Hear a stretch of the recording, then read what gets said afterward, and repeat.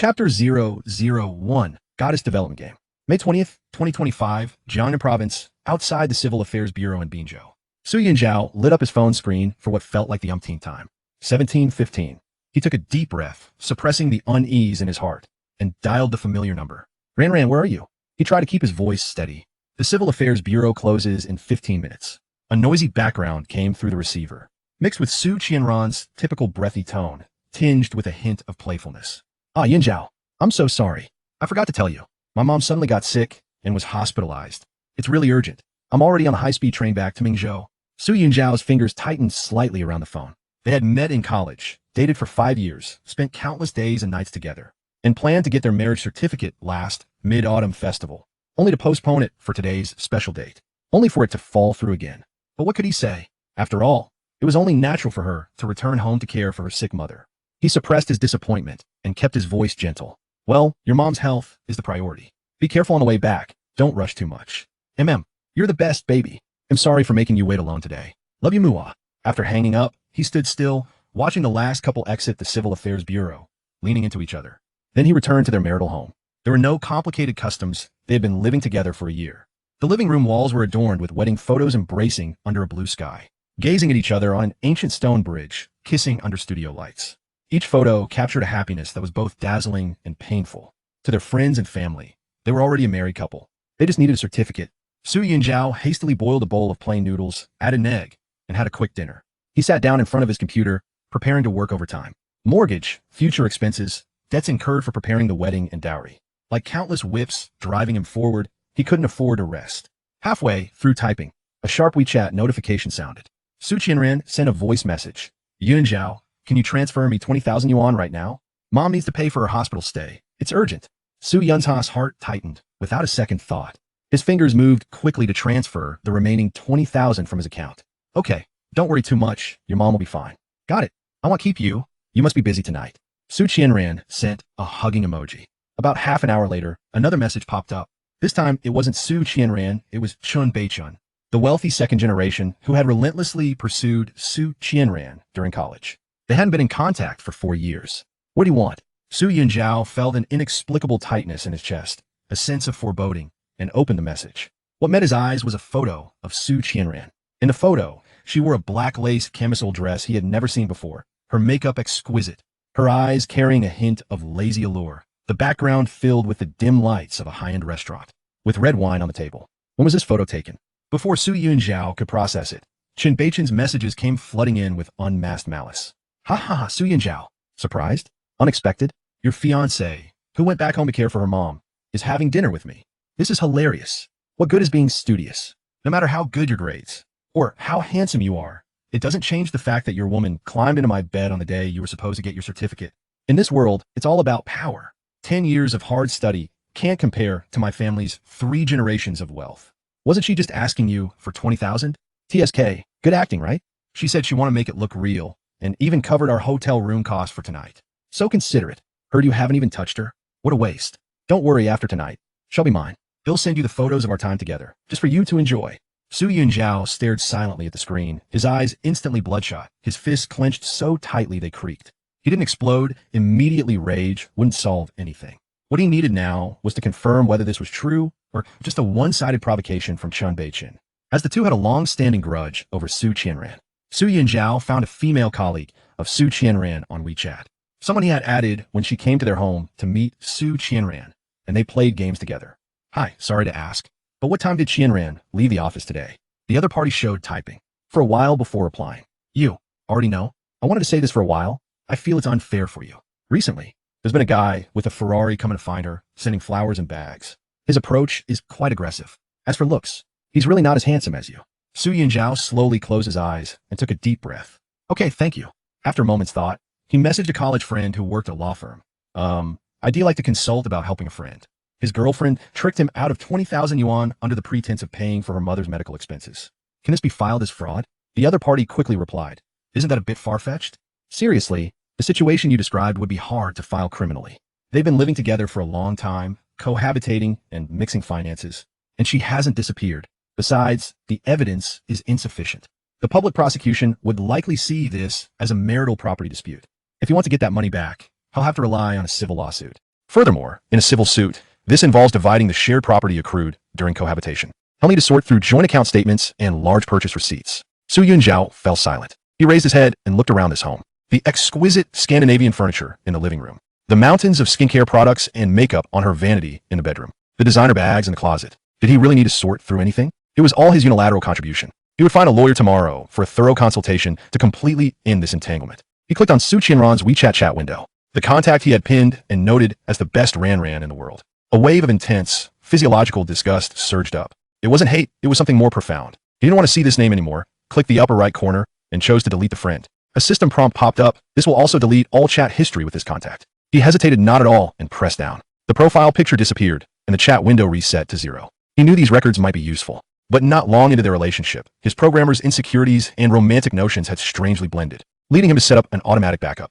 All chat records would be completely encrypted and uploaded to his private cloud space. He had thought to protect every fragment between them in case of lost phones or if time blurred the details, so that when they grew old, they could look back and reminisce with smiles. So losing this recent record on his phone didn't matter, it could be deleted. It was just that when he set up the backup back then, he never imagined that this carefully preserved memory would be called upon for the first time in front of a lawyer or judge, item by item, to be accounted for. He went downstairs and brought up a case of beer. With a pop, he pulled the tab, and the cold liquid mixed with bitterness poured down his throat. Many overlooked details suddenly became clear. Recently, she had been returning home late, carrying a faint scent of alcohol, claiming it was due to overtime and socializing. And he, in an effort to earn more money to pay off debts, had been working tirelessly on side projects. Like a fool, too busy to delve deeper, even feeling sorry for her hard work.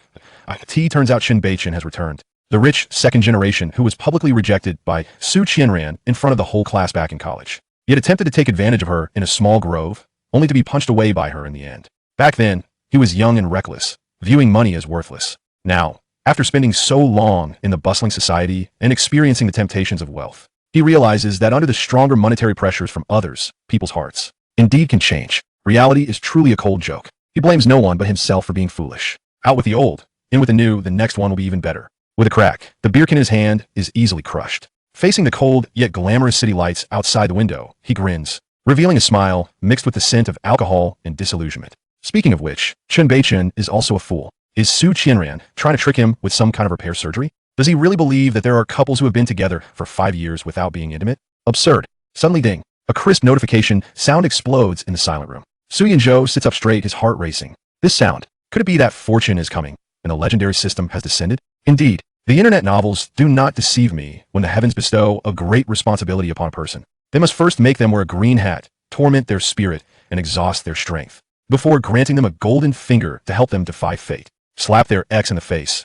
and enjoy both the kingdom and beauty. He holds his breath, adrenaline surging, eagerly waiting for the mechanical voice in his mind or the light screen to appear before him. 1 second, 2 seconds, 3 seconds. Nothing happens. Only the computer fan continues to hum tirelessly. He finally realizes that the ding was just a notification sound from his computer indicating that a download was complete. Damn, what a false alarm. But then he thinks, wait, I didn't download anything. He stumbles to the computer and clicks on the download list. A compressed file named Goddess Cultivation pops up, containing a solitary startup program. The icon resembling a simple, yet inexplicably mysterious golden crown. What the hell is this? Where did this knockoff come from? He mumbles, curiosity piqued despite his drunkenness, and moves the mouse to double-click the crown icon. There's no complicated login interface, no character creation process. What appears is an overly clear image, almost like a real-time surveillance video. In the image, a slender girl with a ponytail stands with her back to the camera in front of a dressing mirror. She seems to have just finished exercising, humming an off-key tune, and raises her hand to remove her slightly sweat-soaked, pure white tank top that outlines the curves of her youthful back. Su Yunjiao raises an eyebrow, a hint of playful distraction in his drunken haze. Wow, starting off with something so stimulating. These games edited from films really understand user psychology. He leisurely leans back in his chair, even taking a sip from the remaining half-can of beer, feeling a sense of numbing abandon as he waits to enjoy the upcoming restricted scenes. Chapter 002. Business genius Lin Ruoxuan. However, in the next moment, the girl in the video suddenly froze. She looked through the mirror's reflection, her clear, bright eyes widening in terror as she fixed her gaze in the direction of the camera, as if she had seen someone. Who are you? How did you get in my room? Ah, there's a thief. Dad, come quick. The girl's voice, filled with a sob, came through the speakers. She stumbled and ran out of the bedroom in a flurry. Ruoxuan, what's wrong? A pair of anxious middle-aged adults rushed over upon hearing her voice. The mother quickly embraced the trembling girl, whose face was pale with fear. Mom, Dad, there's a strange man in my room. He was just standing there looking at me. The girl spoke incoherently, tears streaming down her face like pearls from a broken string, her body shaking uncontrollably. The father's expression turned serious as he dashed into the kitchen to grab a knife, cautiously and warily entering his daughter's room to check thoroughly. He searched every corner. The windows were tightly shut, behind the curtains, under the bed, in the wardrobe, and even the small balcony, but there was no one there. There's no one here. The doors and windows are all secure. Ruoxuan, did you see it wrong? The father emerged, his brow furrowed, his tone filled with confusion. Ruoxuan, did you have a nightmare? Or are you too tired and hallucinating? The mother sighed in relief, gently stroking her forehead. You don't have a fever, either? The father checked again around the room, confirming there were no signs of intrusion, and shook his head with a helpless smile, showing a hint of indulgence. Maybe you're just tired from playing basketball this afternoon? Come over and drink some water to calm down. But the girl suddenly turned around, her slender finger trembling as she pointed to the empty space behind her, her voice sharp with fear. He has been following me. Can't you see him? He looks a bit like a celebrity. Outside the screen, Su Yunju yawned, relaxing back into his chair as he opened another can of beer. TSK. Is this a mandatory, unskippable opening CG? Only the main character can perceive the player's existence? How cliché. He shook the beer can, his tone laced with impatience as if he felt teased. Can we skip this boring prelude and get to the point? Like issuing a task to change clothes or help the main character take a shower. Seeing the family on the screen still trying to comfort the frightened girl, he lost interest in the lengthy plot, moved the mouse, and clicked on the game instructions in the menu bar. Divine Goddess Development Game V10. Core objective. Guide the target character to increase their overall charm value to 90 points and fully develop their talents to unlock the next goddess. Su Yinzhou looked at the age and time background, frowning. The protagonist should be a 35-year-old mature woman. Oh, I see. The game is set in 2008. He continued to scroll down to find a detailed attribute panel for Lin Ruoxuan. Appearance, 90-100 note. Naturally beautiful, excellent potential. Figure, 78-100 note. Youthful vitality. Balanced physique. Knowledge, 42-100 note. Freshman at Jingzhou University, basic skills acceptable. Temperament, 48-100 note. Still youthful. Lacking refinement in demeanor and aura.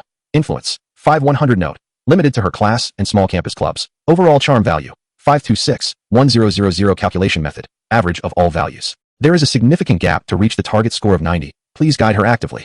Hidden talent. Business prodigy not activated. Current available wealth, 5,000 yuan. A business prodigy? It seems the core task is to cultivate her into a future business queen. But how exactly to do that? Su Yunzhou rubbed his chin and muttered, turning his gaze to the operation interface. The interface was very simple, besides the attribute panel. There were only perspective adjustment, fast forward, pause, and two prominent icons, one flashing with a dangerous red light, punishment, and one radiating a gentle green light, reward, along with a dialogue input box. There was no store and no recharge option, indicating it was a purely operation and strategy-based single-player game. He couldn't control the protagonist's autonomous actions, but he could communicate through the dialogue box and apply rewards or punishments to influence her. Is there already such an intelligent AI game? Forget it. Let's first greet this Lin Ruoxuan and see what happens. In the video, Lin Ruoxuan looked very anxious, her gaze occasionally darting fearfully in the direction of his perspective. Su Yinzhou interestingly adjusted the view to face her directly, clicked on the microphone icon in the dialogue box, and cleared his throat. Lin Ruoxuan, please calm down. I am not a malevolent spirit. I am your exclusive guide, and you can call me the system. Currently, only you can perceive my existence. Now, please return to your room. We need to talk. In the video, Lin Ruoxuan visibly trembled, but the initial extreme panic seemed to subside a bit, replaced by a sense of confusion as her understanding was overturned. She realized she couldn't escape the shadow that followed her, and forced a smile at her parents. No, it's nothing, Mom and Dad. I might just be too tired and seeing things. I'll go back to my room and rest for a bit. She hurried back to her room, closed the door, leaned against it, and took several deep breaths before walking to the edge of her bed and sitting down. With a timid gaze, yet tinged with curiosity, she looked towards Su Yunzhou's direction. System? What exactly are you? Why did you come to me? Su Yunzhou touched his chin, feeling that the realism and emotional feedback of this AI interaction were simply astonishing. Under the influence of alcohol, he decided to fully immerse himself in the role and began to communicate with this game character that seemed to possess real life. Have you read web novels? I am a similar existence, here to help you achieve a turnaround in life. He deliberately paused, his gaze sweeping over the pure yet startled face on the screen, as well as the impressive 90 in the beauty attribute panel. In a tone filled with allure, he continued. Perhaps it's because you are the one in a million chosen one. Lin Ruoxuan was momentarily stunned and blurted out with a quirky thought process. So, does that mean you'll always be with me? Like how Fujiwara no Sai followed Insei in Ikaru no Go? Su Yunzhou affirmed. Unless something unexpected happens, yes. I will always be watching you until you achieve your goal. Lin Ruoxuan immediately crossed her arms defensively across her chest, looking both wary and embarrassed. Does that mean I have no privacy at all? You'll be there while I shower, use the bathroom, and sleep? Also, since you're so capable, can you change your appearance? I don't like the current look. I prefer someone more stylish and rugged, like a certain actor. Su Yunzhou was taken aback, surprised that an NPC was criticizing his appearance. Almost simultaneously, a lightning symbol on the interface lit up, radiating a dangerous temptation to take action. Little girl, still picky? It's time to set some rules. Chapter 003. The Shock Addict. Without hesitation, Su Yunzhou clicked on it. In an instant, a subtle blue electric arc passed through Lin Ruoxuan's delicate body on the screen, causing her to let out a soft gasp and softly collapse onto the plush bed, her body uncontrollably twitching a few times. Her eyes instantly reddened, tears hanging on her long eyelashes, looking pitiful. Su Yunju watched her curled up figure from the pain. A hint of youthful charm unintentionally revealed. He swallowed discreetly, his voice still indifferent. Remember, you must maintain respect for the system. Otherwise, next time. It won't be such a mild intensity. Lin Ruoxuan rubbed her numb arm, her voice quivering as she complained. I know, but why are you so fierce? You're nothing like the gentle Sai from the comics. Bad system. Overbearing. Unreasonable. Su Yunju couldn't help but smile. The emotional feedback and dialogue of this NPC were quite lively. He casually clicked on the reward button, glowing green beside him. A large hand surrounded by gentle white light appeared out of nowhere. Softly brushing her head and slowly combing through her hair, a warm current surged in, dispelling the numbness and discomfort from the punishment. Lin Ruoxuan's sobs gradually subsided. Resembling a cat being petted, instinctively nuzzling against that warm hand. Realizing what she was doing, her face turned slightly red, and she pouted with a hint of nasal tone, playfully scolding, Humph, you give me a whip and a sweet date. But what exactly can you help me with? You can't just electrocute me, right? Su Yunju sent her a tribute panel through the dialog box. Take a good look. Your ultimate goal is to achieve a comprehensive charm value of 90. Therefore, knowledge, physical fitness, demeanor, and even the career you need to manage in the future are all indispensable. I will supervise and guide you throughout the process. So now, please start learning. Lin Ruoxuan looked at the detailed panel, her beautiful eyes wide open. No way. Is this system specifically designed to torment me? It's the summer vacation after graduating from high school. It's a sacred and inviolable time meant for napping, binge-watching shows, traveling, eating, drinking, and having fun. What am I supposed to study? She flopped back onto the bed, rolling around with a pillow and wailing. I just downloaded the first season of The Big Bang Theory. Sheldon is still waiting for me. And The Legend of Sword and Fairy 3. I just reached the Demon Lock Tower.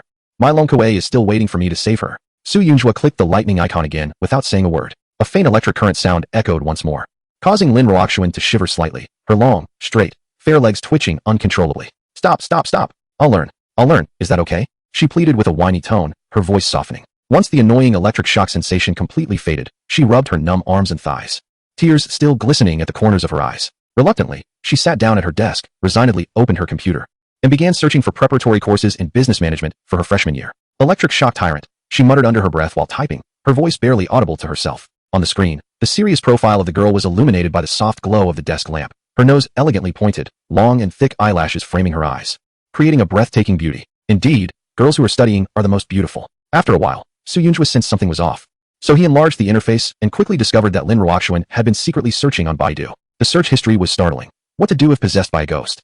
Contact information for a Taoist priest in Hu province. What is the most effective way to exorcise? Does black dog blood really work? Will the master at the Jade Buddha temple in Hu province perform rituals? Is it expensive? Methods for collecting and preserving Tingao, child urine. What sutra should be recited to expel the possessed spirit? Su Yunjua couldn't help but chuckle. The game's planning, humor, and wickedness were truly remarkable. He then deliberately cleared his throat, his voice laced with a hint of mockery. Cough. Detected unauthorized operation by the host, preparing to execute level 3 electric shock punishment. Wow. No. I was wrong, system dad. I'll start learning right now. Immediately, Lin Ruoxuan jumped in fright, hurriedly switching back to the study interface. Sitting upright with a serious expression, Su Yunjua leaned back in his chair, watching her cute and earnest demeanor, the corners of his mouth involuntarily rising. Strangely enough, in just that short time, the piercing pain brought on by Su Qianran's betrayal had significantly faded, momentarily pushed to the back of his mind. However, after watching for a while, it did become a bit monotonous, so he continuously clicked the fast-forward function. The scene flashed, arriving at the next morning at 6 o'clock. Just as dawn was breaking outside. In the scene, Lin Ruoxuan is sound asleep, lying in a sprawled position without any defenses. A thin summer quilt only covers her waist, outlining the curves of her youthful figure. One strap of her pajamas has slipped off, revealing a small patch of fair skin and delicate collarbones. Su Yunjo coughs lightly and gives an instruction through the microphone. Get up, it's time for the morning run. Lin Ruoxuan instinctively lets out a soft whine, rolling over like a lazy kitten, burying her face in the soft pillow and mumbling indistinctly. Just 10 more minutes, please, system daddy. Even 5 minutes would be fine. Su Yunjo narrows his eyes, his voice carrying a hint of dangerous temptation. How about a cup of blue electric coffee infused with negative ions to wake you up? It's free. I guarantee amazing effects. You'll be instantly awake and energized all day. Stop. Get up. Right now? Lin Ruoxuan instantly wakes up, almost springing up from bed, rubbing her sleepy eyes, pouting, and shuffling toward the bathroom in her fluffy slippers. Then, she habitually begins to unbutton the front of her pajamas with nimble fingers. Su Yunjo coughs again. Ahem, I'm watching. Lin Ruoxuan pauses, glancing at the camera through the mirror, a faint blush creeping onto her face. But she forces herself to appear calm, even with a hint of provocative defiance. So what if you see? I can't hide anyway. Besides, you're just a system. A string of code, not a real man, right? Su Yunjo nearly laughs out loud. Being called code by a piece of code is simply remarkable. The game designers definitely deserve some praise. Lin Ruoxuan suddenly turns around, slightly puffing out her chest, making her youthful curves even more pronounced. With a hint of pride and cautious teasing in her voice, she asks, by the way, System Lord, how many points would you give this figure of mine? Su Yinzhou looks at the attribute panel and calmly evaluates in an extremely objective, almost academic tone. The system rates it at 78 points. There is significant room for improvement. It is recommended to focus on core muscle and glute leg targeted training to optimize body proportions and muscle firmness. Alternatively, consider more direct medical methods for localized enhancement, which theoretically could achieve a visual leap from C to E. Stop. Shut up. Lin Ruoxuan's eyes twitch, her cheeks flush with embarrassment and anger as she interrupts him.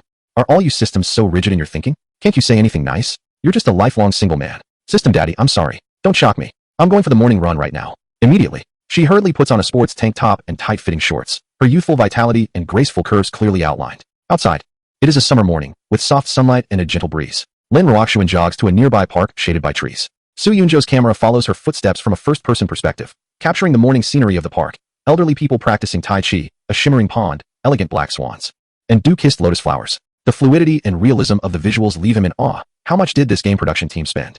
How many terabytes of footage need to be collected and rendered in advance to achieve this seamless tracking technology combined with real-life shooting? In the center of the frame, Lin Ruoxuan has just completed a 2-kilometer run. She is slightly out of breath, with sweat soaking her sports tank top, adding a touch of charm and vitality after exercise. Su Yunzhou smirks with satisfaction and clicks on the reward icon glowing with a pink halo. A gentle hand of light appears again, first softly brushing aside the damp strands of hair from her forehead, then gliding along her slightly flushed cheeks, like a lover's caress, bringing a refreshing and comforting sensation. Lin Ruoxuan, catching her breath, feels that strange yet pleasant touch, her cheeks turning even redder, but she stubbornly huffs. Is that it? No real rewards? Like making my abs instantly visible? Or letting me master a foreign language in an instant? Su Yunzhou ignores her small greed, his attention drawn to the shops on the street outside the park. A thought flashes through his mind. Since this game realistically simulates 2008, the data should be the same. I figured out how to play this game. He quickly exits the game screen, opens a browser, and types into the search bar, 2008 Double Chromosphere Issue 200, 808014 winning numbers. The historical lottery data loads clearly before him. Su Yunzhou takes a deep breath, firmly etching that familiar string of numbers into his mind. Then, he switches back to the game, opens the dialog box, and sends that string of numbers exactly as it is to Lin Ruoxuan on the screen. Lin Ruoxuan, do you see that lottery shop at the intersection? Go in and buy a ticket with the numbers I told you. Lin Ruoxuan's eyes widen in surprise as she looks at the string of numbers floating in front of her, her heart racing uncontrollably as if it contained 1,000 excited rabbits. Is the system finally going to show its power? Is this going to take me to new heights? She suppresses her excitement, sneaking into the slightly worn lottery shop at the street corner like a little cat up to no good. Her fingertips tremble slightly with excitement as she compares the numbers provided by the system, quietly asking, is this really the winning number for the next draw?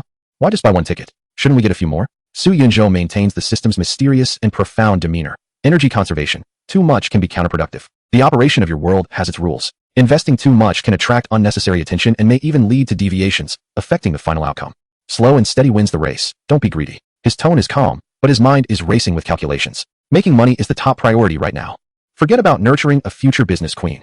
Even the basics like body shaping, fashion matching, skincare, and deeper pursuits like knowledge accumulation, temperament cultivation, and broadening horizons are all bottomless pits of spending. Given the game's extreme realism, its economic system is likely no different from reality. Without money, one cannot make any progress.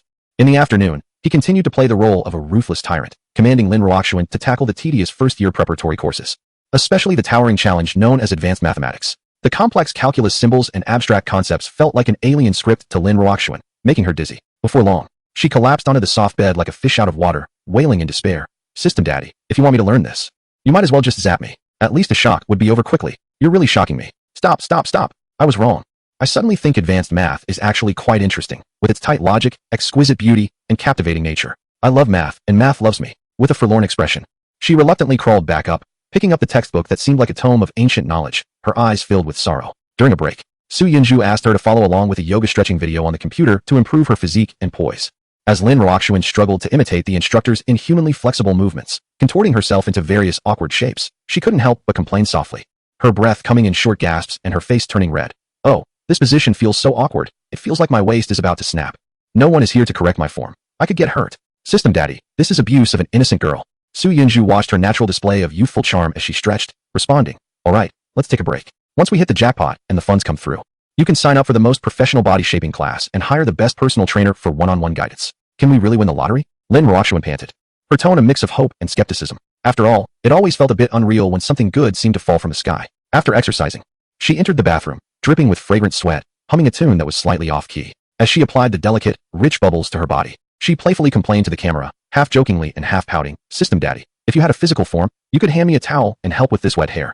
It's so troublesome. Or could you cast a spell to dry it? At that moment, Su Yunju was too preoccupied to fully appreciate this candid moment.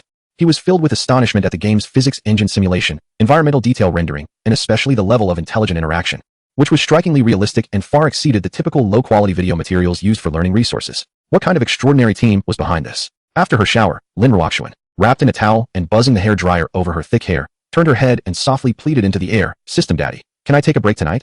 I want to watch Kung Fu Panda. I hear it's hilarious. Let us watch it together. I'll buy you a ticket too." Su Yunju couldn't help but chuckle at her childish idea and asked, "What image do I have in your eyes?" He was indeed a bit curious.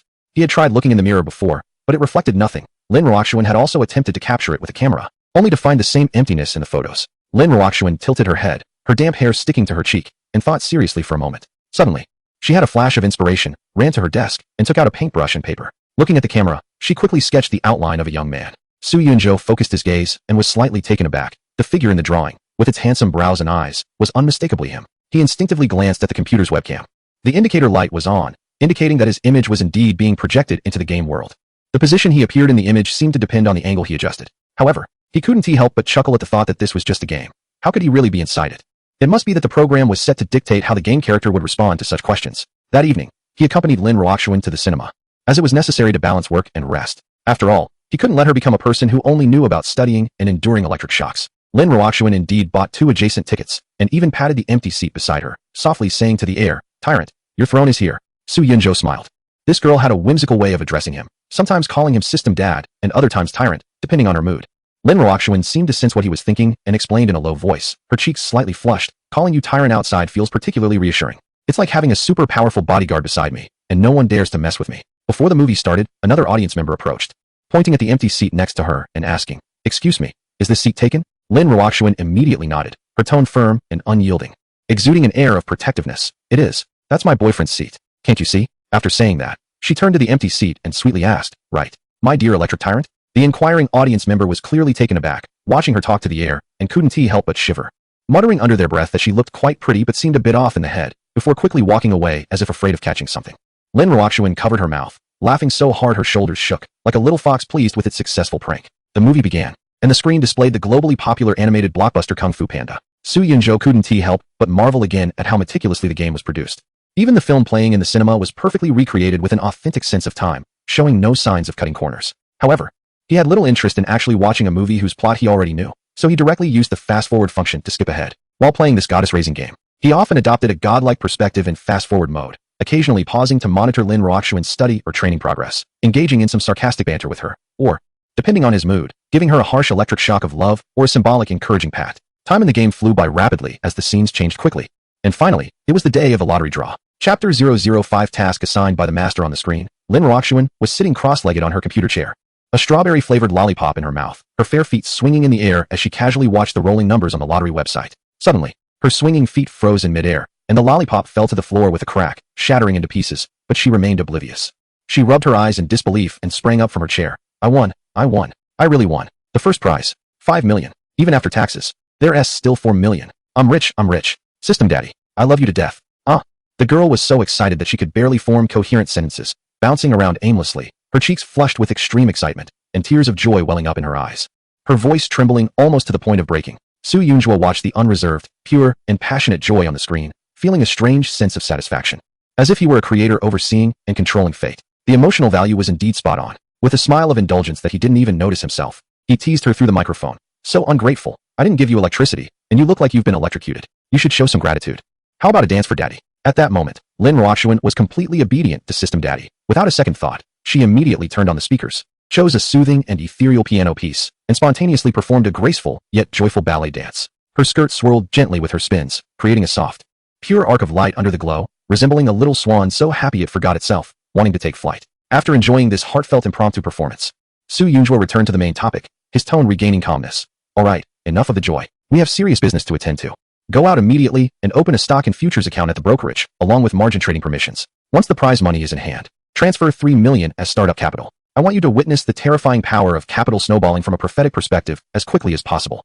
Su Yunjua was getting more and more into character, feeling as if she truly lived in 2008, and their interactions became increasingly natural, almost forgetting that she was just a program. Her responses were also completely like those of a real person, making him question whether current AI technology had truly reached such a level of indistinguishable realism. Lin Ruoxuan's eyes sparkled with excitement as she quickly gathered her playful demeanor. obediently kneeling on the soft carpet, tilting her excited little face up, and replied cheerfully, "I will obey your orders. I promise to complete the task assigned by my master." Su Yunjua couldn't help but chuckle at this response, but then shook his head in slight disappointment. Task assigned by the master? This was clearly a popular internet meme from recent years. The game developers had indeed overlooked some details, revealing a flaw. However, even though it was virtual, he was still willing to invest his emotions and feelings into it, because the virtual Lin Ruoxuan in the computer will never betray herself. Her joy and growth are closely related to him. Suddenly, a wave of complex emotions surged in Su Yunjua's heart, and he couldn't help but hum softly, a hint of self-mockery in his voice. "You are in your prime, while I am in dire straits. How can I dare to embrace you in my humble state?" However, the Lin Ruoxuan on the screen blinked her clear big eyes, her long eyelashes fluttering like butterfly wings. "Tyrant, are you confessing to me? Although you are an intangible system, I accept." Why sing so sadly? Su Yunjua felt a flush on his face, embarrassed as if his inner thoughts had been exposed. He immediately adopted a serious tone. "You dare to tease the system? You've gone too far. Go open an account, and if you keep talking back, I'll shut you down." "Oh, you're just a stiff man, lacking romance. Don't shut me down. I'll go right now." Lin Ruoxuan complained, but didn't he slow down her movements? Quickly changing into clothes to go out, carefully putting away her ID and bank card, and darting out of the house like a cheerful little bird. Everything that followed went smoothly. Accompanied by her family, she modestly claimed her huge after-tax prize, and following instructions, she kept $3 million for herself as startup capital to enter the financial market, while giving the rest to her astonished parents for proper arrangement and improving their lives. Then, under Su Yunjua's guidance, Lin Ruoxuan utilized high leverage through margin trading and futures, and before the summer vacation ended, she skyrocketed her account funds to $50 million. Su Yunjua watched the miraculous profit speed, which seemed astonishing to outsiders, and felt both amused and justified. Indeed, one of the core pleasures of this game is to allow players to act as travelers, using absolute information disparity to strike down the past world, experiencing the thrill of controlling the situation and changing the tides. The financial trends in this virtual world perfectly matched the real historical data he had searched for, without a single discrepancy, making it incredibly easy to achieve wealth. Watching the figures in her account increase by millions daily, Lin Ruoxuan was so happy she felt she could float, and her gratitude dance for Su Yunjua became more refined, even teaching herself a few challenging ballet spins. Her skirt swirling, showcasing the vitality and liveliness of youth. One day, she even mischievously suggested in a lowered voice, a hint of playful shyness in her tone, "System Dad, how about I learn that pole dance from bars? It seems more aligned with your ultimate aesthetic as a stiff man." Su Yunjua, feeling helpless, no longer viewed this simply as a game, but sincerely wanted to cultivate Lin Ruoxuan into a dazzling presence. "If you truly want to thank me, then do exactly as I instruct, putting your time and energy where it matters." "Understood." Lin Ruoxuan straightened her slender back, then seemed to remember something, muttering softly with a flushed face, "Then I'll go drink papaya milk now. 2 cups every day." "But System Dad, is your aesthetic standard that, the bigger the better?" Su Yunju rolled his eyes at the screen and typed irritably, "This is the underlying setting of your game world. It has nothing to do with my personal high standards of aesthetics. Go work out." Throughout the summer vacation, Lin Ruoxuan strictly followed all the instructions from the system. Aside from the necessary time spent monitoring the market, she rushed from one high-end training class to another, engaging in hot yoga to shape her body, practicing runway walks to refine her poise, and taking international standard dance lessons to enhance her charm and grace. Her daily schedule was packed, filled with both pain and joy, exhaustion and growth. The sweat and substantial money spent yielded significant and gratifying results. Su Yunju looked at the increasingly dazzling girl on the screen, who was beginning to show her charm, and nodded in satisfaction, jokingly saying, "Truly filial, taking good care of her grandmother." Chapter 006. The indulgent life in university. By the end of summer vacation, Lin Ruoxuan's attribute panel had completely transformed. Appearance: 92,100 bright eyes and white teeth, abundant vitality. Skin glowing like snow, already exuding a captivating charm. Figure: 85,100 curves becoming more exquisite, waist-to-hip ratio approaching perfection. Vitality and grace coexisting perfectly. Knowledge: 44,100 academic progress lagging due to focus on investment, need to catch up hard after school starts. Foundational potential still to be explored. Temperament: 60,100 initial calm confidence nurtured by money and skills, but depth of character is still shallow, requiring more life experience. Influence: 15,100 gaining initial reputation among close classmates and a small investment circle. The title of beauty and little stock gods spreading quietly. Overall charm value: 592,100 significant progress. But the path to becoming a true goddess is still long and challenging. Hidden talent: business prodigy activated 5. Current wealth control: 50 million in liquid assets within the capital market. The first pot of gold firmly established. Meanwhile, on Su Yunju's side, only 2 hours had passed in real time, and it was just 9 o'clock in the evening. Adopting a strict teacher's demeanor, he inputted a command. During your university years, your core task is to study and expand a quality, valuable network of contacts to pave the way for your future business empire. But romance is strictly prohibited. It will only affect your speed and judgment in seizing opportunities. There must be no slack in your daily exercise and study plans, understood? I need to step away for a bit. Stay focused. Got it, Tyrant System Dad. When will you be back? Lin Ruoxuan's voice carried a clear sense of attachment and reluctance. Just a quick moment. Su Yunju, eager to address his personal needs, casually replied with a blunt truth. Hey, tyrant, how vulgar. This will pollute my pure soul and lower my ladylike charm rating. She exaggeratedly protested, her tone laced with affectionate teasing. Su Yunju chuckled and shook his head, indeed getting up from the computer to head to the restroom. When he returned and glanced at the screen, his heart sank. A month had quietly passed in the game. As I took a closer look at the data panel, I noticed that aside from the influence score rising to 20 points due to the renowned reputation of the beauty stock god, and the wealth surpassing 100 million under the preset automated trading strategy, other attributes had all declined. Body, 3, temperament, 2. Even attractiveness dropped by 1 point due to irregular sleep patterns. In the scene, Lin Ruoxuan was having a late-night snack party in the dorm with a few fashionably dressed roommates, with fried chicken, skewers, and high-sugar milk tea spread all over the desk. Their mouths shiny with grease, laughter echoing around. She clearly enjoyed the feeling of being surrounded and praised by everyone. As her generous nature led her roommates to seek financial support, and the sweet talk about making them rich had her feeling a bit euphoric. With a smug smile lighting up her face, reveling in the attention, Su Yunzhao's brows furrowed tightly, a surge of frustration igniting within him. Without a word, he moved the mouse and coldly pressed the flickering blue punishment button. Zing! Just as Lin Ruoxuan was sipping her milk tea, she suddenly felt as if struck by an invisible high-voltage whip, her body jolting violently. With a splutter, she sprayed the milk tea out in a fine mist, her body going limp as if all her strength had been drained, collapsing onto the cold floor in uncontrollable spasms. Ruoxuan, what is wrong with you? Her roommates were terrified, gathering around her, voices overlapping. What happened? Food poisoning? Oh my gosh. Quick, call for an ambulance. No, don't. Lin Ruoxuan trembled, raising a hand weakly to gesture, her face pale as paper, her voice trembling with a mix of relief and fear. It's my dad. P.S. back. Her roommates exchanged bewildered and terrified glances. Your dad? Isn't he in Huzhou? Is this some sudden hysteria or epilepsy? As the intense pain began to fade, she hurriedly wiped the milk tea stains and tears from her face with her sleeve. Amidst her roommates' doubtful and monstrous stares, she clumsily crawled toward the upper bunk, swiftly pulling the mosquito net tight to create a small, safe, private space. Kneeling on the bed, she placed her hands neatly on her knees, staring at the empty space ahead, timidly mumbling, System Dad, you're back. I know I was wrong. Su Yunzhao's voice was as cold as ice. How long have I been gone? Just a month. And you've let yourself go like this? Body fat percentage up, muscle mass down, skin luster diminished, and your gaze has become murky. Lin Ruoxuan, do you want to give me a heart attack so you can inherit my system source code ahead of time? Lin Ruoxuan pouted, her eyes instantly reddening, looking pitiful as she tried to defend herself, hoping to get away with it. I really missed you so much that I couldn't eat or sleep. Without you here to supervise, I felt lost and empty, so sad I could only numb myself with good food to fill the void. I know I was wrong. Please don't be angry, okay? Couldn't eat or sleep, and indulging in good food? Which language teacher taught you to put these two words together?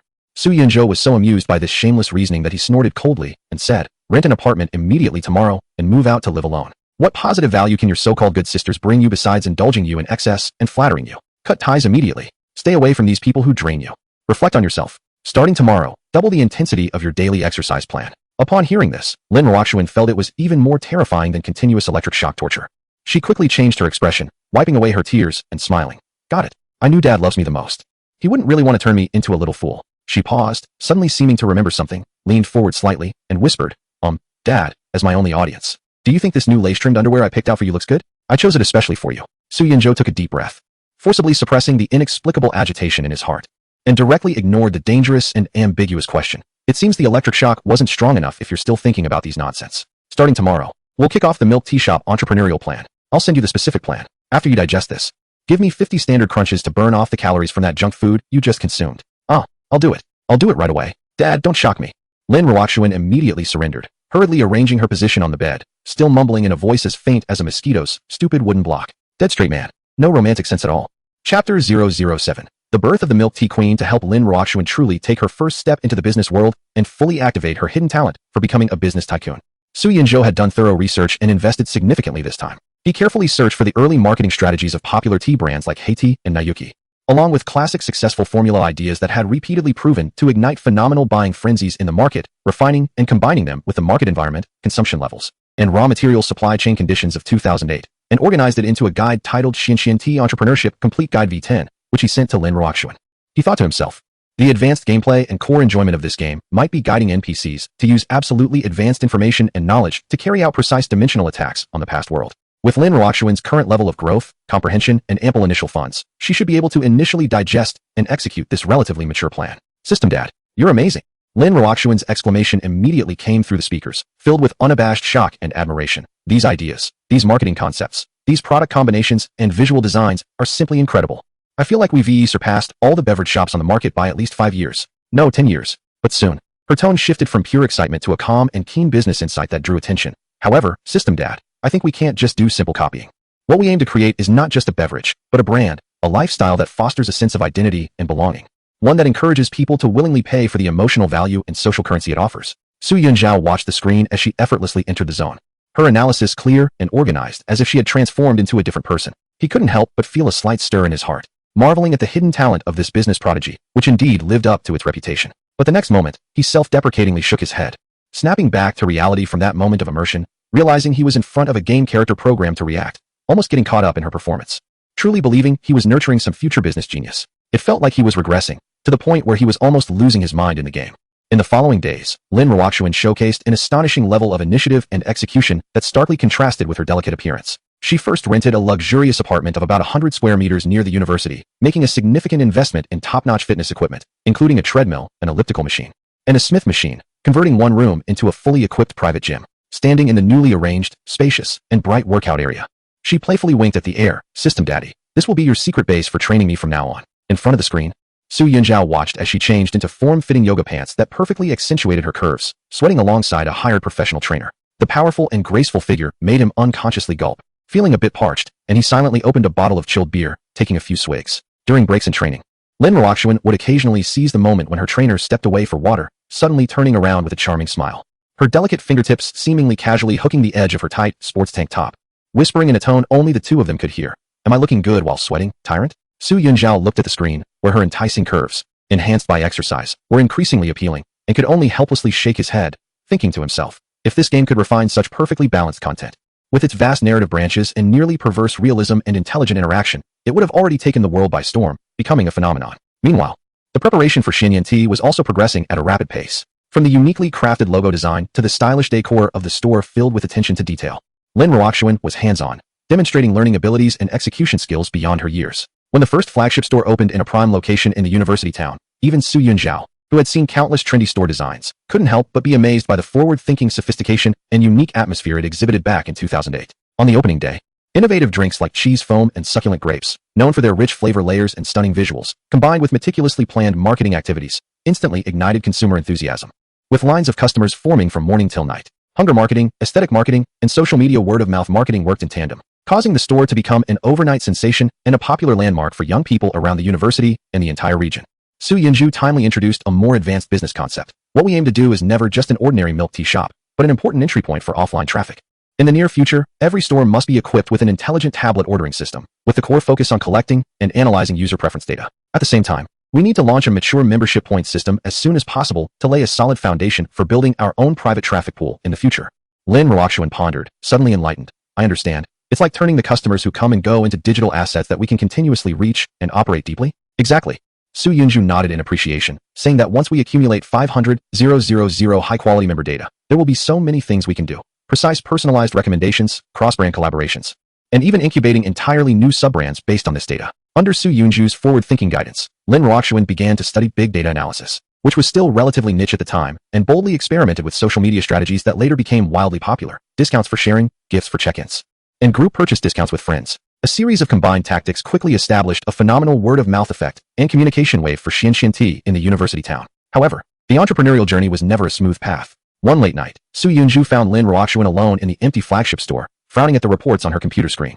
"It's tough," she said, her voice tinged with undeniable fatigue. "Today, a store manager suddenly resigned and took away 3 of our most skilled tea makers. Our stable raw material supplier announced a 30% price increase out of the blue." She paused, her voice choked with a hint of grievance. "And someone anonymously posted several long threads on a local forum, spreading rumors that I used some unsavory means to secure funding and achieve success by clinging to the powerful. That's not true. I've clearly relied on the system." These issues were not something Su Yunjiao could directly control or eliminate through the game system. They seemed to form the trials that entrepreneurs must independently face and endure in this world. He could only encourage her to delve into the dry yet wisdom-filled works of philosophy, social psychology, and organizational behavior, hoping she would draw wisdom and inner strength to navigate through human complexities and find a way to break through. What surprised and even somewhat shocked Su Yunjiao was that Lin Ruoxuan not only did not succumb but also absorbed those profound theories at an astonishing speed, quickly mastering the core principles of crisis management and team motivation, perfectly resolving this threatening crisis in practice. "It's tough," she said one time, after finishing an intense session of reading and reflection, rubbing her swollen temples. Suddenly, she asked softly, with a rare hint of confusion in her tone, "The world is so big, and there are so many people. With your abilities, why did you choose me?" Chapter 008 Virtual Date. Su Yunjiao felt a twinge of bitter self-mockery. He had no choices to make. She was merely a bound character in the game's tutorial. But perhaps he had gotten too immersed in the role, or perhaps the warmth of this virtual world felt too real, enough to soothe his heart, which was riddled with wounds from reality. He cleared his throat and replied with a teasing tone that couldn't completely hide a hint of seriousness or even affection, because you just happened to fit perfectly into my aesthetic. Lin Ruoxuan's eyes instantly lit up. So the system has aesthetic preferences too? You've been nurturing and shaping me according to your ideal type, right? Does that mean that once I achieve all my goals and truly become the kind of goddess you expect, you'll appear before me, no longer just an elusive shadow? Su Yunju couldn't help but admire the AI's conversational logic and emotional simulation. It was truly remarkable, almost indistinguishable from reality. He wished that everything before him wasn't a cold program but a real parallel universe, where the girl on the screen, with her charming smile, could be held in his arms. Unfortunately, she was merely a complex assembly of code, a fleeting illusion, a luxurious and expensive source of emotional solace. Yet, he found himself unable to resist engaging with this intoxicating storyline, responding with a strong sense of possessiveness he didn't even realize he had. Yes. So, until I officially come to your side, you are not allowed to date anyone. Okay, I understand. Lin Ruoxuan's determination seemed to ignite instantly. She nodded vigorously at the air, as if making the most solemn vow. I will work twice as hard to become a unique goddess worthy of the tyrant. Wait for me. Time flew by, and the game fast-forwarded to her sophomore year. With her exceptional abilities and impressive resume, Lin Ruoxuan successfully became the president of the student council, also gaining some fame as a budding entrepreneur both on and off campus. On the screen, Lin Ruoxuan donned a well-tailored suit for the first time, standing confidently at the podium of a large auditorium, facing a crowd and flashing cameras. She was poised and assertive, her logic clear and her arguments sharp, exuding the aura of a leader. Outside the screen, Su Yunju watched the girl who once would throw tantrums over a calculus problem now shine brightly under the spotlight. A mix of emotions surged within him, an indescribable excitement and pride that brought tears to his eyes, almost making them overflow. This sense of achievement and companionship was far more profound than any game victory. Due to Lin Ruoxuan's brilliance, she inevitably attracted numerous admirers. One time, an emerging young entrepreneur filled a truck with red roses, covering the path she took after class, and publicly declared his feelings, drawing a crowd of students cheering and watching. Lin Ruoxuan looked at the dazzling sea of flowers with no wavering in her gaze, only a hint of helplessness. She spoke clearly and firmly, her voice resonating through the quiet hallway. Thank you for your admiration. However, I already have someone I like. In the astonished gaze of the crowd, her cheeks flushed slightly, yet her eyes sparkled with undeniable sincerity and pride. All my efforts to improve myself were aimed at standing by his side one day, to be worthy of him. When she spoke, her gaze would unconsciously drift toward the direction where Su Yunju was, filled with endless sweetness and dependence. This immediately sparked a wave of astonishment and countless speculations both online and offline. Lin Ruoxuan, hailed as the most beautiful campus flower of Jing University and a rising star in the business world, turned out to be so devoted? Who was this person she loved so humbly and persistently? On Valentine's Day, Lin Ruoxuan meticulously decorated her apartment, filling it with luscious red roses. Joyfully dressed in a beautiful dress, she took many bright smiles and photos. Then, she sat down in front of her computer, took out her drawing tablet, and carefully and seriously sketched a portrait of Su Yunju, depicting him with the gentle demeanor she imagined. She posted this picture on social media with the caption, "My tyrant. Happy Valentine's Day. No matter how far apart we are, on every ordinary or special day, we know we are together." Su Yunju looked at the post, filled with warmth and emotion, but at the same time, a hint of indescribable guilt arose within him. What he offered was ultimately just a virtual companionship.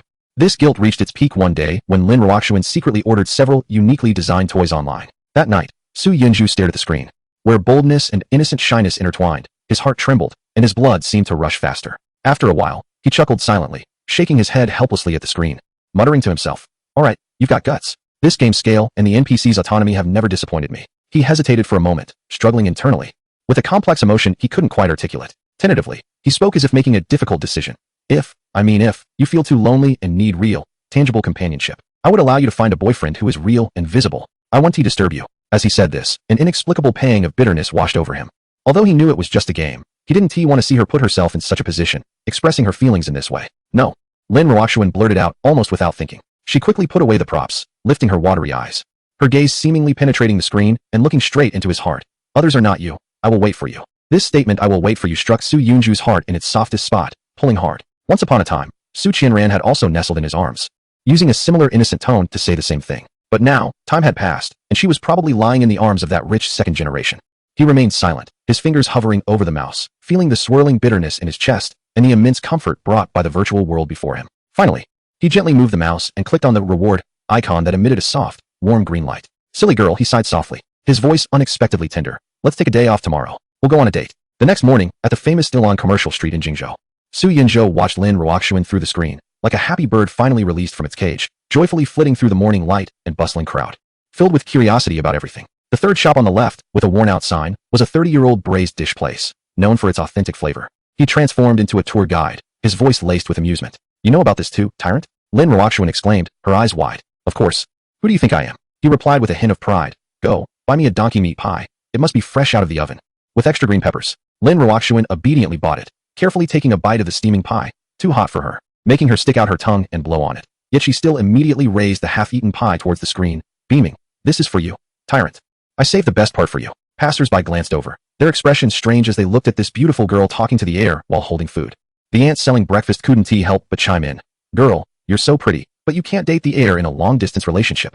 Su Yunzhou watched her enticingly glossy lips, his throat involuntarily bobbing, a strange thirst rising, yet he still complained. Immature. Mind your goddess image in public. Chapter 009 Days of Mutual Companionship at Night. On the highest astronomical observatory in Jingzhou, Lin Ruoxuan leaned against the railing, first gazing up at the sparse yet bright stars above the city, then looking down at the myriad lights and dazzling neon of Jingzhou below. Suddenly, she turned around, found Su Yunzhou's position, her expression unusually serious, carrying a solemn promise. Tyrant, wait for me. Once my business empire is built, I will buy the tallest and most expensive building in Jingzhou. Then on the top floor, I will build a palace just for you, so you can enjoy the views of the city every day. Su Yunzhou chuckled, amused by her extravagant ambitions for him, yet his heart melted. Quite the ambition. First, focus on running your few milk tea shops well and develop them into a national chain. However, as he watched her hair being blown by the night wind, her smile growing even more radiant against the backdrop of the city lights, he clicked on the reward again. The hand that measured light appeared once more, gently and carefully tucking a strand of hair blown out of place behind her ear, as if handling a rare treasure.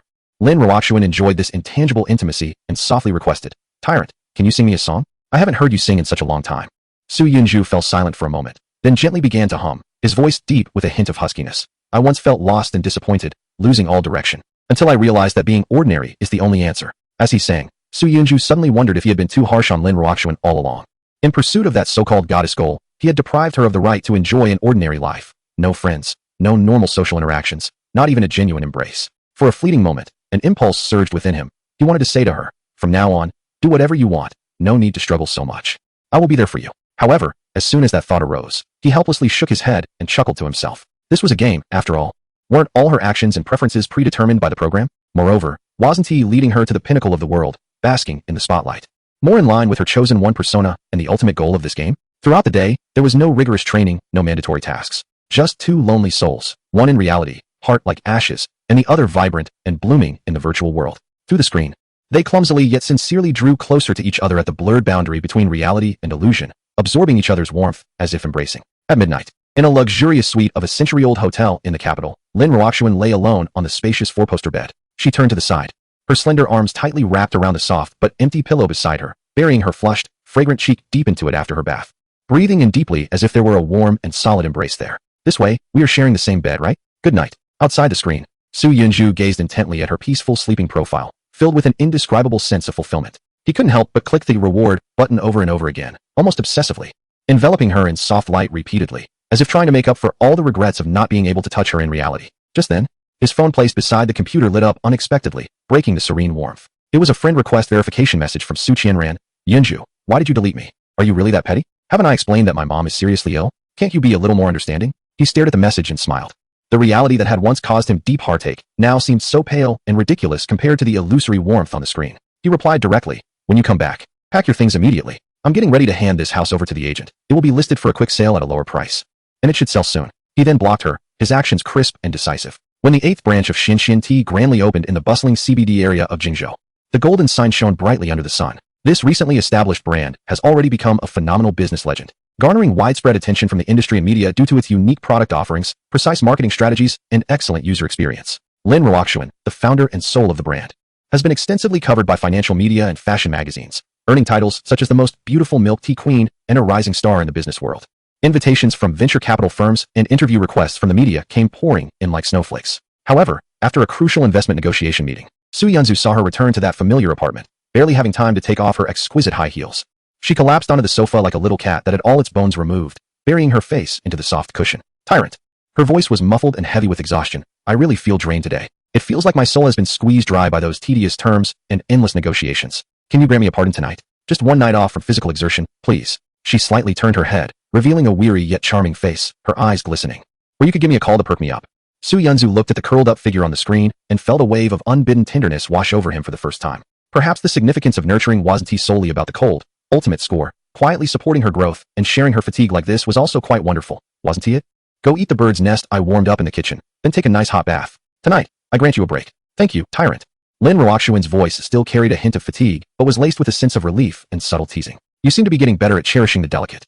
You're not like that cold, ruthless shock therapy devil from the beginning anymore. She dragged her exhausted body to obediently eat the bird's nest, and then immersed herself in the massage bathtub filled with rose petals and steam.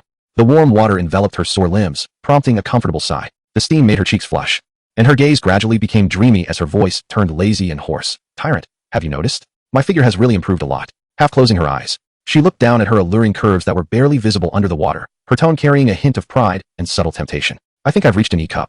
My skin has become so much smoother, like the finest silk. Hee, I really want you to touch it and verify. Her voice trailed off, and overwhelming fatigue finally conquered her. She rested her head on the edge of the bathtub, drifting into a deep sleep in the warm water, her fullness subtly visible in the ripples. Su Yunzu took a deep breath and helplessly downed another large gulp of cold beer, suppressing the inexplicable restlessness in his heart.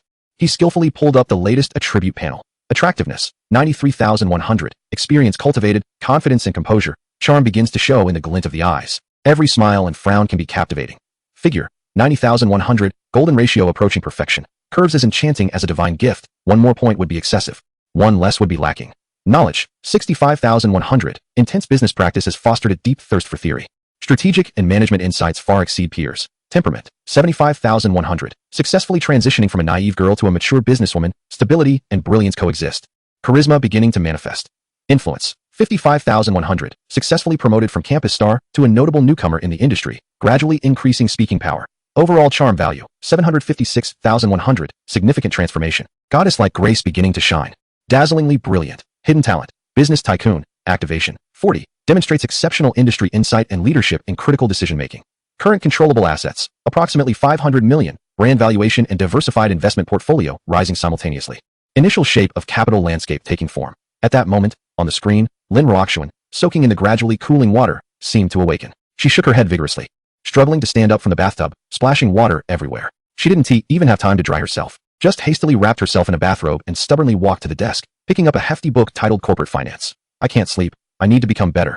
More perfect, so that you will appear. Su Yunju's heart tightened, and he immediately spoke up, his tone carrying undeniable authority. Immediately. Get into bed. Otherwise, I don't mind using a continuous low-intensity current to keep you company until dawn. His threat was still effective. Lin Ruoxuan's shoulders slumped, pouting. But ultimately she obediently climbed into bed, and as soon as her head touched the pillow, she was dragged into deep sleep by overwhelming fatigue. Chapter 010. Our daughter is growing up during the summer vacation of her sophomore year. Just when Lin Ruoxuan thought she would rely on her existing success to welcome a larger-scale business expansion, Su Yunju suddenly said, "Get ready to move, find a suitable buyer, and sell all your shares in Xinshinti." Lin Ruoxuan nearly jumped up from the chair at her desk, still holding the new store concept design she was drafting. Why? System Dad, we are currently on a roll, brand value is increasing daily, and each store is continuously profitable, with very healthy cash flow. Because your vision is obscured by the splendor before you. Su Yunju's voice was calm as ever. The ceiling of the milk tea industry is within reach.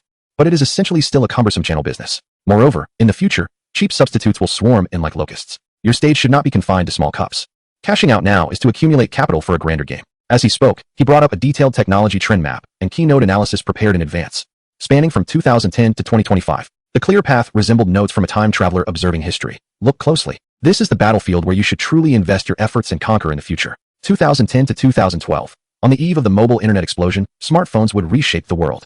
2013 to 2015. The popularization of 4G networks would give rise to new business models like live streaming and mobile gaming. 2016 to 2018. The golden age of short videos and content entrepreneurship would arrive. 2019 to 2021. The application of artificial intelligence would take off, leading to an explosion in smart hardware.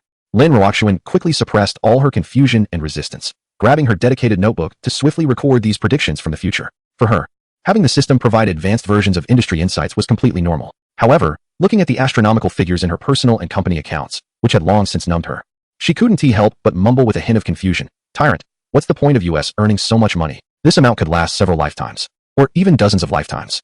Su Yunzhao could not outright say that it was ultimately to complete that damn game task and send her to the throne of the virtual world. He paused for a moment and chose to respond in a more pressuring and educational manner. Asking such a question shows that your current perspective and understanding are far from deserving of managing wealth of this magnitude. Complacency is the grave of ambition. From today onwards, read 2 books on business, history, or philosophy that I designate each week, from Built to Last to Sapiens, and submit no less than 3,000 words of in-depth reflections and related practical notes each week. I will review them personally. If there is any insincerity. He paused. The implied threat was clear. You know the consequences. Lin Ruoxuan's shoulders instantly slumped. Her pretty face contorted in despair as she cried out. Understood. Woo-woo, tyrant. You have no humanity. I will read. I will study hard. Isn't that enough? Despite her inner turmoil and reluctance. As she had poured countless efforts into building fiancee from scratch, her almost instinctive absolute trust in the system forced her to suppress all doubts and attachments. When she looked up again, the confusion and fatigue in her eyes were replaced by sharpness and determination. She was no longer the inexperienced girl seeking guidance under the system's wings, but a captain who could steer through the flood of capital with precision, daring to make bold decisions. She decisively released news through specific channels about her intention to fully transfer the controlling stake of fiancee, creating a significant stir. At the negotiation table, she donned the exclusive battle attire designed by Su Yunzhao, exuding a powerful presence with logical precision, armed with impeccable continuous profit reports, a clearly visible brand moat, and an imaginative market outlook. She engaged in a fierce tug-of-war with several eager capital firms. In the end, she successfully transferred the controlling stake of fiancee to an industry giant eager to position itself in the new consumer sector for an astonishing price, cashing out nearly 300 million. At the moment she signed the final transfer agreement, her fingertips trembled slightly, and a corner of her heart seemed to empty out. Yet she wrote with the precision of a blade, without any hesitation. She trusted him. Unconditionally believed that the chessboard he laid out was far grander and more magnificent than the small corner of cups and mountains before her. This enormous sum of money, almost instantly upon receipt, even before it had fully warmed up, was entirely plunged by Su Yunzhou into the epic capital frenzy sparked by the 4 trillion stimulus policy in 2009. The global stock market, gold market, commodity futures, and even the nascent real estate sector all became the chessboard on which he maneuvered. He guided Lin Ruoxuan through the turbulent and ever-changing global capital market, completing one dazzling round of capital harvesting after another. Moreover, he was invincible, never missing a beat. The curve of funds in the account soared at an almost 90-degree angle, defying all traditional economic principles. When he saw Lin Ruoxuan following his instructions, quietly collecting bitcoins that had just emerged and were still unknown outside of geek circles, Su Yunzhou couldn't help but chuckle at the familiar string of characters on the screen. Even this deeply hidden era Easter egg has been created. TSK. The details and production level of this game are truly commendable. He murmured to himself, completely immersed in the thrill of playing the prophet. In a few years, when the price of this thing skyrocketed, the return on investment would be astonishing. The game planners knew how to please the players. Time flew by amidst the almost absurd rapid appreciation of capital. When the New Year bell rang in 2010, and the brilliant fireworks exploded in the night sky of Jingzhou, Lin Ruoxuan stood before the wide floor-to-ceiling windows of her newly purchased apartment in the financial core of Jingzhou, looking down at the flowing, sparkling river of lights formed by countless homes and city neon. She gazed at the account balance that had already surpassed the astronomical figure of 5 billion. A strong sense of unreality and emptiness quietly washed over her. Tyrant. She looked out at the boundless night. Her eyes filled with a profound bewilderment, as if awakening from a dream. We have accumulated so much, but what are we to do next? These numbers. What meaning do they hold beyond proving our success? On the other end of the screen, Su Yunzhou tilted his head back and gulped down a flat beer, already numb to the almost absurd speed of capital inflation that was severely out of sync with the flow of real time. After all, was seeking realism in a single-player game a mistake? The point was to enjoy it. Money was never the destination, nor should it ever be. It was a lever to pry open the future you desired. It was also fuel, an accelerator for building dreams and changing the world. As he spoke, his fingertips lightly tapped on the keyboard in the real world, bringing up a plan he had long prepared, ready to send through the chat box. In the next moment, this blueprint presented itself before Lin Ruoxuan with striking visual impact, resembling a holographic projection. It was a vast business empire concept that spanned technology, consumer goods, and healthcare. Its scale and ambition far surpassing the small bubble tea shop of the past. Only such a grand narrative and substantial industrial influence could propel her onto the true world stage, fulfilling that damned ultimate task. Chapter 011. Lin Ruoxuan meets Su Yunzhao. Su Yunzhao had already mapped out the path to the next peak. His voice came through the screen. Look, this is your new battlefield, and the necessary path to the throne of the goddess. This time, we are venturing into an entirely new field. A golden track in AI medical beauty that can ignite the global capital market in the shortest time possible. Su Yunzhao understood well that in the imminent era of mobile internet and artificial intelligence, global capital would exhibit an almost irrational pursuit of the imaginative intersection between artificial intelligence and consumer healthcare. We won't start from scratch with fundamental research. That would be too slow. We will leverage overwhelming capital power to quickly acquire and integrate all relatively mature relevant technology patents and teams in the market, rapidly crafting groundbreaking products with disruptive experiences. His voice carried a compelling sense of conviction. What you need to do is shed the skin of the bubble tea queen and stand at the very center of the world stage, under the spotlight. With your unparalleled charm, your rags to riches legend, and your insightful foresight, promise the world an exciting future. Lin Ruoxuan understood. Her previous confusion replaced by ignited ambition and a clear sense of purpose. However, before she could respond, Su Yunzhao's tone suddenly shifted to an unexpectedly relaxed one. I'm giving you a 2-month break. The world is so big, let us go see it together. Lin Ruoxuan was stunned, almost thinking she misheard. But those acquisition plans just started, and the integration of the tech teams. Let them wait. Su Yunzhao chuckled lightly. You know, true vision and perspective sometimes come from temporarily stepping away from the battlefield filled with smoke. Go see the everlasting snow on the peaks of the Alps. Feel the scorching sun by the Mediterranean coast. These seemingly useless experiences will silently settle into your demeanor, merging into your discourse, allowing you to stand at the pinnacle of the world in the future, facing countless cameras and doubts, equipped with a richer story and a more composed, regal demeanor. His voice took on a rare, almost gentle tone. For the next 2 months, we won't talk about business data or capital gains. We'll simply go and see the world we aspire to change. After all, to conquer it, one must first truly understand it. Lin Ruoxuan was taken aback, tears of emotion gradually welling in her eyes. In that moment, she suddenly understood that the tyrant was not just cultivating a businessman, but a true creator who understands life and the world. All right, she softly replied, let's go see this world together. Su Yunjua, sitting in front of the screen, couldn't help but feel excited and curious about the upcoming virtual global journey. He secretly pondered. Lin Ruoxuan surprisingly did not raise any practical objections to this proposal. Did the game developers truly have such confidence that they could perfectly and accurately integrate famous real-world scenes from around the globe with the historical appearance of 2010 into the game? How vast must the resource library and rendering capabilities be? The first stop on their global tour was Chengzhou, a famous city in Sichuan. This was specifically requested by Su Yunjua. He wanted to see if the Chengzhou of 2010 in this game could match the appearance he remembered from a family trip with his parents many years ago.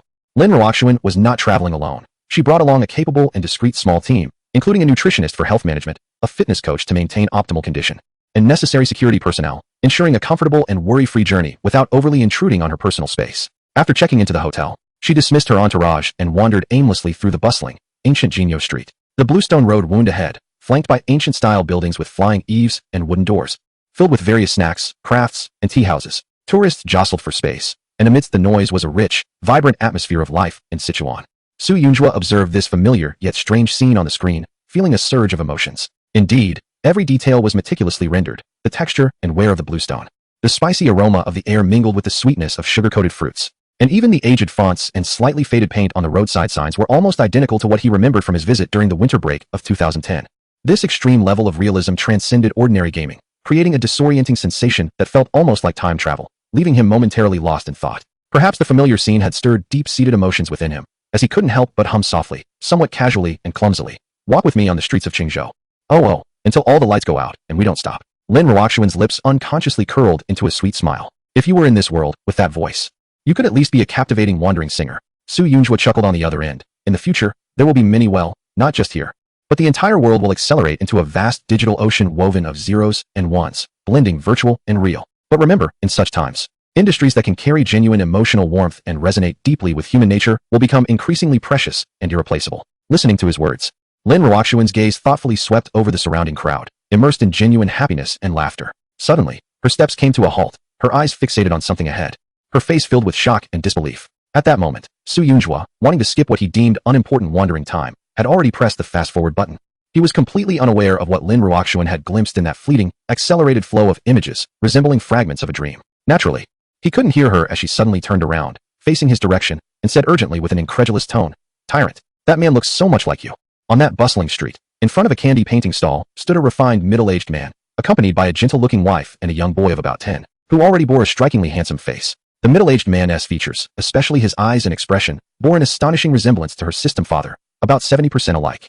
And the little boy was a miniature version, untouched by the grind of time, of the tyrant. The boy stubbornly stood in front of the candy stall, eyes fixed on the old artist's nimble hands, while his parents were trying to pull him away. "Xiaozhou, it's time to go. We need to head to Dujianjian early tomorrow, just a little longer." The old grandpa said he can draw the most intricate dragons soon. "I want to see how he draws the dragon scales." Lin Ruoxuan was almost unconsciously drawn forward by an inexplicable force. She gently squatted beside the boy, aligning her gaze with his, and instinctively softened her voice. "Little friend, do you enjoy watching candy paintings too?" The boy looked up at her, revealing a delicate yet somewhat stubborn face. This grandpa is really amazing. He says he can draw a complete, uninterrupted dragon." Lin Ruoxuan couldn't help but turn back, whispering to the air again. "Tyrant, especially this little boy. His eyes, nose, and face are just like yours. You can't be using them as a model for character design, right? It's too similar." Of course, Su Yunju did not respond. Under the fast-forward effect, his presence seemed somewhat unstable, the image hazy and blurred, rapidly shifting as if the signal were poor. Lin Ruoxuan pouted, a hint of playful reproach and helplessness in her voice as she muttered, "This guy. Going into that annoying energy-saving charging state at a critical moment again, so unreliable." This was Su Yunju's earlier excuse for the occasional disconnection or blurred image due to fast-forwarding or leaving, claiming that maintaining his presence in her world consumed energy, hence the fragmented nature of his appearances. She pondered, the world is so vast, and there are so many people. Similar appearances are probably just a matter of probability, right? After all, no matter how human genes combine, When broken down, there are only so many appearance templates. Yet this thought did not fully quell her curiosity. She stood up, adjusted her expression, turned to the couple, and smiled. Sir, madam, I apologize for the interruption. May I ask if we could find a quiet tea house to sit down and chat briefly? Please don't misunderstand. I am not a salesperson or a scammer. Here is my business card. Chapter 012. Dimensional strike from the future at 3 in the morning. The real world was shrouded in deep night and silence. Su Yunju rubbed his eyes, feeling a wave of intoxication and drowsiness wash over him. He only wanted to complete his final guidance for Lin Ruoxuan before collapsing into sleep, pushing her toward that predetermined, radiant pinnacle. When he stopped fast-forwarding and the scene stabilized, Lin Ruoxuan was already in the ancient capital, standing before the underground army that had slept for 1,000 years, gazing at the solemn and magnificent terracotta warriors through the screen. He searched for information while speaking to her. The underlying logic of knowledge across all things is interconnected. The mass production logic of these varied yet uniformly regulated figures is fundamentally consistent with the standardized, quickly replicable business model we are trying to create. In Dunhuang's Mogeo Caves, he said, ultimate beauty possesses the power to penetrate the barriers of time, reaching the soul and becoming an eternal classic. This classic quality and profound heritage that withstand the test of time is precisely what you need to continuously draw from to cultivate business temperament and brand essence. Strolling through the exquisite and elegant gardens of Jiangnan, he integrated Eastern architecture, spatial psychology, and visual aesthetics, delving into the creation of experiential depth and brand mystique. At the Golden Pavilion in Kyoto, he not only explained the aesthetic meaning of Zen, but also cleverly extended it to the creation of brand imagery and benchmark effects in modern business. In front of the massive statue of Ramses II at the Abu Simbel Temple in Egypt, he discussed how this pharaoh perfectly combined personal deification and national theocratic rule, sharply paralleling the modern business strategy where the personal IP of founders empowers the company brand value, achieving mutual success. 2 months later, when Lin Ruoxuan returned to the top-floor apartment in Jingzhou that overlooked the entire city, she stood quietly before the large floor-to-ceiling window, her gaze markedly different from when she left. The previous confusion and tension brought by rapid success were replaced by a calm and warm glow that radiated from within. A unique aura flowed through her, expansive yet introspective, nurtured by vast knowledge, deep insights, diverse cultural collisions, and magnificent natural scenery.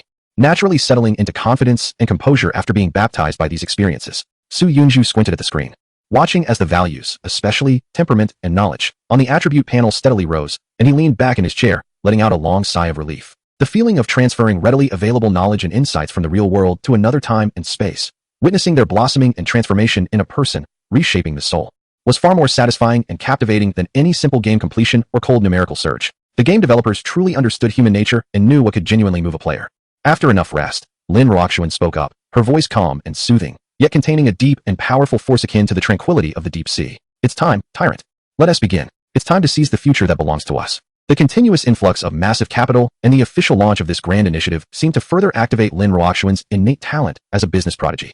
She took the lead personally, establishing a new holding group, and with substantial investment and an attractive vision, rapidly recruited a team globally, consisting of elite talents in technology, marketing, and management. With astonishing premiums exceeding market valuations by 30 or more, she initiated a series of acquisition battles, bringing numerous startup teams or patent holders with unique technological advantages in niche fields into the fold, under the guidance of Su Yunzo, who provided product ideas and architectural direction far surpassing the vision and understanding of the current era.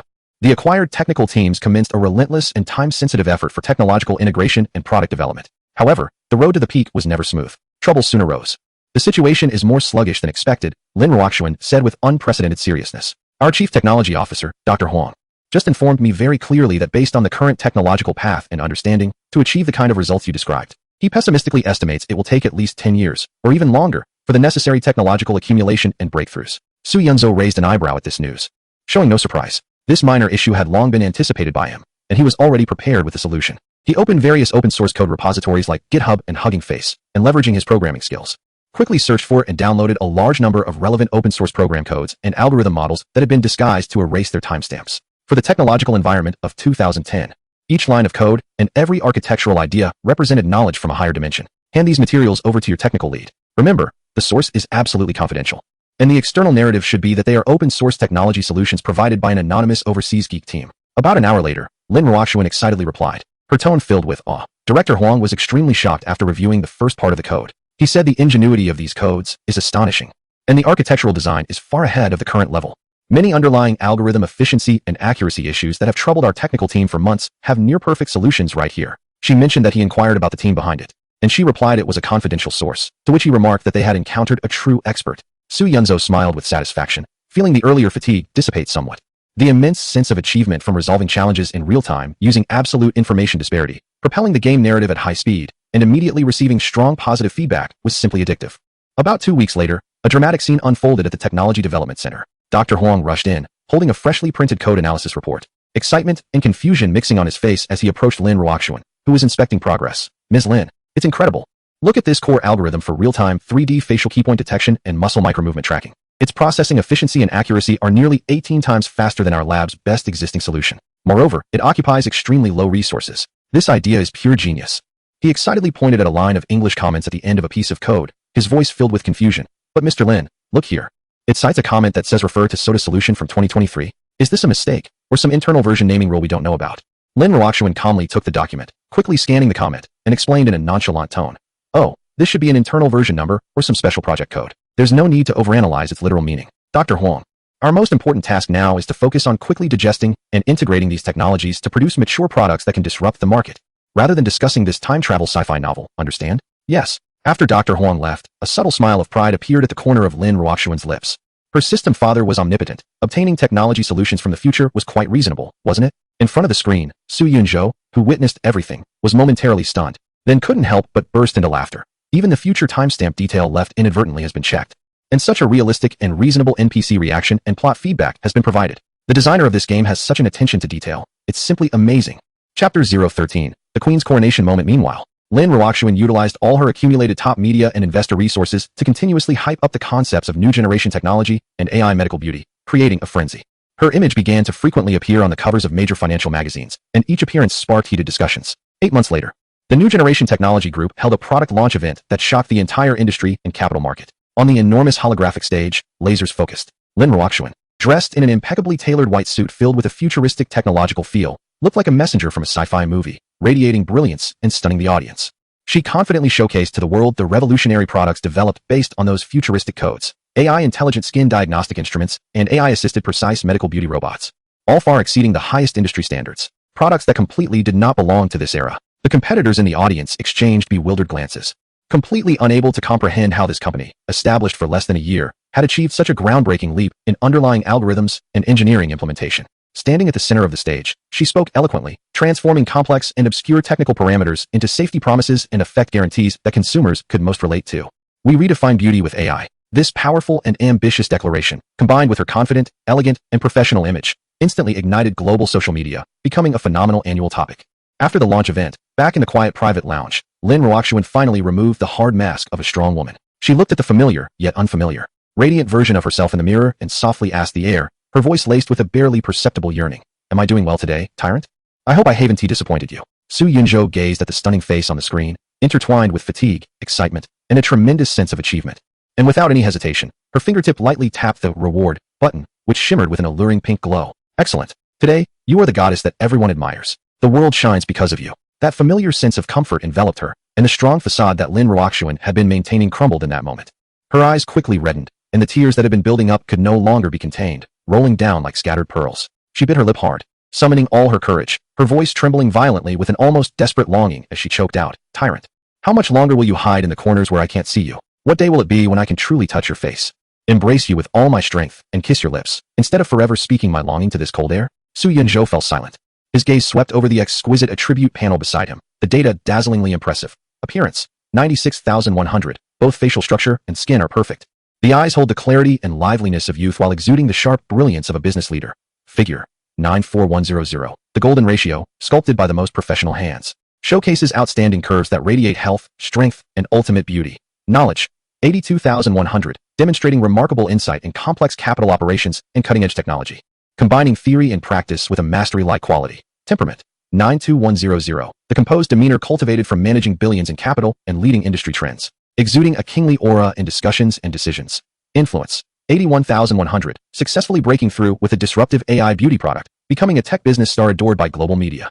Yet top-tier international reputation and deep political business networks require time to build. Overall charm, 89,100, all attributes are top-notch. But influence is just half a step away from true global supremacy. Hidden talent, business genius, activation level 65, completed a stunning transformation from a successful entrepreneur to a seasoned capital operator, beginning to show immense potential to define industry patterns and influence market directions. Current controllable assets, approximately 18.5 billion.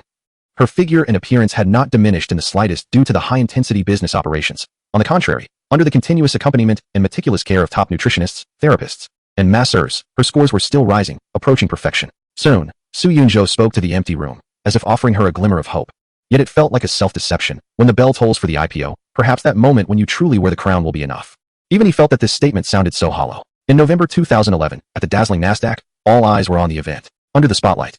It was a crowning moment unique to Lin Ruoxuan. She wore a custom-made pure white suit that accentuated her mature and graceful curves. Her makeup was flawless, and her gaze sparkled brighter than all the lights in the venue. Standing at the center of the world, she instinctively tilted her head slightly, whispering in a tone almost reverent to the void only she could sense. "Tyrant, I've made it. Look, I've finally arrived at the place you demanded." In front of the screen, Su Yunzhao tilted his head back to down yet another can of cold beer, the alcohol mixing with the scene before him into a dizzying pleasure. His fingertips typed a line of text on the keyboard, resembling both a blessing and a final command. "Go ahead. Let this world remember my Ruoxuan from now on." Lin Ruoxuan took a deep breath, as if drawing endless strength from it. She concealed all her private and vulnerable emotions, donning the hardest armor, and walked confidently and gracefully toward the bell-ringing platform, a symbol of the pinnacle of capital. Facing the global media and financial elites eagerly looking up from below, she revealed a flawless smile that instantly captivated countless cameras. Behind her, on the massive electronic screen, the stock code of NTG New Times Group lit up like a newly exploded star, heralding the official beginning of a legend. Just as the ceremonial staff signaled that it was time to ring the bell, she unexpectedly raised her hand, signaling to wait. Then, under the curious and expectant gazes of all, she took the microphone from the host, with clear, determined, and powerful eyes scanning the entire room. Her voice resonated through high-quality speakers, reaching every corner of the world. In recent times, many people, including some well-meaning friends, have asked me the same question. How can a young girl who once started selling milk tea stand here today? She paused for a second, allowing the audience a moment to think. And then, with the iconic confident curve that had been captured on the covers of countless financial magazines, she continued. "I want to say that dreams never discriminate against one's background. The key lies in whether you possess the foresight to see through the fog of the times, and the almost obsessive determination and execution to turn your vision into reality. Today, the new generation of technology is going public, and this is not just a milestone for a company." Her voice rose, filled with a declarative power. "It represents a belief, a direction we have always adhered to. Cutting-edge technology should humbly serve humanity's most genuine and eternal pursuit of beauty. Our mission is to make this pursuit safer, more precise, and within reach like never before." Her gaze seemed to casually sweep across a certain void, her tone softening and deepening.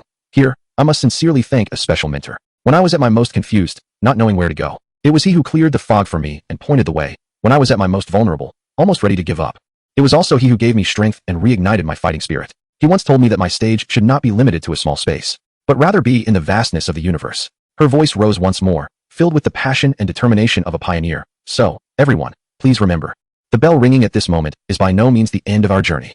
It will be the starting gun that signals our new generation of technology setting sail towards a broader, more unknown, and more exciting future. Thank you all." Chapter 014 Next Goal, Songjiru. Ding. The bell rang like a dragon's roar, piercing through the clouds. Golden ribbons poured down from the sky, dyeing the entire trading hall in a brilliant golden sea. The applause and cheers, like a tidal wave, nearly toppled the ceiling, as countless fervent gazes focused on that figure from the east. In this moment, the wildly fluctuating green numbers on the screen behind her represented billions, and in the future, possibly hundreds of billions in market value, also symbolizing the crowning of a commercial empire. She was undoubtedly the queen, standing atop the global business world, revered by all. However, at this pinnacle of glory, this queen who had just conquered Wall Street slightly turned her head, defiantly and secretly avoiding all cameras, hiding her truest expression in the shadows.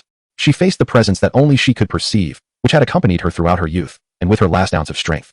Her voice was as light as a sigh, yet carried a heartbreaking fragility and determination. "Did you see it, tyrant? Every step you demanded, I have taken. All the trials you set, I have completed. Now, when will you fulfill your promise and truly come to my side?" Her voice trembled slightly, yet was incredibly firm. "I am willing to give you everything, all my glory, along with my complete soul. You are the only deity I believe in."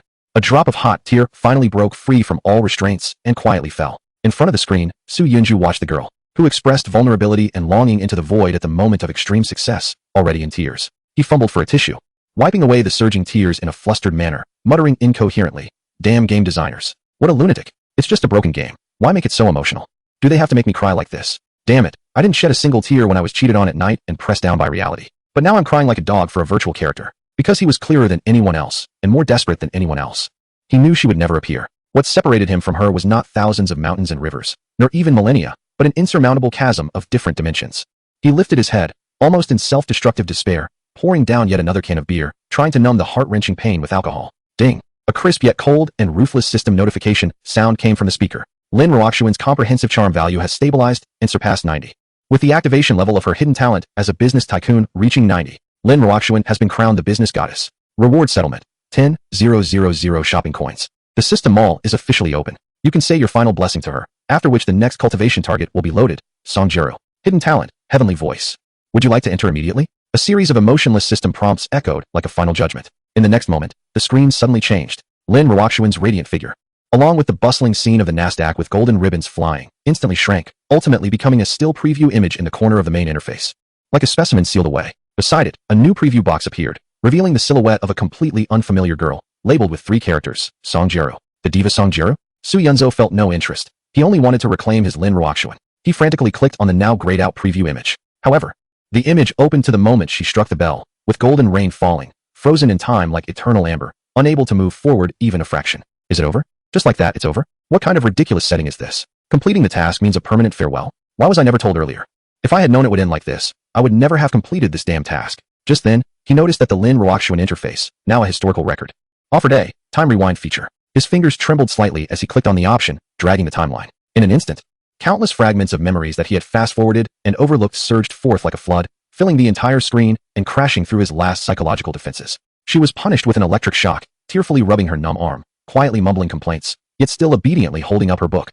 When she won the lottery for the first time, she jumped up and down in pure delight. Before the milk tea shop opened, she practiced in front of the mirror, forcing herself to appear calm, but couldn't hide the slight tremor in her voice when speaking to him. On countless late nights, exhausted, she collapsed on the cold office sofa, curling up into a small ball, vulnerable and heart-wrenching. And then there were the countless words of affection, complaints, or full trust and dependency, echoing through the now silent room from the system's voice, each syllable piercing into his already battered heart. He numbly, almost self-destructively clicked on each time node, watching as the girl he had nurtured transformed step by step from a naive young girl into the commanding queen of a business empire. More importantly, the details he had once casually skipped over in pursuit of efficiency and out of boredom now presented themselves before him like a belated judgment.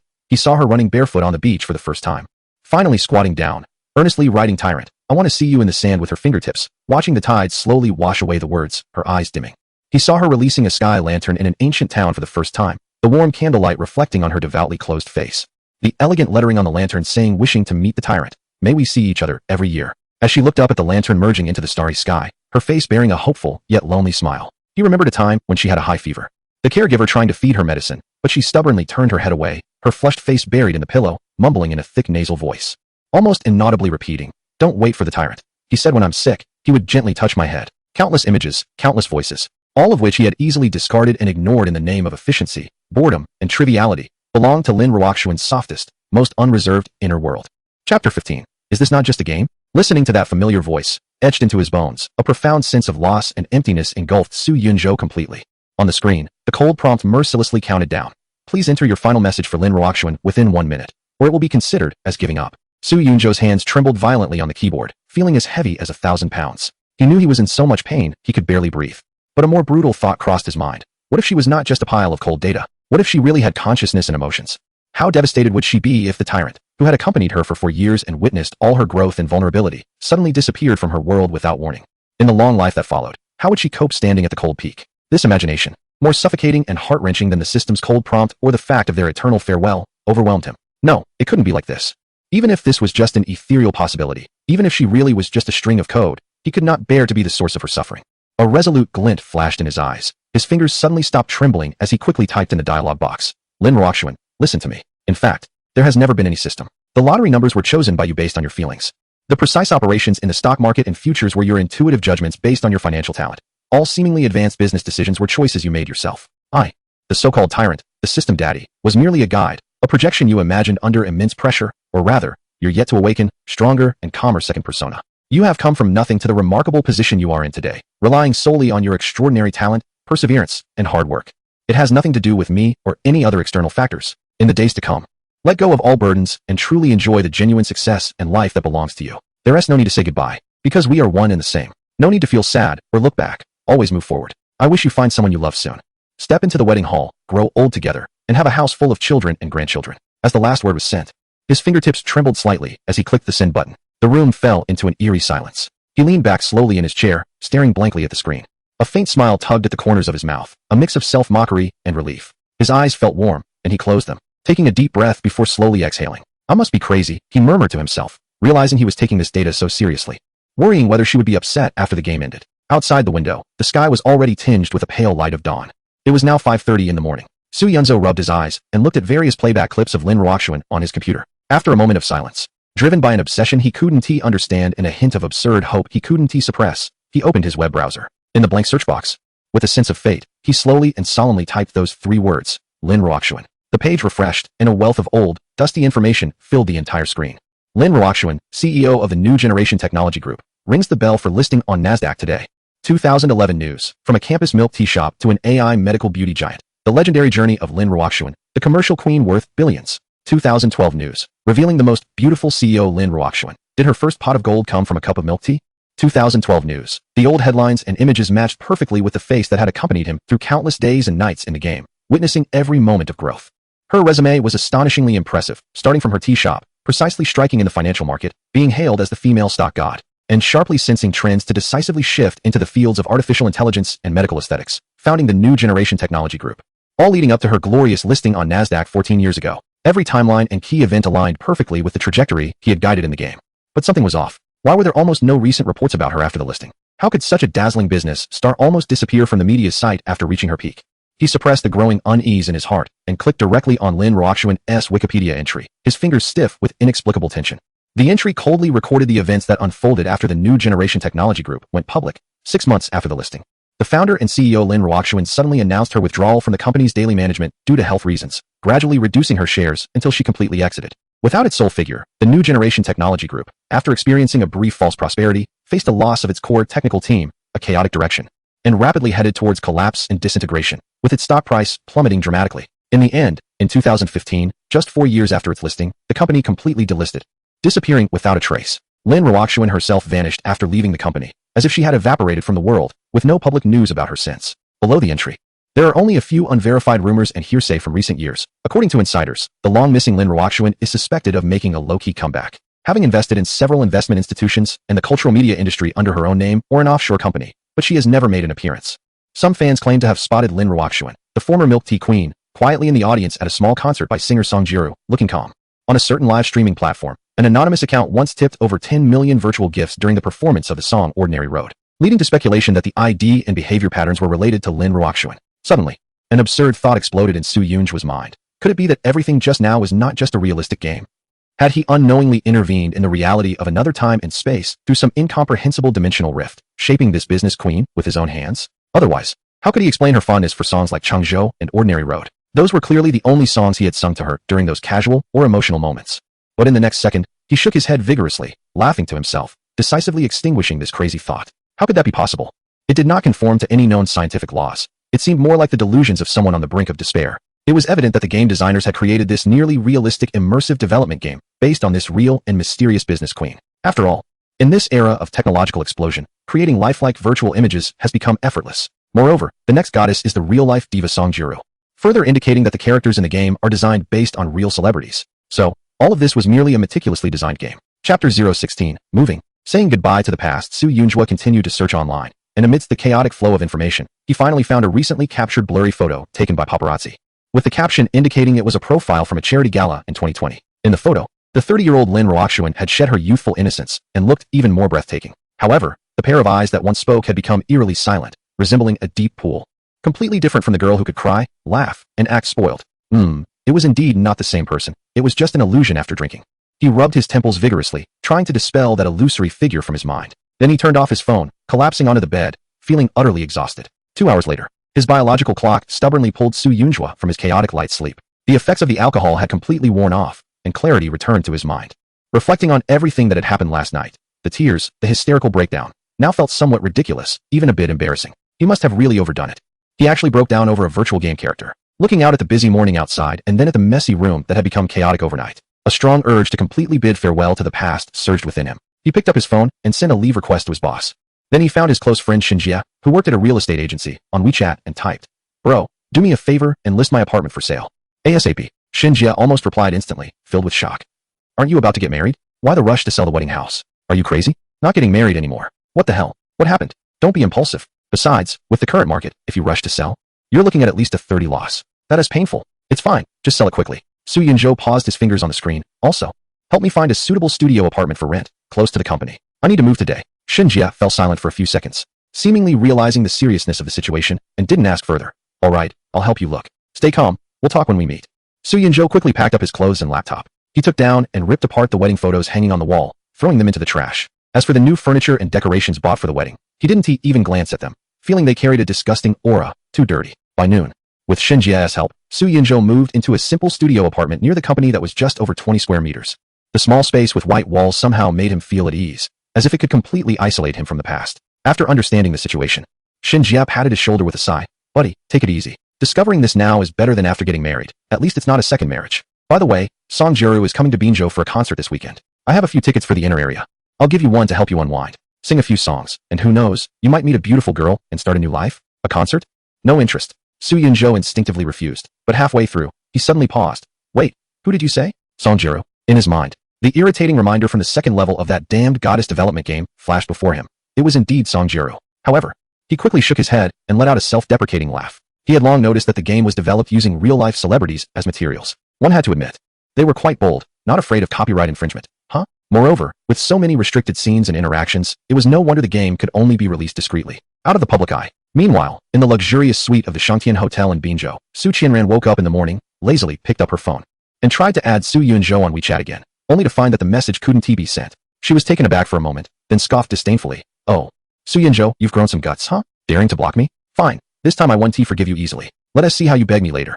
Next to them, Chen Beichun was awakened by the noise. He chuckled, pulled her over, and pressed her down without hesitation. Annoying, you're here again, Su Qianran half-heartedly protested, then wrapped her arms around his neck, asking in a spoiled tone, Chen Xiao, you will marry me, right? When will you take me to meet our parents? Upon hearing this, a trace of barely perceptible sarcasm crossed Chen Beichun's face. Baby, marriage is the grave of love. How boring is that? Isn't this good enough for us right now? Su Qianran's heart sank, but her face remained pitiful. Chen Xiao, Su Yunzhou has blocked me. He must know about us now. You have to take responsibility for me. She wasn't foolish. Seeing Su Yunzhou's sudden change in attitude, she had already guessed most of it. She figured it must be that talkative female colleague who had betrayed her, after all. She had seen her get into Chen Beichun's car, and also had Su Yunzhou's contact information. Thinking about it, she couldn't help but curse inwardly. Indeed, beware of fire, theft, and best friends. Chen Beichun casually moved his body. Don't worry, that clingy guy will be back begging for you before long. He loves you so much and has invested so much. The sunk cost is too high for him to give up. Just stick to your story that you went back home to see your mom yesterday. What evidence could he possibly have? When the time comes, just cry a little.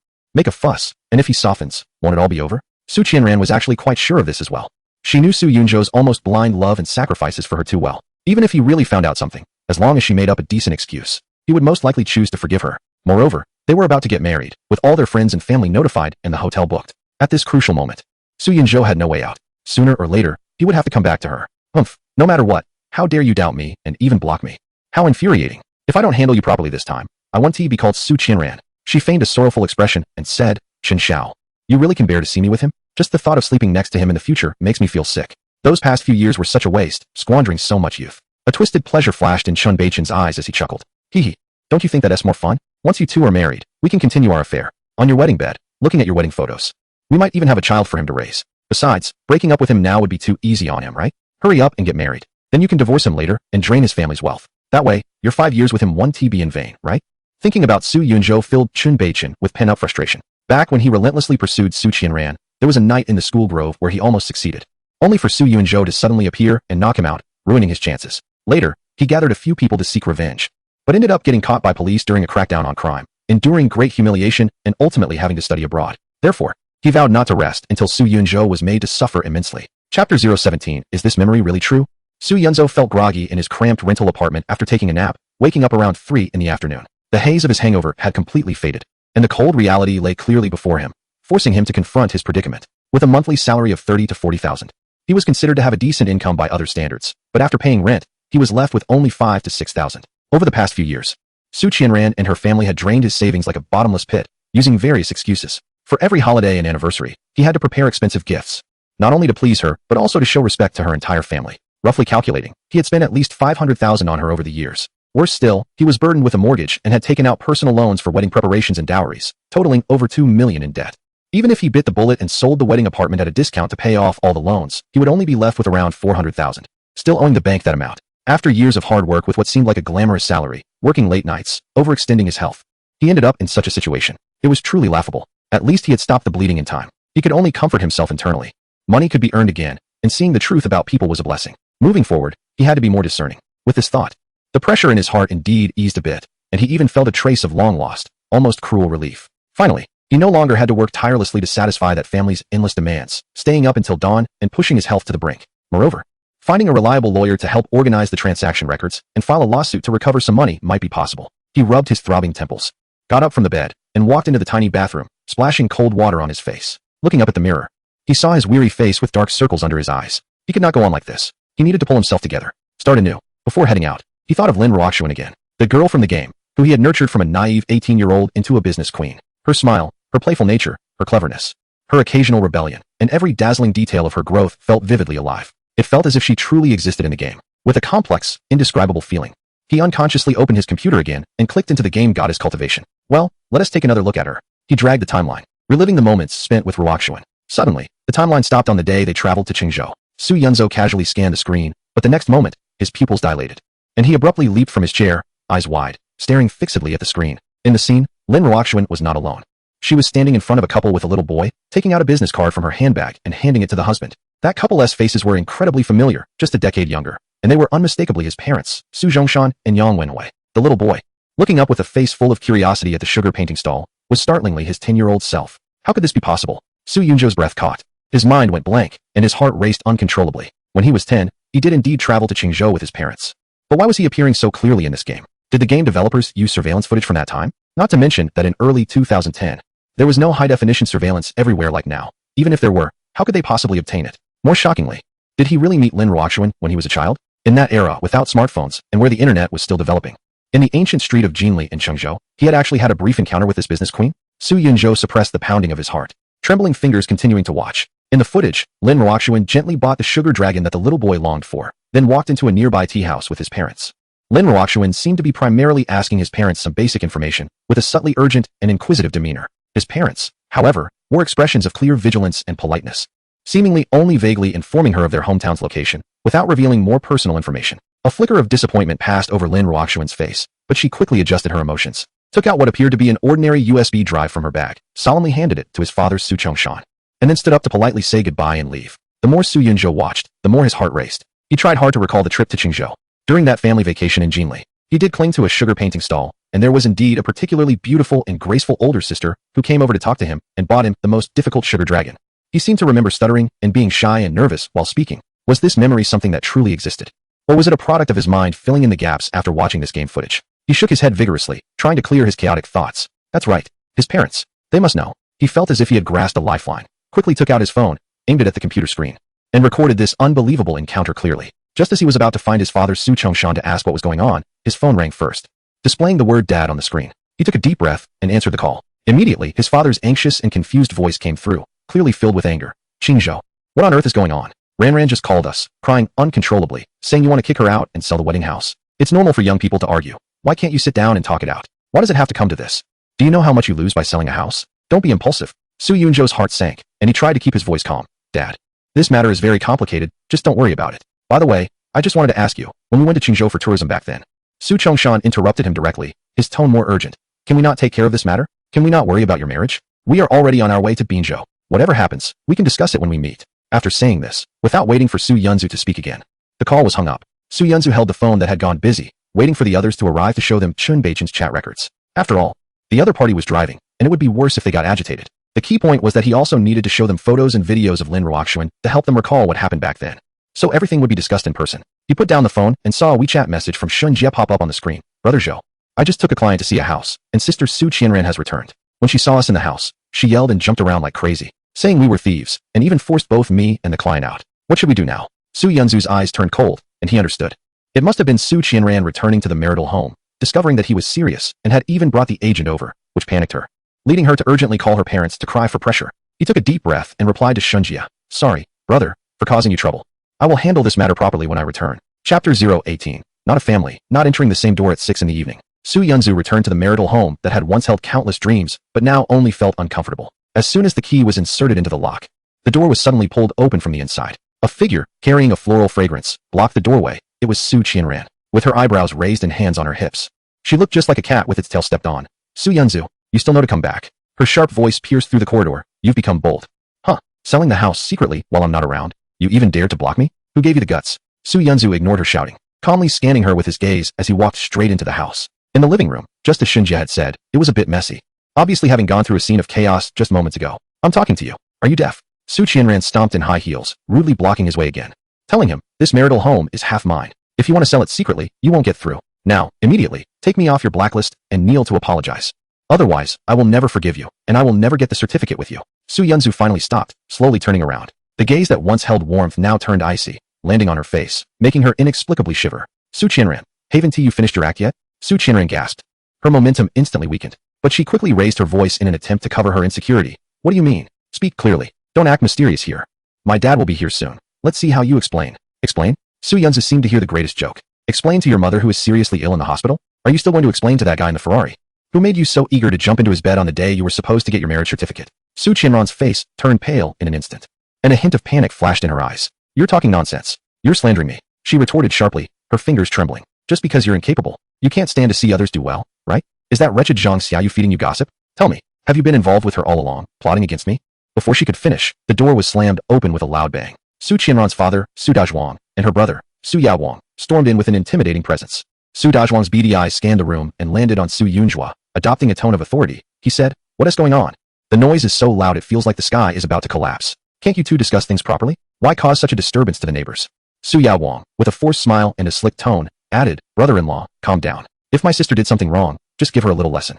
But you can't just throw around words like breakup. The invitations have already been sent out, and the hotel is booked. If this falls through, where will we put the faces of our two families? Su Yunjua glanced at them and smiled. And Zhang hasn't come. Seems she's really unwell? Su Yaowang's expression stiffened, and he immediately retorted, brother-in-law, that's not funny. How can you curse our mother? Su Yunjua was too lazy to argue. He took out his phone, opened the chat history and shocking photos sent by Chun Beichen, and shoved the screen in front of Su Dazhuang and his son. Take a look for yourselves. It makes me feel sick just to talk about it. Su Dazhuang's face darkened as he took a good look.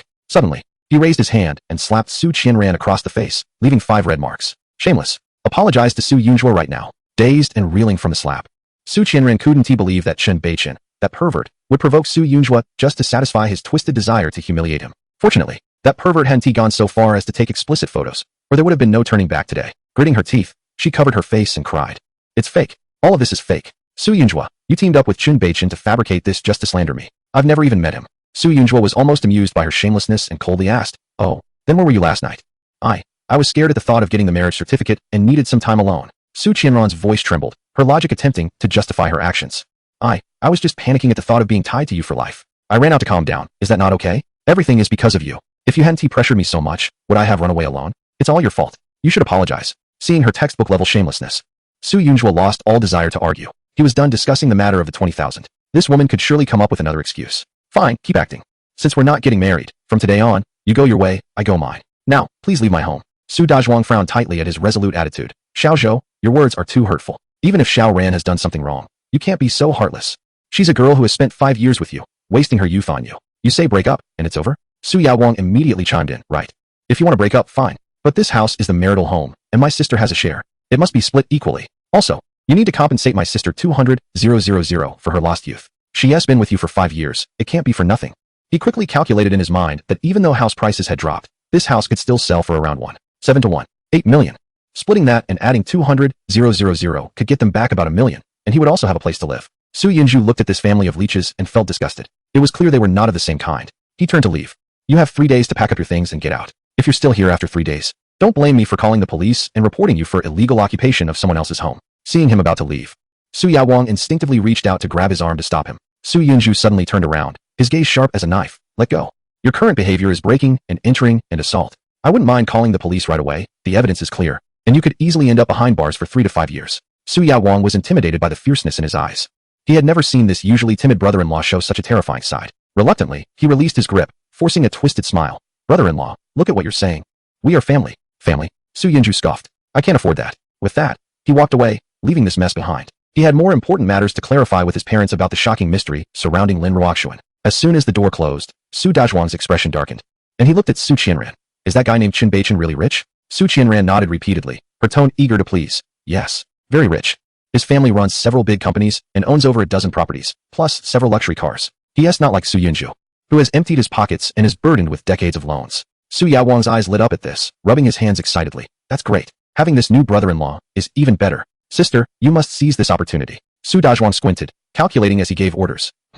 Find a time to bring him over and have a good chat with him. As he spoke, he glanced around the exquisitely decorated house, a glint of ruthlessness flashing in his eyes. As for this house, we can't let Su Yunju off so easily. Your new boyfriend is wealthy and powerful, right? There must be a way to make him hand over this house to us willingly. Su Qianran tightly clutched her phone, feeling uncertain about Chen Beichen's attitude. But thinking of Su Yunju, a cold light flashed in her eyes. Su Yunju, you think you can leave me for someone new? No way. If you don't come back to beg me, I won't let you have it easy. Chapter 019. The mysterious USB drive at the entrance of the community. Su Yunju saw his parents getting out of the car from a distance. He took a deep breath and quickly walked over. Dad, Mom.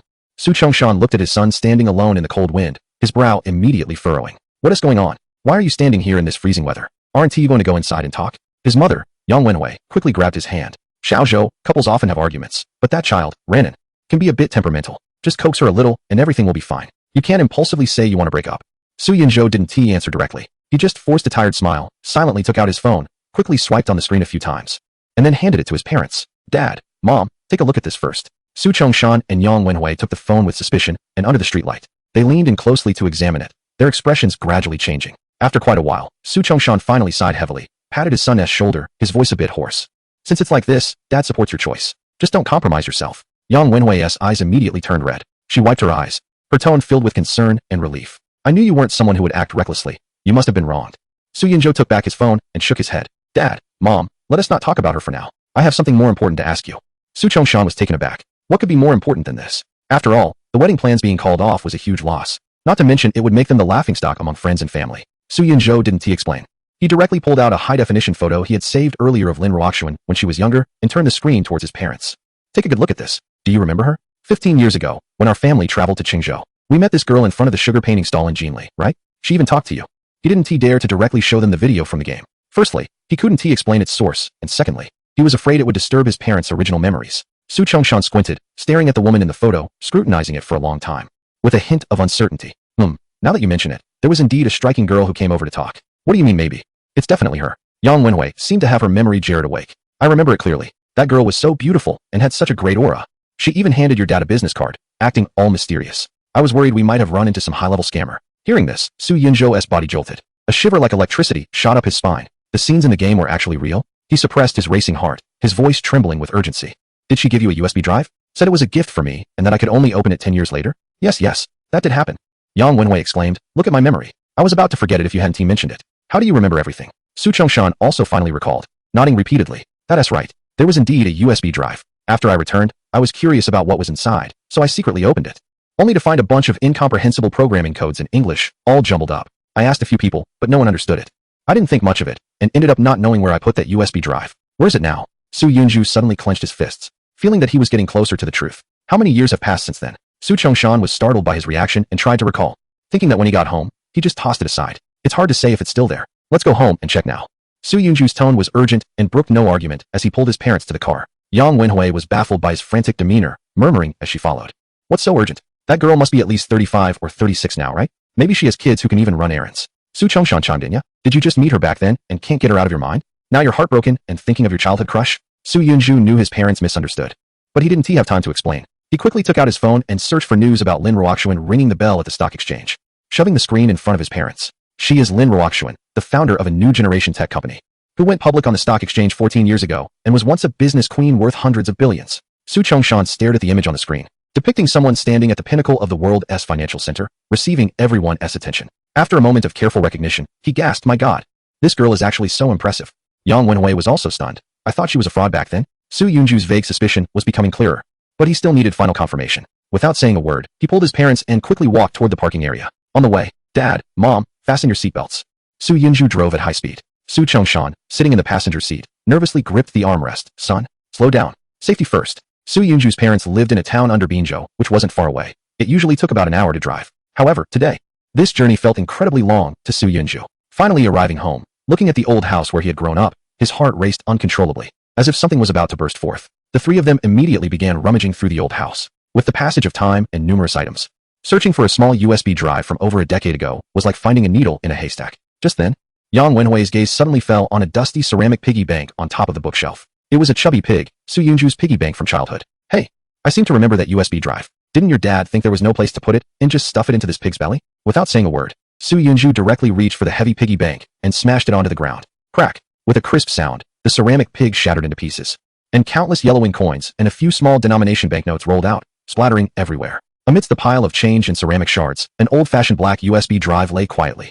After all these years, could it still work? Yang Wenhui looked at the inconspicuous little object with a hint of worry in her voice. Su Yunzhuo remained silent, his fingers trembling slightly with barely suppressed excitement. He grabbed the old USB drive and forcefully plugged it into the laptop's port. Click! A faint recognition sound echoed in the silent room, making it particularly clear. A prompt immediately appeared in the lower right corner of the screen, indicating that removable disk H was connected. Chapter 20. 1,000 Bitcoin. Su Yunzhuo took a deep breath, quickly moved the mouse, and double-clicked on the disk icon.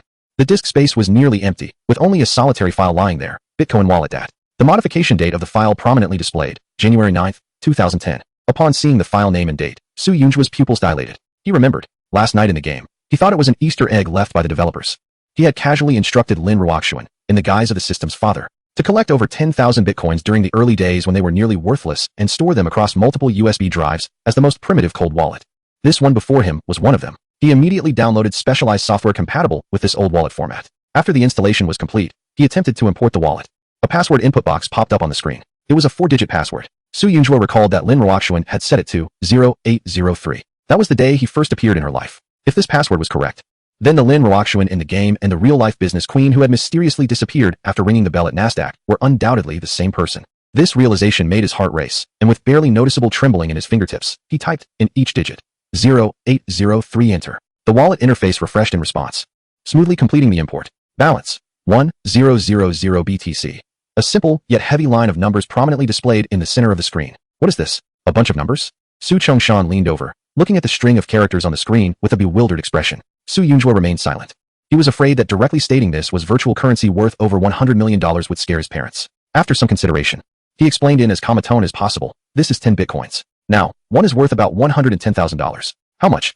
Su Chongshan's eyes instantly widened like saucers, and his voice changed pitch. 110,000? Each? In US dollars? Just from this little USB drive? So these 10 would be $1,100,000? Yang Wenhui was also stunned, followed by a wave of immense confusion. Why would such a big boss, with money not easily earned, casually give such a frightening thing to a child they barely knew? This doesn't make sense. Could there be a trap?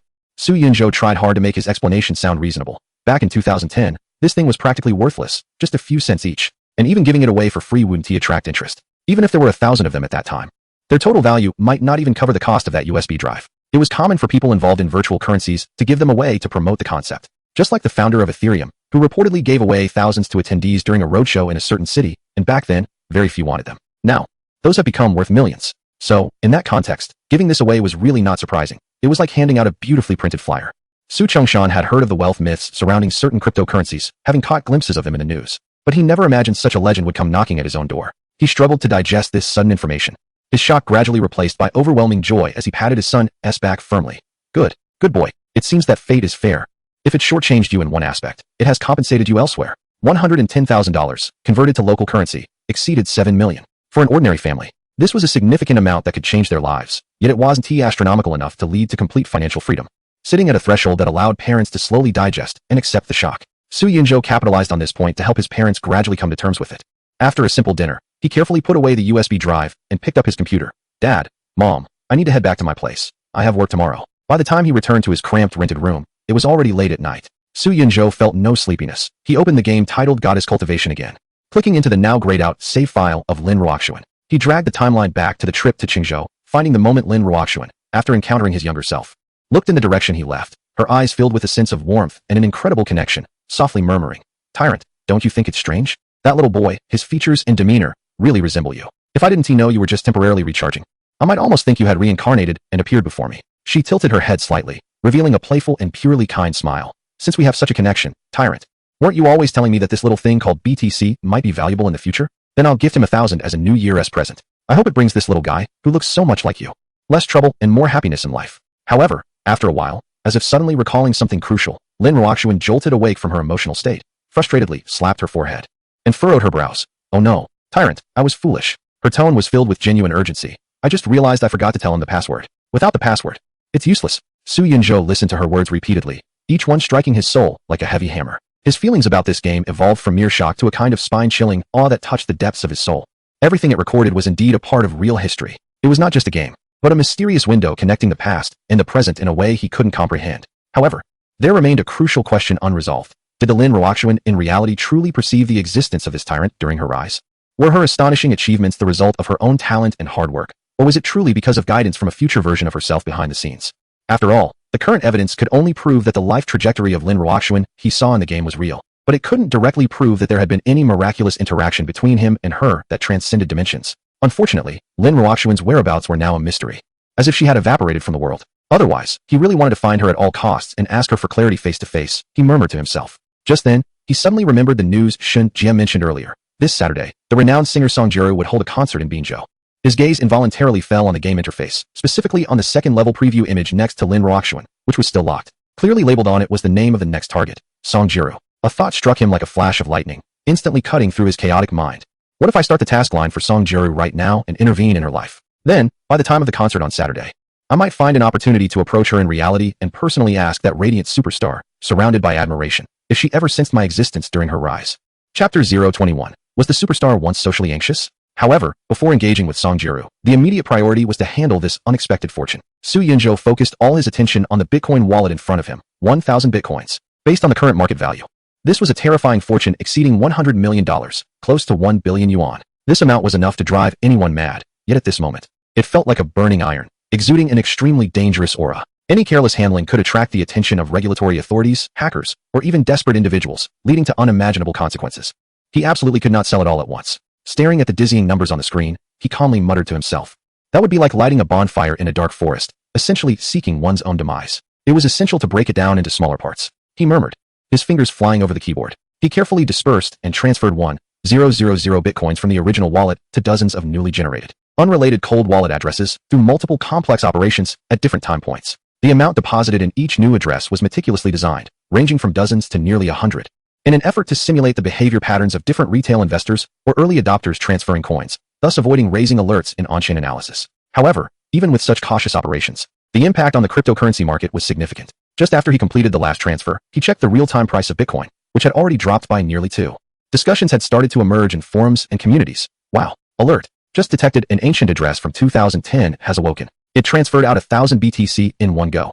Is the miner making a comeback? Is this a sign of a market dump? The message links were shared. This is truly an ancient beast, held for 15 years without a move. I admire this level of composure. Suddenly moving after so long. The holder wouldn't happen to have just been released from prison. Would they? Su Yunzhou felt a tightness in his chest, knowing that he had caught the attention of some keen eyes.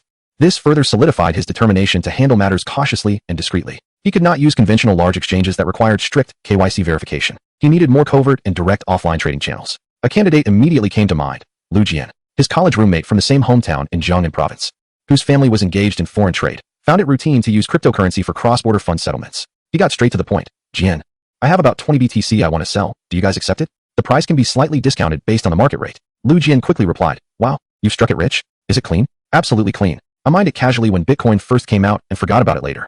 You can verify the source anytime on the blockchain. The address is public and transparent. Lu Jian responded succinctly, alright, as long as it's legitimate. 20 BTC is just a matter of 10,000 or so, no big deal. I'll be back in Binzhou tomorrow night. Let us meet up and chat while eating. Seeing the phrase no big deal on the screen, Su Yunzhou couldn't help but smile wryly. Indeed, in Jiangnan province, where talents abound and the private economy is thriving, a flow of tens of millions could indeed be just a trivial matter for some. Reflecting on his wedding house, which he had to empty his savings to buy for over 3 million, he realized that this sum of over 10 million might just be an inconspicuous ripple in the true currents of capital. But for him, it was the first fulcrum to leverage his destiny and gain freedom. Next, Su Yunzhou's gaze slowly shifted to the screen, landing on the thumbnail Song Jiru. Now, it was time to meet you, big star. Current female lead, Song Jiru. Time anchor, July 9th, 2012. Location, Chengzhou No. 7 High School. Classroom of senior year, 7. Year of birth, 1994. Current age, 18. Height, 172 centimeters. Weight, 50 kilograms. Current education level, high school graduate. Appearance, 92,100. Remarkably beautiful, with exquisite bone structure, picturesque features, and skin as white as fresh snow, she stands out in a crowd. Figure, 74,100. Naturally possesses a supermodel frame, long neck, slender limbs, but is overly thin and lacks curves, resembling a bud yet to bloom. Academic achievement, 32100, barely passed the key line with a last-minute push, gaining admission to a lesser-known major at an ordinary first-tier institution in the province. Temperament, 38,100. Long-term social anxiety has led to habitual slouching, with eyes that instinctively avoid direct contact, lacking a sense of security, yet exuding a fragile and distant artistic vibe when alone. Influence, 5,100. Known in a small circle solely due to the title of school beauty, which she strongly rejects. Overall charm value, 462,100, a raw gem hidden within rough stone, in urgent need of a master S carving. Hidden talent. Heavenly voice, not activated. Current available wealth, 60,000 yuan. All of which is the reward from her mother for the college entrance examination and living expenses for the next few months. The time anchor is set in the summer of 2012. Su Yunju carefully browses the brand new attribute panel, his fingers unconsciously tapping on the desk, rapidly calculating in his mind. At this point in time, it's less than a year until Lin Ruoxuan reaches the top of the Nasdaq. Perhaps I can guide Song Jiru in this timeline to connect with Lin Ruoxuan, who should still be active at this moment. If I can ask her directly, I'll know what happens later. A plan to explore old mysteries through a new role gradually takes shape in his mind. The scene transitions. The corridor of Chungzhou 7 High School S senior building is slightly empty, as most students have completed their applications and left. In the last seat by the window of senior year 6, Song Jiru sits alone. She curls her body slightly, trying to minimize her presence, her slender fingers gripping the edge of the application form. Just then, a small commotion arises at the classroom door. A tall, handsome boy in a basketball uniform, with long legs, walks in nervously, yet feigning nonchalance, holding a large bouquet of bright roses amidst the teasing of his friends. He is Zhou Zhe, the star of the school, the captain of the basketball team, and the crush of countless girls. His target is clear, as he strides directly towards the quiet girl by the window, who seems almost non-existent. The sound of his footsteps echoes clearly in the quiet classroom, and Song Jiru visibly stiffens, lowering her head even further, almost shrinking beneath her desk. Song Jiru. Zhou Zhe kneels on one knee in front of her desk, extending the overly conspicuous bouquet of roses, capturing the attention of the few remaining students in the classroom and passers-by outside the window. I've liked you for 3 years. Since the first time I saw you in the first year of high school, I liked you. He took a deep breath, as if reciting a line he had practiced countless times. He had been afraid of affecting your studies and had never dared to say it. Now that the college entrance examination is over, can we date? Wow, Zhou Zhe really confessed. The school hunk and the school beauty, how romantic. Outside the window and at the door, many classmates gathered to watch, whispering and cheering like waves crashing. Countless gazes focused on Song Jiru, like a spotlight. She felt as if she had been stripped bare and thrown into the center of the square, with nowhere to hide. Her cheeks turned pale at first, then flushed red from extreme embarrassment, and her breathing became rapid and difficult. Tears quickly filled her beautiful eyes, reflecting helplessness and fear. Do not look at me. She whimpered like a small animal, her voice as delicate as a mosquito's buzz, tinged with sobs. Zhou Zhe tried to say something else. Jiru. Wow. Song Jiru finally broke down, suddenly standing up, the legs of her chair screeching against the floor. She was like a startled rabbit, not daring to look at Zhou Zhe or the people around her, covering her face and rushing out of the classroom in tears, fleeing in panic. Zhou Zhe, holding the flowers, stood frozen, his expression shifting from anticipation to awkwardness and embarrassment. After a brief silence inside and outside the classroom, the discussions grew louder. Is it really that bad? Did she cry from fear? Is the school beauty that timid? Zhou Zhe was too miserable, being humiliated in front of so many people. In front of the screen, Su Yunjiao watched this scene, helplessly rubbing his forehead. The future diva once had social anxiety? This game is getting difficult. Chapter 022. From now on, I am your big brother. Song Jiru, like a frightened deer, desperately fled from the suffocating scene of public attention. She just wanted to find a completely quiet corner, free from any gaze, to bury herself deep inside and let the whole world forget her. However, fear followed her closely. She was terrified to discover that no matter where she ran, there was always a young man in loose cartoon dinosaur pajamas following her at a leisurely pace. He looked to be in his early 20s, like a young man just getting out of bed, with messy hair and a curious, playful expression, observing her frantic escape with interest. When did he appear? How could someone wander around in pajamas at school? Song Jiru was so frightened that her soul almost left her body, letting out a short scream, her steps faltering as she nearly fell. When did he start following her? Why was he swaggering around in such ridiculous pajamas at school? What did he want? She desperately quickened her pace, almost breaking into a run, her slender figure swaying in the summer breeze. She turned a corner, and he turned too. She sped up, and he slightly increased his pace as well. He maintained that distance, neither too far nor too close, but enough to send chills down her spine. Like a silent ghost in a comical outfit, he lingered ominously. The campus was already desolate during the summer vacation, and Song Jiru dared not go to crowded places, as that would only attract more attention. Finally, in a dim corner behind the experimental building, piled high with discarded desks and chairs, Song Jiru, drained of energy, leaned against the cold, rough wall and slid down to the ground. She pressed her hands tightly over her mouth to prevent herself from screaming again, but tears gushed out like a flood, and her thin shoulders trembled violently. The man in the cartoon dinosaur pajamas also stopped a few steps away. He was coming closer. In despair, Song Jiru shut her eyes tightly, curling herself into a smaller ball, waiting for the unknown terror to descend. However, the anticipated invasion or harm did not arrive. A young voice, lazy yet somewhat teasing, suddenly resonated directly in her mind. Tisuke, why run? I'm not going to eat you. Look up and see me. Song Jiru shuddered, her fear reaching its peak, yet a flicker of numb courage emerged. Trembling, she slowly lifted her wet lashes, and through her blurred vision, she saw the man in the ridiculous green dinosaur pajamas standing before her. His gaze was strange. It lacked the lewdness, greed, or violence she had imagined. Instead appearing remarkably clean, it held a pure curiosity and exploration, as if he were observing some interesting creature. What made her heart stop even more was that several beams of mottled sunlight filtered through the dense leaves, perfectly illuminating him, and no shadow was cast where he stood. What on earth was he? A ghost? An illusion? Just as Song Jiaru felt she might faint from fear, the voice spoke again. Congratulations, host. The Superstar system binding is complete. From today on, this system will be with you. I will be your best friend. Song Jiaru widened her tear-filled eyes, her small mind filled with enormous questions and lingering fear. A system? ISNT, that's something only found in novels. And a friend? That word felt too foreign and distant for her, even carrying a hint of instinctive rejection. Don't believe it? The voice seemed to sense her doubt, carrying a subtle hint of amusement. You can touch it. As the voice spoke, the man in the dinosaur pajamas stepped closer to her. Trembling, Song Jiaru summoned all her courage to extend her finger cautiously, and to her astonishment, it passed through his body without any obstruction. No physical form. As if she were passing through a beam of light. She was stunned, looking at her perfectly normal finger, then back at the figure before her. The extreme shock oddly calming her chaotic thoughts. Are you really a system? Outside the screen, Su Yunju was somewhat surprised. This child was adapting to new things even faster than Lin Ruoxuan had back then. Was it because she was so lonely that she found it easier to accept this non-human existence? He didn't answer, but instead focused his thoughts and clicked the softly glowing green reward button. An invisible, warm energy swept over Song Jiaru like a gentle hand, bringing a soothing power that strangely calmed her racing heart and tense nerves. From now on, just call me Big Brother. The languid voice carried a magic that instilled a sense of security. Big Brother will protect you. Feeling that peculiar warmth, Song Jiaru instinctively wiped the tears from her face and timidly replied, thank you. Now, go back to the classroom and finish filling out your application form. The authoritative tone in Big Brother's voice was undeniable. Remember, from now on, you are no longer alone. I will be behind you, supporting you, solving your troubles, and accompanying you until you reach unparalleled heights. He understood that for a girl with extreme social anxiety, establishing unconditional trust and providing absolute security was the first step. Song Jiaru nodded vigorously, as if gaining some invisible strength and promise. Taking a deep breath, she summoned unprecedented courage and walked toward the teaching building. However, trouble always comes unexpectedly. On the shaded path leading to the teaching building, four fashionable girls with unfriendly expressions blocked her way. The leader was notorious in the school as the Queen Bee, and was also a fervent admirer of a popular boy. She glared at Song Jiaru with fury, clearly directing her anger from the failed confession at this socially anxious school beauty. Song Jiaru, what do you think you are? How dare you embarrass him? It's your honor that he likes you. So why are you acting all innocent? Are you deliberately toying with him? Crying? Is that all you can do? You look disgusting.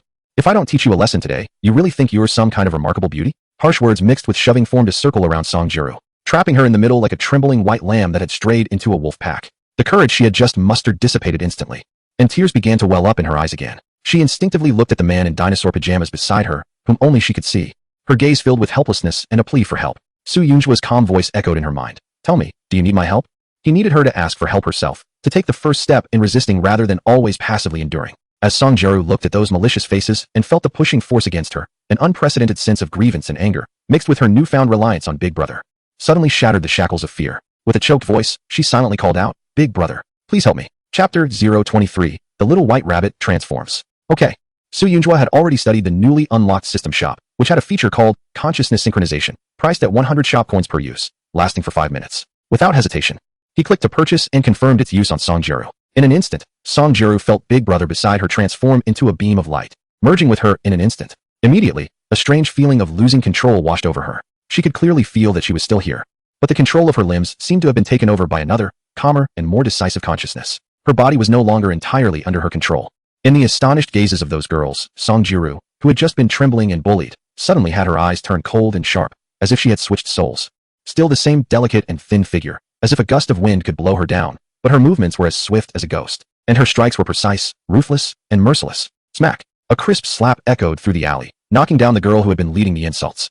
With a twist of her hand, she easily subdued another girl who tried to pull her hair, the bones making a sickening sound as the other girl screamed and fell to her knees in pain. With a sidestep, she delivered a precise kick to the side of the knee of the third girl rushing at her, causing her to scream and fall to the ground. The last girl, terrified and wanting to run, was swiftly caught by Song Jiaru, who grabbed her hair and delivered a fierce knee strike to her abdomen. The movements were simple, efficient, and carried an intensity and decisiveness that did not belong to her age. Although her physical quality and strength were still at Song Jiaru's level, the one controlling this body at that moment was Su Yunju, whose combat awareness had been honed through societal challenges.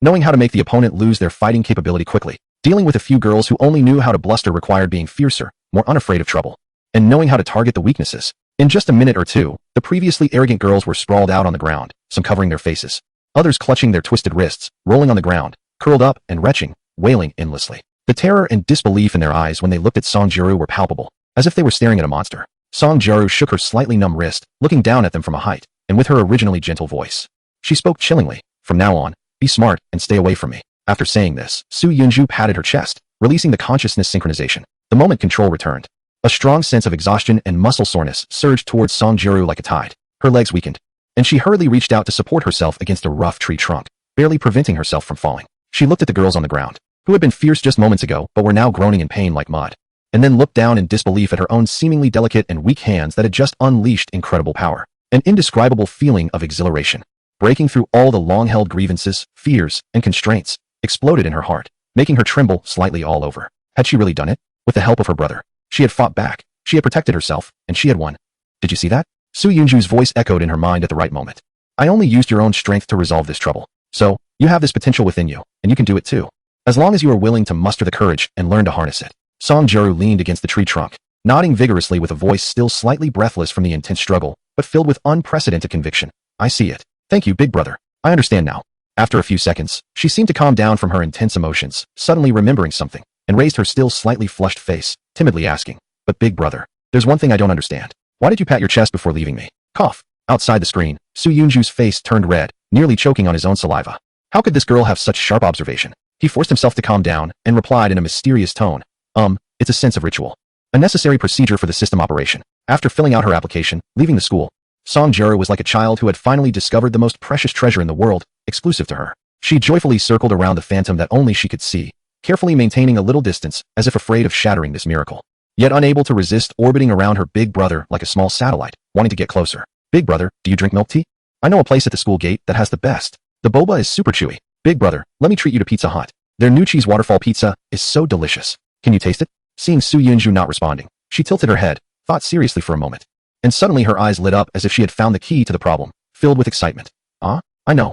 Do I need to burn something for you to eat it? I'll go prepare the ingot candles. Su Yunju watched her serious expression on the screen, ready to take action, and couldn't help but face-bombed, clarifying into the microphone with irritation. I'll say it again. Listen carefully. I am a high-level intelligent assistant system. Not a ghost. No offerings are needed. Thank you. His attention was suddenly attracted by a large poster at the bus stop. The poster featured Lin Ruoxuan in a perfectly tailored white suit, her makeup exquisite, with sharp and confident eyes. Alongside a striking slogan, the new generation of technology redefines beauty with AI. However, the edges of the poster showed some wear and fading, indicating it had been posted for several months. It seemed that not much time had passed since her peak market period. Jiru. He interrupted her new round of chattering speculations about whether the system needed charging. Help me contact her. Following his gaze, Song Jiru looked at the powerful and radiant woman on the poster, first stunned. Then her little face instantly fell, her voice trembling with obvious trepidation. Me? Contact her? How is that possible? She is Lin Ruoxuan. That business queen Lin Ruoxuan. I don't even have the qualifications to talk to her. I have her phone number. Just call it. Su Yunju recited a string of numbers, which was Lin Ruoxuan's most private number, known only to a few close people. Chapter 024. The lonely girl Song Jiru was shocked. Her big brother actually had the phone number of a business goddess like Lin Ruoxuan. That's incredible. She quickly took out her phone and dialed the number. After a long wait, a cold and standard system prompt finally came through. Sorry. The number you dialed is not in service. Su Yunju fell silent. Not long ago, this personal number that used to be on 24/7 had become invalid. What sudden change had occurred after the peak of her life? Noticing his unusual silence, Song Jiru cautiously observed his ghostly face, as if she were a small animal that had just found a home and was afraid of being abandoned. She gently asked, Brother, are you going to come home with me? Su Yunju instinctively touched his nose and replied, What's wrong? Don't you want me to? To be honest. As he became increasingly aware that the character in this game might actually exist, and that he would be spending 24 hours closely with this adolescent girl, a sense of indescribable awkwardness and a subtle moral pressure surged in his heart. Unexpectedly, Song Jiru's eyes lit up instantly, and she nodded eagerly. I do. I really do.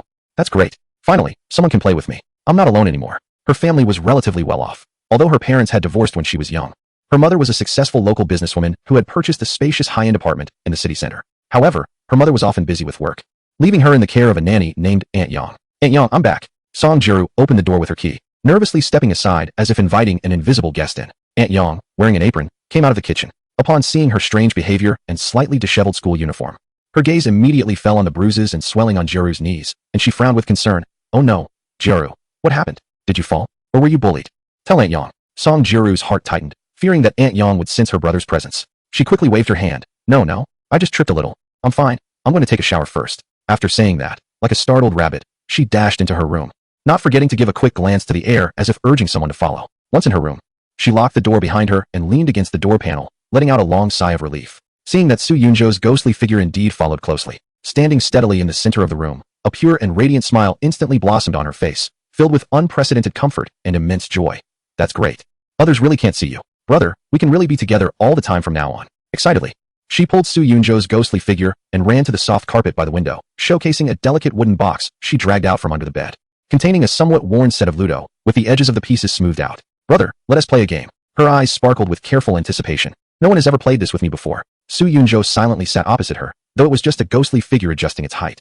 As the evening lights began to glow, in this luxurious yet empty apartment, a soul from the future accompanied a lonely girl, playing game after game of simple yet profoundly meaningful Ludo. He also watched her favorite, somewhat childish animated shows, listening to her suppressed laughter that finally escaped as she reacted to the plot. Eventually, they sat side by side in front of the large floor-to-ceiling window, gazing at the city outside as it lit up, the countless lights sparkling like a galaxy. Big brother, she looked up at him, her gaze slightly unfocused as if she had transcended time. You know, when I was little, my mom was always so busy with work. I was often alone at home. She was afraid I would go out and be unsafe or cause her trouble, so whenever she left, she would lock the door from the outside. Her voice dropped, carrying a hint of barely perceptible grievance. Back then, I could only hug my old doll or play chess with myself like now, leaning against the window. Downstairs, the neighbors' kids would run around, chasing and playing ball, laughing loudly. Their parents sometimes watched from the side, calling them to come home for dinner. I would just watch, for a long time, feeling their happiness as if it could drift up with the wind, but I could never reach it. She pulled her gaze back, refocusing on Su Yunjo's faint image, forcing a shy yet sincere smile onto her face.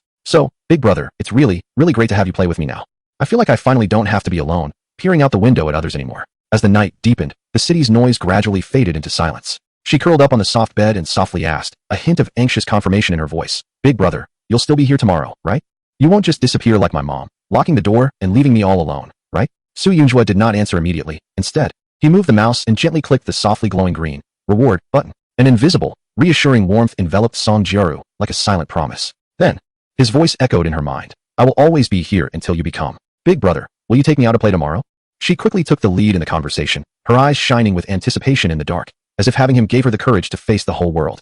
With you by my side, I'm not afraid of anything. Okay, he replied briefly, yet firmly. With this clear promise, Song Jiaru felt as if she had finally swallowed the last piece of reassurance, contentedly closing her eyes. A sweet, dependent smile graced her lips, her breathing gradually becoming even and prolonged as she sank into a stable dreamland, guarded by her big brother. Su Yunjo watched as Song Jiaru peacefully fell asleep on the screen, seemingly shedding all her defenses. He knew that guiding her out of the shadow of social anxiety could not be rushed. It required nurturing like a delicate seedling, patiently watering it and waiting for the flowers to bloom. The urgent task is to first address her social anxiety, allowing this girl, who has been shrouded in loneliness for over a decade, to truly feel the warmth of the sun and become cheerful and confident from the inside out. Only then can the subsequent training plan for her as a singer be carried out, along with the secret intention of using her to search for Lin Roxuan's whereabouts. He exited the game and rubbed his somewhat dry eyes. The clock in the bottom right corner of the computer showed that it was already 2 a.m. It was time to sleep, as he still needed to go to the office tomorrow to submit his resignation letter. With Bitcoin worth billions at his fingertips, who would still want to live like a program machine, working from 9 to 5, constantly watching others' expressions, sacrificing health and freedom for a meager salary?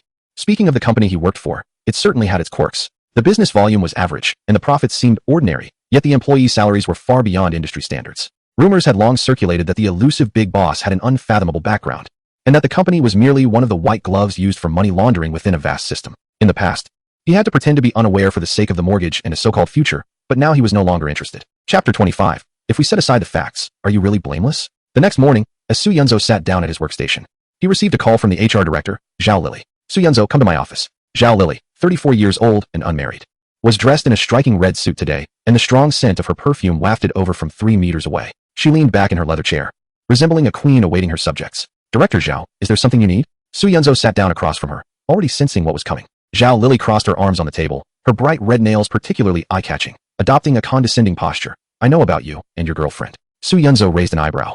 The news traveled fast. He recalled that Zhao Lily was a relative of Su Qianran, a classmate of his, and it seemed that last night's drama had reached her ears. This is my private matter. No need for Director Zhao to concern herself. Private matter? Zhao Lily scoffed. Our company culture despises behaviors like yours, where you start something and then abandon it. That girl gave you 5 years of her best youth, and you think you can just end it on a whim? What if she does something extreme or causes a scene at the company? Have you considered the impact on the company's reputation? Su Yunzo felt absurdly amused by her twisted reasoning. Director Zhao, are you declaring it's my fault without knowing the facts? Facts. Setting aside the facts, do you bear no responsibility at all? Zhao Lily leaned forward, her gaze aggressive. You work late into the night, neglecting your girlfriend, ignoring her emotional needs. Isn't that your problem? Projects come one after another. Do you really think the company can't function without you? Su Yunzo looked at her face, slightly twisted with agitation, and found it utterly ridiculous. I work overtime to complete my tasks and create value for the company. Now this has become my original sin? Working late isn't an excuse for neglecting my partner's feelings. Zhao Lily became increasingly agitated as she spoke, asserting that a truly responsible man with empathy, no matter how busy he is with work, can still provide emotional support to his partner. That child, Ran, is so innocent. She just wants you to spend more time with her. What is wrong with that? If you can't even do this, what kind of man are you? Su Yunzhou looked at her sharply made-up face, which couldn't hide its bitterness, and suddenly found everything quite ridiculous. Director Zhao, I actually came here today to resign. Zhao Lily was taken aback at first. Xiao Su, don't be agitated. I am communicating with you as a woman and an elder. I'm not criticizing you. I'm helping you. The company values corporate culture and positive energy. Your behavior is seriously inconsistent with our values of responsibility and friendship. What would other colleagues, especially the female ones, think if they knew about this? Seeing her self-righteous expression, Su Yunzhou felt his last bit of patience evaporate. He slowly stood up, too weary to waste more words on this foolishness. Director Zhao, there's no need to waste your breath. He pulled out a folded A4 paper from his pocket and gently placed it on the polished desk. This is my resignation letter. Please expedite the process for my departure and transfer my final salary directly to my account. Zhao Lily clearly didn't expect him to be so decisive. She was stunned for a moment before a sharp, mocking tone escaped her lips. Resign? Su Yunzhou, who do you think you're scaring? Without our company, what are you? With your mediocre qualifications? Do you really think you can find a job with a monthly salary of 30,000 in this job market? Stop daydreaming. She crossed her legs again, regaining her arrogant posture, and said condescendingly, I'm giving you one last chance. Go apologize to Su Qianran, and I might consider letting you stay for a while. Otherwise, once I spread your disgraceful deeds in the industry, I'd like to see which company would dare to hire someone like you. Su Yunzhou didn't even spare her a glance and turned to leave. Stop! Zhao Lily shouted in frustration behind him. Su Yunzhou, if you dare to step out of this door today, do you believe I can make it impossible for you to find a place in the entire IT circle of Binzhou? Su Yunzhou shrugged and walked out of the office without looking back. The numbers quietly resting in his cryptocurrency account gave him the confidence to say no to foolishness at any time. Watching Su Yunzhou's indifferent figure disappear, Zhao Lily stood frozen, her face burning with anger. She suppressed her rage, pulled out her phone, and quickly dialed Su Qianran's number. Hello, Ran. I talked to that Su Yunzhou you mentioned today, but after just a few words, he actually said he wants to resign. Didn't you say he has millions in loans and wouldn't he dare to lose his job? What is going on? On the other end of the line, Su Qianran seemed equally stunned. After a few seconds of silence, she analyzed with a hint of arrogance. Sister Lily, don't be fooled by him. He must be doing this deliberately to put on a show for you, trying to pressure me into apologizing first. How could he possibly resign? Without this job, how would he pay off his loans? Hearing Su Qianran's words, Zhao Lily scoffed and her tone returned to its previous sharpness. I knew it. Trying to play this game with me? This man is so immature. Qianran, listen to your sister. You must not show any mercy this time. He must realize the reality. If he doesn't kneel down and beg you, you absolutely cannot forgive him. I know, Lily Jia. This time I must teach him a profound lesson. Su Qianran asserted confidently on the other end of the phone. Just then, another phone on Zhao Lily's desk rang sharply, and the screen prominently displayed the name of the general manager, Li Yuan. Her heart skipped a beat, and a bad premonition washed over her. She quickly said to Su Qianran, I have something to attend to. I'll hang up for now, and picked up Li Yuan's call. Before she could speak, Li Yuan's anxious voice, tinged with a hint of panic, exploded in her ear. Zhao Lily, the OA system shows that Su Yunzhou submitted a resignation application? What on earth is going on? What did you do to him? Zhao Lily was startled by Li Yuan's tone and thought to herself, is it really that serious? But she pretended to be relaxed and replied, Li Yuan, yes, he just came to resign on his own. If he wants to leave, let him go. There are plenty of unemployed programmers in the market. We can just hire another one, and maybe we can even lower the salary. That's nonsense. Li Yuan's voice suddenly escalated, nearly shouting, the panic in his tone no longer concealed. I'm telling you, Zhao Lily, use any means necessary. At all costs, keep him here. Otherwise, you'll be out too. No, I'll be out. The whole company will be finished. Zhao Lily was completely stunned, her hand gripping the phone trembling slightly, her face turning pale instantly. What does this mean? Is the company being run for Su Yunzhou? Or is the layoffs affecting something critical? Su Yunzhou is just an ordinary programmer with some skills. What right does he have? Meanwhile, in the open office area, Su Yunzhou finished his work handover and calmly packed his personal belongings at his workstation. A few colleagues, with whom he usually had a good relationship, gathered around him, their faces filled with concern and confusion. Yunzhou, what is going on? Did that which Zhao give you trouble again? I heard you're resigning. Is it because of yesterday's leave request? However, from a corner, a few discordant voices were heard, filled with schadenfreude and dark speculation. Humph, offended Supervisor Zhao. Can there be a good outcome? He must have been persuaded to leave by HR, right? Deserved it. Who told him to always act so arrogant and ignore others? Just as everyone was discussing, Zhao Lily rushed over in her high heels, forcing a smile that looked worse than crying. Oh, little Su. Why are you taking it so seriously? Her voice was overly sweet. I was just joking with you, testing your resilience. You're too sensitive. Come on. Put your things down. We can discuss anything. This sudden change of demeanor left the entire office area in stunned silence, with all colleagues gaping in disbelief, questioning whether they were imagining things. Su Yunzhou continued his actions without raising his head, speaking in a detached tone. No, Director Zhao, I'm not one for jokes. Besides, someone like me staying here would probably tarnish the company's strong values of responsibility and friendship. He paused and added, actually, even without today's incident, I was planning to resign. This statement hit like a stone thrown into water, creating ripples of shock. Could it be true? Was he really going to resign voluntarily? Had he found a better opportunity? Was it with a major tech company? At this moment, a programmer in his 30s, who was already showing signs of thinning hair, stepped forward with a mediator's demeanor. Su Yunju, come on, Director Zhao is giving you an out. It's best to take it and not make things awkward for everyone. A female colleague from the planning department, who often tried to curry favor with Zhao Lily, chimed in sarcastically. Exactly, Su Yunju, when has Director Zhao ever been so generous? Don't push your luck. Su Yunju shot them a cold glance, just as a more unexpected figure appeared. General Manager Li Yuan came rushing over, breathless. He pressed down on the box Su Yunju was about to lift, his face wearing an unusually flattering smile, his tone almost submissive. Su Gu, what is going on? We've fought side by side for so many years. Is there any misunderstanding we can't sit down and discuss? Is it really worth causing such a scene over something trivial? This scene left all the onlookers in shock, their jaws nearly dropping to the floor. The general manager actually referred to Su Yunju as Su Gu, calling him a brother? Su Yunju finally looked up, his gaze calmly passing over the pale-faced Zhao Lily and landing on Li Yuan, his tone still flat. Managerly, it's not a misunderstanding. The main issue is your company's corporate culture, especially the values promoted by the HR department. I really can't aspire to that. Li Yuan instantly understood, almost reflexively turning around, pointing at Zhao Lily with a stern tone. Zhao Lily, you're fired. Immediately, go to the finance department to settle your salary. Then pack your things and leave. The previously bold Wang Pengzi and Han Muxue had turned as white as a sheet, frozen in place. After Li Yuan finished his outburst, he immediately switched to a bright smile, almost swearing to Su Yunju.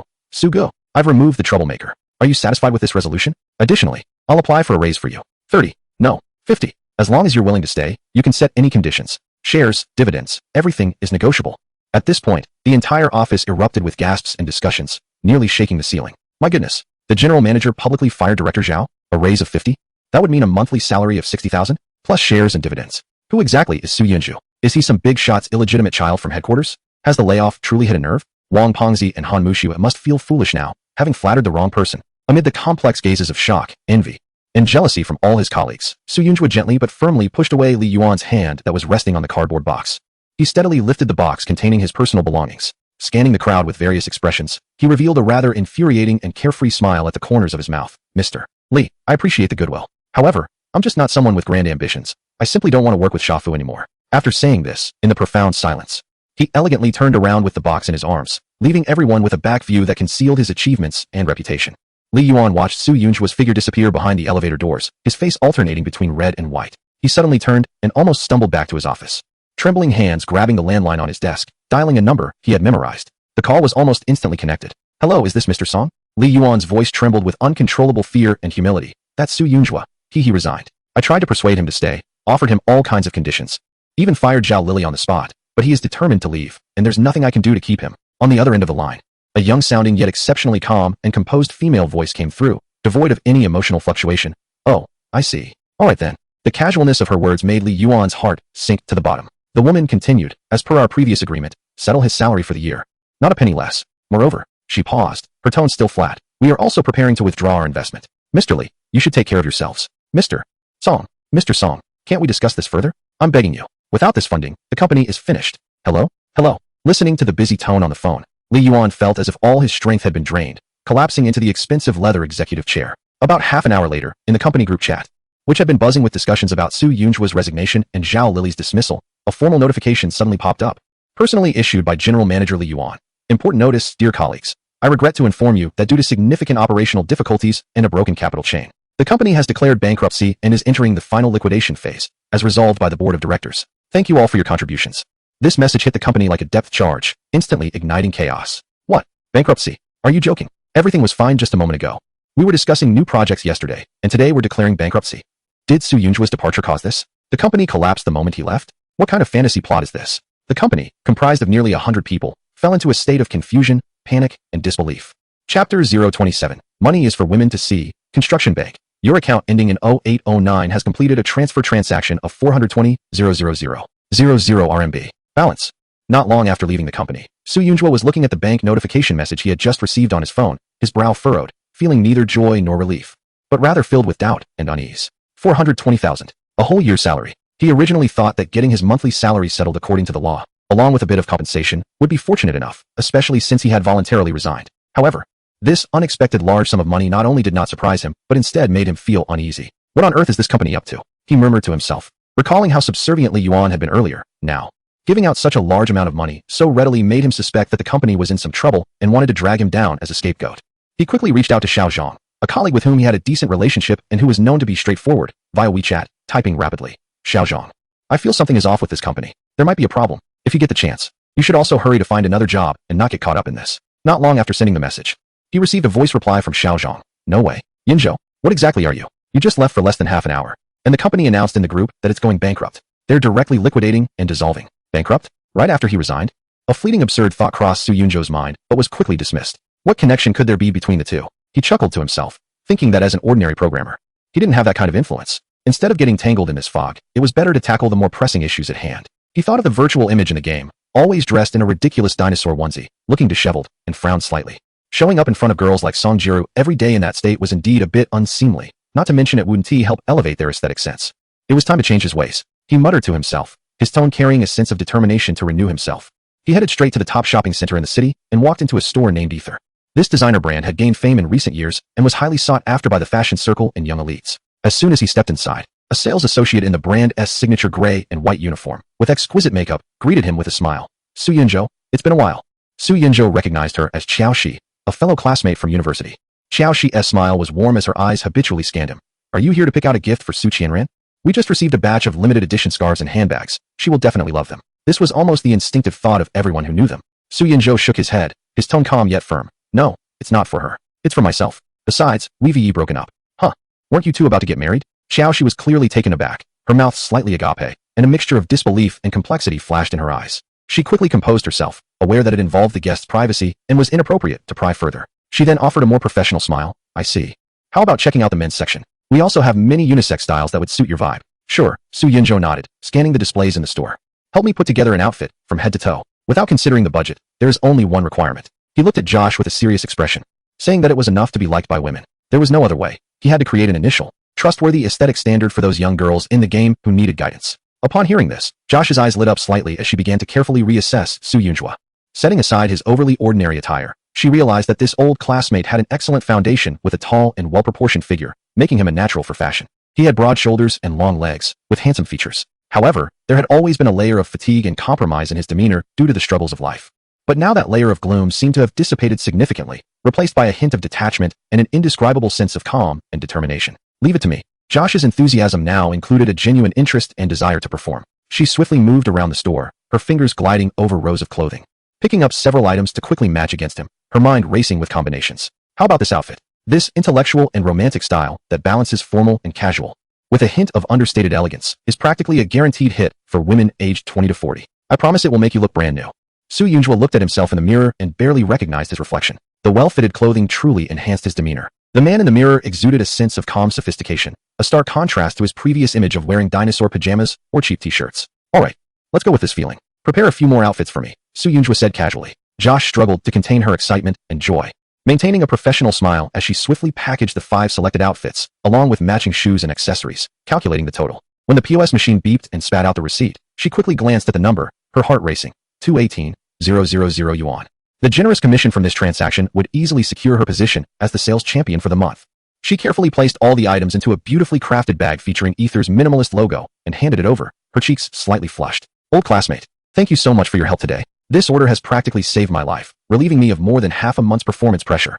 She took a half step forward, looking up at him with just the right amount of shyness and anticipation. Since you've helped me so much, how about I treat you to dinner tonight? I know a great Japanese restaurant nearby, and it's hard to get a reservation. I happen to be a VIP. During university, she always thought Su Yunzhou was quite impressive, but at that time, he only had eyes for Su Qianran. Now, it seemed that after their breakup, he had become even more charming. That confidence and composure radiating from within were more attractive than any fine clothing. Su Yunzhou took the heavy shopping bag, but his expression remained calm. Thanks, but maybe another time. I have something else to do tonight.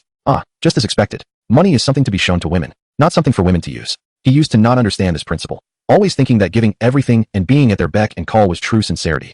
It wasn't until reality gave him a harsh slap that he understood. When you reveal your cards without reservation, what you often receive in return is not appreciation, but rather a sense of entitlement and eventual disdain. Now, he would not make the same mistake again. A hint of obvious disappointment flashed in Josh's eyes, but he quickly masked it with a smile. All right, we'll talk next time. Let's keep in touch, and I'll message you first when there's new merchandise. Josh watched his retreating figure, took out his phone, and opened the private chat window with Su Qianran. Qianran, Su Yunzhou just came to Ether. The reply came swiftly. Scoffing emoji, he finally couldn't hold back. Is he trying to secretly buy me a gift as an apology? I knew he couldn't live without me. Keep an eye on what he buys for me, but this time I won't forgive him easily. The text was filled with certainty and a sense of superiority. Josh looked at the screen, a knowing smile forming at the corners of his mouth. He didn't reply or reveal the truth. Just then, Su Yinzhou returned. Josh, help me pick a gift for a girl. Chapter 28. Is he here for an interview? Just then, Su Yinzhou, who had already reached the atrium of the mall, received a call from an unfamiliar number. Who is this? A uniquely cool female voice came through the receiver. My surname is Song. She got straight to the point without any pleasantries. I heard you left Hengchuan Technology today. She accurately named his former company. Are you interested in changing your environment and developing with me? Su Yinzhou frowned slightly. Thank you for your kindness, Miss Song. But I don't plan to look for a job for now. I want to take a break first. Heh. A light laugh came from the other end of the line. Filled with an air of superiority, you received a severance of 420,000 and are just planning to lie flat and enjoy life? She paused, deliberately slowing her tone. It seems your ambition and vision stop here. Su Yinzhou's brows furrowed. This matter had only occurred 1 or 2 hours ago, and besides Li Yuan, the finance department, and himself, hardly anyone knew the exact amount. How could this mysterious woman know such precise details? Who in the company was the mole? Don't be surprised. The other party seemed to possess mind-reading abilities, and as he was taken aback, she calmly revealed the answer. Your previous company, Hengchuan Technology, I am its largest investor. That 420,000 was personally approved by me to be transferred to you. Her tone was as flat as if she were stating an unrelated trivial matter. And as for the company's sudden closure, it was also my order to withdraw funds immediately, resulting in this situation. All the clues connected at that moment. Li Yuan's unusually humble plea, the company's sudden collapse, and this compensation that far exceeded expectations all pointed to the same source. Why was she paying such attention to him? Su Yinzhou took a deep breath, a strong curiosity completely ignited. May I ask, Miss Song, which company do you manage? Qingxing Media. Su Yinzhou was even more shocked. Isn't this the company that Su Qianran works for? Two companies that seem unrelated actually have the same boss behind the scenes? The world is really small. He suddenly remembered the favor Zhang Xiaoyu had done for him yesterday, and felt it was time to repay it. So he turned back to the store. Xiaoxi, can you help me with one more thing? Pick a gift suitable for a girl. It should express gratitude but not be too extravagant. Xiaoxi suppressed her myriad of questions, and her professionalism made her act quickly. She carefully selected a limited edition starry blue velvet clutch, handing the bag to Su Yinzhou. Her tone was tinged with a hint of cautious probing and a trace of unrecognized resentment. This is our limited edition for this season, and there aren't many in Binzhou. It's really beautiful. Is it for Qianran? Su Yinzhou took the bag and smiled faintly. No. After paying and leaving decisively, Xiaoxi looked down at her phone screen and saw Su Qianran's earlier message filled with superiority, with a mindset of enjoying the drama. She replied, he did buy a gift, the most popular and hardest to find starry blue limited clutch of this season. It's incredibly beautiful. But he clearly said it's not for you, Qianran. What exactly happened between you two? Behind the bright and polished reception of Qingxing Media, Su Qianran was sulking at her phone screen. Xiaoxi's message, laden with obvious provocation, pierced her heart like a thorn. The words not for you kept flashing before her eyes, making her chest feel tight. She had longed for the starry blue limited clutch after seeing it in a magazine and had hinted at it to Su Yinzhou several times.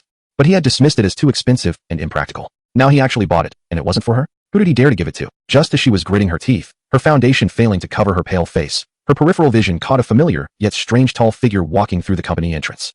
It was Su Yinzhou. Su Qianran's heart skipped a beat. He had changed out of his usual casual attire and was now wearing a high-quality light gray suit, accentuating his broad shoulders and narrow waist, his figure tall and elegant. His hair seemed to have been carefully styled, exuding an unprecedented calmness and elite aura. Moreover, he was holding the signature exquisite shopping bag from Ether, perfectly sized to fit the clutch Xiaoxi mentioned. In an instant, all her gloom and anger were swept away by an uncontrollable joy.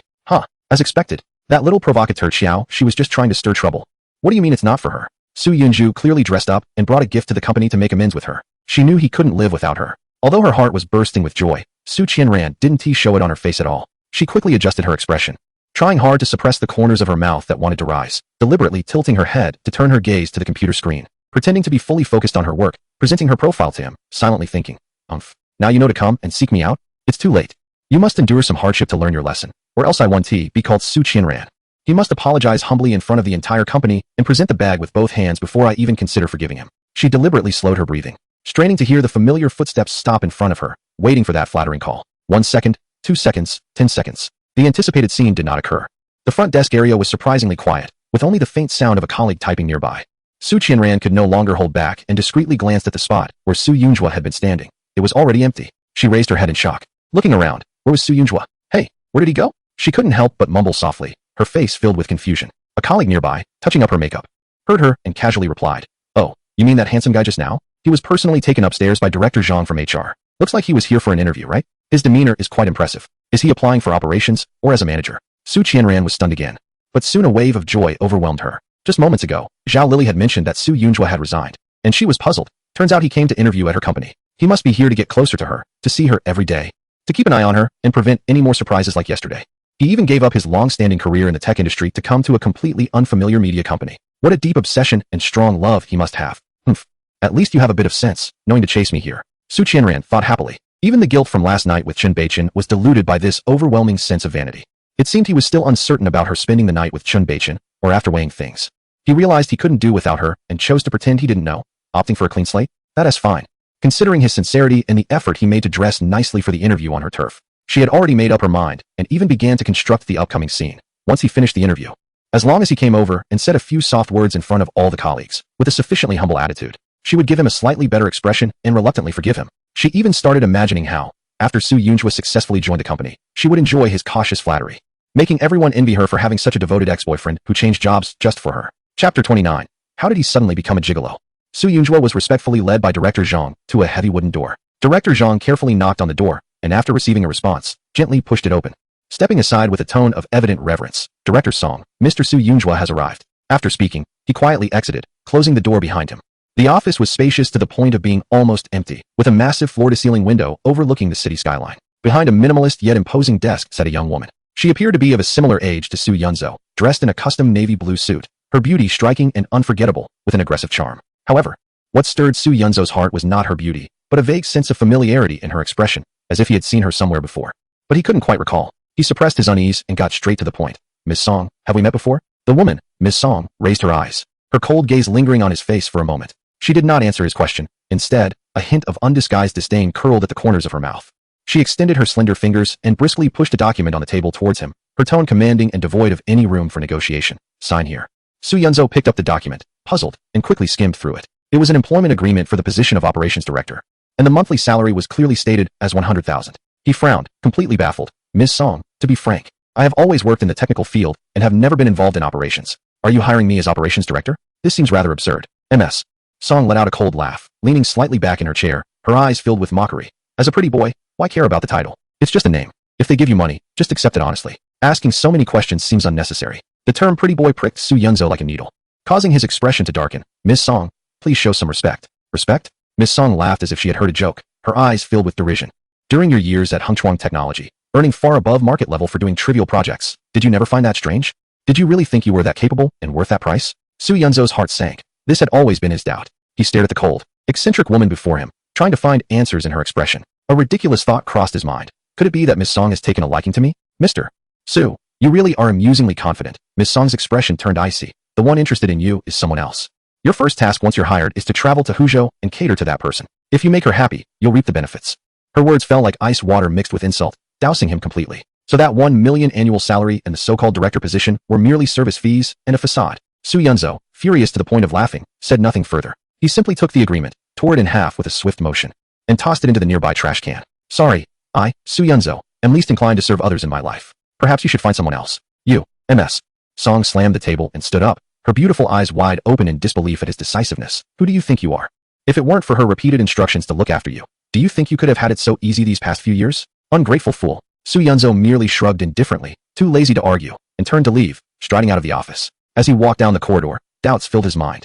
Who was the person that Song Dong mentioned, who was looking out for him? At that moment, he suddenly remembered who this mysterious Song Dong was. Her name is Song Jingxuan. She is Lin Ruoxuan's cousin. This young and strong-willed Song Dong, with her cold and sharp demeanor, he has seen her in the game. She was always following Lin Ruoxuan, looking at her cousin with admiration. However, she was still young back then, with a tender face, which made her look completely different from the powerful businesswoman in front of him now, causing him not to recognize her immediately. Su Yunz's footsteps came to a sudden halt, and he felt an impulse to turn around and knock on that door. The truth seemed within reach. However, just as his fingers were about to touch the doorknob, reason took over. Assuming the person she mentioned was indeed Lin Ruoxuan, and if he really had, under some incomprehensible force, appeared in Lin Ruoxuan's life trajectory before, guiding her in the role of a tyrant system, then why would she treat him with such condescension, as if she were looking down on him with pity and disdain? That feeling did not resemble that of someone addressing a former guide, but more like dealing with a leftover item from the past that needed to be properly handled. 13 years is a long time, and people do change. Su Yunzhu silently told himself, suppressing the inexplicable bitterness within. And if he really saw Lin Ruoxuan, then what? Would he directly say to her, "Hey, I'm the system dad who used to bother you every day"? She might believe it, but she would definitely ask, why did you have that ability back then? Do you still have the power to peer into the future and manipulate fate? How would he explain that? Would he have to expose the existence of the goddess cultivation game? This secret is his greatest reliance and an unexplainable anomaly, and it absolutely cannot be revealed to anyone, not even to Lin Ruoxuan. Thinking of this, Su Yunzhu took a deep breath, pushing that impulse back down. He couldn't rush it. The priority now is not to recklessly acknowledge each other, but to find a way to understand what kind of person Lin Ruoxuan has become now. What kind of attitude and purpose does she have towards him? Saturday is Song Jiru's concert, and he has a feeling that he will be able to figure out many things by then. He went downstairs to the front desk area. Su Qianran, who had been waiting for a long time and had imagined a grand drama, straightened her back the moment she saw him come out. She adopted the most arrogant posture, speaking in a tone that carried a sense of condescension. Su Yunzu, weren't you quite impressive yesterday? Selling houses and blacklisting people. Now you realize your mistakes and are willing to lower yourself to come to my company to apologize? I tell you, if I had known today, her words were abruptly cut off. She realized that Su Yunzu had not paused for a moment, nor had he even glanced at her. As he walked straight towards the open office area. Hey, I'm talking to you. Su Yunzu, are you deaf? Su Qianran's voice rose in anger, her face burning with embarrassment, feeling like a clown desperately performing for an audience that wasn't he watching. Su Yunjua ignored her provocations. His focus clear on the colleague who had kindly revealed the truth to him yesterday, Zhang Xiaoyu. He approached Zhang Xiaoyu's workstation, wearing a sincere expression of gratitude, and gently placed a delicate gift bag with an ether logo and a starry blue handbag on her desk. Xiaoyu, I really appreciate what you did yesterday. If it weren't for you waking me up, I might still be stuck in the mud. This is just a small token of my gratitude. I hope you like it, and please do accept it. Zhang Xiaoyu was startled by the obviously expensive bag and quickly waved her hands, lowering her voice. Su Gu, you're too kind. I just couldn't stand by and said a few words. You really don't need to do this. Just a little thank you. No need to refuse. Su Yunjua said gently but firmly, nodding at her, and without saying more, he turned and left, his movements decisive and brisk. His action immediately stirred a small commotion in the office area. Wow, Xiaoyu, who is this handsome guy? Such great aura. Is he your boyfriend? You've kept it pretty secret. Look at that bag. An ether one. It can't be that limited edition starry blue version that has been all over social media, right?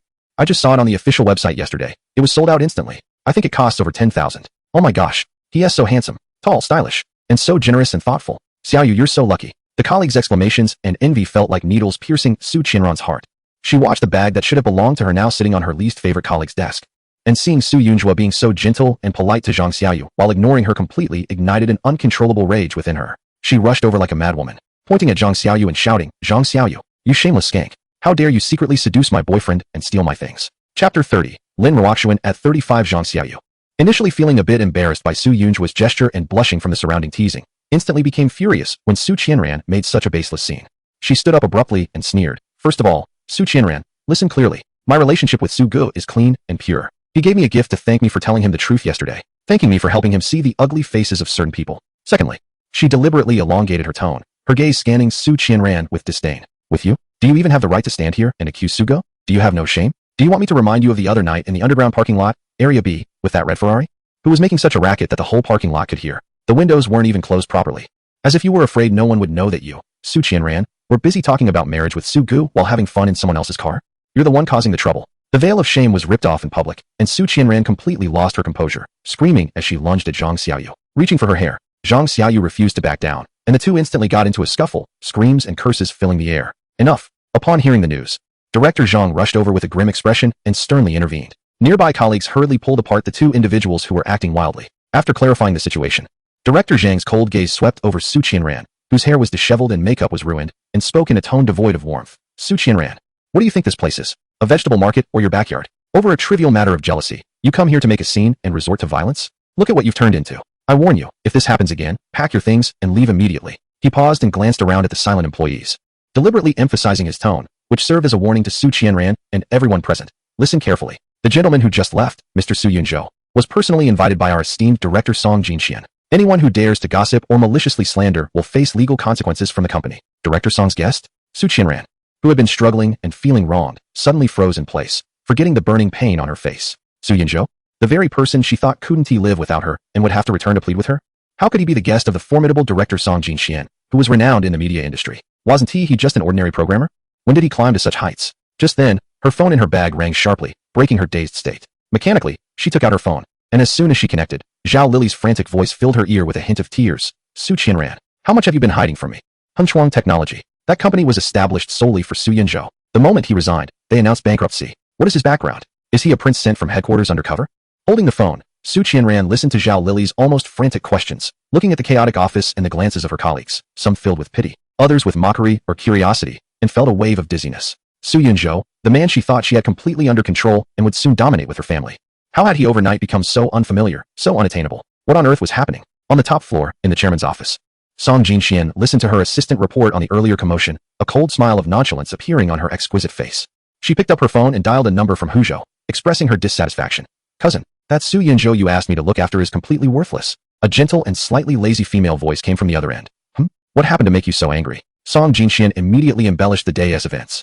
focusing on how Su Yunzhou, despite still being entangled with his ex-girlfriend Su Qianran, had the audacity to openly present an expensive gift to another female colleague in her company. Her tone was filled with disdain as she concluded, "Cousin, I really don't understand how you could ever be interested in such a man. Apart from his looks, what else is there to admire? It's simply a lost cause." The woman on the other end of the phone, after listening, did not react with anger as Song Jinxian had expected. Instead, she just chuckled softly. "Jinxian, you think too much. I have no romantic thoughts about him. I just thought he resembled an old acquaintance I lost contact with many years ago, so I casually asked you to take care of him as a keepsake." Her tone carried little emotion. "Since he is so pathetic, you don't need to worry about him anymore. Just pretend this never happened." At that moment, in a hidden old house deep within a sycamore grove in Huzhou, Lin Ruoxuan put down her encrypted phone. At 35, she wore a soft cashmere loungewear set, her figure still maintaining a youthful elegance, a result of years of strict self-discipline and top-notch care. Time had treated her well. She showed almost no signs of aging, except for her eyes, which once reflected the dazzling lights of a financial hub and now held an unfathomable fatigue and a sense of indifference after witnessing countless events.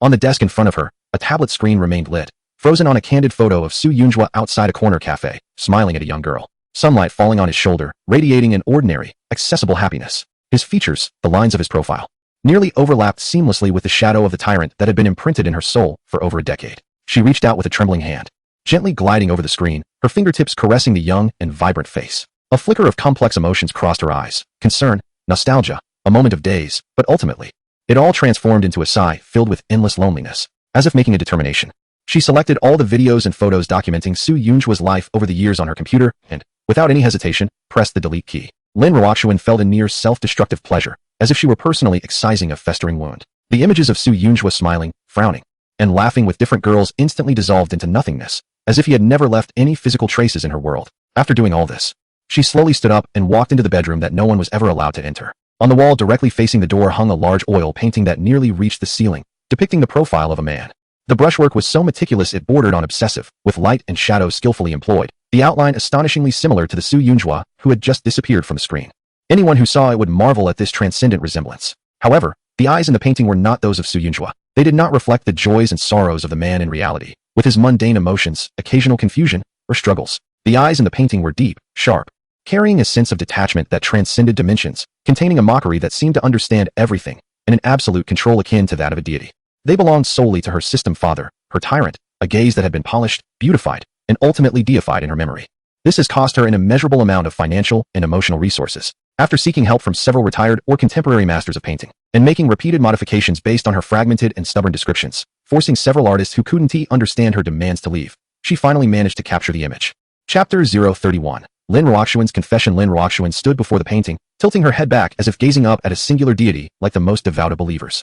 She extended her slightly trembling hand, gently caressing the canvas's surface, as if touching a warm and real embrace. She murmured to herself, her voice barely above a whisper, filled with endless loss. The tyrant from years ago, that little boy who couldn't walk away from the sugar paintings on Jinli Ancient Street, has indeed grown up to look just like you. Her fingertips lingered on the painting's subject's brows and eyes, where there were outlines, but ultimately no way to replicate that unique spark of soul. But, it's truly not you.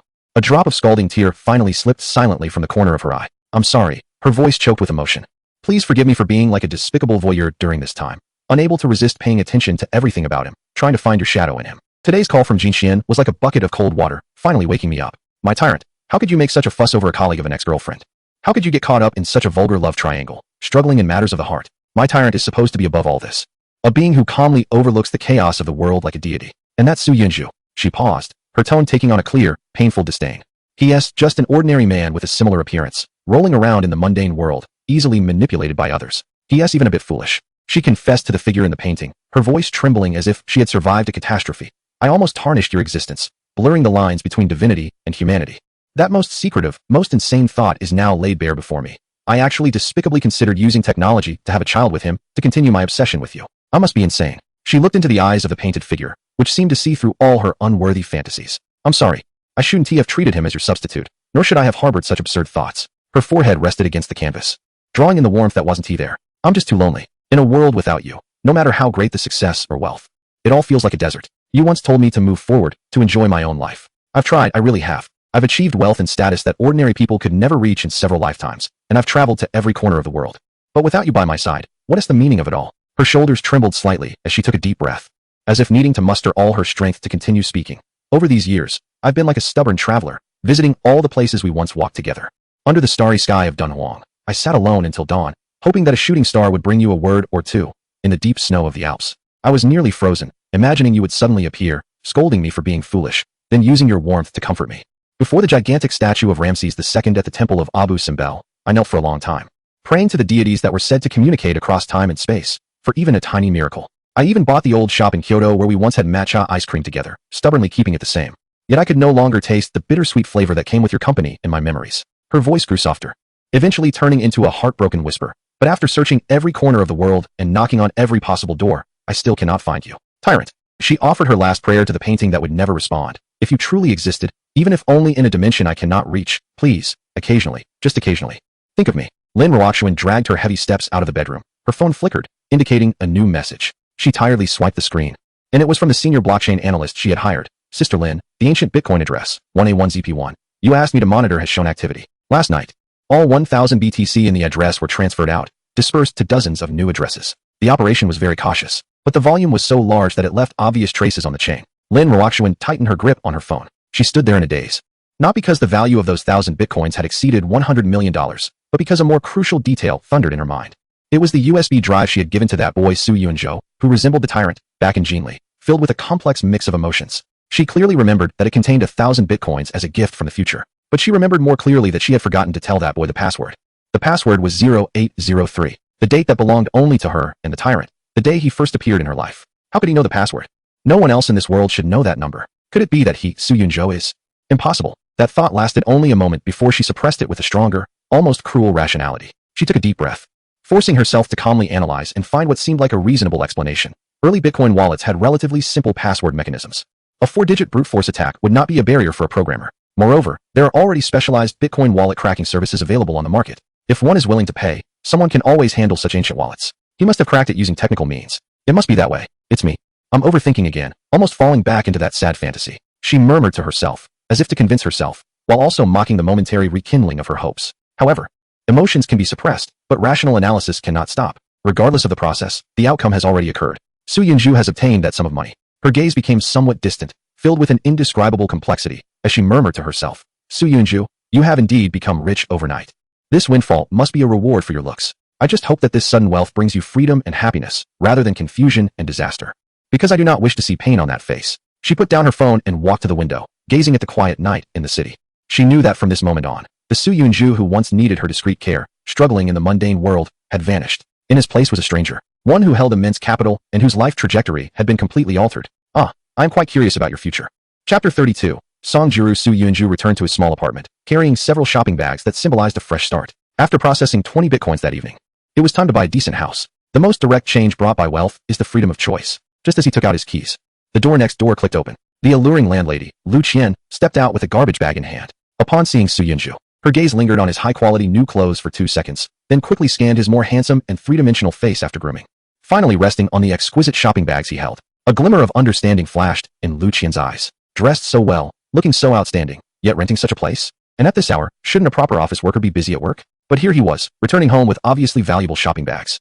A teasing smile curled at the corner of her mouth as she elongated her tone. Oh, handsome, you're back? Looking so sharp. Which place are you working at? Tell me.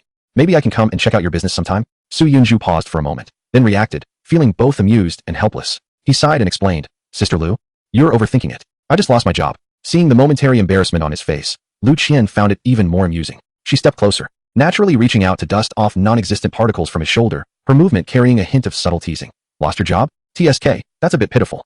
Want me to introduce you to a job? With your qualifications, you'd definitely be in demand. Su Yuanzhou instinctively took a half step back, creating some distance. Thank you, Sister Lu, but I think I'll pass. All right, let me know whenever you change your mind, Lu Qian said without pressing further, shaking her phone in her hand. Before leaving, she added with a meaningful glance, don't worry, it's a legitimate job, selling houses. After saying this, she turned her waist and walked away with charm.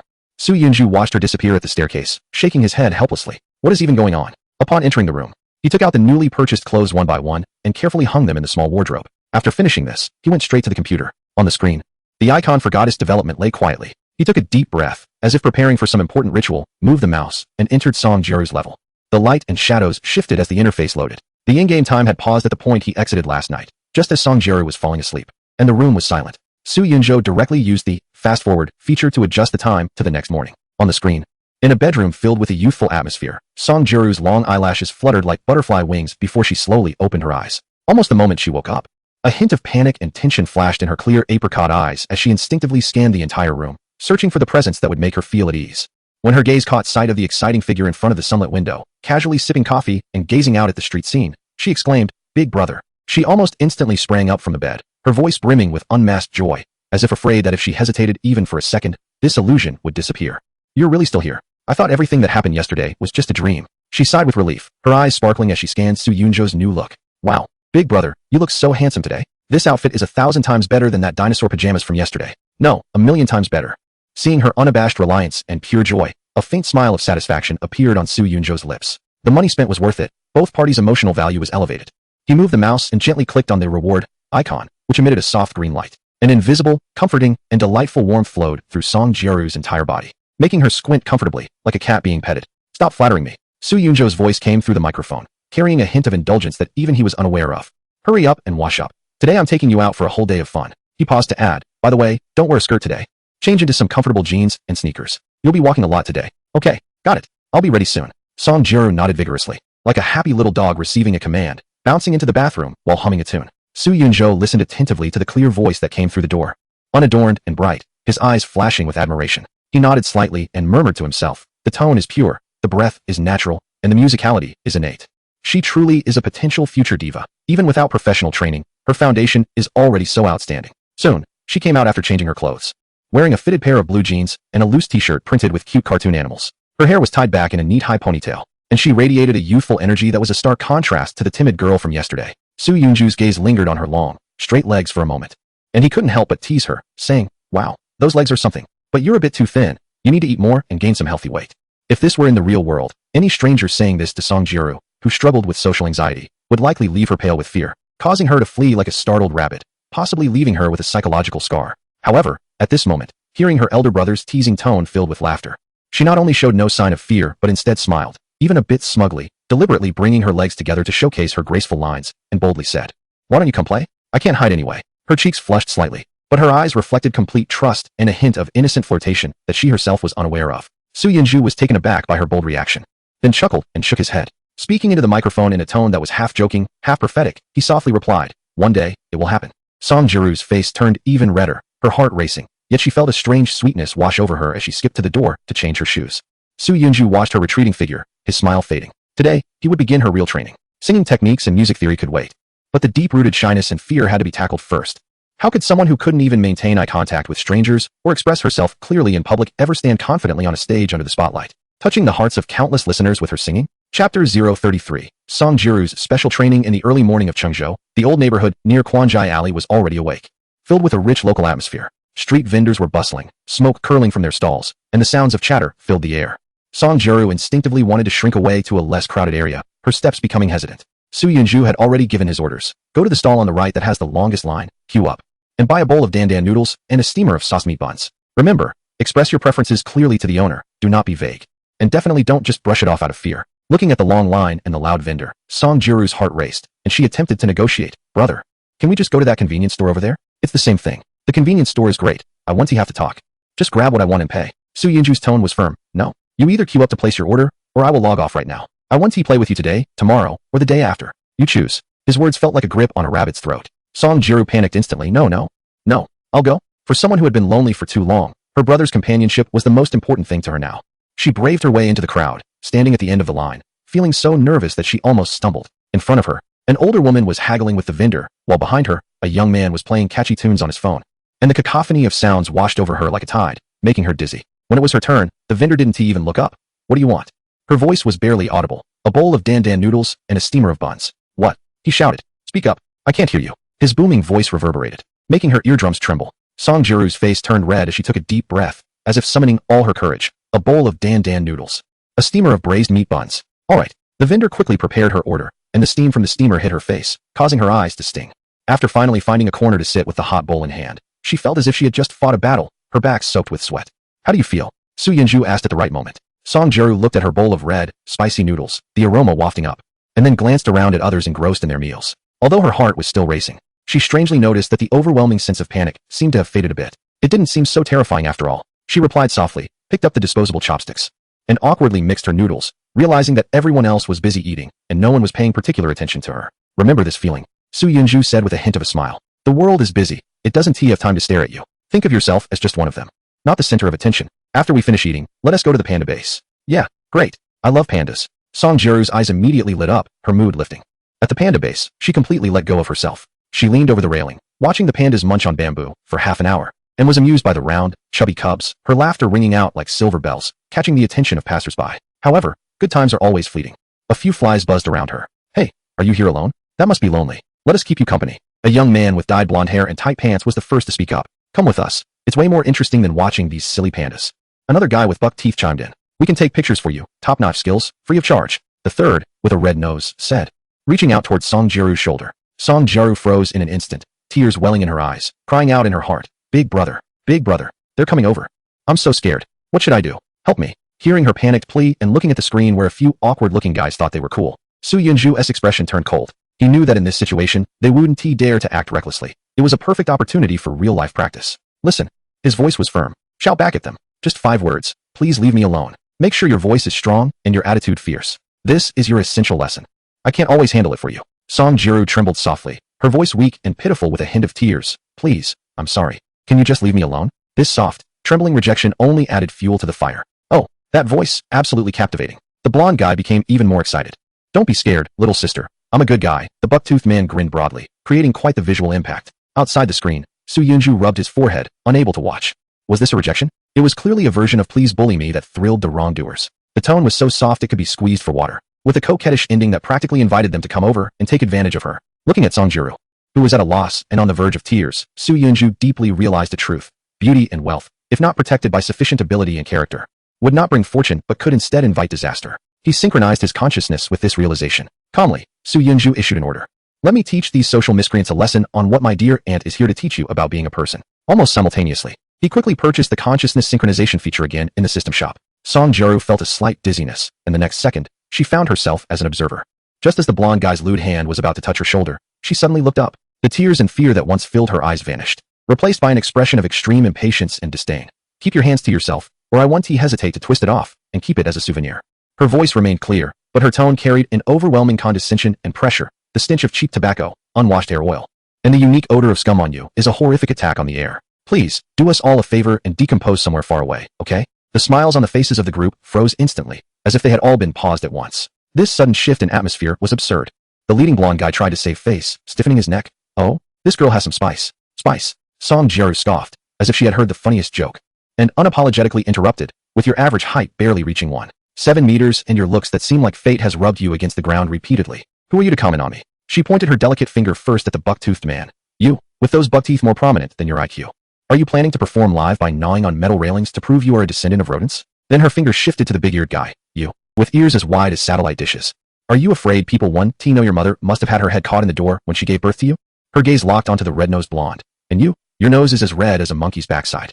Are you worried that others notice your liver and kidney functions are failing and that you last much longer? Finally, she glanced at the bespectacled guy hiding at the back, pretending to be cultured. Oh, you four-eyed frog, your glasses can't hide the pus flowing in your eyes. With your face, do you think you can play at stalking and photographing? I suggest you directly register at a mental hospital instead of harming society here. She spoke at lightning speed, like a Gatling gun firing. Could you all please group up and find a mirror, or just take a leak and look at yourselves? Wake up that fuzzy self-awareness of yours. It's not your fault that you look so unappealing and affect the city's image.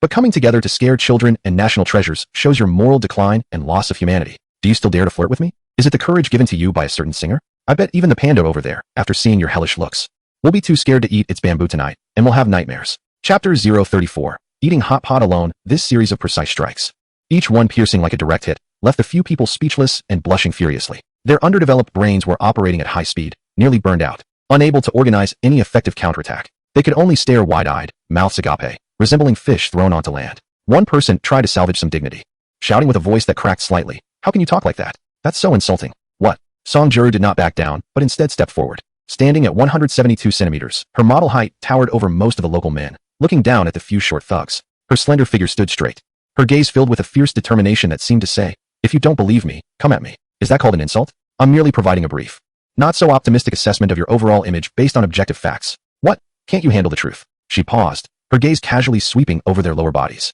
Her tone as relaxed, as if discussing what to have for dinner. Want to make a move? Sure, it's been a while since I exercised, and my hands are itching. But a friendly reminder, I've practiced self-defense, specializing in low blows. One precise kick.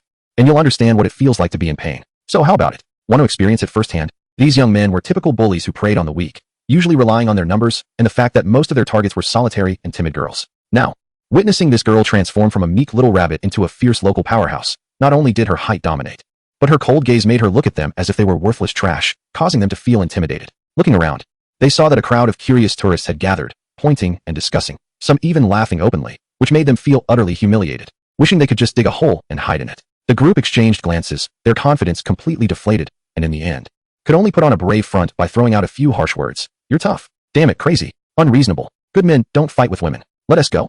Such a fierce woman will definitely never get married. As soon as that last sour curse left his lips, Song Juru immediately scoffed. You don't need to worry about that. My future boyfriend has to be a decent person, not someone like you who doesn't even understand basic manners. After all, there is a difference between humans and animals. The group of young men instantly resembled scalded dogs, dirted and disheveled, pushing each other as they scrambled away in a panic to escape the crowd. The awkward silhouette drew laughter from the onlookers, with someone shouting at their backs, "Run faster. Don't keep the young lady waiting to see the pandas." As the awareness synchronization was lifted, control returned. Song Juru felt her body sway slightly as she regained control. Her heart was still racing, but the overwhelming fear that had nearly drowned her was replaced by a sense of immense wonder, unprecedented excitement, and a refreshing feeling of vindication. The crowd around her did not disperse. Instead, several tourists gave her a thumbs up, smiling approvingly as they exclaimed, "Well said, young lady. You can't give a good face to such shameless harassment. That was brilliant. So satisfying. I loved watching that." They need to know who was boss. A mother with a little girl even used Song Juru as a positive example for teaching her daughter. For the first time, Song Juru felt the support and praise of strangers. This exhilarating feeling of overcoming evil forces on her own, even though it was under the influence of her older brother, left her dizzy yet thrilled. Big brother, you're amazing. So cool. She blushed with excitement, internally cheering without any self-consciousness. Did you see their expressions just now? They looked like they swallowed 10 flies at once and choked on them. Ha, that felt so good. I think I'm starting to like this feeling. Su Yunzhou's voice, clearly amused, echoed in her mind. Just basic operations. Remember that feeling from earlier. If anyone dares to provoke you without reason in the future, find their weak spot and hit back just like that. Words are your first line of defense, understand? Got it. Song Juru nodded vigorously, feeling as if a long-blocked corner of her heart, once confined by cowardice and fear, was suddenly illuminated by a strong light. For the first time, she felt that this external world, which had once frightened her to the point of wanting to escape, didn't seem so bad after all. Occasionally, it could even be unexpectedly enjoyable. Su Yunzhou continued to train Song Juru, gradually expanding her comfort zone. At noon, he set her a challenge ranked high on the loneliness scale in Chengzhou, to eat hot pot alone. Big brother, eating hot pot alone is so strange. It will attract a lot of attention. Standing at the entrance of a bustling hot pot restaurant, watching groups of diners chatting and laughing inside, Song Juru felt her steps were as heavy as lead. The stark feeling of being alone made her uncomfortable. If you don't attract attention, I want to let you come, Su Yunzhou said in a calm tone. You need to learn to do your own thing openly, and even enjoy it under the eyes of others, treating their gazes like air. Go in, order a 9-grid spicy pot, and eat from start to finish without skipping anything. What Big Brother says is right. Song Juru encouraged herself, gritting her teeth as she steeled herself to push open the heavy glass door. A server called out in a drawn-out tone, his voice loud enough to catch the attention of nearby tables, where guests instinctively glanced at the beautiful girl who had come in alone. She was led to a small table by the wall, and the server handed her a menu smeared with grease. Surrounding her were the lively sounds of fist-fighting games, boisterous laughter, and the bubbling noise of the hot pot base, mixed with various spicy aromas and the chatter of patrons. She forced herself to calm down, ignoring the gazes, and focused intently on the menu, ordering her dishes in as clear a voice as possible. Alone in this hot pot restaurant, a place meant for reunions and celebrations, she stubbornly and silently battled a pot of red oil for a full hour. As she settled the bill and stepped out into the relatively fresh air, she felt as if she had just completed a personal war, a wave of unprecedented, almost tragic, accomplishment swelling within her. Big brother, I did it all by myself. I finished the entire hot pot. She cheered internally, like a young creature that had just completed a hunt, so excited she could almost run 3 laps around the restaurant. Well, my Jiaoru is the best, Su Yunzhou teased lazily. You actually managed to eat hot pot alone. That's quite an achievement. Song Juru paused, keenly sensing something was off. Big pot, are you mocking me? Not bad, Su Yunzhou chuckled. It seems that while treating social anxiety, your intelligence has improved too. You can even pick up on subtle hints. Song Juru stomped her foot in frustration, yet couldn't help but smile. In the afternoon, I'll take you to a livelier place to see more of the world. Su Yunzhou changed the subject. Oh, and remember to stop by Decathlon on the way. Decathlon? What for? Song Juru blinked, looking puzzled. To buy a pair of nunchaku or a baton, whichever you find easier to handle. Su Yunzhou replied in a tone as casual as if he were talking about buying a lollipop. Nunchaku? Song Juru's eyes widened. Why? I can't even use them. Better safe than sorry, Su Yunzhou said, his voice carrying a hint of mysterious confidence. Sometimes, physical deterrents are more direct than words. Remember, your big brother is a serious martial arts master. I can teach you a few self-defense moves. He wasn't completely boasting. There was indeed a clearly marked Super Martial Arts Master Experience card in the system mall, though it cost a painful 1,000 mall coins for just one use. However, borrowing a weapon to fend off 10 or 8 adult men shouldn't be a problem. Although, in a law-abiding society, especially in a well-regarded city like Qingzhou, the probability of encountering situations that require physical force was akin to winning the lottery. Having something with deterrent power on her could not only provide protection in critical moments, but also help build a solid psychological safety barrier. After all, confidence sometimes comes not just from within, but also from that stick at her waist capable of cracking walnuts. Chapter 035. Arcade Monster Hunting in the Afternoon, following instructions. Song Jiru bought a pair of wooden nunchaku at Decathlon, tucking them deep into her backpack like a secret weapon. Then, she took several deep breaths and walked towards the designated afternoon venue, the bustling arcade. This place was an ultimate bombardment of sound, light, and electric effects. With deafening dynamic music, the sounds of various game machines, and the excited screams of players all mixed together. For Song Jiru, this was undoubtedly the ultimate challenge.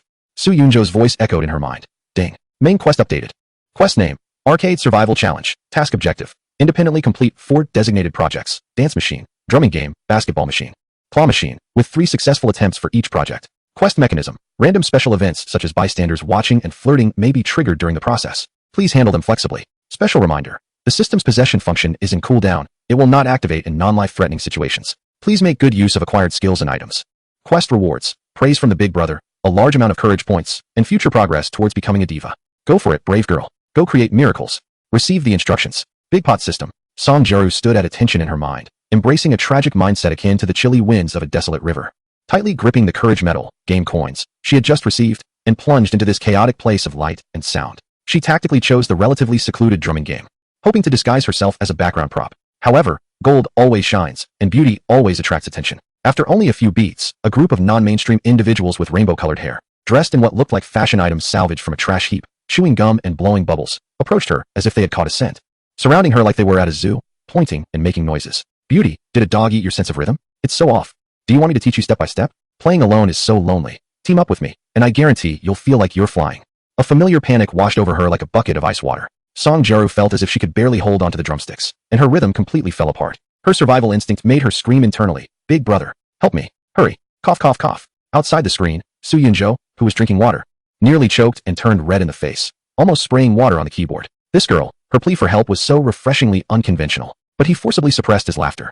Trying to sound cool, system notification, warning. Possession function is in cooldown. Forced activation may lead to system overload. Suggestion: please rely on your own strength to solve the problem. Recall the gameplay video from the Panda-based dungeon and activate the sharp-tongued counterattack skill.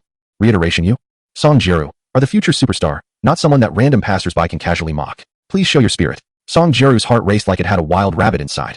She stopped moving, closed her eyes, took a deep breath, and replayed in her mind the cold aura of disdain from when her big brother possessed her. As if everyone present was garbage. She lifted her head, trying hard to make her gaze appear less timid.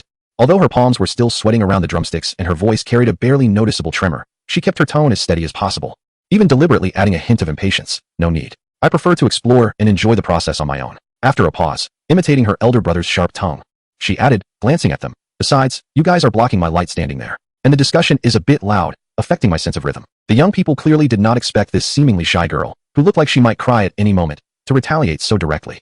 And her words even carried a sting. Their smiles froze for a moment as they exchanged glances, unsure of how to respond. After Song Jiru finished speaking, she no longer looked at them and refocused her attention on the screen, picking up the drumsticks and starting to play with concentration. Although her rhythm was still not perfect, her silhouette exuded a sense of determination and aloofness that kept others at bay. Sensing the lack of interest and feeling a bit embarrassed, the group mumbled a few phrases like "what's with the act? So boring," and awkwardly walked away. Just as they turned around, she silently screamed in her heart, "Yes."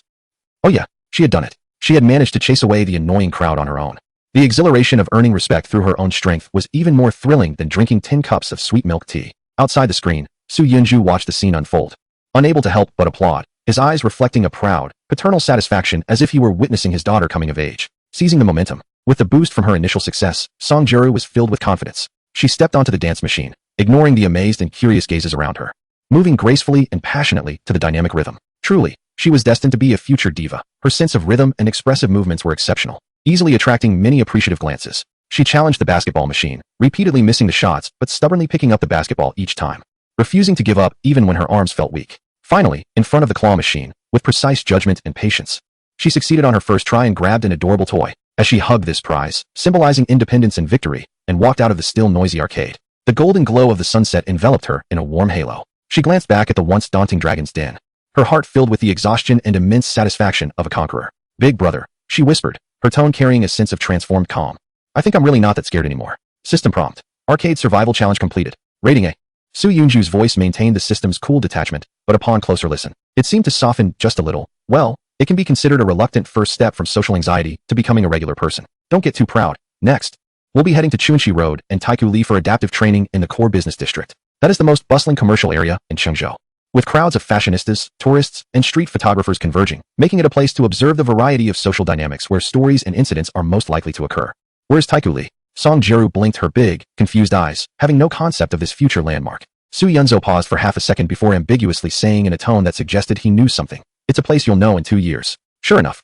As Su Yunzo expected, after less than 10 minutes of wandering in this design-rich district, Song Jiru seemed to trigger some kind of mechanism that summoned attention. Su Yunzo's system perspective sharply locked onto a few middle-aged men in the right front, carrying professional long-focus lenses, their eyes a mix of scrutiny and greed, openly using their cameras to take targeted shots of Song Jiru. Attention! Right front, 9 o'clock direction, by the flower bed, 3 elite targets, greasy old mages. Su Yunzo's voice instantly switched to battle alarm mode. Your new mission. Engage directly.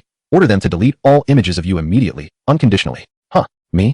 Song Jiru followed the system's guidance and saw those men, older than her father, and a wave of confusion washed over her. They looked intimidating, and she felt reluctant to confront them. Besides, isn't it just a few photos? It's not a big deal, right? Su Yunzo's tone suddenly turned serious. The reason I'm sending you is to hone your negotiation skills and your courage to face all kinds of people. What do you mean, it's just a few photos? Do you have any idea what could happen if your images get out?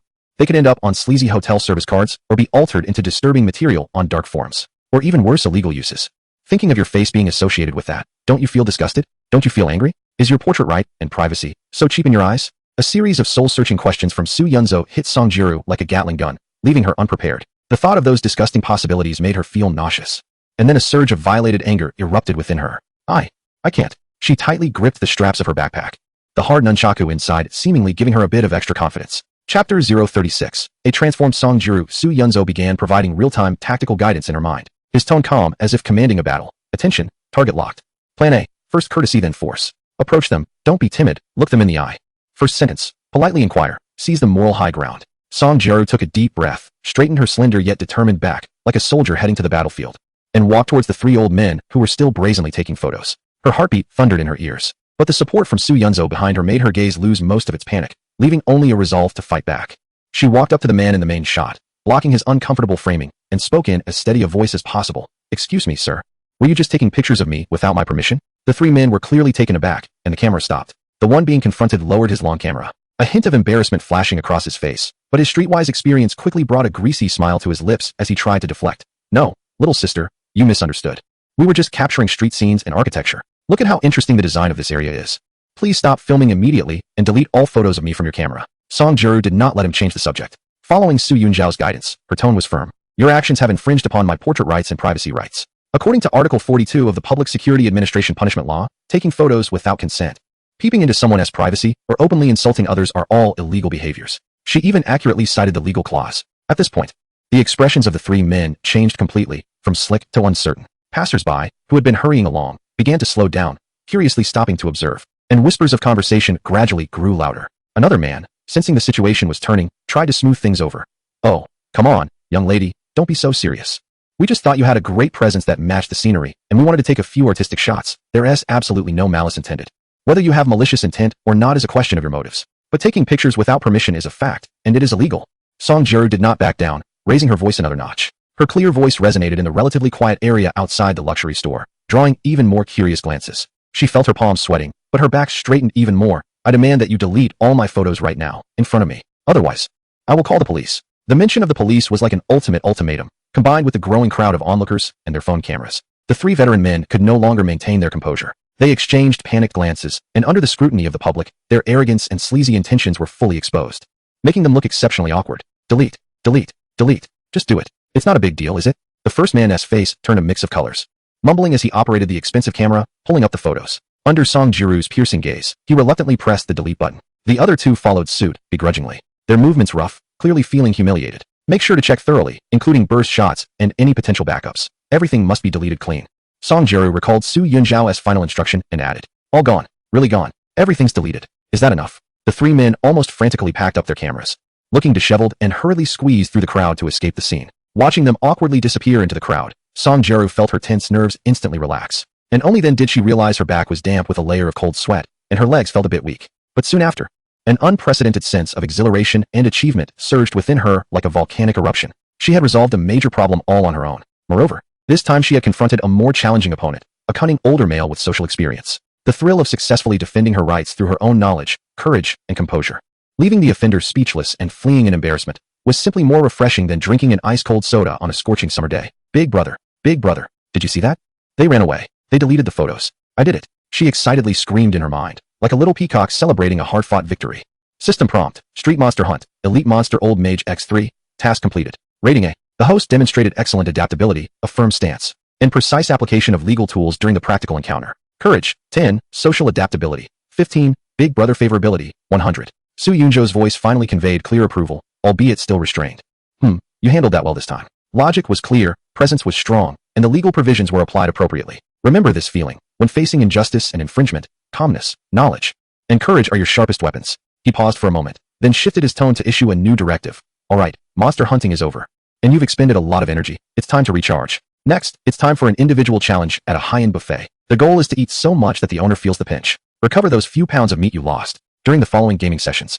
Su Yunzhou appropriately utilized the fast-forward function to condense the tedious repetitive training process. Over the ensuing week in real time, he completely transformed his role. No longer the omnipresent protector who handled everything. He became a strategic observer hidden behind the scenes. He tossed Song Jiru into various social scenarios that she once considered nightmares, allowing her to face, adapt to, and even conquer them on her own. He made her venture into the bustling morning market, learning to haggle with shrewd vendors. He forced her to attend offline book-sharing sessions, gathering the courage to express her personal insights on a book she had read, all under the watchful eyes of others. He even encouraged her to try simple volunteer work, helping to direct people in a busy park, although most of the time, she just stood quietly holding a sign. Of course, the training checklist also included more challenging tasks. Pool Hall Solo Challenge. Successfully completed a whole game alone in the corner, completely ignoring the curious glances and ambiguous whispers from the boys at the adjacent table. Focused as if participating in a world championship. Bar refusal to flirt in practice, under the remote guidance of a senior. I successfully repelled 2 groups of pesky flirts with a line saying I'm waiting for someone and a cold, indifferent gaze. Amusement park roller coaster scream release. Although I was terrified and kept my eyes tightly shut, gripping the handrail the entire time, I felt a sense of lightness as if breaking free from shackles once I got off. Haunted house courage limit test. I was scared and screamed my way out in less than 3 minutes after encountering an NPC, which was my only failure, but at least I had the courage to buy a ticket to go in. Su Yunzhou thought, damn, I wouldn't dare to go in alone either. The results were remarkable and gratifying. The girl who once had a startled, deer-like gaze, easily blushing and shrinking back, seemed to have been infused with a resilient spirit. Although she still felt somewhat uneasy around strangers, she had learned to control her breathing, straighten her back, and express her needs and thoughts in a clear voice. She began to willingly look into others' eyes. Though it was a short time, it was already a significant improvement. The world, in her eyes, was no longer a thorny place to avoid but a vast expanse to observe, to try, and even to conquer in small ways. Chapter 37. It's my turn to be happy one night in the game. Su Yunzhou watched as Song Jiru emerged from the bathroom, humming a cheerful tune and rubbing her damp hair with a towel, looking like a freshly washed little vegetable, radiating an aura of relaxation and joy. He smiled and asked, how have you been feeling these days? Are you happy? Upon hearing his voice, Song Jiru's eyes instantly brightened, forming beautiful crescent shapes as she nodded vigorously. Happy. Super happy. Thank you, senior. I've never been this happy in my life. She could clearly feel the changes within her.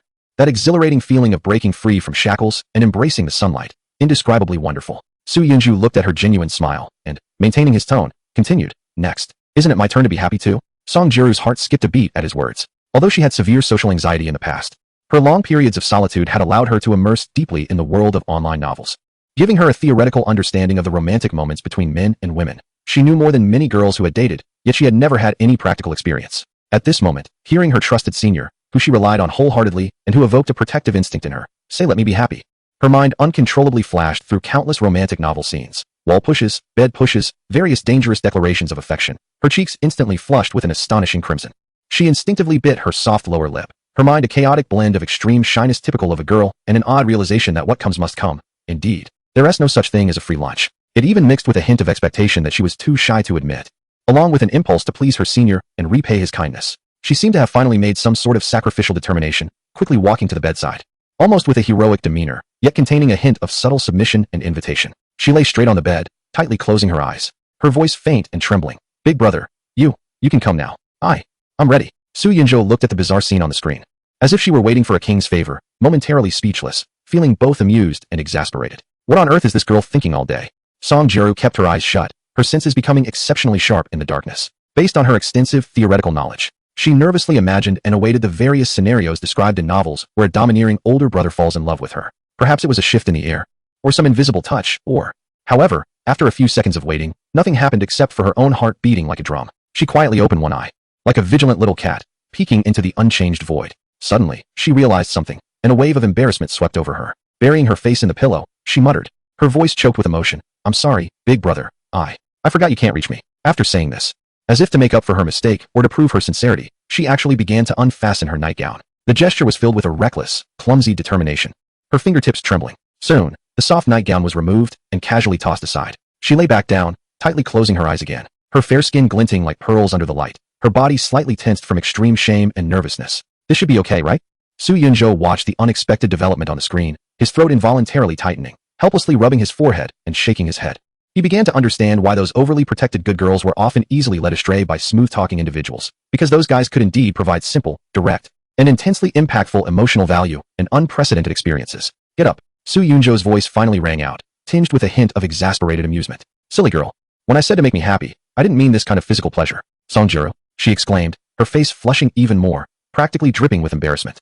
She hurriedly tried to pull the blanket or some clothing to cover herself, feeling utterly mortified, her toes curling in awkwardness. Well, as for clothes, Su Yunzhou deliberately paused, taking a malicious pleasure in observing her rare, vivid embarrassment, before slowly adding, "There's no rush to put them on.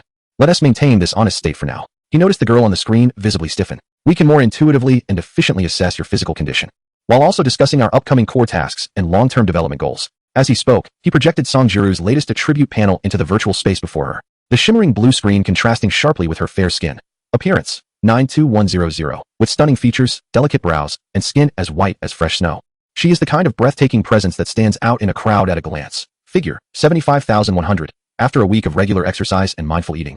The slenderness has lessened, and her curves are beginning to show, no longer just a bamboo pole, but with some gentle undulations. Promising for the future. Knowledge: 33100, a slight relaxation during the holiday, maintaining the status quo.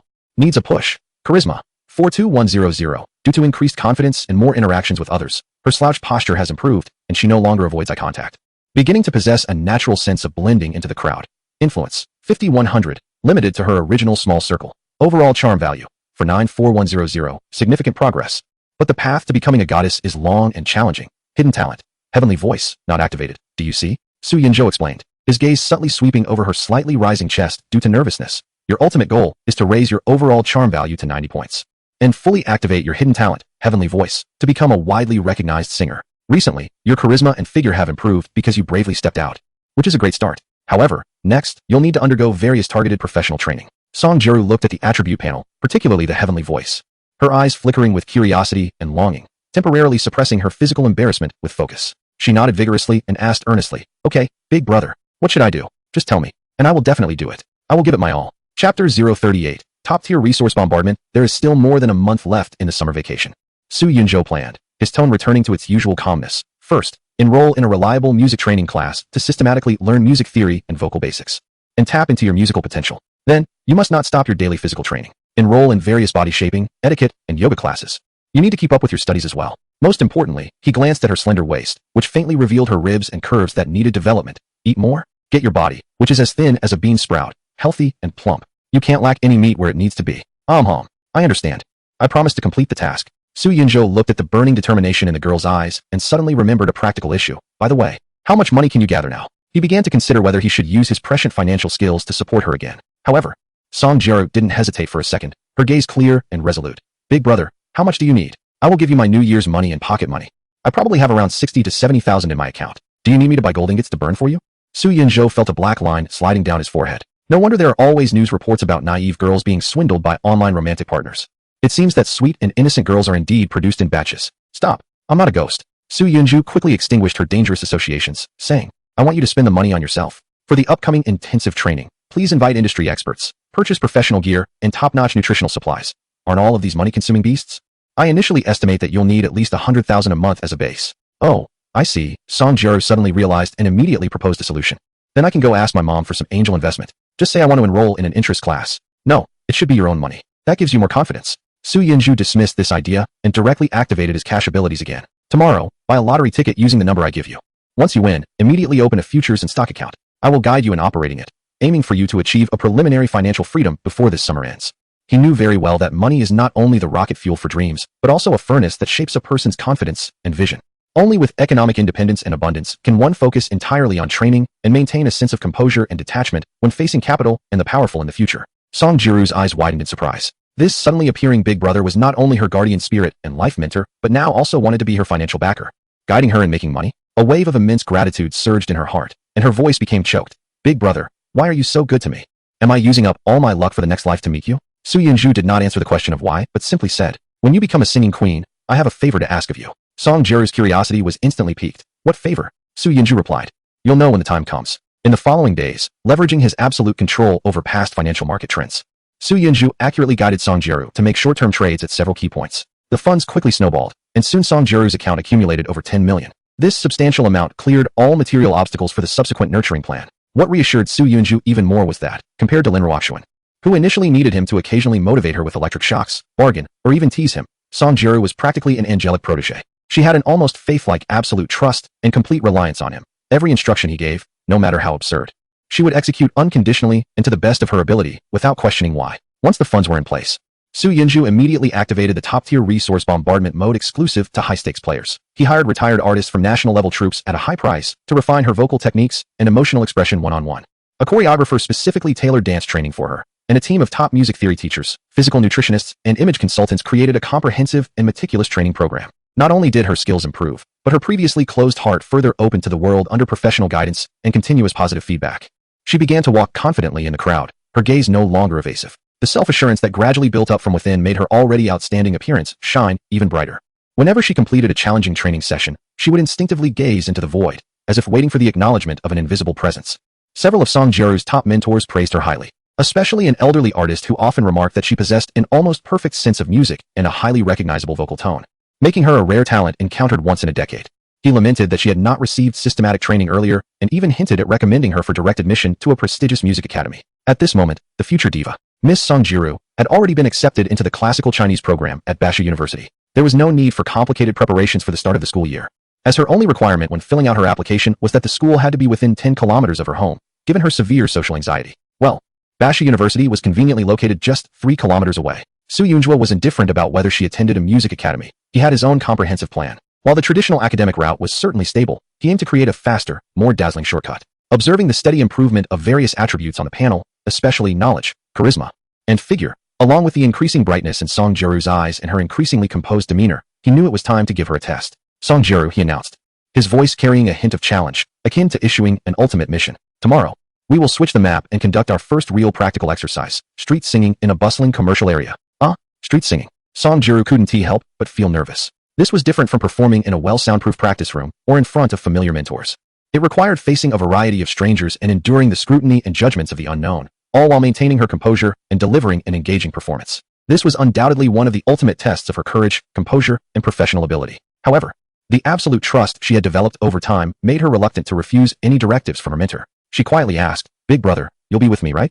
You won't leave me alone, will you?" "Of course," Su Yunjua replied with reassuring certainty. "I will always be by your side, facing everything with you." With her mentor's presence, she felt fearless. Song Jiru took a deep breath, as if drawing endless strength from his promise. Her gaze became resolute again, and she nodded vigorously, as if making a military pledge.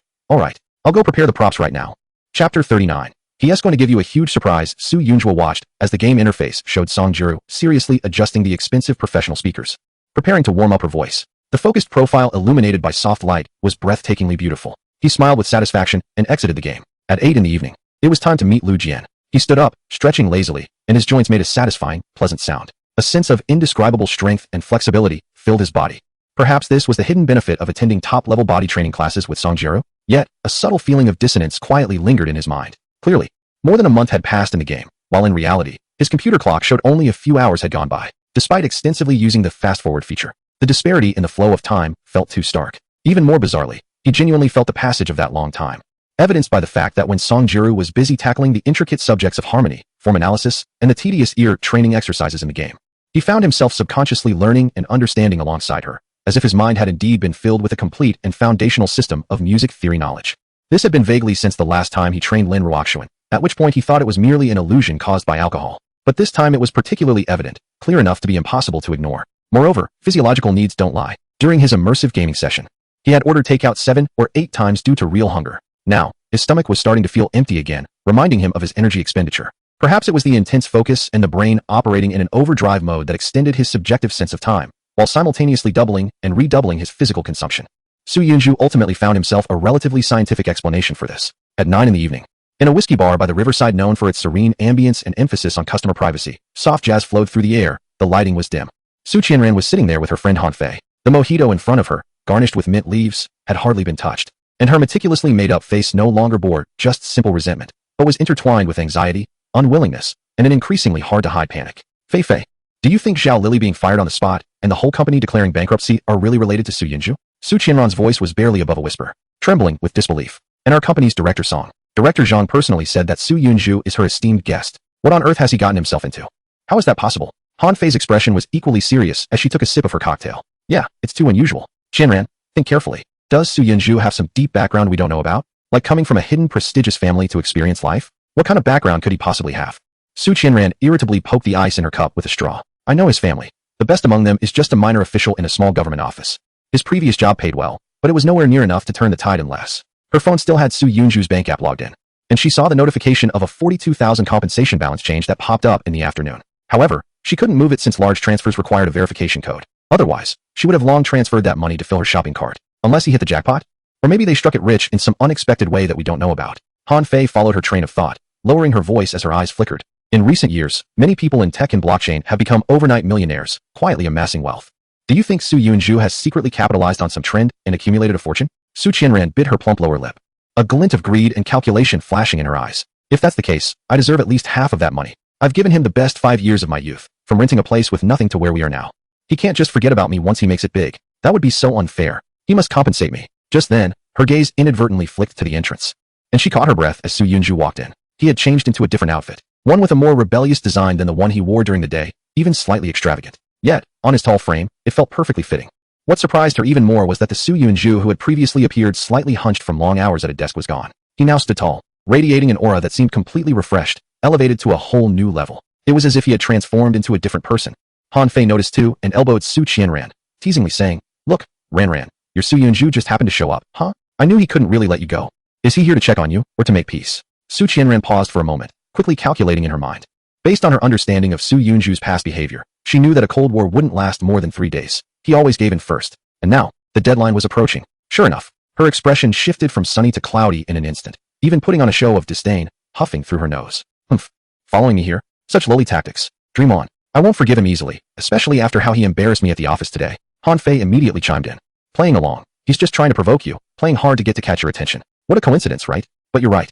He needs to learn a lesson this time and apologize on his knees. No way we can let him off easy. However, the next moment left both of them stunned. After entering, Su Yunju walked straight to an empty booth a little further away and sat down, engrossed in his phone. Han Fei chuckled, feeling triumphant. Ran. He's playing mind games with you, putting on a show, waiting for you to approach him. Look at how proud he is. Su Qianran was infuriated, her superiority and stubborn pride pushing her to maintain her stance. Humph. Acting all aloof in front of me. I won't indulge his bad habits.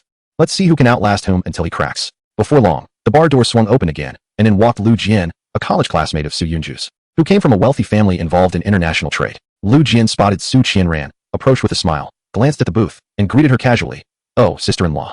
What a coincidence. Has Yunju not arrived yet? He clearly still doesn't know that the two have completely broken up. Su Qianran frowned slightly, her tone carrying an almost imperceptible hint of inquiry. What do you need him for? Lu Jian revealed a knowing smile, tinged with a hint of envy. What?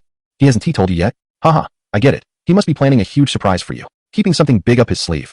Chapter 040. Instantly becomes a millionaire. Han Fei's gossip-loving spirit ignited instantly, and she leaned in closer, her eyes sparkling. What surprise? Hurry and tell me. Lu Jian, however, remained tight-lipped, waving his hand dramatically. Well, I can't reveal secrets. It's better if he announces it himself. Anyway, congratulations in advance, sister-in-law. The clouds will part, and the moon will shine. You can buy any limited edition Hermes without batting an eye now. His tone of genuine envy and happiness for his friend felt sincere. At that moment, Su Yunju spotted Lu Jian and caught sight of Su Qianran, his brows furrowing slightly, as if he found this coincidence somewhat bothersome. He sent a message to Lu Jian. After reading it, Lu Jian chuckled and said to Su Qianran, Yunju wants me to go over. It's a secret among men. You two can sit tight and wait for the big gift. With that, he quickly walked over to Su Yunju's booth, where the two exchanged familiar high-fives and began to speak softly. Once Lu Jian left, Han Fei could no longer contain her burning curiosity. What exactly is the surprise Lu Jian mentioned? It sounds like something that could make the news. Su Qianran shook her head, feeling as if 100 cat paws were scratching at her heart, itching to hear the distant conversation. Unfortunately, the bar's perfectly timed music in the distance prevented her from catching any key information. Just as she was anxiously guessing whether it was a diamond ring or a property deed, her phone in hand suddenly vibrated continuously.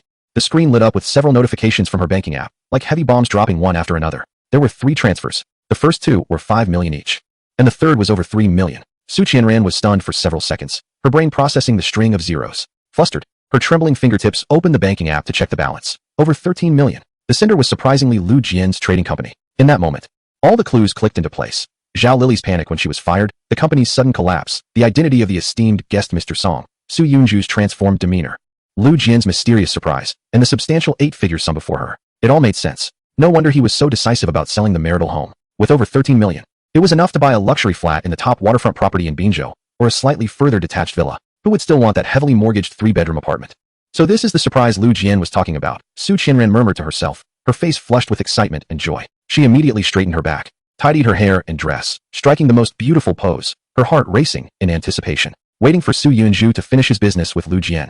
She imagined the scene of a wayward son returning home, a domineering CEO, presenting a hefty fortune to seek reconciliation as he approached her with the new house keys. However, time ticked away. She noticed Su Yunju and Lu Jian chatting happily, occasionally toasting each other. Then, to her disbelief, they stood up together, seemingly ready to leave. Su Yunju didn't even glance her way before he walked out of the bar with Lu Jian, laughing and chatting, disappearing into the night. The anticipation and blush on Su Qianran's face instantly froze, turning into shock and disbelief. Humph, men, she screamed in frustration in her heart. How can he act so well? I bet you can keep this up for only so long. Tomorrow, at the latest, tomorrow, you will definitely come with the keys and a gift to ask for my forgiveness. Outside the bar, by the riverside bridge, Lu Jian leaned against the cold railing, lighting a cigarette, the crimson flame flickering in the night. Su Yunju gazed into the distance at the familiar cluster of buildings across the river, their former alma mater, Binhao University of Technology. It represented his youth. Lu Jian exhaled a puff of smoke, observing the distinctly different Su Yunju beside him, and half-jokingly remarked, indeed. Wealth is a man's best cosmetic and confidence booster. Bro, your aura is like you've been reborn. You seem different all of a sudden, even a bit taller and more upright. Su Yunju knew this was due to attending top-notch body language classes with Song Jiru, which had subtly improved his posture. But he merely smiled and didn't explain. He switched the topic, speaking calmly. By the way, I haven't officially told you, I broke up with Su Qianran. Lu Jian nodded, not surprised. He had already sensed the subtle and tense atmosphere in the bar. In his circle of wealthy second-generation individuals from Jiangnan, changing girlfriends was as common as buying new clothes for the season. He just patted Su Yunju on the shoulder, not probing further or offering comfort. Su Yunju didn't need comfort. He quietly gazed at his alma mater in the distance, his expression complex. On the bridge, a female singer was live streaming while holding a guitar, singing a familiar old song. Walking on the streets of Chengzhou with me. Oh. It was indeed the song Chengzhou. Listening to it stirred memories for Su Yunju. Without a second thought, he walked over, took out his phone, scanned the QR code next to the singer, and, to Lu Jian's surprise, directly inputted an amount, sending over 1,000 yuan. The notification sound of the tip was particularly crisp. Lu Jian laughed, watching the taken-aback singer repeatedly thank Su Yunju, and said, "This song by Song Jiru, after all these years, still sounds great every time I hear it. It has an indescribable flavor." Su Yunju stared at the flowing river below the bridge, but fell silent. His brows slightly furrowed. He felt something was off, as if an incorrect link had slipped into the logical chain. Because in the game Goddess Development, he had personally taught Song Jiru to sing this song, correcting her pronunciation and emotion word by word. So where did he learn it from? Did he learn it from the future diva Song Jiru's songs? Then went on to teach her? Isn't this ridiculous? And who is the actual author of this song? Is it Su Yunju, or Song Jiru? Or is it a dislocation from some parallel universe? Could it be that I am not changing history at all, but merely a bystander watching a historical surveillance video? All interventions have long been part of predetermined facts. But how do we explain the 1,000 bitcoins in Lin Ruoxuan's USB drive? Just pure coincidence? Headache. Su Yunju rubbed his temples, feeling trapped in a vortex of time paradoxes. Now, at the core of all the questions, still lies that old question. He needs to determine whether he truly exists in some dimension within the worlds of Lin Ruoxuan and Song Jiru. And perhaps the answer lies on Saturday. Everything will be revealed at Song Jiru's concert on Saturday. He needs to personally verify whether the dazzling diva on stage still remembers a big brother from another dimension. Chapter 041. Encounter with Lin Ruoxuan. Su Yunju returned to his somewhat shabby rented room, took a shower, washing away his fatigue. Just as he relaxed, his stomach unexpectedly began to rumble. He pulled out his phone and opened the food delivery app. Let us just order some rice bowl to make do, he thought. But his finger was scrolling across the screen. No, what if I get hungry again after staying up late to nurture the songs? I need to be prepared. So, he tapped with determination, swiftly jumping from ordering a yellow braised chicken rice to the page for a whole roasted lamb. This portion should be enough for a late-night snack. He nodded in satisfaction and was about to make the payment when, ding. System notification, abnormal account behavior detected. Suspected of fraudulent ordering. Service suspended for 24 hours. Su Yunju stared at the cold prompt on the screen, his facial muscles twitching. What the heck?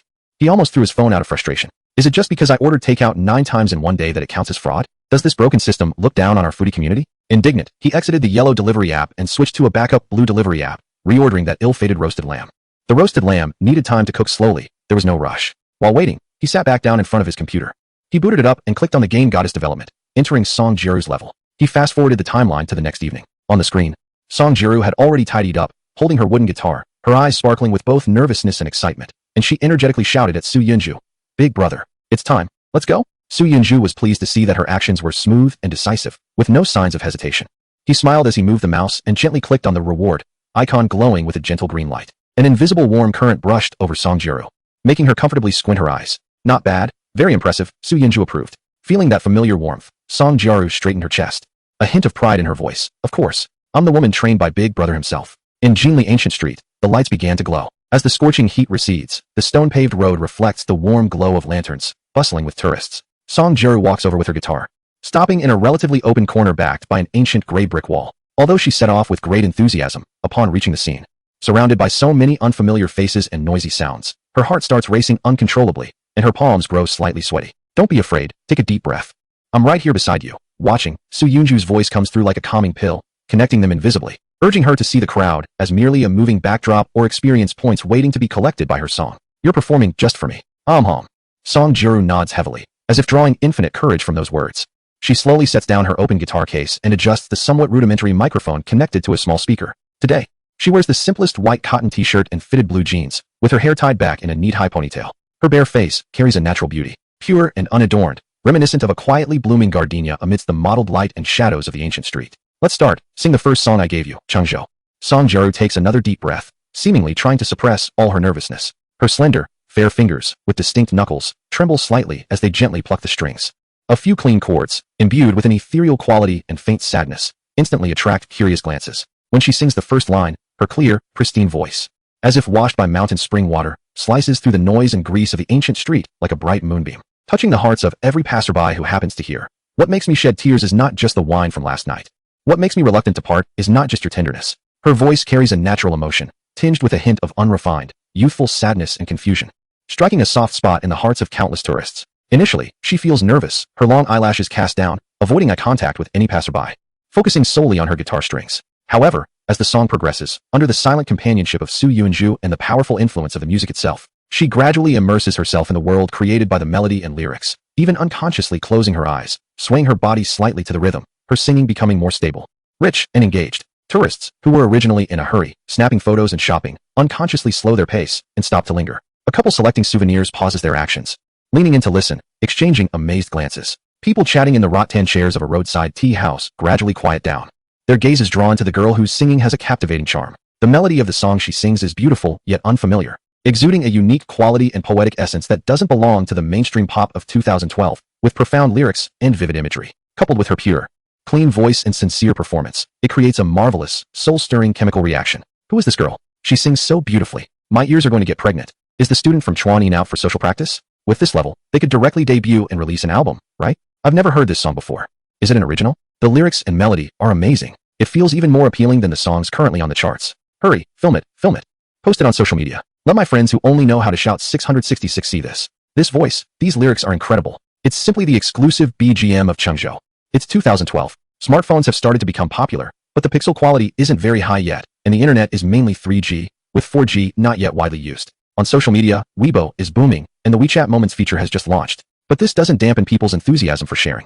I see many people in the crowd raising their phones, screens lit up, carefully adjusting angles to capture this stunning street scene. Dude, I'll post this video on Weibo as soon as I get back to the hotel and connect to Wi-Fi. I already have a title in mind. A celestial sister appears in Jinli. Her singing is healing to the soul. I'm asking for human flesh search. I've already posted on WeChat Moments, and within minutes, many people have liked it and asked where this is. I've uploaded it to a video platform. Hope it goes viral. In the guitar case, no longer just a few scattered coins, more and more paper bills of varying denominations have begun to appear. And someone even quietly placed a noticeable red 100 yuan bill inside, expressing silent appreciation and support. After Song Jiru finished her first song, encouraged by Su Yunzhou and under the expectant gaze of the audience, she picked up her guitar again and began to sing the second song. Ordinary Road. I once felt lost and disappointed, losing all direction, until I saw that being ordinary is the only answer. Her state became increasingly relaxed, and she even occasionally looked up, revealing a shy yet sincere smile filled with gratitude to the audience who had stopped to listen. That smile, like the first melting of ice and snow or the blooming of spring flowers, captivated many. And the sounds of cameras clicking and the lights of phone recordings flashed even more frequently. It was during the most passionate climax of her second song, when her emotions were at their fullest, that Su Yunjo's gaze suddenly fixed on the outskirts of the crowd. A woman dressed in a simple beige long coat, wearing black sunglasses that covered most of her face, stood out with an aura that was completely different from the casual tourists around. She seemed to be drawn by some invisible sound wave, her expression dazed and her steps unsteady, almost as if she were sleepwalking out of the crowd. Then, as if struck by an invisible thunderbolt, she suddenly froze in place. Her eyes behind the sunglasses widened in shock, as if witnessing something utterly unbelievable, and even her breathing seemed to halt at that moment. It was actually Lin Ruoxuan. Chapter 042. The mystery of Lin Ruoxuan's disappearance. Su Yunjo's breath completely stopped at that instant. On the screen, the woman wearing oversized sunglasses that obscured half her face trembled as she slowly removed them. The moment the sunglasses slipped off, time seemed to freeze. It was Lin Ruoxuan. It really was her. She remained stunningly beautiful, but there was a lingering layer of deep-seated fatigue and indifference from having seen too much in her expression. At this moment, her beautiful eyes were wide open in disbelief, fixed on the performance of the singer, as if her pupils were crazily contracting like they had just experienced a major shock. It seemed as though she was not looking at a girl holding a guitar, but rather a ghost crawling out from the deepest, most untouchable grave of her memories. Her ears precisely captured melodies and lyrics that absolutely should not, and could not, echo in this world. It was the ordinary road. On that night, at the highest astronomical observation deck in the city, her tyrant sang a song, with a slightly hoarse voice, just for her, facing the flowing starry urban river beneath. It was a unique code engraved deep in her soul, and the earlier song Chengzhou. It was the tune he hummed casually while taking her through the streets of Chengzhou. Later, she had used all her resources and connections, searched through all global music libraries and copyright registrations, even privately asked countless top music producers and songwriters, all confirming that these were two songs that completely did not exist in the current world, never created. Why? Why could this seemingly innocent girl, barely 18 or 19, sing them? Word for word, the melody was identical. Even the subtle, unique vocal techniques were exactly the same. Lin Ruoxuan's expression shifted from extreme shock to overwhelming confusion. In the next moment, this commercial queen who once stood at the pinnacle of the world and could laugh in the face of global media, suddenly broke down and cried like a child on the bustling, ancient street of Jinli. Tears streamed down her face, and her slender shoulders trembled violently. Ruoxuan, Ruoxuan, look at me, breathe. Quickly breathe. A woman next to her, dressed smartly and seemingly an assistant, turned pale in fright, hurriedly supporting her collapsing body. In a panic, she fumbled for a small white pill bottle, her voice trembling with tears and extreme panic. Don't think about it. Please, don't think about it. The doctor said you can't get too emotional. Quickly, take the medicine. I beg you. Su Yunzhou, in front of the screen, was completely stunned. His heart shook violently. After searching everywhere with no results, he found her in a way that was both dramatic and cruel, crashing into his sight. But she couldn't see him, and her sudden, complete breakdown felt like a blunt knife, cutting sharply into his heart. Jiaru, stop singing. Su Yunzhou immediately ordered, his voice carrying an urgency and tremor he didn't even realize. Quick, do you see that woman crying heavily? The one in the trench coat. That's Lin Ruoxuan. Go stop her. Ask her what's wrong. Hurry. Song Jiaru was startled by her brother's almost frantic shout, causing her song to come to an abrupt halt, though she didn't understand why. Her absolute obedience to her brother made her put down the guitar, without hesitation, and rush through the crowd. Miss Lin, what's wrong? Do you need help? Song Jiaru squeezed closer, watching the other person's curled up, pained figure, her voice trembling with tension. However, Lin Ruoxuan had already been dragged into the eye of a storm. With her world collapsing, she clutched her hair tightly, nails almost digging into her scalp, shaking violently, mumbling incoherently. It's not an illusion. This song only he knows, only he. He existed, not something I imagined, not my second personality. I can't find it, nowhere. I've turned the world upside down. The female assistant struggled to support her while casting a mixed look of apology, caution, and desperate plea at Song Jiaru. I'm sorry, young lady. Thank you. But my friend's old illness has flared up. She can't be stimulated. We must leave immediately. Make way. Please stop filming. I beg you. With that, she almost exhausted all her strength, half carrying, half dragging the emotionally shattered Lin Ruoxuan into a quietly parked black car by the roadside. Song Jiaru chased a few steps, but was blocked by the crowd and flashing phone cameras, helplessly watching the car slip into the traffic like a shadow, disappearing into the night. Su Yunzhou felt a storm brewing in his heart. Lin Ruoxuan's fragmented, tearful words pierced through his understanding like ice picks. Not something I imagined, not my second personality. He understood everything. The lie he had concocted years ago, thinking it would help her let go, had not only failed to liberate her, but under her firm belief that he had truly existed, it had become a giant hand pushing her into a darker abyss. She might be diagnosed with severe delusions. She had been struggling alone in the gap between reality and illusion. No wonder she had retreated and vanished. She wasn't enjoying success, but fighting against the world's denial and her inner devastation. Her appearance in Chengzhou today, in Jinli, was no coincidence. Su Yunzhu's heart tightened. She was retracing the paths they had walked together, desperately searching for any overlooked clues that proved he had existed, wanting to see where she had lost him. At 10 o'clock in the evening, the lights of Jinli gradually dimmed. Song Jiaru squatted on the ground, mechanically sorting the cash in her guitar case. 1,372 yuan and 50 cents. Far exceeding the level of an ordinary street performer, But this unexpected gain brought her no joy at that moment. She slung the guitar on her back and walked home, hesitating for a moment before softly asking the heir, "Big brother, was that really the legendary Lin Ruoxuan just now?" Su Yunju's shadow walked silently beside her, and upon hearing this, he gently nodded. Song Jiru bit her lip and cautiously continued to probe, with a girl's unique, thread-pulling sensitivity. "The second personality she mentioned refers to you, right? And that song, she said only he has sung it. That he is also you, right?"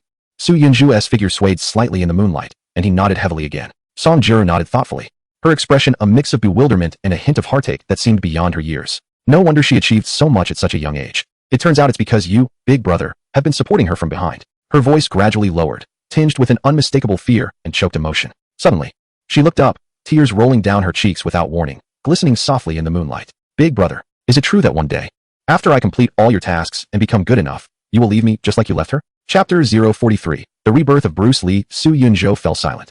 The boundary between virtual and reality, the weight of promises and lies, felt so heavy at that moment that he found it hard to speak. After a long pause, just as Song Jiru's heart began to sink, his voice finally broke the silence. "We will meet again in another time and space." He paused and reminded her.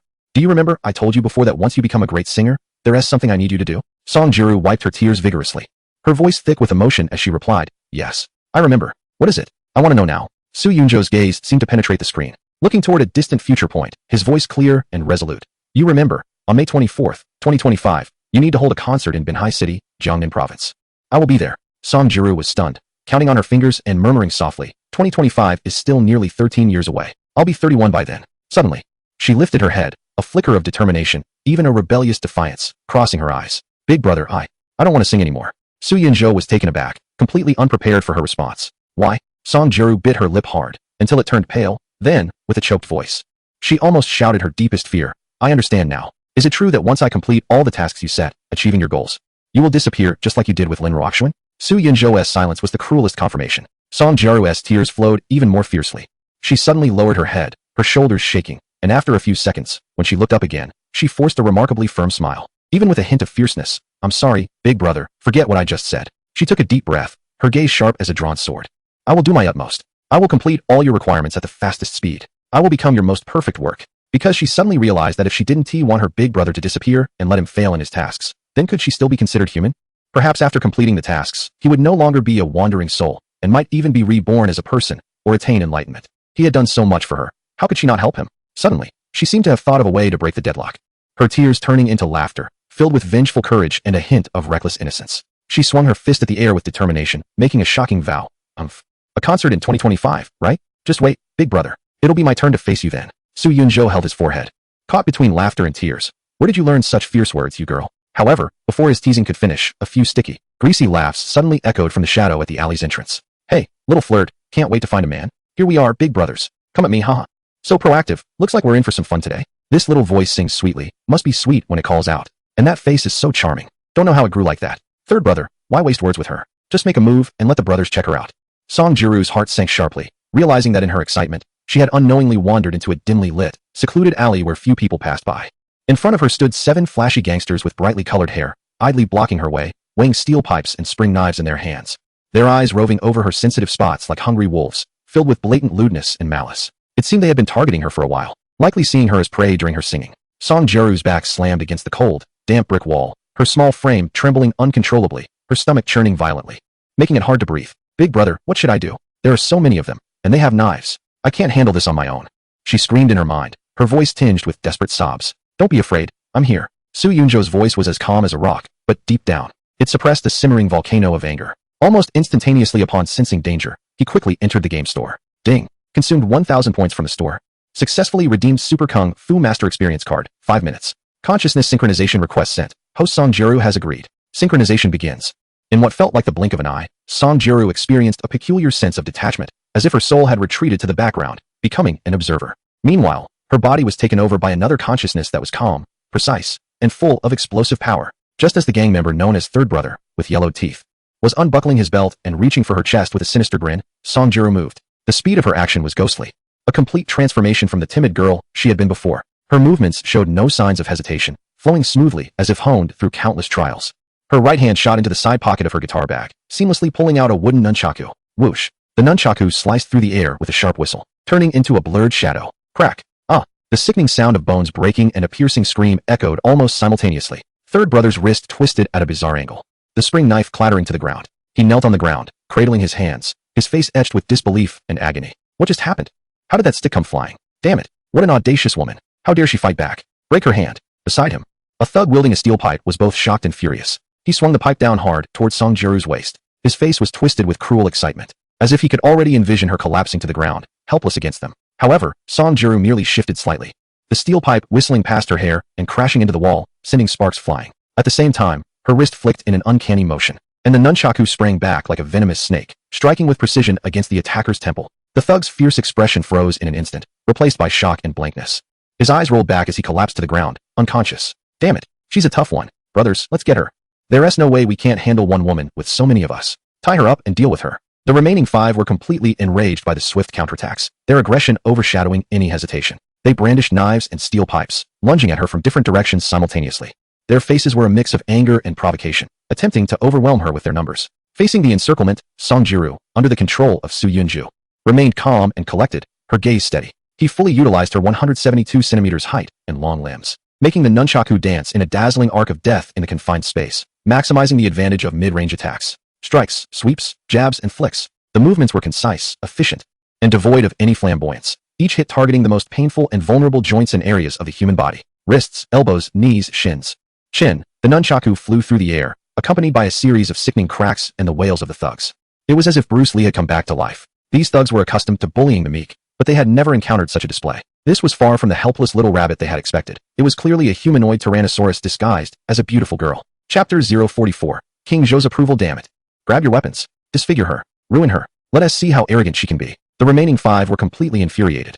The glint of daggers and the whoosh of clubs forming a deadly web, closing in on Song Jiru from all angles. However, in the face of a super kung fu master's top-notch combat awareness, their movements were full of flaws, slow as slides in a projector. Song Jiru transformed into a dark knight warrior, combining strength and flexibility. Her legs whipped like whips, and the nunchaku struck like a dragon.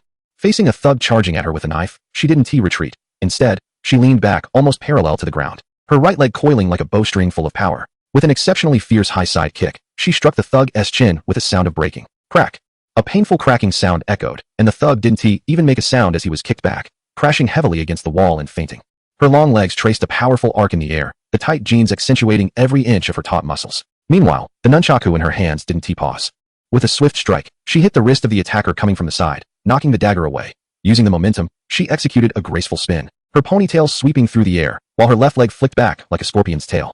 Her heel striking hard at the pressure point of another thug trying to grab her from behind. Ugh! The thug felt a surge of pain and suffocation, clutching his chest as he dropped to his knees. Facing the last 2 thugs, terrified and wanting to flee, she surged forward like a cheetah, leaping into the air for a beautiful series of flying kicks. Her right leg swept across, hitting one in the temple, while her left knee forcefully connected with the abdomen of the other. Both men fell to the ground, curling up like shrimp. Throughout the fight, she perfectly combined the fierce power of the nunchaku with the fluidity of her leg techniques, illuminated by the moonlight and the faint glow from the alley, resembling a vibrant and perfect sculpture engaged in battle. In less than 2 minutes, the 7 thugs who had just been so arrogant lay scattered on the ground, rolling in pain and clutching their injuries, unable to get up. Holding the nunchaku, Song Jiru stood proudly among the fallen bodies, her chest slightly rising and falling, her breath a bit hurried. Strands of damp hair clung to her flushed cheeks and long neck, adding a touch of post-battle allure and wildness.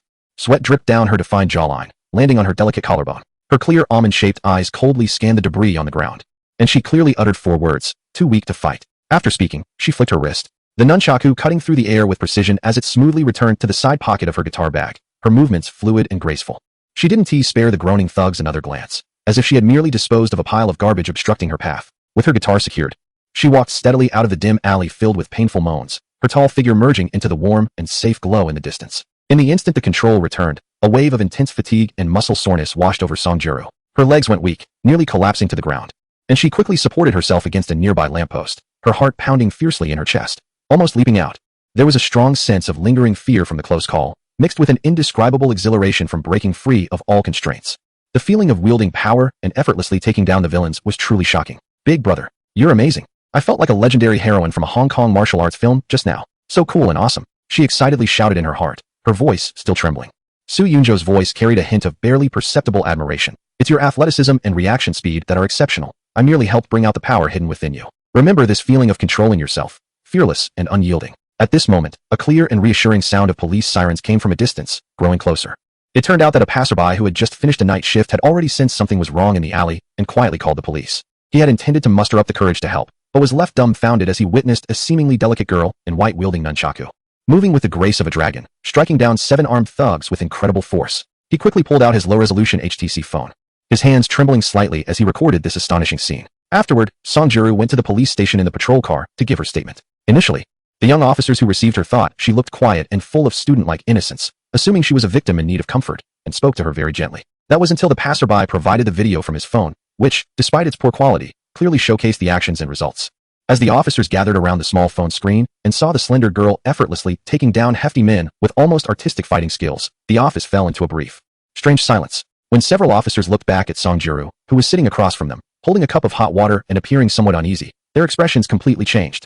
Shock, disbelief, curiosity, and unreserved admiration. During the statement-taking process, the senior officer in charge of recording spoke with a hint of incredulity. Little girl, have you trained before? Is it a family tradition? Following Su Yunju's guidance, Songjuru vaguely stated that she was just an amateur who learned a bit of self-defense from videos, which only solidified her image as a gifted martial artist.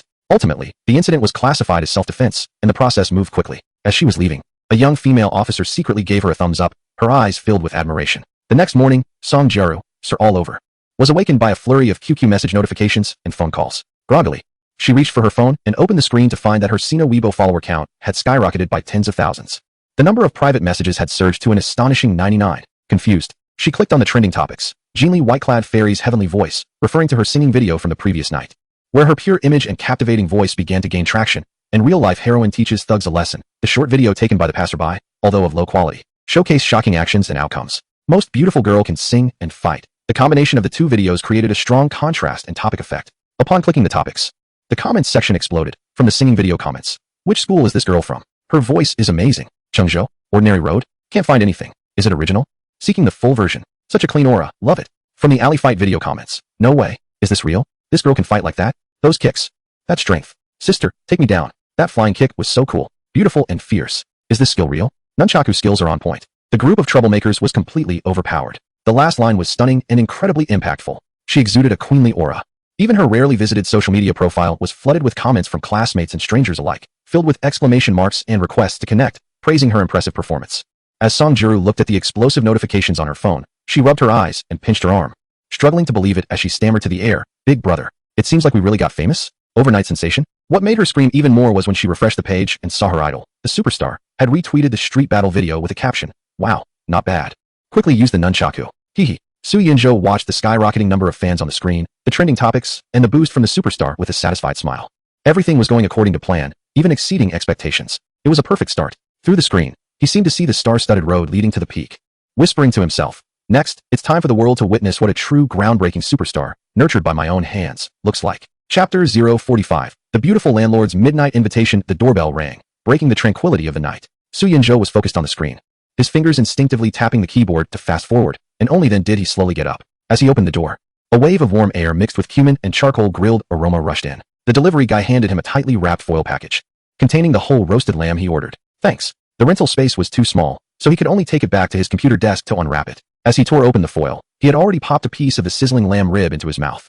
By the time he redirected his attention back to the game, quite a bit of time had passed, and the scene had switched to the freshman welcome party at Basha University. The stage lights were dazzling. In the crowd, the noise was deafening, rising and falling like waves. Just becoming a freshman at Basha University, Songjuru approached the microphone, still adjusting its height. "Songjuru, goddess." Ah. The audience erupted like a boiling pot. Cheers, screams, and whistles blending into a cacophony that felt like it could lift the roof off. This spectacle was less like a welcome party and more like a grand concert. There was no way around it. The current Songjuru was no longer the timid girl plagued by social anxiety. After her street performance revealed her heavenly voice and the viral video of her fiercely fighting off armed troublemakers, combined with the superstar's legendary retweet, she had become a hot sensation in the online world, a nunchaku-wielding beauty, and a newly crowned internet celebrity. The audience was not only filled with students and faculty from her department, but people from other colleges also rushed in. They held up brightly crafted glow signs and light boards, creating a shimmering sea in the dimly lit audience. "Sister, fly bravely. Seniors will always accompany you. Beautiful and cool Songjuru, the pride of Basha University. Goddess, look at me. I want to have your babies." The atmosphere was electric, with glowing signs waving, comparable to a fervent fan meeting. Songjuru carried her familiar wooden guitar, looking relaxed with a slight smile at the corner of her mouth. Already beginning to enjoy the feeling of being in the spotlight, she seemed to casually tilt her head, glancing at the void behind her that only she could sense.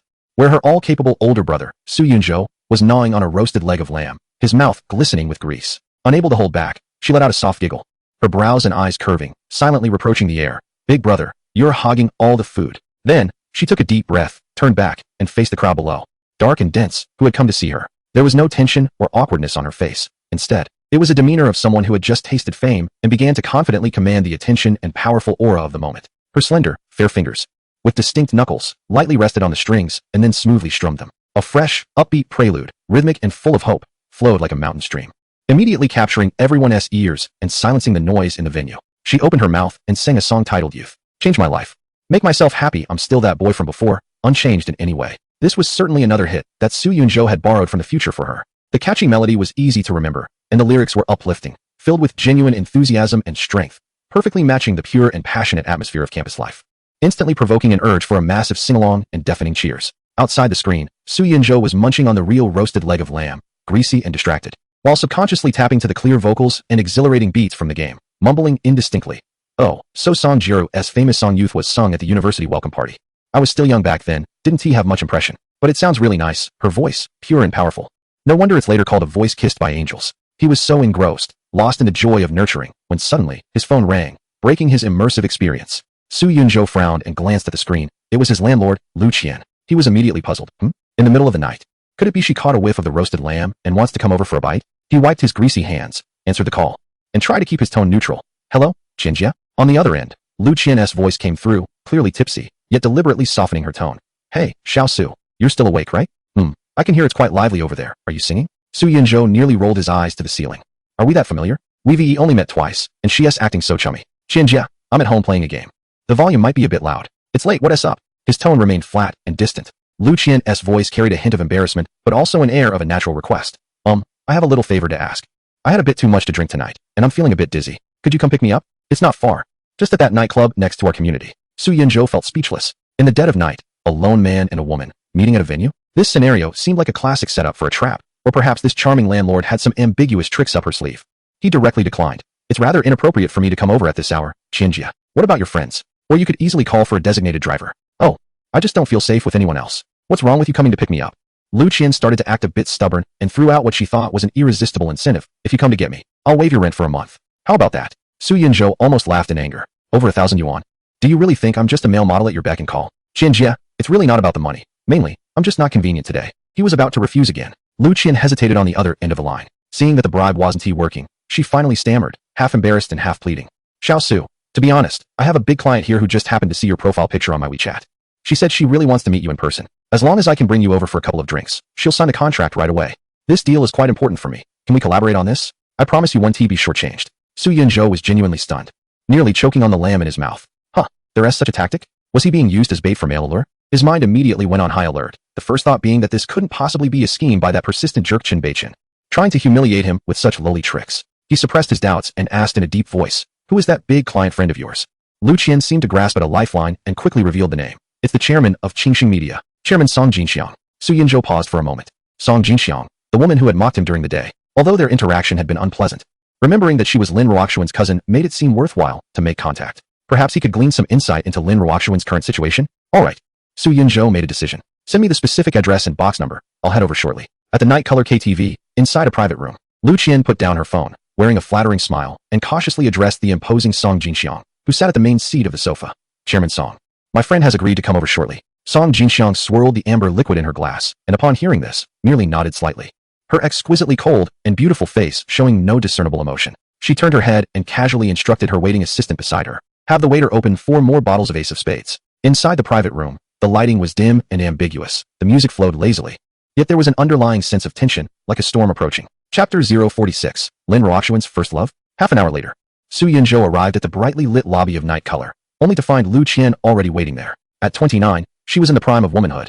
Her face slightly flushed, and while her eyes should have been full of charm, they were currently mixed with obvious anxiety. As soon as she saw Su Yunzhou, she quickly walked up to him, almost whispering into his ear with a hint of apology. Xiao Su, you finally made it. The more I think about it, the more something feels off. Just now, when President Song mentioned your name inside, her gaze and tone were a bit strange. I'm worried she might not be very friendly towards you tonight. Sigh, I'm sorry for putting you in a tough spot tonight. Please just go along with her.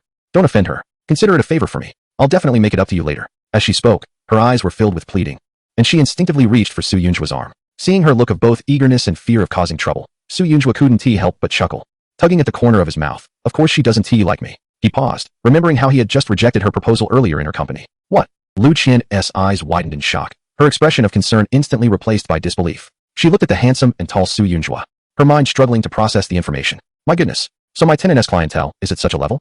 That kind of woman like Song Jinxian would actually take the initiative to support him? This was no longer the charming young man she thought he was. He was practically the king of his domain. I was even thinking of using a few hundred in rent to control him. What a shame. Su Yunjua ignored her astonishment and accompanied the anxious Lu Qian into the dimly lit private room. Inside, 4 fashionable young women were seated, and at the center, elegantly swirling a glass, was the powerful Song Jinxian from earlier. She lifted her gaze, locking eyes with Su Yunjua with a smile that was neither here nor there, her lips curling with a faint sneer. Su Yunjua met her gaze calmly and smiled. President Song, I didn't expect to see you again so soon. Song Jinchuan's red lips curled slightly, letting out a cold chuckle. Mr. Su, it seems you're not as principled as you claimed earlier. Any woman can call you out of your home at this hour? Su Yunjua recognized her sarcasm regarding his earlier rejection but remained unbothered, instead playing along with a hint of probing. Yeah, I regret it now. President Song, I wonder if there is still an opportunity for that job? The sarcasm on Song Jinchuan's face intensified, as if she were looking at a discounted item from last season. It's too late. The other party has already made it clear they're not interested in you. You're out. Su Yunjua was taken aback. What does that mean? If the person was Lin Ruoxuan, the one who was looking for a system father, how could she suddenly lose interest in him? He frowned and pressed. May I ask? President Song, who is the other party you're referring to? Song Jinxian merely smiled, her eyes glinting with amusement as if enjoying his anxiety, without answering. Su Yunjua's mind raced, and he bluntly pointed out, is it your cousin Lin? Only then did Song Jinxian look at him properly. A flicker of hardly noticeable surprise in her eyes. You're not as dull as you seem. Su Yunjua felt his mind was in a tangled mess. In reality, Lin Ruoxuan's attitude is completely different from that of the obsessed Lin Ruoxuan in the game. If they were truly two different people, how could the other one know him? What exactly does she take him for? He didn't want to play guessing games anymore. He had to get to the bottom of it today. Can you tell me why she was interested in me before? Song Jinxian pointed her chin at the newly opened bottle of Ace of Spades on the table and said commandingly, chug a bottle, and I'll tell you. Su Yunjua looked at the champagne bottle priced at 88.88, with a capacity of 1.5 liters and an alcohol content of about 12. It was a task he could accomplish, but it would be far from pleasant. Gritting his teeth, he stopped wasting words, picked up the cold, heavy bottle, and tilted his head back to drink. Gulp gulp. The spicy yet sweet bubbles violently hit his throat and esophagus. And under the surprised and amused gazes of all the women in the private room, he downed the entire bottle in one go. Thud. The empty bottle landed heavily on the coffee table. He wiped the wine stains from the corner of his mouth and looked sharply at Song Jinxian. Miss Song, can we talk now? Song Jinxian fixed her gaze on his eyes and said word by word, because her first love when she was young. The man who left a deep impression on her yet ultimately disappeared looks almost exactly like you. Her previous trivial interest in you was merely seeing you as a cheap substitute for that man. And now, she has awakened and is tired of it. Su Yunjua almost laughed out loud upon hearing this. Lin Ruoxuan's first love? Looks exactly like me. Isn't that me? Wow, I've become my own substitute.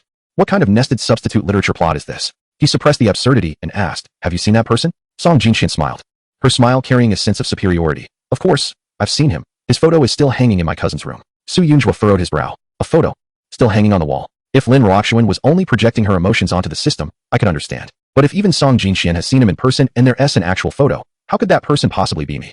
Is there some connection between the game and reality that I completely don't understand? Or is Song Jinxian lying? The alcohol began to take effect, and his thoughts tangled like a ball of yarn, becoming increasingly chaotic. Next to him, Lu Qian looked at his silent profile, feeling a pang of sympathy. She understood from the earlier conversation that her handsome tenant was being treated as a substitute by a wealthy woman and would be discarded once she got bored.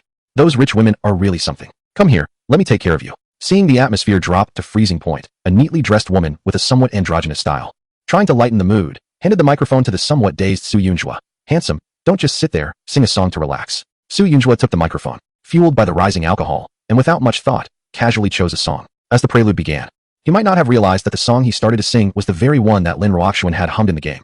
You are in your prime. While I am destitute, how could I dare to hold you in my embrace with such poverty? In his tipsy haze, he was even less aware that his singing skills and musicality, cultivated through countless hours of practice with top vocal instructors during Song Jiru's training sessions, were now being unleashed to their fullest potential under the influence of alcohol. His hoarse yet heartfelt voice, filled with the bitterness and reluctance of being toyed with by fate, instantly cut through the noise in the private room. The few women nearby, who had initially come to watch the show, were taken aback. Some were even moved to tears by the sincerity and fragility in his voice. Lu Qian murmured to herself, as if she had found the answer. So this is why he's known as the King of Ducks. With such skills, singing ability, and empathy, which wealthy woman could resist? Song Jinxian leaned back on the sofa, listening with a complicated expression. She took out her phone and silently activated the recording function, capturing a side profile of Su Yunjua lost in his singing. She quickly sent it to Lin Ruoxuan, whom she had saved as cousin on WeChat.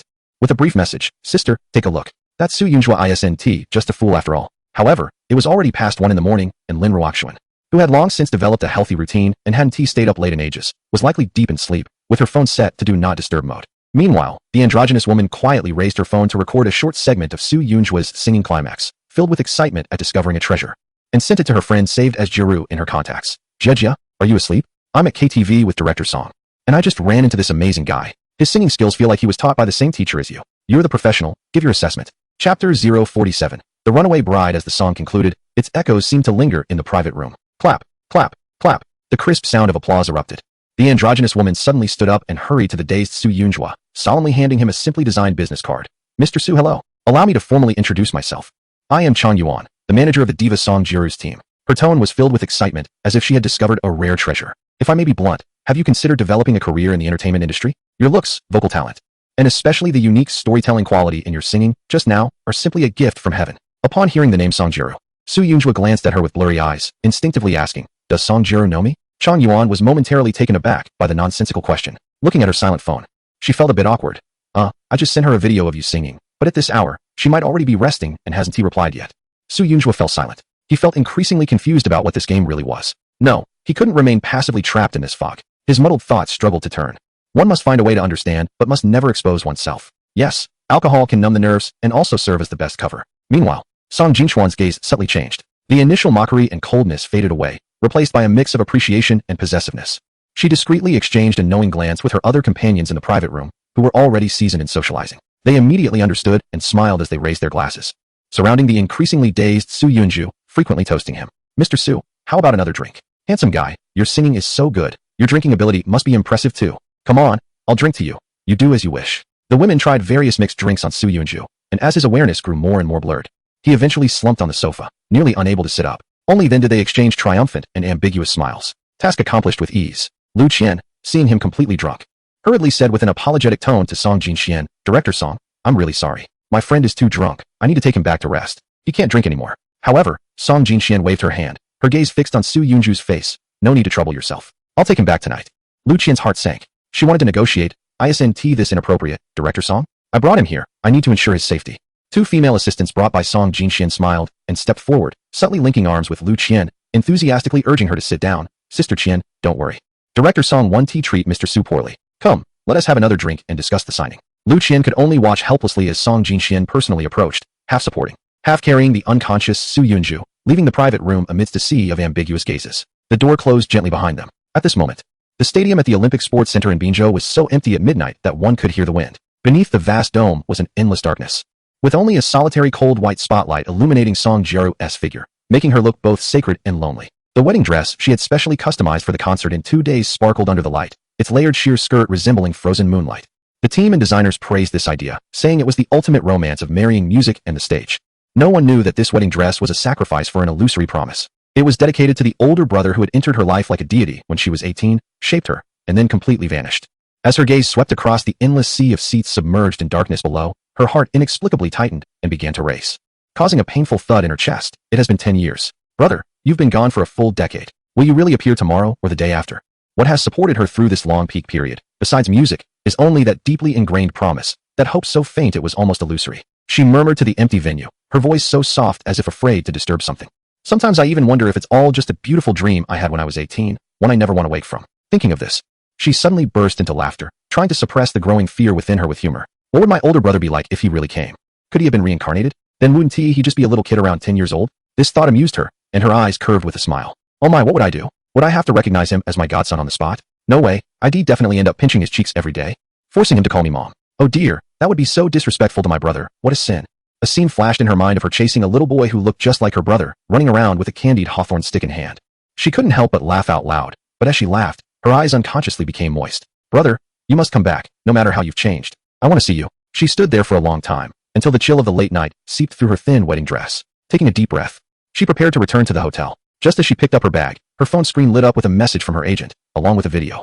Song Jiru absently clicked it open, thinking it was just another new talent profile needing her feedback. The next second, it felt as though all the blood in her body had frozen. In the video, the man with blurry eyes, holding a microphone, had a familiar expression on his face. It's her brother, exactly as she remembered him from 10 years ago. Even his carefree demeanor hadn't changed one bit. Not a 10-year-old child. This is amazing. Her fingers trembled as she almost dropped her phone, quickly replying, "Sister Chong, where is he? Send me the location right now." The moment she received the location, Song Jiru forgot everything else. One hand clutched her phone tightly while the other grabbed her heavy skirt. Like a determined white bird breaking free from a glamorous cage, her high heels clicked rapidly down the empty corridor as she rushed out of the stadium. On the street in the dead of night, she dragged her enormous white skirt and hailed a taxi. The driver stared at this woman, dressed in a grand wedding gown and wearing a black mask that couldn't hide her red-rimmed eyes, anxiously waving for a ride at such an early hour. He was taken aback, instantly imagining a dramatic storyline worthy of an 80-episode urban romance drama. What on earth? Is she running away from a wedding? Off to a karaoke place? Oh no. Could it be that her first love heard she was getting married and, heartbroken, went out to drown his sorrows, and she, realizing her conscience, left the groom waiting at the church to comfort her old flame? Oh my. Young people nowadays are living so wildly. This plot is so cliché. The taxi let out a low growl as it whisked away the anxious runaway bride, plunging into the deep night of the city. Amidst the swirling smoke, a group of middle-aged men with potbellies were puffing away and toasting with chinbei-chin. Su Qianran coughed repeatedly, her stomach churning from the excessive mixed drinks she had consumed. She couldn't help but deeply miss Su Yunzhou's thoughtfulness and cleanliness. He never smoked and always reserved the best and cleanest things for her. He would never bring her to such a chaotic environment, nor would he allow her to be treated like a mere decorative piece by a bunch of gluttonous old smokers, who were brazenly sizing her up. Yunzhou, oh Yunzhou, she thought sadly and resentfully amidst the blaring music and noise. Why haven't you come back to apologize to me yet? If you would just hold me in your hands like before and hand over that more than 10 million for me to keep, I might still soften my heart and, for the sake of our 5 years of relationship, reluctantly forgive you. Beside her, Chinbei-chin noticed her distraction and leaned closer to her ear, speaking in a low voice. What are you daydreaming about? The gentlemen next to you are all powerful figures. If you make them happy, getting a job in any company would be just a word from them. Su Qianran furrowed her brows tightly. After running into Su Yunzhou at the bar that night, Chinbei-chin had called her over to unwind. She had been angry that Su Yunzhou hadn't come to apologize, and in a fit of stubbornness, she decided to come. Once there, she couldn't hold back and shared the humiliating incident of being publicly humiliated by Zhang Xiaoyu at the office. After listening, Chinbei-chin laughed and said, "What else is there to say? This must be a show directed by Su Yunzhou himself. He deliberately found that woman to provoke you, wanting you to feel jealous and regretful, so that you would obediently return to him." His words only confirmed her thoughts further, and she pleaded softly, "Bei-chin, I really can't stay here any longer. You know so many people. Can you help me find a job somewhere else?" Chinbei-chin readily agreed. What a coincidence. The executives I'm inviting over later are all influential figures. If you perform well, there will be plenty of opportunities to increase her bargaining power. Su Qianran revealed the explosive news about the sudden appearance of more than 10 million in Su Yunzhou's account. Upon hearing this, Chinbei-chin's expression darkened, and he sneered, "Ha, he really struck it lucky. But a poor wretch who suddenly becomes rich often has a narrow vision and perspective ingrained in their bones. They can't hold on to wealth. When virtue does not match position, disaster will surely follow. This money might not be his blessing, but rather his death knell." However, the developments that followed left Su Qianran feeling increasingly cold and uneasy. More men entered the private room. Some were gluttonous, others were balding and lecherous, and the older ones could even be her father. Their gazes made her skin crawl. Instead of protecting her like a gallant knight, Chinbei-chin kept signaling her, urging her to take the initiative to toast and flatter those men. The hands and feet of those men began to behave increasingly inappropriately, seizing the opportunity to pass drinks, clink glasses, and whisper secrets. Their greasy fingers unintentionally slid across her waist, back, and even thighs, while their words became more and more suggestive. Su Qianran felt both disgusted and frightened. Why didn't Chinbei-chin stop this? Didn't he see it? I'm his girlfriend. No, it must be a misunderstanding. Is Bei-chin testing me? Finally, when a balding, pot-bellied middle-aged man, emboldened by alcohol, wrapped his arm around her waist and leaned in to suggest taking her home that night to discuss work details, Chinbei-chin stood by, grinning and watching, showing no intention of intervening, his eyes even betraying encouragement. At that moment, all of Su Qianran's fantasies and patience crumbled completely. She used all her strength to shake off that disgusting, greasy arm, not even glancing at Chinbei-chin, and stormed out of the suffocating private room in her high heels. Chinbei-chin immediately chased after her, grabbing her arm in the hallway, still wearing that nonchalant, playful expression. "Hey, Qianran, why can't you take a joke? I was just testing your loyalty to me. Let us see if you really love me and can endure a little hardship. Why are you taking it so seriously?" Su Qianran's face was cold as she shrugged his hand off, her voice laced with suppressed anger and disappointment. "Chinbei-chin, this is not funny at all. I kicked out Su Yunzhou, who was completely devoted to me, for you, and now you treat me like this? I must have been blind to give up Yunzhou for you. He has over 10 million now. He truly loves me. Qianran, you don't know that such things happen often in our circle. If you want to marry into our family, can't you withstand this little test?" He sneered internally. "Do you even know what you are? A woman who can betray 5 years of love with just a beckon from me. Yet you're trying to act noble here?" Su Qianran was stunned, her heart racing. What does this mean? Is Chinbei-chin really going to marry me? Although Su Yunzhou has over 10 million now, what does that compare to the wealth of the Chin family? She immediately softened, reaching out to link her arm with his, her voice turning coy. "I'm sorry, I was too impulsive just now." Chinbei-chin smiled triumphantly, thinking that this girl was indeed easy to manipulate. Just as he was about to say something more, he caught sight of a group of people approaching from the end of the corridor, especially the powerful woman at the center of the group, causing him to shudder. The lighthearted demeanor on his face vanished in an instant. He hurriedly released Su Qianran, taking 2 steps to meet them, plastering a flattering smile on his face. Good evening, Auntie. What a coincidence, you're here too. Inside, he was panicking. Oh no? What if I run into Song Jinxian? If she finds out I'm fooling around outside while pretending to be affectionate in front of her niece, I'm done for. Wait, why is she supporting a man? What kind of man could catch her eye? Almost at the same time, Su Qianran saw the familiar yet resentful face of the man she knew, who was half supported and half held by that cold and glamorous woman. Completely drunk and unaware of his surroundings, her mind buzzed, and she screamed, Su Yunjua, how could you do this to me? You bastard! Get away from that shameless woman. She instinctively wanted to rush over and pull Su Yunjua away from the unfamiliar woman, even uncontrollably reaching out to push her. Chen Beichen was terrified, his face turning pale in an instant, as he tightly grabbed Su Qianran's arm and almost gritted his teeth to shout, Are you crazy? That's President Song from Qingxing Media. Your boss, President Song. As a low-level receptionist, Su Qianran had never had the chance to get close to the highest authority of the group, not even able to squeeze into the main venue of the annual meeting. At this moment, after Chen Beichen's shout, she looked at the exceptionally graceful woman and froze in place, at a loss. It's over. I actually called President Song a shameless woman? My job, no. My life is ruined. But how could she be with Su Yunjua? Why are they so intimately supporting each other? This morning, Director Zhang said he was her distinguished guest. Was this the kind of guest he meant? Song Jinxian coldly glanced at the commotion, her gaze lingering on Su Qianran's terrified face for a moment before looking at Chen Beichen. Chen Beichen, is this your new plaything? Does Jia Jia know how diligent you've been outside? Chapter 049. Is this really my brother? Chen Beichen's expression changed drastically, like a cat whose tail had been stepped on, as he forcefully pushed Su Qianran away, eager to distance himself from her. Aunt, please don't get me wrong. I'm not familiar with her at all. She has been pestering me, insisting I help her find a job. She is still an employee at your company, the one who caused a big joke today. Su Qianran was pushed away mercilessly, staggering backward, and as her foot twisted, she fell heavily onto the cold, hard ground. Song Jinxian let out a cold, ambiguous laugh. Don't shout. Who is your aunt? We're not that close. I will tell Jia Jia everything that happened today. You better watch yourself. Su Qianran suddenly looked up, her eyes wide open. Her mind was buzzing as she pieced together the truth from the brief exchange between the two. Chen Beichen had been pursuing President Song's niece all along. What he had said earlier about marrying into a wealthy family was all a lie. What did she mean to him? Just a plaything to pass the time? A tool to be used and discarded at will? Even to show loyalty in front of another woman, he could trample on her without hesitation?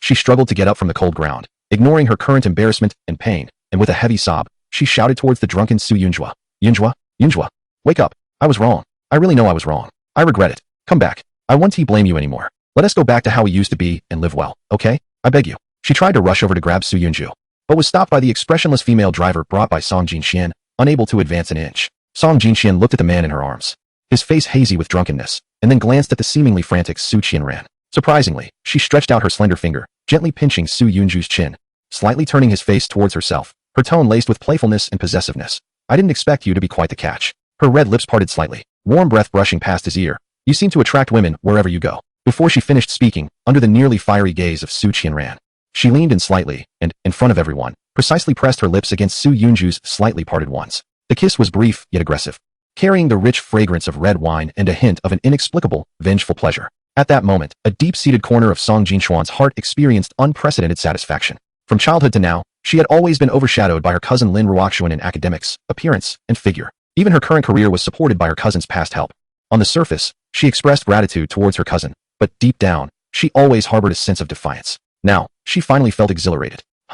The man her cousin had quietly admired for so many years, whom she dared not approach, the white moonlight that her cousin carefully concealed in her heart, was now in her grasp. At least in this matter of winning over the man, she had finally surpassed her seemingly perfect cousin once. Song, how can you be so shameless? Taking advantage of my boyfriend while he's drunk. Su Qianran trembled with anger. Song Jinxian slowly straightened up, leisurely wiping her lips with her fingertip, as if savoring the kiss from just moments ago. She looked down at Su Qianran with disdain, her eyes as if looking at a piece of trash. Don't say he is not your boyfriend anymore, even if he were. She paused meaningfully. He isn't now. Su Qianran's mouth fell open in shock, her exquisitely made-up face filled with disbelief. Could it be that this man she once looked down upon, thinking he was unworthy of her, was actually this Song Jinxuan's favorite? Had she missed some grand opportunity? Beside her, Chen Beichen was also completely stunned, gaping at this unbelievable scene. He felt his worldview collapsing. What kind of luck did Su Yunju have? How could someone like Song Jinxian, a top-tier wealthy beauty with an illustrious family background, be so favorably inclined towards a man who had climbed up from the bottom? Was the world going crazy? Just then, a dazzling figure burst into the chaotic corridor, instantly capturing everyone's attention. A woman in an exquisitely beautiful white wedding dress was hurriedly running towards them. She was tall and graceful, the wedding dress outlining her breathtaking curves, her face masked, revealing only a pair of clear, anxious eyes. Like a bride rushing towards a fateful appointment, she hurriedly brushed past Song Jinxian, who was still holding Su Yunju, stirring a faint breeze of fragrance. However, just a few steps beyond them, she suddenly stopped. It was as if there was some invisible telepathy. She slowly turned around, raised her hand, and gently took off the mask from her face, revealing that recognizable face, often seen on major media headlines and music chart covers, known to countless fans, Song Jiru.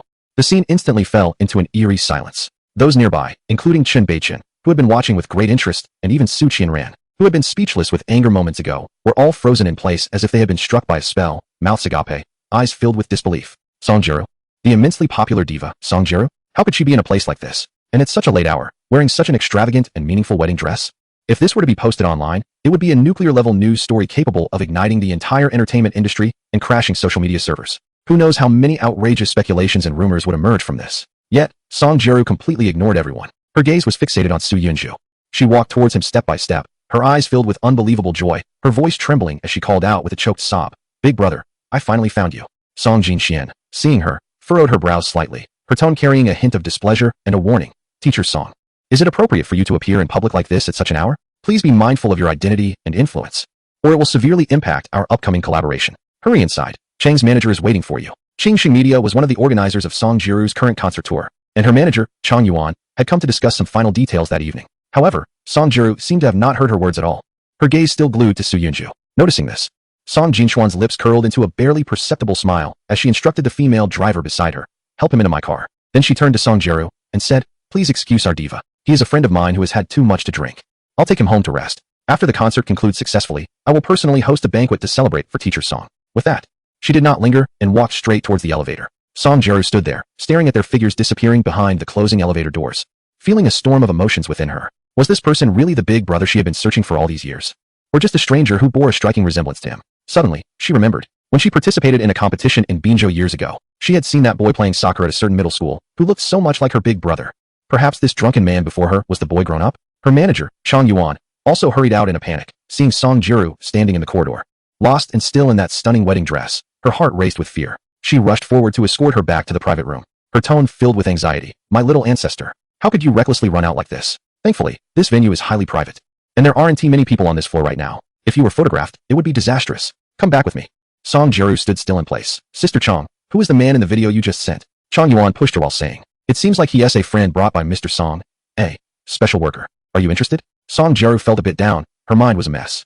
Forget it, it's just a few hours. Tomorrow morning she would know because, before her elder brother left years ago, he had arranged a breakfast meeting by Westlake with her. Chapter 050. Tell her I want to invite her for coffee. Chen Beichin and Su Qianran didn't fully understand the situation regarding Song Jiru's appearance, but Su Yunzhou and Song Jinxuan's close relationship, even kissing publicly, was something they witnessed clearly. Chen Beichin spat on the ground in frustration. Damn. No wonder that Su Yunzhou suddenly became successful. It turns out he is being supported by Mr. Song. Damn it, really living off others and making money. He is taking all the advantages. He turned to the side where Su Qianran looked resentful and unwilling, trying to salvage the situation. "Qianran, it was truly out of necessity. My family forced me to go on a blind date with Mr. Song's niece, and if I don't, they'll cut off my funding." Su Qianran bit her lip hard. She naturally didn't believe his words, but she was even less willing to give up and end up with nothing. She sighed softly, her tone carrying a hint of resentment and an almost imperceptible calculation. "Chen Xiao, now Su Yunzhou already has someone else. If you don't want me anymore, I really will have nothing left." Seeing her attitude soften, Chen Beichin sneered inwardly, but put on a smiling face, comforting her by wrapping an arm around her shoulder. "Don't worry, my silly Qianran. Mr. Song is definitely just playing around with him for fun.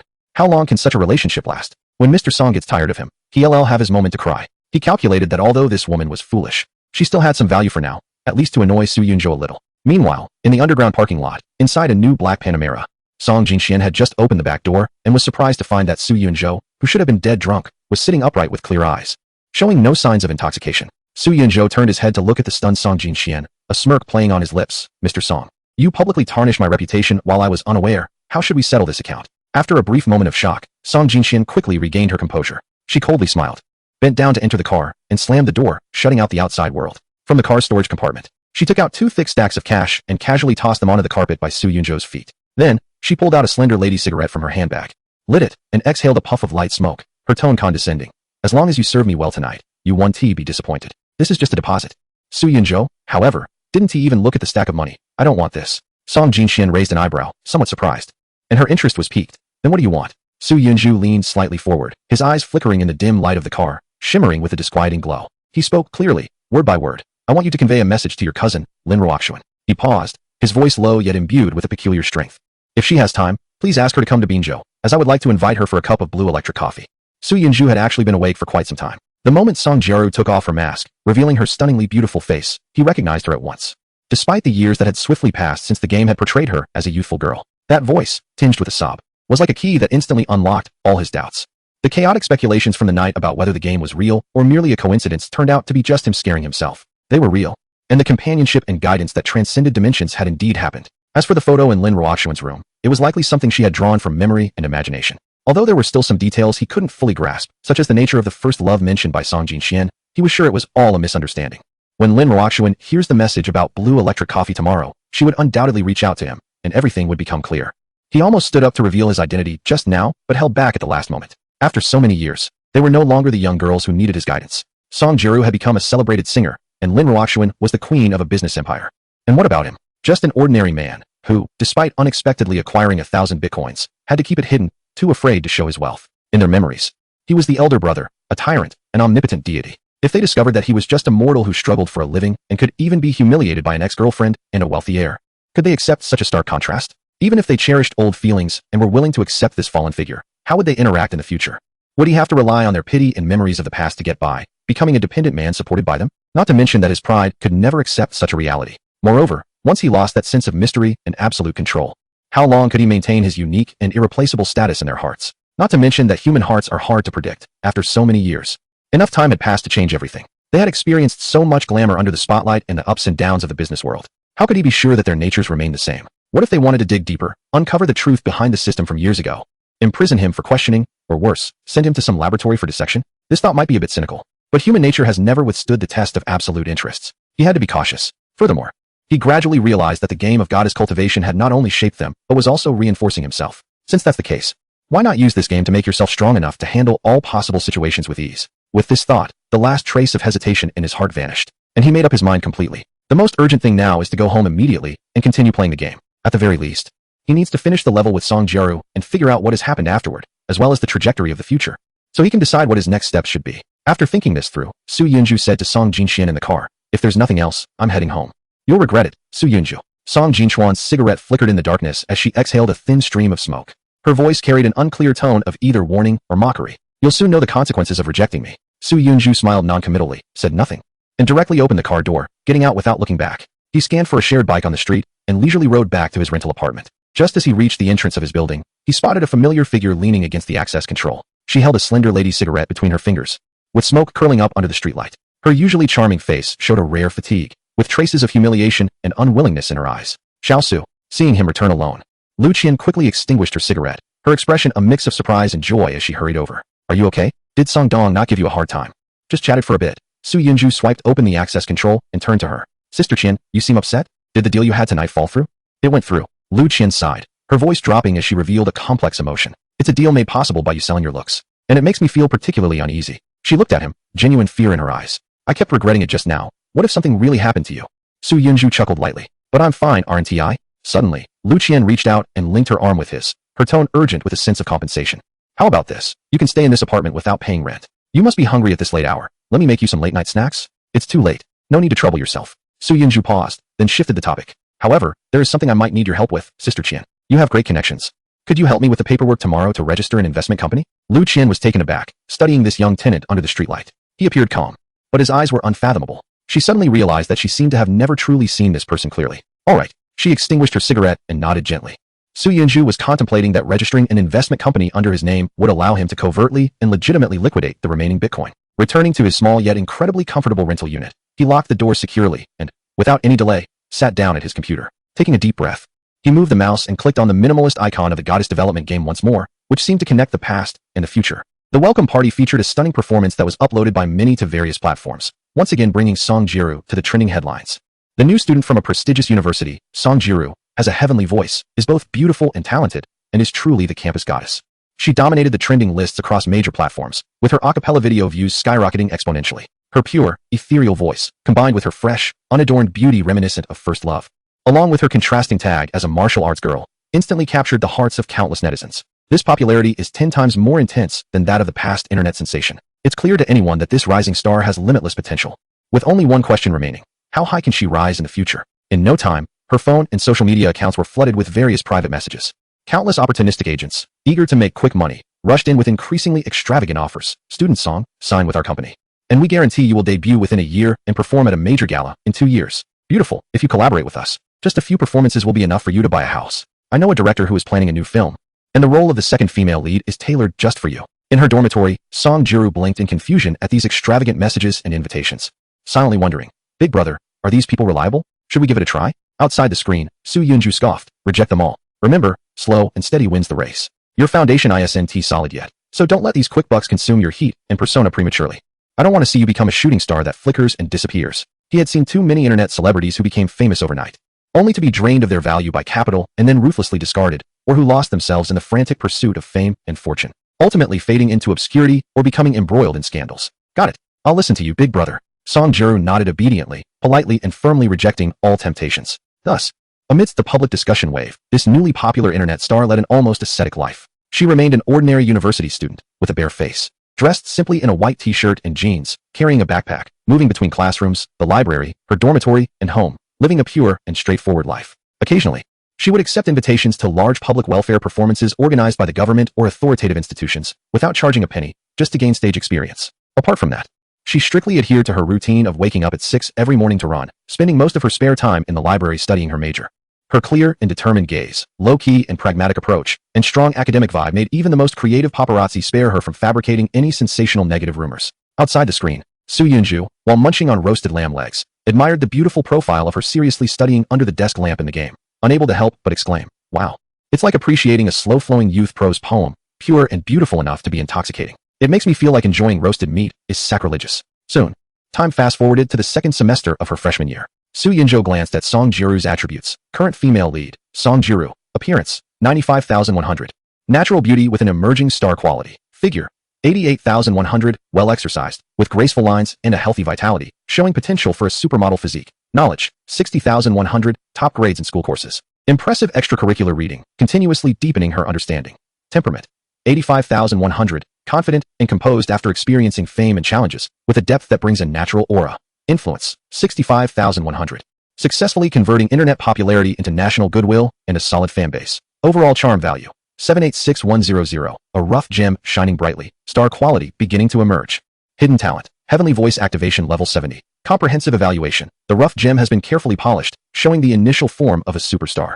It's time to step onto a bigger stage and face real challenges. Jiru, Su Yunjo's voice carried a hint of expectation and seriousness. Get ready. We're going to Binjo this summer. Binjo? Big brother, what are we going there for? Song Jiru tilted her head, curious. We're going to participate in the second season of Great Summer Voice Editions on Jiangnan TV. He paused, like a strategist issuing a command. Are you ready? I'm ready. I'll check the registration process right away. Song Jiru's eyes lit up instantly, filled with excitement and anticipation for the future. Su Yunjo looked at the encyclopedia entry he had already prepared in the browser, which clearly stated Song Jiru's introduction in 2013. She participated in the second season of Great Summer Voice, winning first place with her exceptional talent and unique charm, completing a stunning transformation from internet celebrity to a capable singer. This was his most precise strategy. He was guiding the past version of Song Jiru step by step to achieve her future brilliance. Although it seemed like a time paradox, perhaps it was just as some cutting-edge quantum theories suggest. Time is not a one-way river as we perceive it. The past, present, and future may coexist on a grander level, like entangled particles influencing each other in a cause and effect relationship. Su Yunjo looked at the game interface. Song Jiru had declined her mother's company and boarded the plane alone, falling into a brief contemplation. Letting Song Jiru go to Binjo for the auditions was a planned step. But was it necessary for her to meet her rebellious 14-year-old self in that timeline? He shook his head and chuckled. Why should I be so nice to that little brat from the past? Besides, it would be hard to explain all this to Song Jiru. The most important thing right now was to ensure that this future diva steadily walked along the predetermined glorious path to the top. July 2013, Binjo. The audition site for the second season of Great Summer Voice. A sea of people, contestants with dreams of music anxiously awaited their fate. When Song Jiru appeared at the registration desk in a simple white shirt and jeans, with no makeup, it caused a small stir, even in such a low-key outfit. Her outstanding looks and tall stature still shone brightly in the crowd. Is she the popular nunchaku girl online, Song Jiru? She really came. She looks even better in person than in the videos. Wow, she's here to compete too? With her talent, she should be directly admitted. For her, the audition was almost a guaranteed pass. Her unadorned a cappella performance was like a clear spring, instantly refreshing the judges' tired ears, and she received unanimous approval, securing her ticket to the blind selection. Chapter 052, the growth story of a socially anxious girl. The real battle began on the blind selection stage. The lights focused, and the four mentors stood with their backs to the stage, quietly waiting. Song Jiru took a deep breath, approached the microphone, and gently began to sing. She chose not to perform any technically difficult songs, but instead sang a piece selected by Su Yunju. which had not yet been released but would touch countless hearts in the future. Chasing light. If you were the fireworks on the sea, I am the foam of the waves. At a certain moment, your light illuminated me. Just 2 lines. Just those 2 lines. Clap. The sharp-tongued rock god Jing Jinyun was the first to laugh out loud, slamming down the button. Wow, what a voice. So distinctive. Almost instantly after Zhang Jinyun's words, bang. The queen of love songs, Na Ying, laughed heartily, nearly smashing down her button, turning around abruptly. Old Zhang was quick. But I knew who it was the moment I heard this voice. It's the nunchaku girl, Song Jieru, who has been all over the internet, right?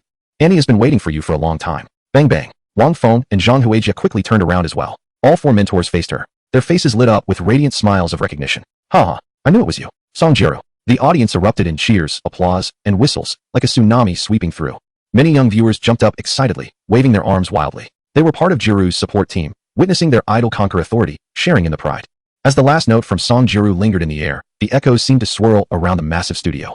Following that was applause and cheers that could almost lift the roof. Song Jieru took a slight breath, looking at the 4 music giants she could only admire on TV and album covers, all turning to her now, showing their appreciative smiles. Following her brother's rehearsal, she bowed deeply, the spotlight casting a dazzling halo around her. Host Hua Xiao quickly stepped onto the stage, his voice filled with professional excitement. Congratulations, Song Jieru. All 4 mentors have turned for you. This is quite rare on this year's stage. Now, tell the mentors and the audience, what is your name? Song Jieru took the microphone, and Su Yunju's calm rehearsal echoed in her ears. Slow down your speech. Articulate clearly. Add a touch of your hometown accent to sound genuine. Hello, mentors. Hello, audience friends. My name is Song Jieru. I'm from Changzhou, and I'm a sophomore in the classical Chinese department at Basha University. No need for an introduction. We all know you. Zhang Jinyun playfully mimicked the movements of nunchaku, humming cheerfully. Did you bring your gear today? Song Jieru shook her head, her gaze gentle yet resolute, her voice resonating through the microphone to the entire venue. I hope that in the end, everyone remembers me as the singer Song Jieru, rather than any other labels. Wang Feng gestured with both hands, his expression serious, responding, well said. Song Jieru, I really admire you. Your tone is like a flexible metal, bright but not harsh. The most important thing is that the emotion in your high notes is a genuine shout, not just showmanship. My team needs a voice with a narrative like yours. Sister Zhang Hui immediately interjected, hands clasped, tears glistening in her eyes. Jieru, you almost made me cry with your singing just now. There's a pure strength in your voice that reminds me of my early days. Come to me. I know how to protect this quality of yours and amplify it. I believe we can create amazing works together. Na Ying made a bold move, pointing to herself. Sister, don't reminisce about the past just yet. Jieru, when it comes to developing a voice like yours, I have the most authority. Join my team. And I promise to not only teach you how to sing this song well, but to guide you on how to become a complete and resilient singer. The atmosphere was charged with excitement. Zhang Jinyun, who had been observing, smiled slyly, seizing the moment. All right, you're all making grand promises. Jieru, I noticed that you have a slight upward tilt of your chin when you sing, which is very rock and roll. It shows you have a playful spirit inside. Come to me, and let us have fun with music. I promise it won't be dull. Faced with the 4 mentors' onslaught, Song Jieru stood at the center of the stage, her face showing a hint of shyness and uncertainty. At that moment, Hua Xiao took control of the pace. All right, all 4 mentors have made very tempting promises. Jieru, now it's time for you to make your choice. The venue fell silent, all eyes focused on the 20-year-old girl.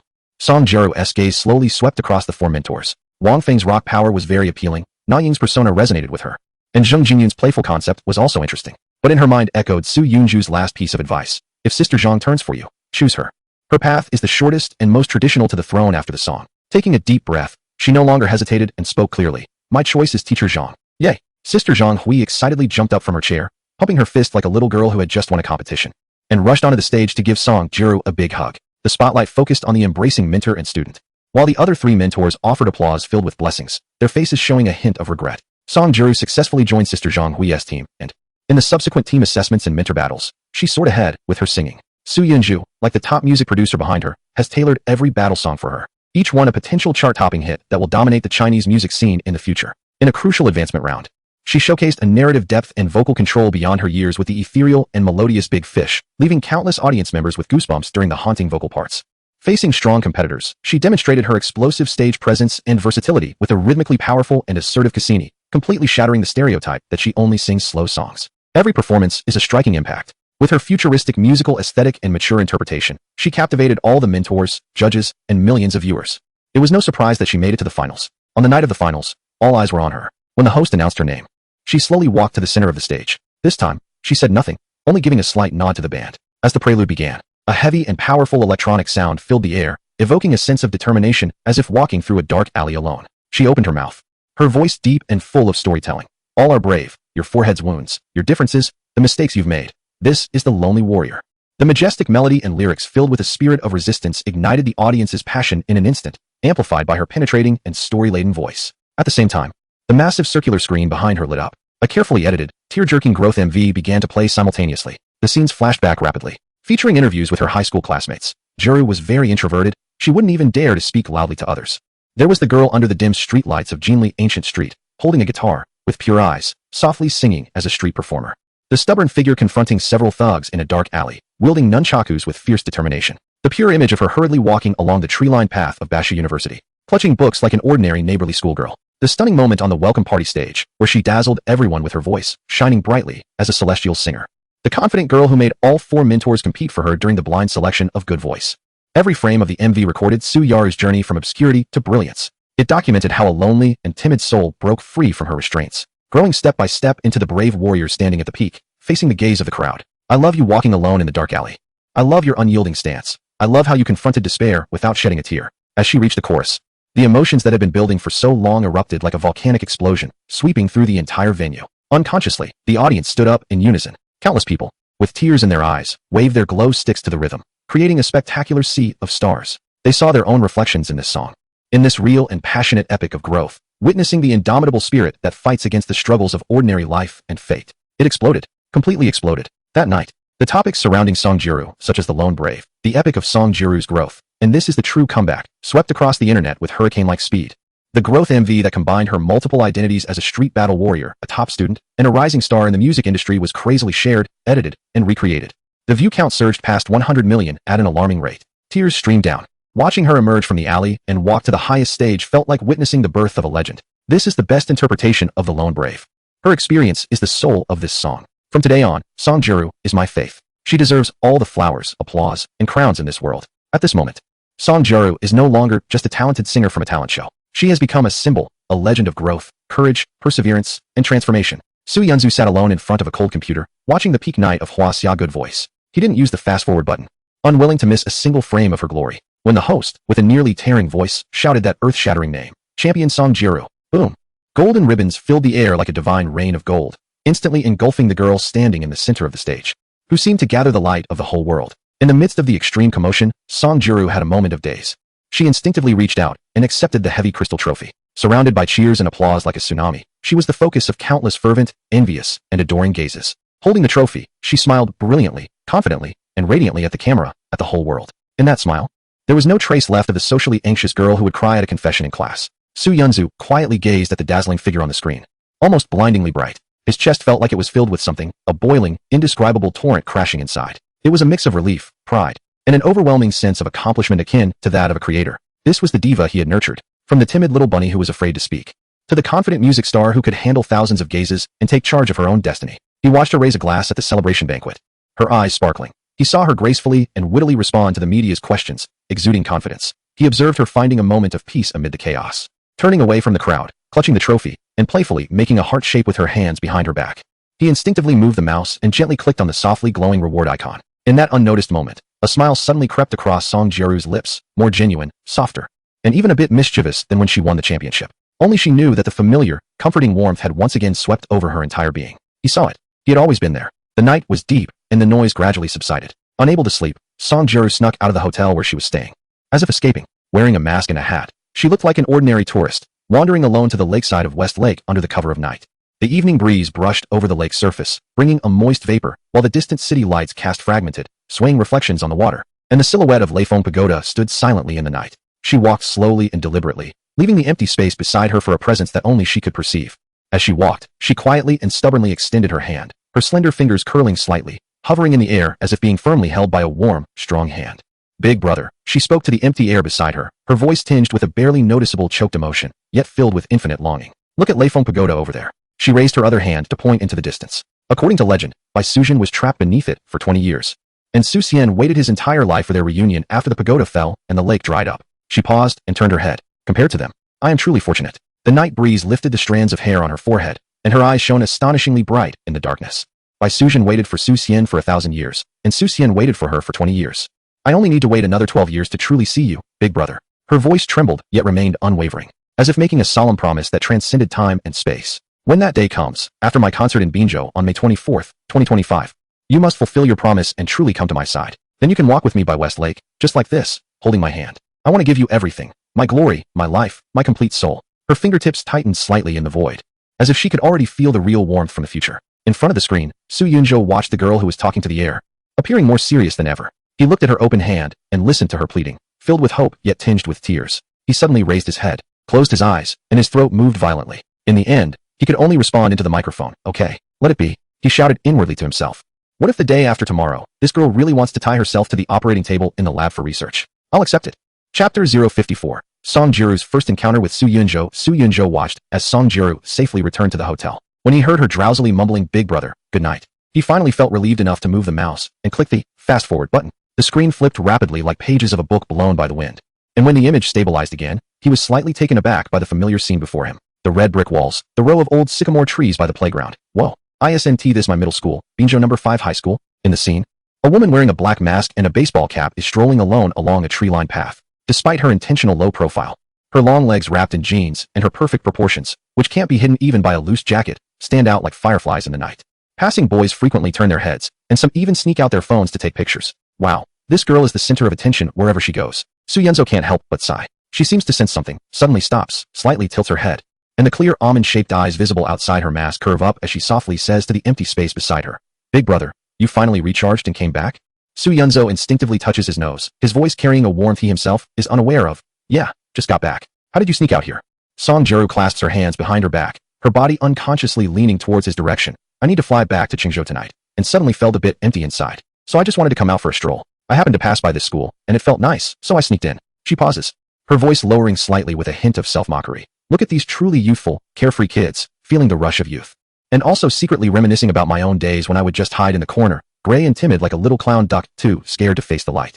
Big brother, wouldn't it be great if I had met you back then?" Su Yunjo listens to the faint sentiment and reliance in her words. And just as he intends to use his usual teasing to diffuse the slightly sentimental atmosphere, a bright lightning bolt strikes his mind. Wait, this scene, this moment at a specific school, an almost forgotten, vague image sealed in the corners of youthful memories suddenly becomes clear. His eyes widen as his heart uncontrollably races. No way. Could it be that next, as if to validate his premonition, in the next moment, a boy in a blue and white school uniform, steaming with energy and with hair soaked in sweat, rushes out from the playground like a whirlwind.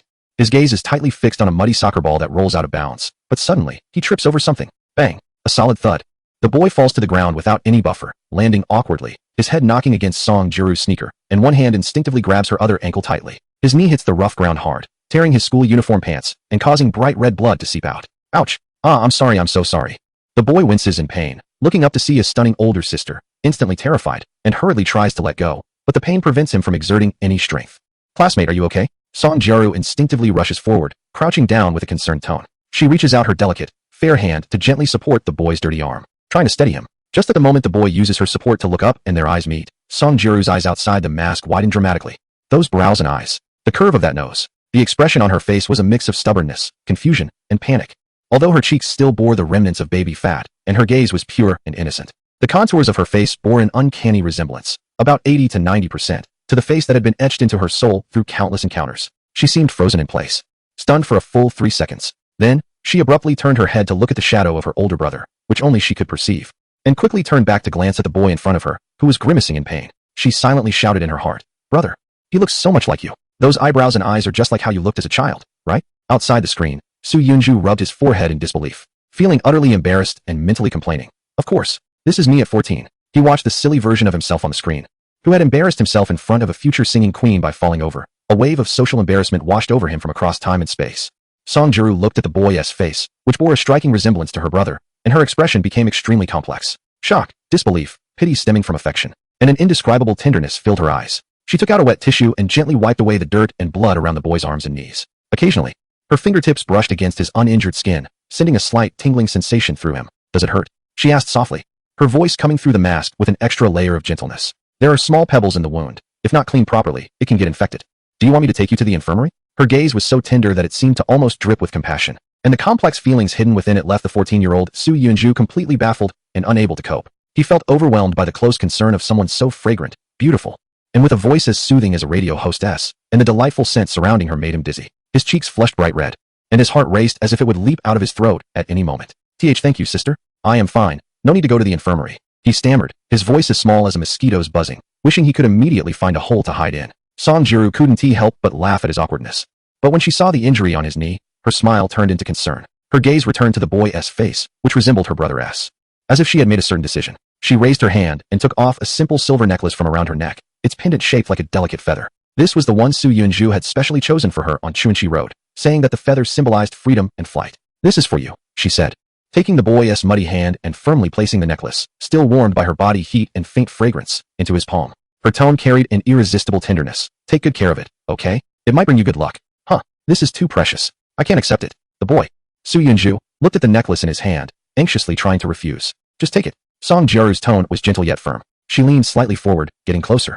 Close enough for the boy to clearly see her long, curled eyelashes and the reflection of his own flustered face in her beautiful eyes. "But you have to promise me 2 things. Chapter 055. It turns out my first love is you. The boy blinked curiously. "What things?" Song Jiaru looked at his face, which resembled her older brother, and suppressed the impulse to pinch his cheek. She said seriously. First, she extended her slender finger and waved it in front of him. "You must become a man of your word, someone who stands tall and keeps promises, especially when it comes to promises made to girls. You absolutely cannot go back on them, understand?" The boy felt his cheeks heat up under her focused gaze, and he instinctively straightened his still thin back. Outside the screen, Su Yunjo touched his nose, realizing this was a reminder for him to fulfill her requests. Second, she deliberately elongated her tone, watching as the boy nervously swallowed. A glimmer of mischief in her eyes. "You must never use foul language like others, especially in front of girls. Do you understand? That is not cool at all." "I got it, sister." The boy hurriedly promised, his ears burning as if they were about to bleed, his heart racing like a drum. "That is good." Song Jiaru smiled with satisfaction, her brows curving into a pretty crescent shape. Her gaze fell on the necklace in his hand, and she naturally took it. "This pendant suits you well. I hope you can always fly freely." Saying this, she gently wrapped her arms around his neck to put it on for him. This action brought her extremely close, and a faint, fresh scent wafted from her hair, her warm breath brushing lightly against his ear. The boy felt his whole body stiffen, his heart pounding like a drum, forgetting even to breathe. He felt a rush of heat surge to his head, as if he were about to catch fire. Su Yunjo, watching from the screen, sighed and rubbed his forehead. "Song Jiaru, you can't keep teasing him just because he looks like me. This kid is going to have some unmentionable dreams tonight." Deep down, Song Jiaru silently responded, with a hint of innocence. "Oh, is that how it is? I didn't mean to.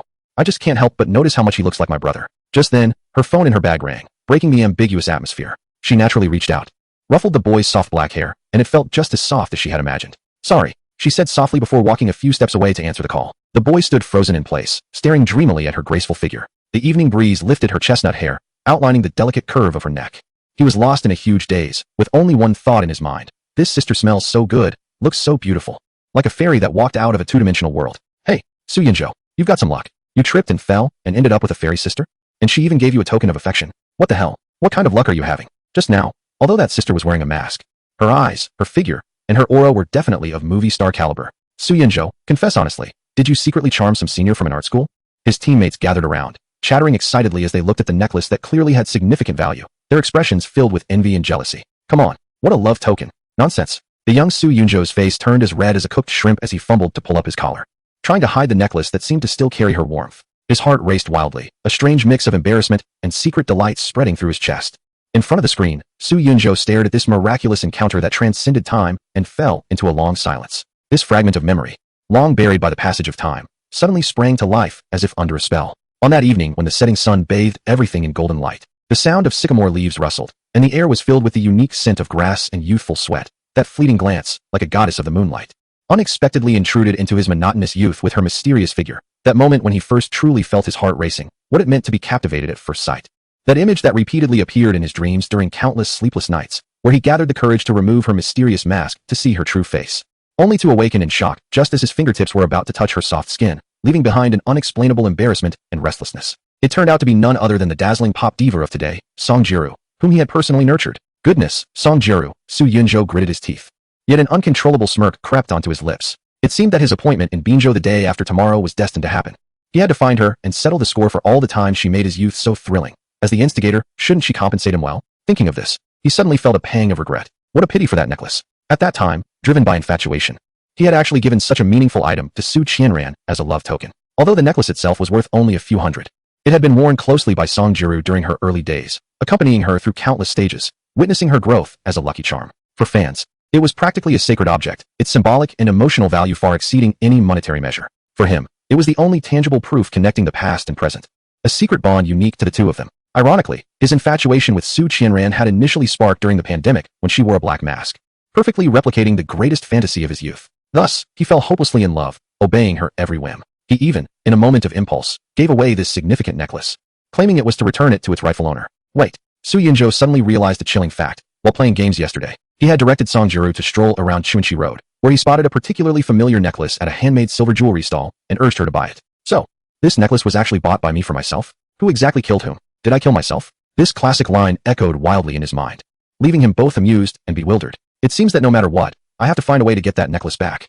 Su Yunzhou looked at the youthful Song Jiru on the screen, and his gaze softened unconsciously, filled with a deep affection he didn't even realize he had. He murmured, Jiru, it turns out my first love is actually you. As soon as he finished speaking, he was taken aback. Wasn't this conclusion a bit hasty? He suddenly remembered Lin Ruoxuan, the elegant and knowledgeable older sister he met when he was 11 during a trip to Qingzhou. Didn't she also leave ripples in his naive heart? Goodness. Su Yunzhou couldn't help but hold his forehead, conducting a soul-searching inquiry. Have I been predisposed to be attracted to older sisters since childhood?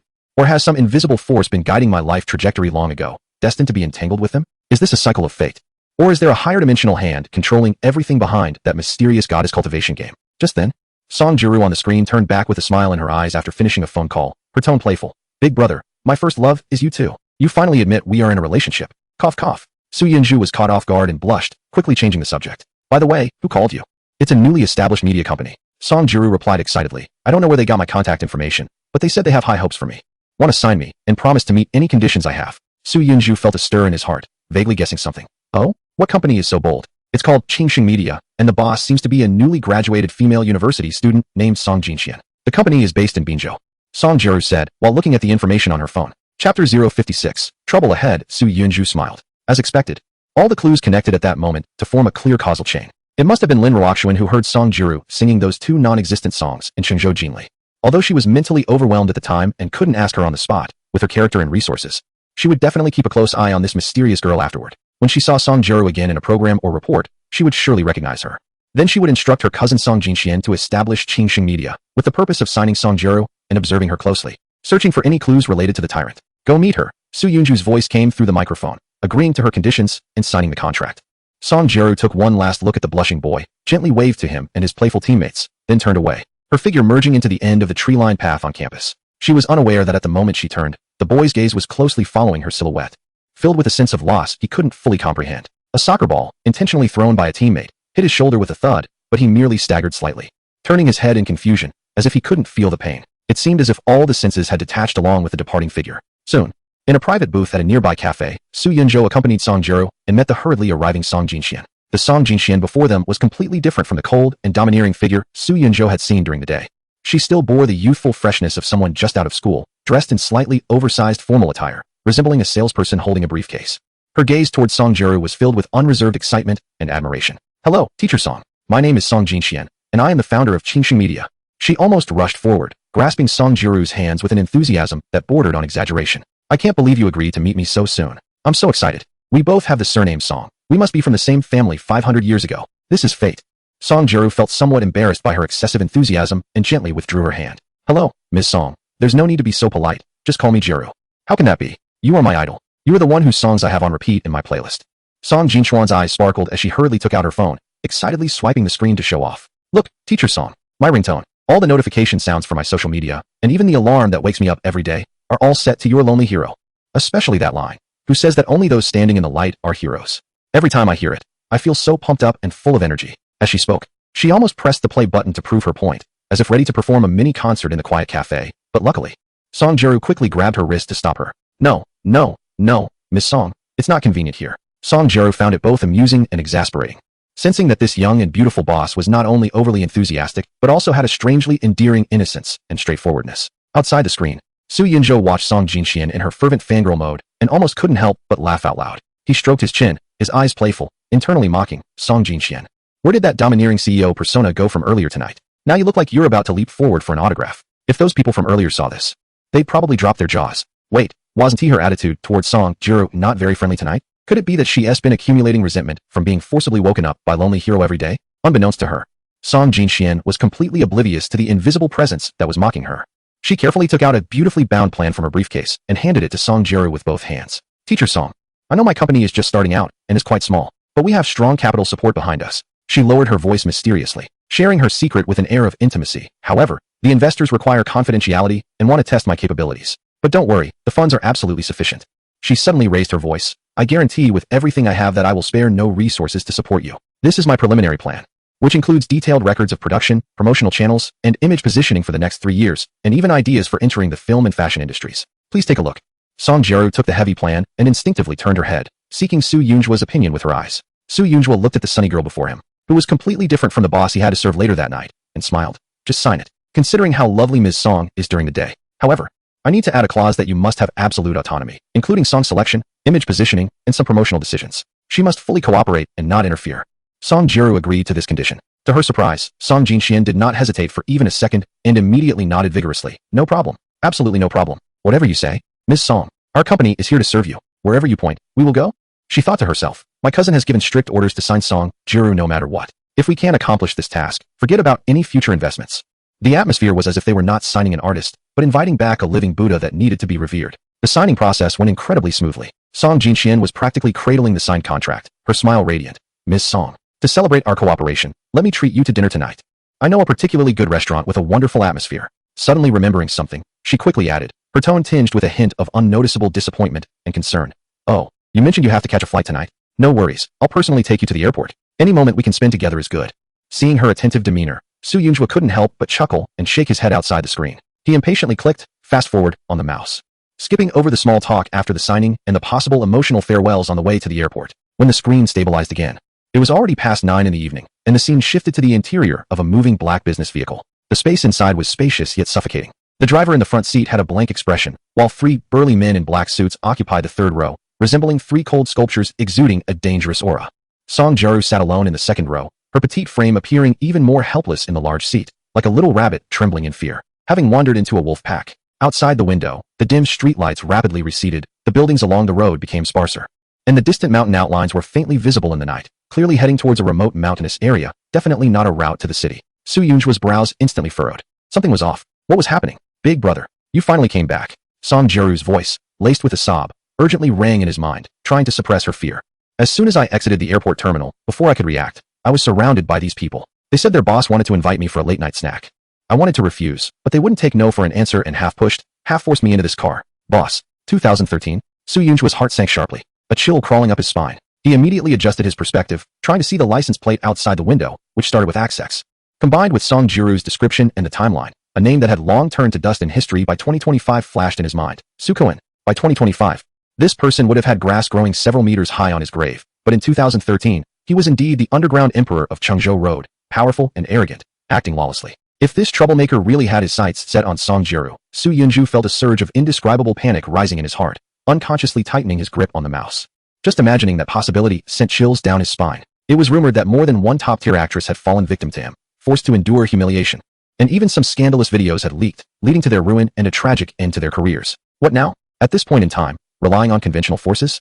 Contacting law enforcement? That would likely yield little effect, and could even backfire, exacerbating the situation and pushing the isolated Song Jiru into a more dangerous abyss. Chapter 057. That person has made arrangements. Jiru, stay calm. Is your phone still with you? Su Yunju's voice came through the invisible connection, trying to sound composed but betraying a hint of barely detectable tremor. Song Jiru tightly clutched her iPhone 5. Yes. The other party was so brazen, completely unconcerned about her plea for help, as if he were the local emperor of this territory. This reckless disregard only made the situation more complicated. Su Yunju forced himself to think quickly. Send a message to Song Jinxian immediately. Tell her that you've been forcibly taken away by Su Kuan's people, and have her contact her cousin Lin Ruoxuan right away. He had to grasp every possible lifeline, even if hope was slim. What? Jinchuan's cousin is Lin Ruoxuan. Song Jiru's eyes widened in shock, the surprise temporarily overshadowing her fear. Big brother, is now really the time to be concerned about gossip? Su Yunju was on the verge of losing it. He quickly exited the game interface and opened that damned system all. His gaze rushed over the rows of flashing skill icons, mentally cursing. Super hacker experience card. What good would hacking into their system do now? Should he send a virus emoji to Su Kuan's phone? Soul Painter experience card. Should he draw a portrait of Su Kuan on the spot for entertainment? Peak ball skills experience card. Was he supposed to rely on Jiru to win her freedom by playing basketball against these scoundrels? He was Su Kuan, not Kai Shu Kuan. Swan Lake dancer experience card. Should he perform a little Swan Lake dance at Su Kuan's banquet to make him find his conscience?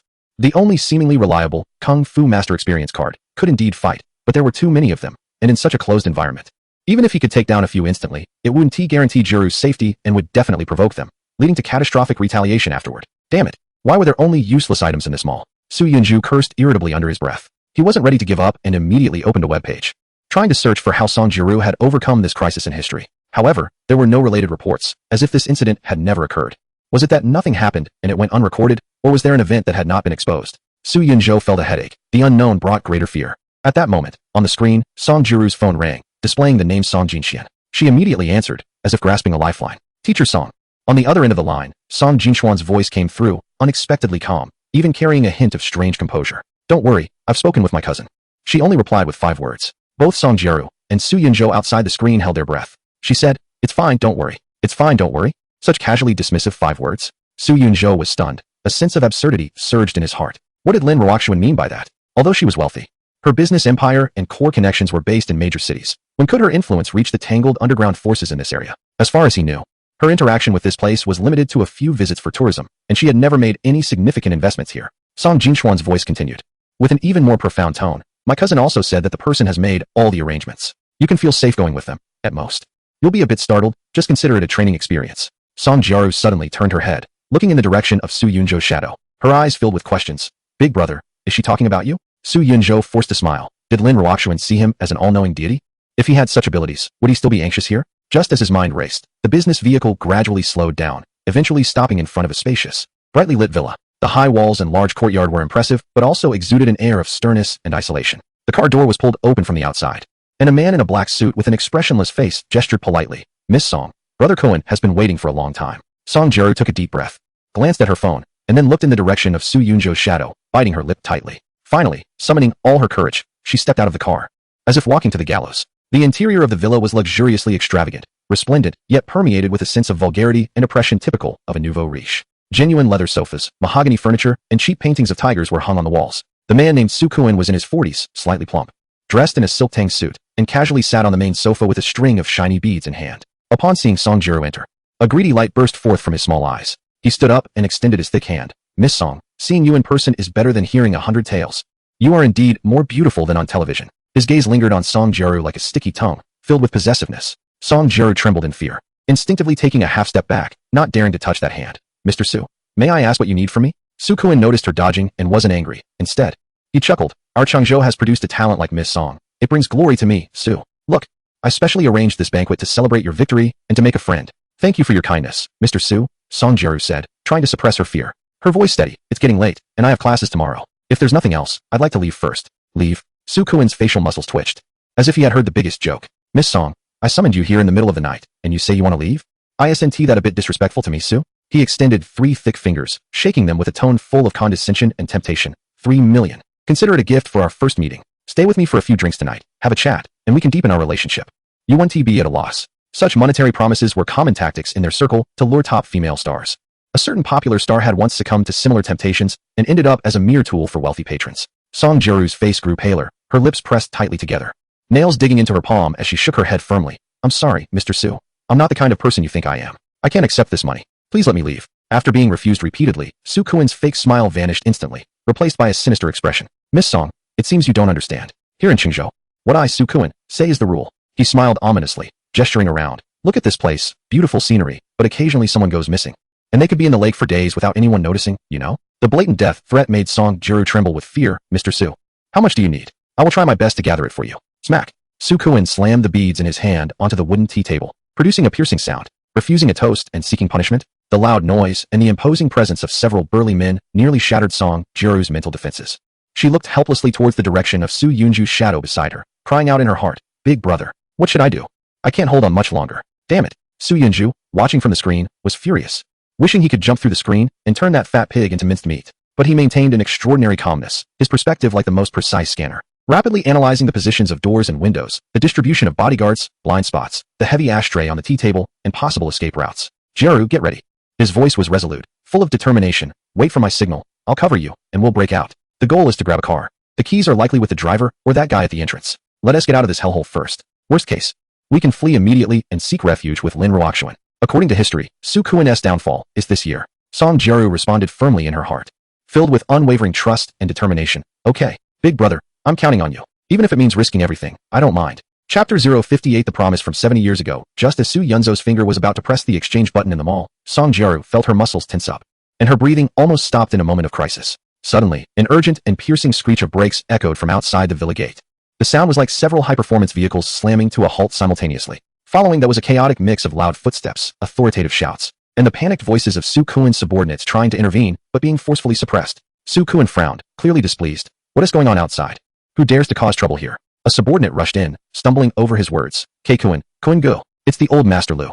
He has come with people and barged in. Old Master Lu? Which Lu? Su Kuan initially didn't react, but soon, as if recalling something, his expression changed drastically.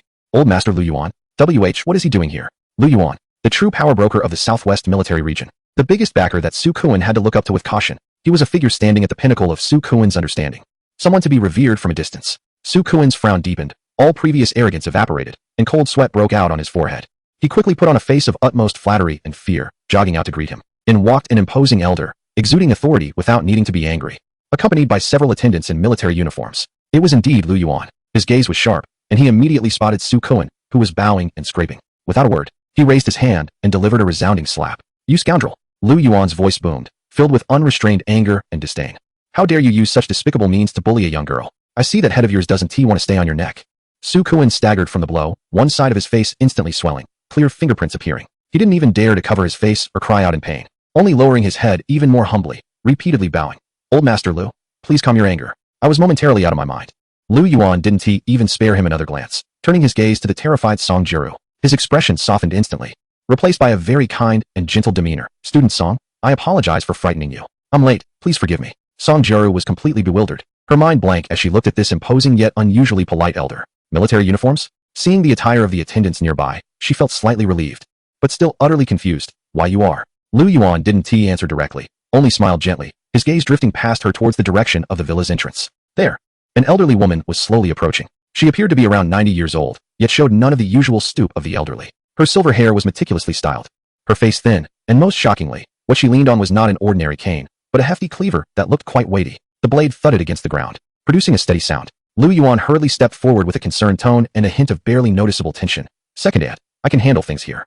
It's so late and the roads are difficult. You don't need to come over. The elderly woman snorted lightly, her voice not loud, but carrying a metallic resonance. What do you mean I shouldn't come? How can I see things clearly if I don't come? Back in the day, how many of our comrades fought bravely, sacrificing countless good lives to create this new era? We hope that future generations could live with dignity. It's only been a few years of peace, and there are already people brazenly robbing vulnerable women. It's simply lawless. Su Kuan saw the elderly woman leaning on a broadsword, and his mind buzzed. Why had this living legend come in person? Who had he offended? Was it this Song Jiru? He looked at her with a gaze full of absurdity. Lu Yuan quickly explained in a low voice, trying to soothe her. Second Dad, during this period of rapid economic development, there are inevitably some dark corners that are overlooked. Don't worry, the trend is set. In a few years, these evildoers will surely be cleaned up. However, the elderly woman remained non-committal, too disdainful to even look at the paralyzed Su Kuan and his frightened subordinates. She directly handed the broadsword, symbolizing countless years of struggle, to Lu Yuan beside her, then walked over to the still shocked Song Jiru. She reached out her hand, weathered by time, and gently held Song Jiru's cold, trembling hand. Child, her voice softened, carrying the unique warmth of a senior. It's all right. With me here. No one will bully you. She paused, her gaze sweeping over the crumpled Su Kuan and his silent lackeys. As for these people, they have their own fate. Although Song Jiru was still filled with confusion, the calm aura emanating from the elder finally relaxed her taut nerves, and a wave of bittersweet relief washed over her. She whispered, thank you, Grandma. At the same time, she urgently called out in her heart, Big brother, who is this Grandma? She's so amazing. And she's holding a broadsword. Su Yunzhou, watching the legendary elder on the screen, quickly recognized her. He knew this person, named Wu Shuyun, the third female general among the founding figures of the new era. During the war against invaders, she had organized a female army, fought bloodily, participated in many key battles, and earned great military achievements. She was a living legend. But how did she end up here, so coincidentally intervening in this matter? Believe in her. She is Wu Shuyun. Didn't you study about her and her unit in your modern history final exam last semester? Song Jiru gasped in shock, her eyes wide. Oh my. It really is her. The person from the textbook. How could she come to save me? After the immense shock, an indescribable sense of gratitude and safety enveloped her, and she emotionally said, Big brother, is all of this your arrangement? Su Yunzhu awkwardly touched his nose off screen, wondering to himself, does this have anything to do with me? Wu Shuyun, unaware of Song Jiru's subtle psychological activity, gently patted her hand. Come on, child, this place is chaotic and not suitable for staying long. Grandma will take you home safely. Song Jiru nodded vigorously, closely following the elderly woman. All right, thank you, Grandma. With the personal escort of Wu Shuyun and Lu Yuan, Song Jiru got into a red car. After about half an hour, the vehicle safely arrived at her residential community. At home, Aunt Yang, the nanny, and Song Jiru's mother, Zhang Ying, had been waiting anxiously. To celebrate her daughter's victory in the singing competition, Zhang Ying had declined evening engagements and prepared a feast. However, as they waited, her daughter not only failed to return but also did not answer her calls, and later, her phone was simply out of service. Zhang Ying's heart sank. and various bad thoughts flashed through her mind. Is Jiru back? Hearing the doorbell, Zhang Ying rushed to the door, her anxious heart finally settling down. The door opened, and besides her daughter, who looked a bit tired but unharmed, there stood an elderly man in military uniform and a distinguished elderly woman with silver hair. Zhang Ying was stunned, momentarily unable to react. Mom. Seeing her mother, Song Jiru's facade of strength crumbled instantly, and she rushed into Zhang Ying's arms. Filled with grievance and fear, I'm back. This is Grandpa Lu, and this is Grandma Wu. They brought me back. Zhang Ying was even more puzzled. While gently patting her daughter's back to comfort her, she looked at the two elderly individuals with strikingly different, yet undeniable presences. Lu Yuan, noticing her gaze, solemnly raised his hand and gave a standard military salute, his movements crisp and clean. Meanwhile, Wu Xiuyun's eyes were fixed on Song Jiru, her expression filled with complex emotions. As if there were 1,000 words to say, she hesitated for a moment, then stepped forward, her voice trembling with an indescribable excitement. Jiru, please tell the gentleman that the task he entrusted to me over 70 years ago, his student Wu Xiuyun, has never been forgotten. Note, the setting of this world is a semi-virtual parallel universe, with geographical and historical similarities and differences. The major divergence point is the absence of a certain dynasty, as the daughter of a former emperor rose to prominence, defeating a rival faction and prolonging the dynasty's existence for over 200 years. Therefore, some details in the text may differ from reality, and the characters do not correspond to real-life figures. Any similarities are purely coincidental. Chapter 059. She is waiting for him to knock on the door. Sir, over 70 years ago. The combination of these two phrases left both Song Jiru and Su Yunju off-screen stunned, as if they had heard something unbelievable. Wu Xiuyun paused, her experienced eyes quickly welling up with tears, her voice trembling slightly. When will he be able to see me again, even if just for a moment?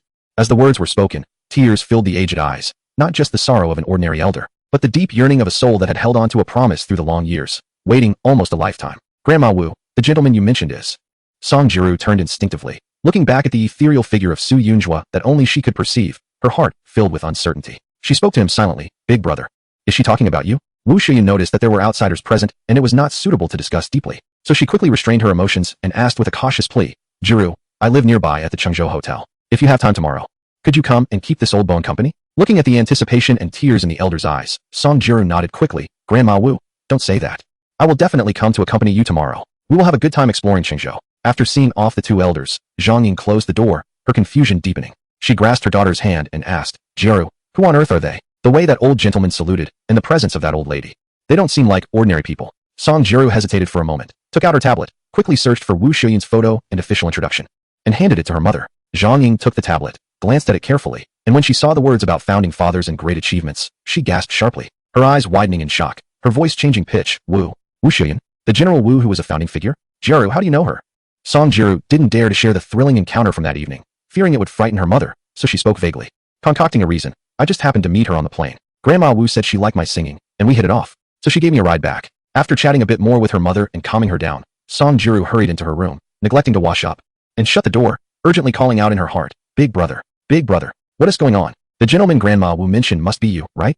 The mission from over 70 years ago? This is unbelievable. Su Yunjua, sitting in front of the screen, looked at Wu Xiuyun's illustrious achievements displayed in the browser. Connecting it with her heartfelt mention of the gentleman, he felt a chill run down his spine. He coughed lightly, forcing himself to stay calm. You can just ask General Wu in person about the specifics tomorrow, and it will be clear. Yet inside, he was screaming, what the hell? I don't know anything. Thank you, big brother, for always protecting me. Song Jiru's voice pulled him back from the storm within. She looked around the room filled with a youthful atmosphere and a sense of safety. After closing the door, the tension that had built up all night finally relaxed, wrapping her in a feeling of relief and security. She kicked off her shoes, fell onto her soft bed, opened her arms, and playfully called out to the air. Big brother, can you hug me? I was really scared tonight. Su Yunjua watched the girl on the screen, completely unguarded and relying on him wholeheartedly. And couldn't he help but shake his head with a wry smile. I wish I could. I've wanted to for over a decade. Song Jiru's eyes immediately curved into crescent shapes. Over 10 years? How exaggerated. I was probably still in kindergarten back then. Suddenly, she seemed to have discovered something significant.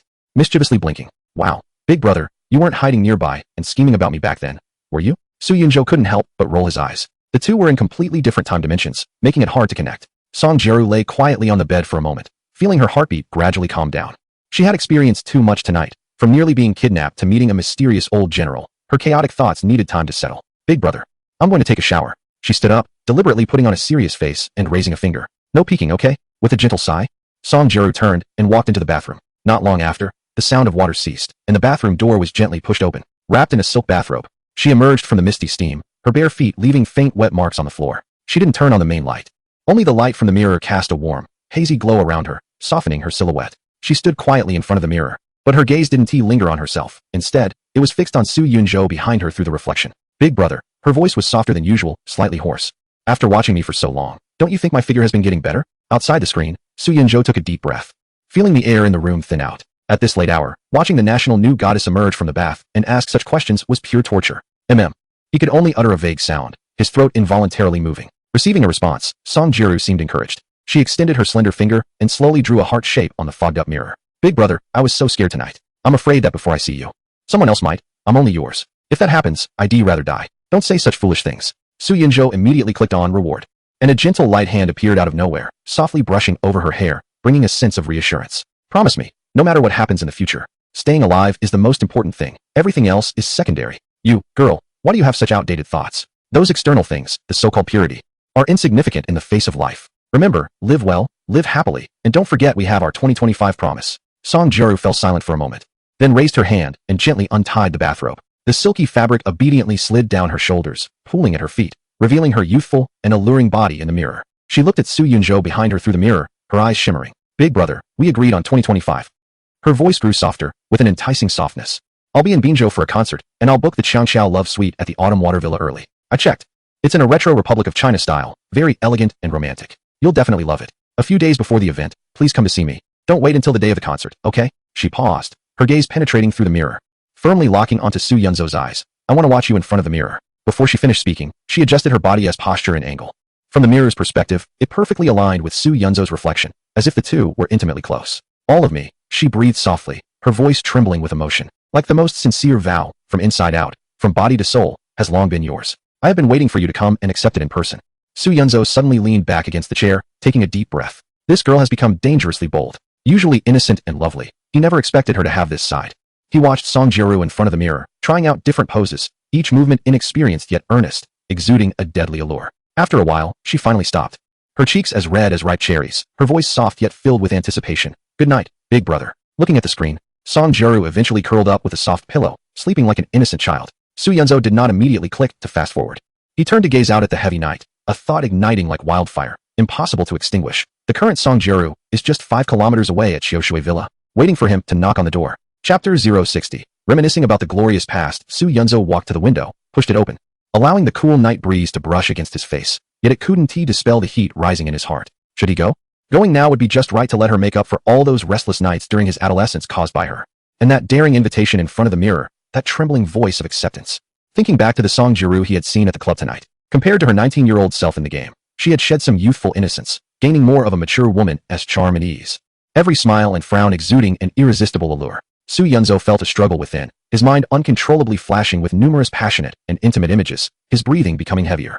Should he go or not? Ultimately, reason prevailed with difficulty, and he shook his head vigorously, trying to dispel those tantalizing fantasies. It was nearly 4 in the morning. Waking her up would not only be inconsiderate, but would also seem too eager. He decided to continue watching the plot unfold, still uncertain of what key twists might occur next. Moreover, the sudden appearance of the veteran General Wu Shiyun and the mysteries surrounding her needed to be clarified, as it could relate to the underlying logic of the entire game. After all, she was nearby. He could always wait until after dawn to catch her at her door. With curiosity, he returned to the desk, moved the mouse, and clicked fast forward. The scene transitioned, time jumping to the next morning. Early in the morning, Song Jiru arrived at the suite of the Rongqing Hotel where Wu Shiyun was staying, carrying a carefully prepared small gift. Grandma Wu, thank you for saving my life yesterday. This is a small token of my appreciation. I hope you like it. Song Jiru presented the gift with both hands, her tone sincere. Wu Shiyun looked at the vibrant girl in front of her, filled with emotion. She gently held Song Jiru's hand and said, Jiru, you are a good child. But really, you don't need to thank me. After a pause, her gaze became distant, as if she were penetrating through time and space. If you want to thank someone, thank him. Yesterday when I went to save you, it was he who entrusted me with this task over 70 years ago. He told me to protect you on this day. Song Jiru was completely stunned, her lips slightly parted, almost thinking she had misheard him. Over 70 years ago? Is he some kind of deity? Who else could span such a long time to arrange things? Wu Shiyun did not directly answer the question about a deity. Her gaze, almost instinctively, crossed over Song Jiru's shoulder and fell on the void beside her, a place that could only be sensed by those who firmly believed in its existence. Her expression instantly became exceptionally complex, filled with uncontrollable excitement and a nearly reverent admiration, her voice trembling slightly. Is he really there? Song Jiru was once again at a loss for words. However, Wu Shiyun seemed to have received some kind of confirmation from her subtle expression. She nodded firmly, tears quickly welling up in her eyes as her voice choked. It was Xiao Lin who told me. Has he always been with you? Song Jiru's heart trembled. Xiao Lin? Could it be Lin Ruoxuan, the business queen who her brother had once possessed? Could it be that this remarkable grandmother in front of her had also been nurtured by her brother? Indeed, he was referring to her brother. Instinctively, She glanced again at the direction of Su Yunju's shadow beside her. This slight movement seemed to shine a strong light, completely confirming Wu Xiuyun's guess.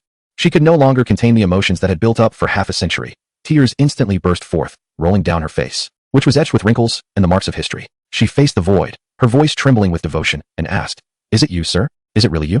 I am your student, Wu Xiuyun, and I am now 93 years old. You have been gone from me for over 70 years. Please, let me see you one more time. Let me, Xiaoyun, see you with my own eyes again. I still need your guidance." In front of the screen, Su Yunju was completely silent, his mind blank, even forgetting to breathe. The renowned General Wu Xiuyun, was actually my student? Is she a character that appears in the behind-the-scenes levels of this goddess development game? An SSR-level historical figure that I haven't unlocked yet? But I clearly have only played up to Song Jieru's level. I have no idea what story happened between them. Indeed, the past, present, and future exist simultaneously. Or they intertwine in a way that I cannot comprehend. He suddenly recalled Lin Ruoxuan's certain judgment and unusual calm from yesterday. No wonder she was so convinced that he had everything arranged. It must be that during this past year, she had not been searching for the tyrant in vain. Upon meeting Song Jiru and hearing those two non-existent songs, she, due to other circumstances, encountered an earlier informant, Wu Xiuyun. From her, she learned about this fateful arrangement that spanned over 70 years. Watching Wu Xiuyun call out to the air with tears streaming down her face, Song Jiru's eyes also turned red in an instant as she looked in the direction of Su Yunju's ethereal figure, her voice choked with emotion. "Big brother. It turns out that so long ago, you were already planning for me, instructing Grandma Wu to come and save me. Thank you, really thank you. Did I save the galaxy in my past life? That's why heaven sent you to my side in this life, to protect me." Su Yunju, watching the two crying figures on the screen, felt a mix of emotions and spoke to Song Jiru in as light a tone as possible. "Hee, silly girl. Who are we to each other? Saying all this makes it feel distant. All right, stop crying and spend some good time with this grandmother who has been waiting for you." Hearing Su Yunju's words, Song Jiru nodded vigorously, wiping away her tears of emotion, and offered Wu Xiuyun a warm smile. "Grandma Wu, the weather is great today. Shall I accompany you for a walk? There are many interesting places in Chengzhou, like Jinli Ancient Street and Wuhou Shrine. You should enjoy them." Wu Xiuyun's eyes sparkled with appreciation and nostalgia as she held Song Jiru's hand. "All right, good child, I'll follow your arrangements." Speaking of which, back in the day, the gentleman also took me to some places. Although the country was in turmoil, as long as he was by my side to guide me, even the toughest roads felt filled with hope. Thus, the two of them, one old and one young, strolled along the bluestone paths of Jinli, feeling the bustling atmosphere of the market. At Wuhou Shrine, Wu Xiuyun seemed to open up, and memories spanning over 70 years began to flow out slowly. Her gaze alternated between sharpness and gentleness, completely immersed in those turbulent years. That year, I was 16, my family had all been harmed by the invaders. And I hid alone in a cave, cold and hungry, feeling like the sky was about to collapse. Wu Xiuyun's voice carried the weight of time, yet was remarkably clear. Just when I was at my most desperate, the gentleman appeared out of nowhere and came to my side. Song Jiru held her breath, nervously asking, "And then?" At first, I was terrified, thinking I had seen a ghost. Wu Xiuyun smiled, the wrinkles at the corners of her eyes smoothing out. But the gentleman's voice was very gentle. He told me not to be afraid, saying I was a rare talent destined for greatness, and he was there to guide me. He taught me to read, to understand principles, and most miraculously, he taught me martial arts, marksmanship, and military strategy. Her eyes lit up as if she had returned to that frail, yet stubborn girlhood. The techniques the gentleman taught me seemed simple, yet they were incredibly fierce. Striking at the vital points, he often said, "Xiaoyun, being merciful to the enemy is cruelty to yourself and your compatriots. Your fists must strike to protect those you wish to protect." Later, as the world grew more chaotic, the invaders rampaged across our land. The gentleman encouraged me to organize the suffering sisters nearby, saying, "A single spark can start a prairie fire." I started with just 7 or 8 people in the Women's Village Protection Team and gradually built up the ranks. Chapter 061, Soul Painter Experience Card. Song Jiru listened intently, as if she could see that smoky era. A small girl growing step by step into a heroine under the guidance of an invisible mentor. It was truly remarkable during battles. Wu Xiuyun exclaimed in awe, still finding it hard to believe. It seems like he has eyes that can see through thousands of miles. He could tell me where the enemy was ambushed, how their forces were deployed, and even the personality weaknesses of their commanders. Several times, we seemed to have foreknowledge, avoiding traps and striking at the enemy's weak points. She excitedly slapped her thigh. Those battles were truly exhilarating. Our team always managed to defeat larger forces with fewer numbers, weaker opponents with greater strength. The brother units all say I, Wu Xiuyun, am a female Zhuge Liang, a master of strategy. But they don't know that I have a true deity standing behind me. He is the real, one and only 5-star general in our team. Without him, there would be no Wu Xiuyun today, nor would there be that formidable women's army that strikes fear into the hearts of our enemies. Song Jiru frequently turned her head, looking at Su Yunju with admiration and emotion in her eyes. Her heart stirred. "Big brother, you have been protecting this land and guiding heroes long ago. Your life is so magnificent and remarkable." Wu Xiuyun continued to immerse herself in memories. "Although he is sometimes very strict and punishes me when I don't do well, making me suffer a little." She instinctively rubbed her wrist, as if still feeling the electric shock punishment from back then, "but I know he means well. He always gives me strength and direction when I need it most." Her voice gradually lowered, filled with endless longing. Later, as the situation improved and our team grew stronger, The times I needed his direct guidance became fewer, until one day, he disappeared without warning, just like when he came. He left me with a single message, saying that on October 9th, 2013, at 11 p.m. in Villa Number 3 of the West Suburb Garden in Qingzhou, a girl named Song Jiru would need my help. And I must protect her. I have always remembered this. In fact, we arrived the day before yesterday, made arrangements in the surrounding area, and waited until those people brought you here before we appeared. At this point, Wu Xiuyun looked again at the empty space beside Song Jiru, tears shimmering in her eyes. Sir, I have completed the task you entrusted to me. For over 70 years, I have never dared to forget you. When will you come to see me again? Song Jiru was already moved to tears, tightly holding Wu Xiuyun's calloused hands, which had once held weapons and pushed the wheels of history, choked up as she said, Grandma Wu, he must remember. He is right here listening. He must be incredibly proud and honored to have you as a student. Saying this, she looked towards Su Yunju, her eyes pleading, Big brother, can I draw a portrait of you for Grandma Wu to see? Su Yunju nodded. He also wanted to confirm whether the almost omniscient gentleman mentioned by the other party was indeed his future self. After receiving permission, Song Jiru was about to take action but lowered her head in disappointment. But I don't really know how to draw. I can't capture it at all. Su Yunju's voice echoed in her mind. No, you can draw. Song Jiru understood Su Yunju's meaning and hurried to a nearby shop to buy sketch paper, charcoal pencils, and a set of simple watercolor paints. They found a quiet and elegant tea house and requested a private room. Ding. Consumed 1,000 mall coins.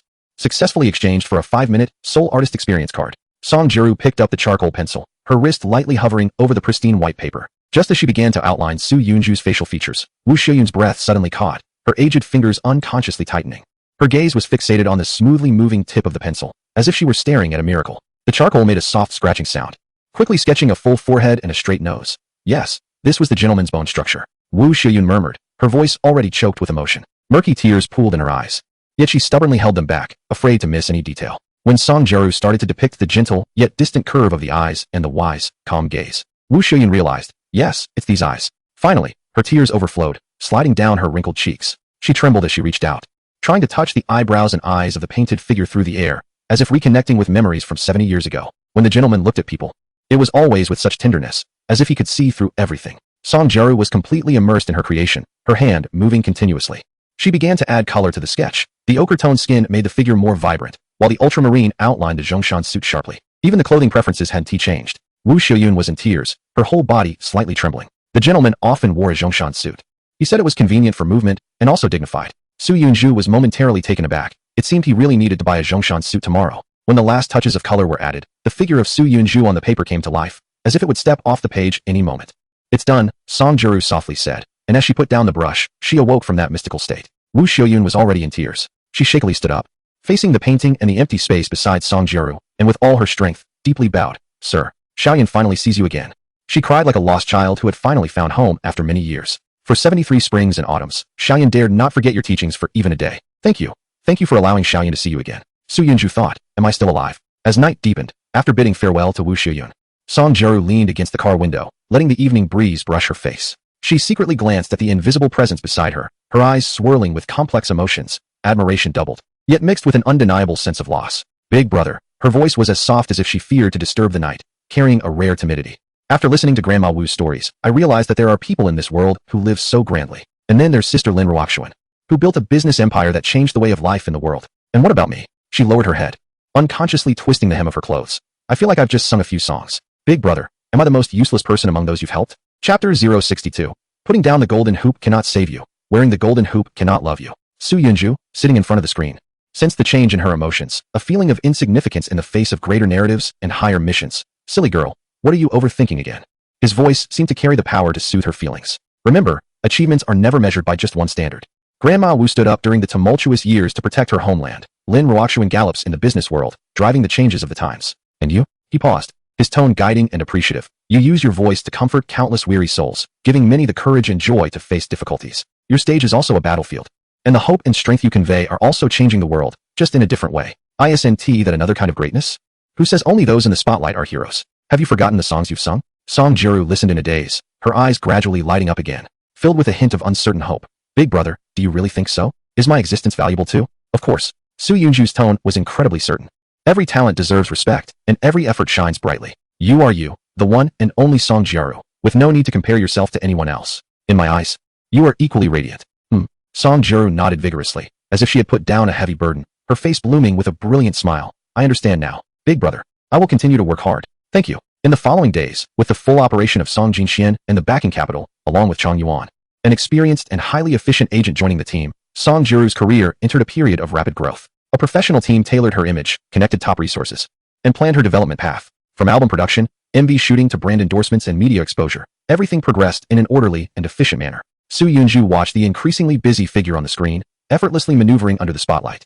Knowing that there wasn't too much specific guidance he could provide in her professional field anymore, her wings had already grown strong enough to soar in a broader sky. Thus, he played more of a role as a lyricist and composer. He sent her classic works from different periods of the singer's Song Jiru, in roughly chronological order. From Light Years Away, The Wind Rises, to Time Thief. Each song, whether ethereal, warm, or grand, perfectly matched her own growth and the team's planning, continuously solidifying her position and reputation as a powerful singer. Soo Yoon-ju frequently clicked the fast forward button, skipping over repetitive practices, busy notifications, and social engagements, selectively focusing on key moments, new song releases, important award ceremonies, and major performances. Although he knew that each fast forward meant the countdown to parting was accelerating, he felt no lingering sadness. Instead, a difficult-to-contain excitement and anticipation took its place. Because after dawn, the reunion in reality was just around the corner.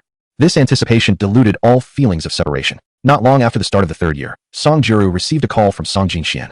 Barely able to contain her excitement, Jiru, the Spring Festival Gala director team, has sent an invitation. Song Jiru paused for a moment, finally realizing she had reached this milestone. She wasn't ecstatic, but instinctively turned back to look at the empty space behind her, her eyes filled with fear and reluctance. Big brother.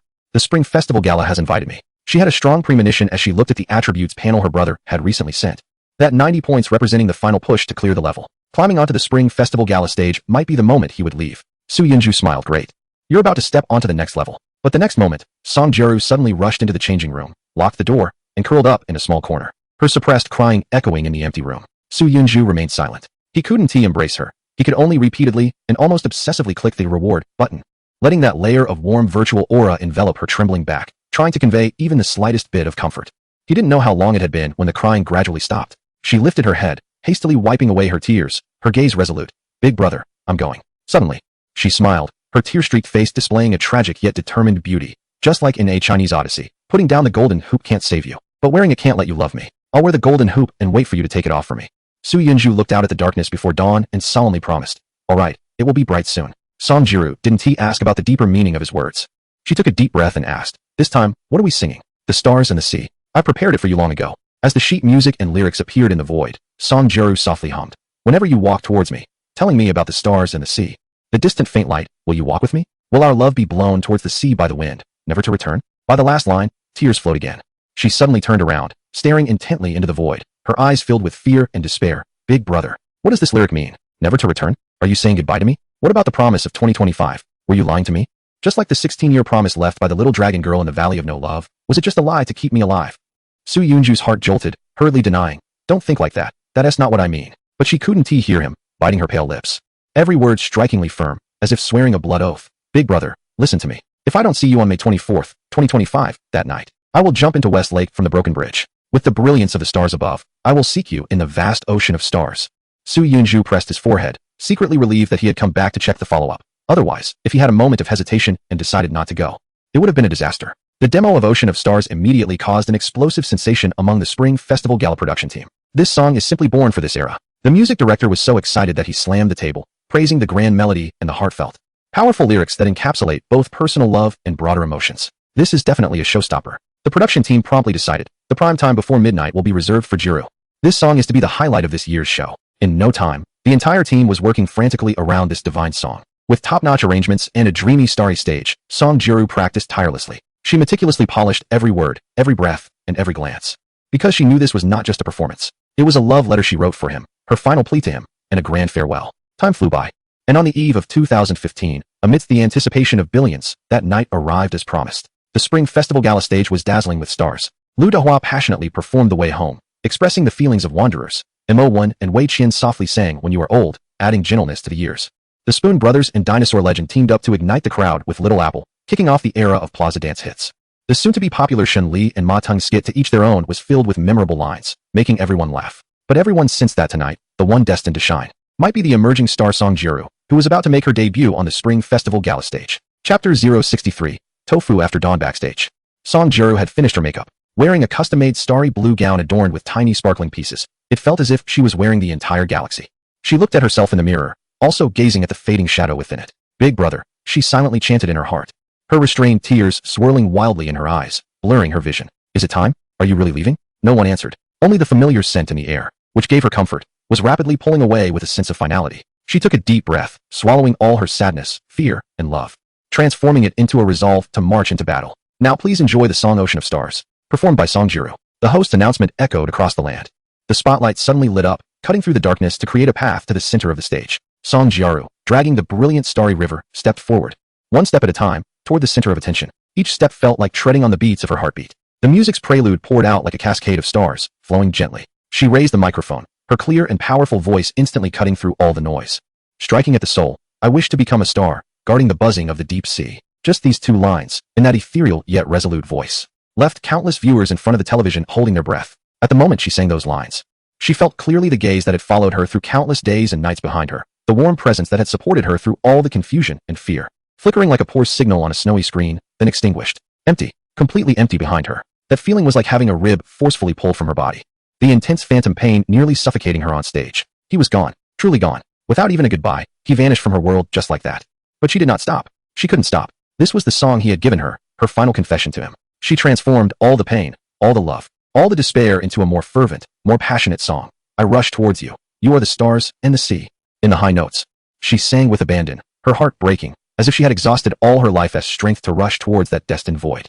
At the moment she tilted her head back to sing, the tears she had held back for too long finally burst forth. The sparkling tears traced her stunning face, reflecting the light like shattered diamonds under the spotlight, then fell heavily onto the stage. On stage, she was the new star that everyone looked up to, shining brightly and adored. Within her soul, her world was collapsing, standing alone atop the ruins, bearing this heart-wrenching farewell that no one knew about. She persisted until the last note was sung. Amidst the thunderous, endless applause, she turned around, bowed deeply to the empty space behind her, revealing a tragically beautiful smile filled with tears. Goodbye, brother. Goodbye, my first love. That night, the emotional performance of Stars and Sea by Song Jiru and her tears during the Spring Festival Gala instantly ignited the entire internet with a terrifying intensity.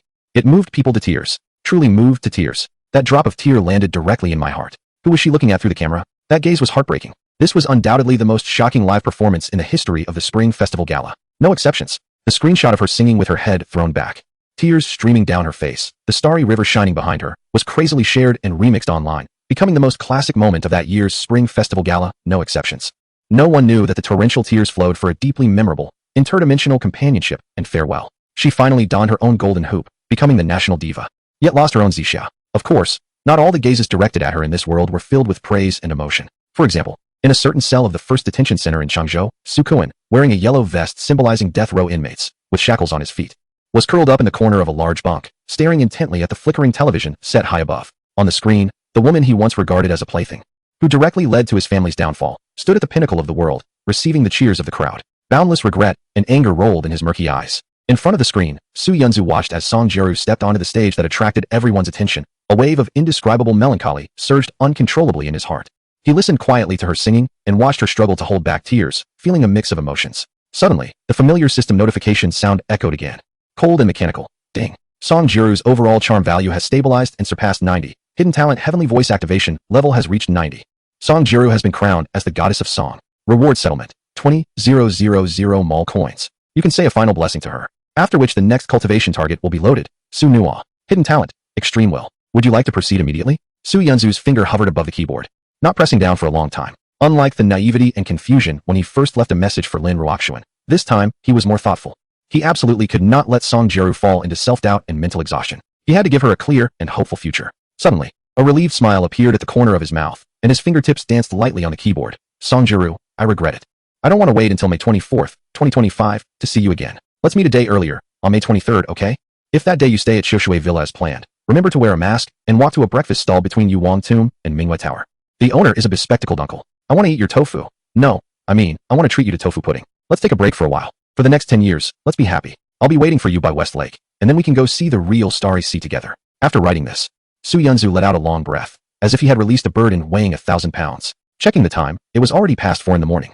He glanced at the new target Su Nua and the label of extreme will, muttering to himself, this name, this talent sounds fierce. Is it possible I have to train her to become an Olympic champion or a Special Forces elite? He casually opened a webpage to search for Su Nua. There were quite a few people with that name. The encyclopedia had over 50 entries, with a few actually being athletes, but none of their achievements were top-notch, seemingly not matching the system standards. It seemed this lady was not simple. She was a hidden powerhouse. He yawned and thought, never mind, I'll start the new chapter tomorrow. I'll get some sleep and recharge. He turned off the computer, dove into the soft blankets, and entered dreamland with infinite thoughts about tomorrow. After all, when dawn broke, he still had to head to Westlake for a 10-year promise. Chapter 064, Song Jiru's first meeting with Lin Ruoxuan backstage at the Spring Festival Gala. As soon as Song Jiru stepped off the stage, Song Jinxian and Chang Yuan rushed over like two whirlwinds, excitedly hugging her tightly. Jiru, absolutely perfect. Tonight's performance was definitely epic. Did you hear that? The audience outside is calling your name. You have conquered the entire world. Before Song Jiru could respond, the last words left by Su Yuanju echoed in her mind, about the promise to meet a day earlier. Tears uncontrollably welled up again. Thank you, big brother. She silently shouted in her heart. Thank you for giving me all the courage and hope to live. Without this promise supporting me, I really don't know how I could endure the days and nights without you. Song Jinxian was unaware of the tumult of emotions within her, still immersed in great excitement, and mysteriously pulled her. By the way, Jiru, tonight, we have a heavyweight special guest arriving. My cousin, the true mastermind behind Qingxing Media, the founder of the new generation back in the day, has specially adjusted her international schedule to fly back from Europe just to meet you. Only then did Song Jiru lift her tear-filled eyes and look in the direction Song Jinxian indicated. She saw a woman in a high-end custom white suit, gracefully walking through the bustling crowd. With a tall posture and steady steps, the people around her unconsciously quieted down and made way. At 25, she was stunningly beautiful, with an appearance that took one's breath away. Between her brows lay a distant and composed demeanor honed by years of being in power. Her aura so strong that it was hard to look directly at her. Song Jiru's pupils suddenly constricted. This was the legendary Queen Lin Ruoxuan, whom her big brother had sought numerous times, sparking countless curiosities and jealousies within her. Lin Ruoxuan stood before Song Jiru and elegantly extended her right hand. Congratulations, teacher Song. After tonight, the pinnacle throne of the Chinese music scene will be forever engraved with your name. Your voice has the power to define the aesthetics of this era. Her gaze fell on Song Jiru's tear-streaked yet enchanting face, a fleeting complexity passing through her eyes before transforming into appreciation. Song Jiru hurriedly shook her hand. Thank you for the compliment, General Lin. I wouldn't be here today without your strong support and that of the company. Capital is merely a booster. Lin Ruoxuan gently shook her head, her tone firm. To soar to great heights relies on your irreplaceable talent and strength, teacher Song. We merely recognized this value early and made the right investment, mutually achieving success. At this point, her tone suddenly took on a hint of apology. I must admit, I've actually wanted to meet you for a long time. But, she pointed to her heart, revealing a helpless smile. My situation, you must know a little about it. That day in Jinli, you saw my current state. I can't handle too much stimulation. Song Jiru recalled the previous visits to Wu Shiyun, where she had inquired about Lin Ruoxuan's condition. The elderly man, who had fought through life, sighed and said, Little Lin is very ill. Xiaolin has always wanted to find you, but as you have seen, her mental state is fragile. She is such a proud person. Perhaps she could accept her partner being with another younger and more beautiful woman, but what she cannot bear is the fact that he is clearly present. Yet she cannot see him. The jealousy and despair of having to communicate through others is more torturous than any direct competition. Her medical team absolutely does not allow her to be subjected to such emotional stress. Su Yunju, sitting in front of the screen, fell silent for a long time after hearing this, ultimately managing only a bitter smile. Yes, this is even more cruel than being cheated on. To seek her through another woman is truly too harsh. It's like keeping the original cat locked outside, forcing her to watch her owner pampering a new cat inside. While she doesn't even have the right to scratch at the door. It was only recently, after a long period of psychological treatment, that the doctors finally agreed her mental defenses had been rebuilt enough to face various sudden situations, allowing her to meet Song Jiru. Song Jiru nodded. Lin, I understand. She immediately thought of a suffocating possibility. Perhaps her brother hadn't really left, but was, like years ago with Lin Ruoxuan, now behind another younger girl who needed him more. The thought pierced her heart with pain. Lin Ruoxuan's gaze drifted past her shoulder into the void behind her, her lips trembling slightly. Is he watching us from there? She finally summoned all her courage to face this reality. Song Jiru felt a lump in her throat and shook her head, her tone filled with endless sorrow. He just left. Lin Ruoxuan felt as if struck by lightning, her hands trembling violently. Indeed, she understood what I was asking, and it truly is his style to suddenly withdraw at the peak. She forced down her surging emotions. Did he leave any message? Song Jiru looked into Lin Ruoxuan's eyes, filled with obsession and pain, and softly said, he told me to be happy and mentioned that he would come to see me one day. Boom. This sentence exploded in Lin Ruoxuan's mind like a clap of thunder. She trembled violently all over, nearly losing her balance. The assistant nearby rushed forward in panic. Oh my. Lin, don't think about it. Quickly, get the medicine. Lin Ruoxuan pushed the assistant away, her face as pale as paper. Her heart wrenching. He never said he would come to see me. When he left, he said nothing, like a final farewell. In his heart, am I really not as good as her? I climbed to the top of the world just to make him appear before me. Yet he easily promised another woman a reunion? No, that is not my tyrant. No, absolutely not. My tyrant must be lost somewhere. I need to find him. I must go find him now. Seeing that she might have caused a great disaster, Song Jiru hurriedly stepped forward to support her other arm, urgently explaining, I'm sorry, Lin. You misunderstood. He has been looking for you. He has asked me many times about your whereabouts, but he couldn't find you. Your phone number is invalid, and your whereabouts are confidential. It's not that he doesn't want to see you. It's that he can't find you. Lin Ruoxuan suddenly closed her eyes and took a few deep breaths. When she opened her eyes again, she put on a flawless mask of calmness. her voice returning to its usual coolness and distance. Teacher Song, congratulations again on your successful performance tonight. However, I believe the person you mentioned is not the same as the one I have been waiting for. I apologize for my outburst. Song Jiaru was momentarily stunned, unable to fully comprehend this abrupt change. But when she saw the pleading look from Lin Ruoxuan's assistant behind her, she instantly understood and could only swallow back all the words that rushed to her lips, nodding submissively. Lin Ruoxuan walked alone to the window, gazing at the faintly visible astronomical observatory. Her silhouette remained imposing, as if the woman on the verge of collapse moments ago had never existed. That unapproachable obsession was once again tightly sealed beneath an impenetrable exterior. At that moment, Song Jiaru suddenly understood that sometimes the deepest obsession is not the desire unfulfilled, but the unwillingness to face a possibly harsher reality, preferring instead to live in a self-deceiving illusion. He came, and then he left, and perhaps he loved someone else more. May 23, 2025. In a villa hidden deep within the plane trees in the city, Lin Ruoxuan woke up promptly at 5:45 a.m. This was an ironclad rule etched into her biological clock, unchanged for 15 years. Dressed in a silk nightgown, she walked to a massive oil painting occupying an entire wall. It felt like she was completing a sacred ritual as she waved her hand at the large painting in her bedroom. A hint of youthful playfulness tugging at the corners of her lips. Tyrant, good morning. I will obediently go for a run, and you mustn't call me today. In that moment, she seemed to transform back into the little girl who had just finished her college entrance exams, pouting and acting spoiled to the air. Before changing clothes, she habitually swiped her phone screen, her gaze fixed on the video sent by Song Jinxian at 1 a.m. It was a clip of Su Yunzhou singing at a karaoke venue. Chapter 065. Yes, it's me. I'm back.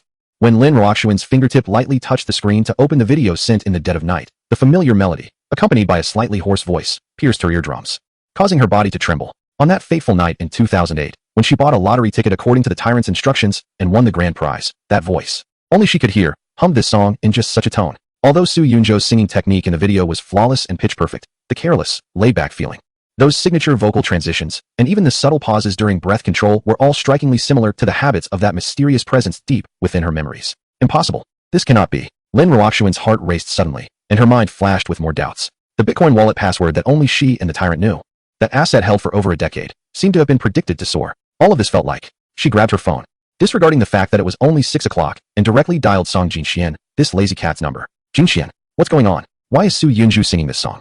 On the other end of the line, Song Jinxian complained sleepily. Sister, what time is it? It's just a song, right? He can sing whatever he wants. Do you really need to analyze it? Yet in her heart, she scoffed. Huh? Weren't you just saying there were no romantic feelings? What a lie. Now you're all worked up just because of a song. Lin Ruoxuan forced herself to take a deep breath, trying to steady her voice. What else did he say last night? Song Jinxian yawned and casually replied, all right. That lunatic also asked me to convey that he wants to invite you to Binzhou for a cup of blue electric coffee. Uffed, who does he think he is? He really doesn't know his place, daring to summon you like that. Don't worry, sister, I'll definitely find someone to deal with him. Hey, sister, why did you hang up? Blue electric coffee? Those 4 words struck Lin Ruoxuan's mind like thunder. She hung up the phone, standing there in a daze, her gaze once again fixed on the oil painting on the wall, as if she wanted to see through the eyes of the person in the painting to uncover the truth behind the fog. For a long time, she couldn't snap back from the immense shock. These were clearly words the tyrant had said to her, a reference only they understood. Su Yunzhou knew about this? What was going on? This Su Yunzhou was someone she had watched grow up. She cared for him simply because his face bore a striking resemblance to the tyrant's, making it unbearable for her to see any expression of pain on that face, which was why she provided some insignificant care in secret. She had never been foolish enough to equate Su Yunzhou with the tyrant. At most, during some lonely nights consumed by solitude, she had briefly and despicably considered using him as an emotional substitute. But why? Why did all the recent clues bizarrely point to the same absurd conclusion? He, Su Yunzhou, was very likely the tyrant himself. She couldn't make sense of it. No matter how she tried, she just couldn't understand. She wasn't stubbornly disbelieving in metaphysics, nor had she never considered that Su Yunzhou might be a reincarnation of the tyrant, but that made no sense at all. Because the year the tyrant completely disappeared from her world, Su Yunzhou was already an 11-year-old boy. The timeline simply didn't match up. From a rational and logical standpoint, it just didn't add up. But what if? No. Today she had to get to the bottom of this. Trembling, she picked up her phone again, scrolling to the number she had saved for a long time but had never dialed. Label, Su Yunzhou. Her finger hovered over the dial button, and this queen, who had made decisive moves in the business world, was now as nervous as a prisoner awaiting judgment. Finally, she closed her eyes and pressed down. Do. Su Yunzhou had just turned off his computer and barely slept for 2 hours when he was abruptly woken up by a series of relentless calls. What the hell? It's so early. Whoever it is better have a good reason, he muttered as he grabbed his phone, blinking away sleep. He was shocked to see over a dozen missed calls, all from the same unfamiliar number in Shanghai. A strange premonition jolted him awake, and he immediately called back. The phone was picked up almost instantly. On the other end, a voice, strained and trembling as if on the verge of collapse, came through. Tyrant? This long-lost term that belonged only to them made Su Yunzhou's heart skip a beat. He took a deep breath, suppressing the swirling emotions, and replied with an unprecedented gentleness. Yes, it's me. I'm back. Those simple 4 words felt like a key that instantly unlocked the emotional floodgates sealed for 13 years. On the other end of the line, there was first a deathly silence, then an uncontrollable sobbing, the sound of a woman shedding all her strong facades, revealing her most vulnerable self. I don't understand. I really can't comprehend all of this. Lin Ruoxuan's voice was filled with panic and helplessness, like a lost child. Is this a miracle? Or have I gone crazy? But I need to see you. Right now? Please let me see you. I need to confirm that you're real. Okay. I want to see you too, very much. Su Yinzhou's voice was so gentle it could almost melt. Don't worry, this isn't your imagination. Nor is it a relapse of your old illness. This is all real. Wait for me. 1 hour, no 40 minutes. Give me the address. Her tone was urgent and desperate, almost as if she had burned all her bridges. He could clearly hear the roar of a sports car engine and the howling wind on the other end. I'm already on the highway. Just past the Dongtang service area. Su Yinzhou held his phone, momentarily at a loss for words, feeling both amused and helpless. What the heck is going on? I just arranged breakfast with another woman, and now Lin Ruoxuan is racing over in a supercar, not even giving me a moment to manage my time? This chaotic scene is too sudden. But then he forced himself to think positively. A 35-year-old business tycoon and a 31-year-old pop diva, after all these years. They should have matured and become more reasonable, right? Surely they wouldn't make things difficult for a younger brother who is only 26 in actual age, right? He steadied his mind and told her the location he had just arranged with another woman, feeling a mix of emotions. Let us meet at the breakfast stall by the West Lake, next to Mingyue Building, in front of Yuan Tomb. Meanwhile, on the other side, after returning from the nightclub, Song Jiru spent the night in a state of almost self-torturous wakefulness. No, not just last night. During the 3 nights she had been in Binzhou preparing for the concert, she had nervously run to the suite door countless times, repeatedly checking the door that had been intentionally left open for someone. She even tirelessly reminded the hotel front desk again and again, if anyone asks for me, regardless of age or gender, no matter how late it is, even if it's 3 in the morning, please notify me immediately. As the night outside gradually faded, the silence outside the door remained unbroken. All hope seemed to rest solely on the breakfast appointment, as fleeting as a bubble. 10 years had passed. Nearly 4,000 days and nights. She had questioned more than once whether the words "let's meet a day earlier and have breakfast together," which lingered in her ears after her brother left, were merely a figment of her deep obsession, a beautiful delusion she was reluctant to wake from. After all, throughout these 10 years, there would always be moments of disorientation when she felt as if she could hear that familiar, deeply ingrained voice, tinged with playful laziness, guiding her to a specific time and place, both real and surreal, leading her to travel thousands of miles with hope, only to return empty-handed and heartbroken. But even if there was only a 1 in a billion chance, even if this was yet another self-deception destined to fail, she had to go. This belief had sustained her throughout the long decade. Chapter 066. Will I wake up today? At 6 in the morning.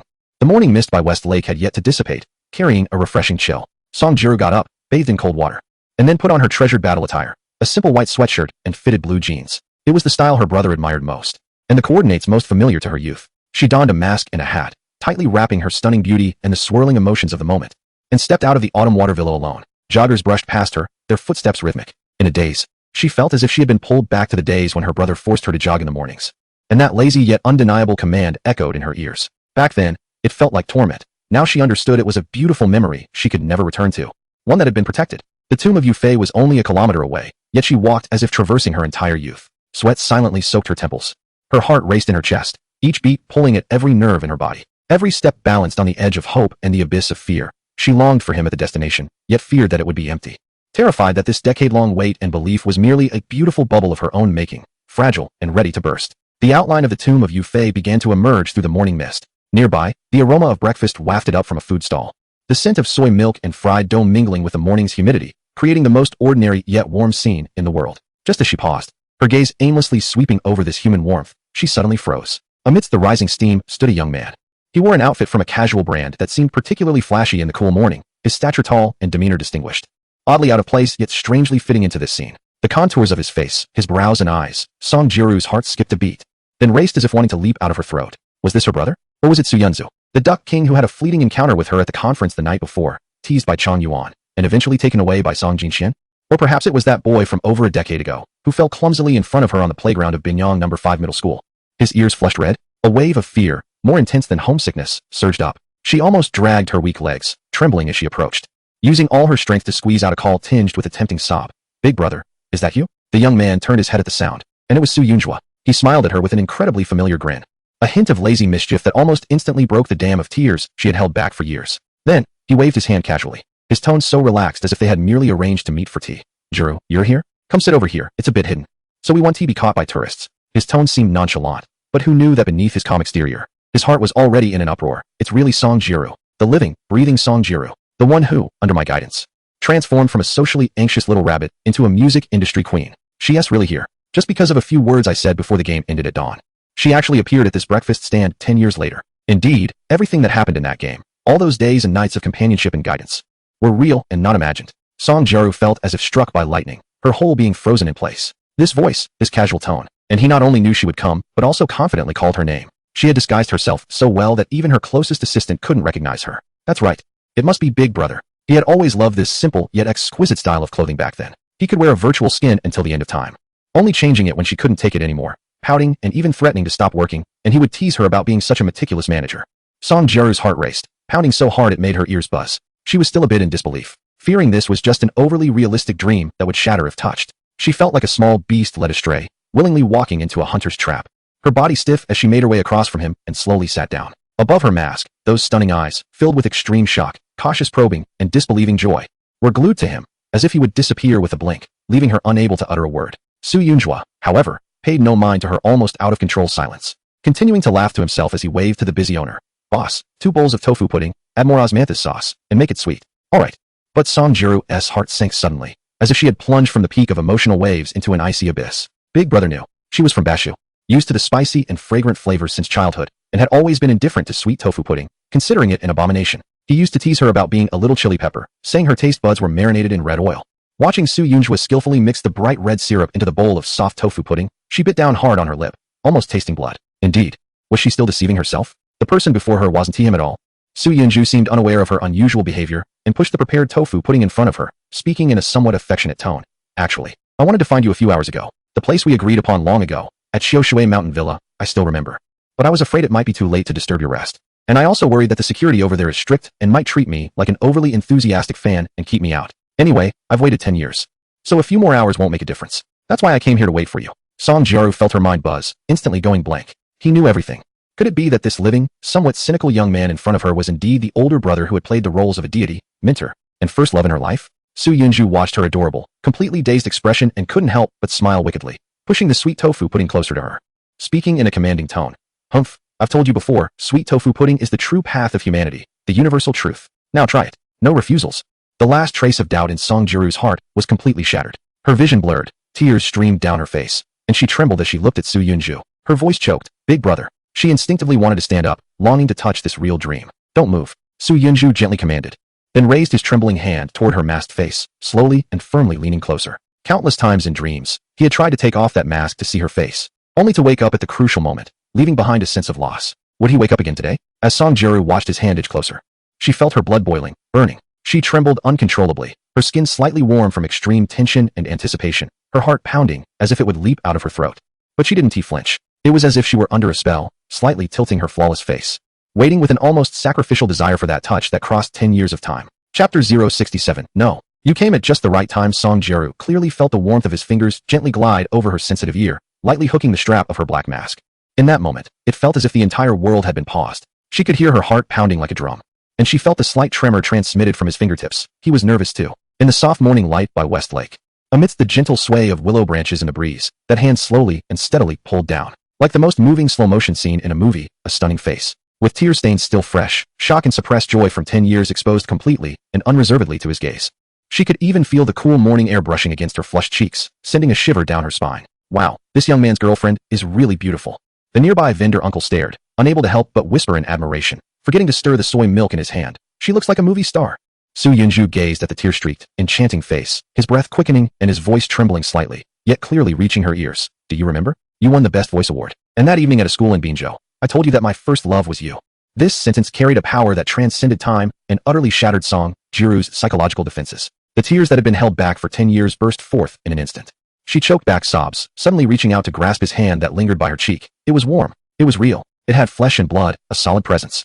This wasn't a dream. Unable to contain herself any longer, she threw herself into his embrace, tightly holding onto this real body, and burst into loud, heartfelt cries. In her sobs were 10 years of grievances, endless longing, and a sense of relief after surviving a calamity.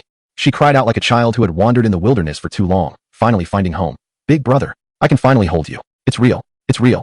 You have a body now? Woo-woo, I'm not dreaming, right? Right? As she cried, she incoherently confirmed, her hands frantically exploring his back, as if to verify that every part of this body existed. Yes, it's really me. No doubt about it. Su Yunju was slightly rocked by her fragrant, soft body, but he quickly steadied himself, feeling her delicate curves tremble from her intense crying. the hot tears rapidly soaked into his shoulder, as if that warmth was seeping directly into his heart. He too felt a surge of emotions, his arms instinctively and firmly encircling her slender waist, gently patting her back in a soothing manner, like calming a frightened little creature. The sensation was even better than he had imagined countless times through a screen. For her, this was a long 10-year wait. For him, it was also a longing that spanned over a decade from youthful innocence to the trials of young adulthood. Today, he finally removed her mask with his own hands and embraced this vibrant, crying, laughing, flesh and blood person. This was not one of those dreams that ended abruptly in the night, leaving only regret. I miss you. I think about you every day. For a long time, Song Jiru seemed unwilling to let go, her arms tightening as if she wanted to merge him into her very being, her body restlessly shifting in his embrace. Wait,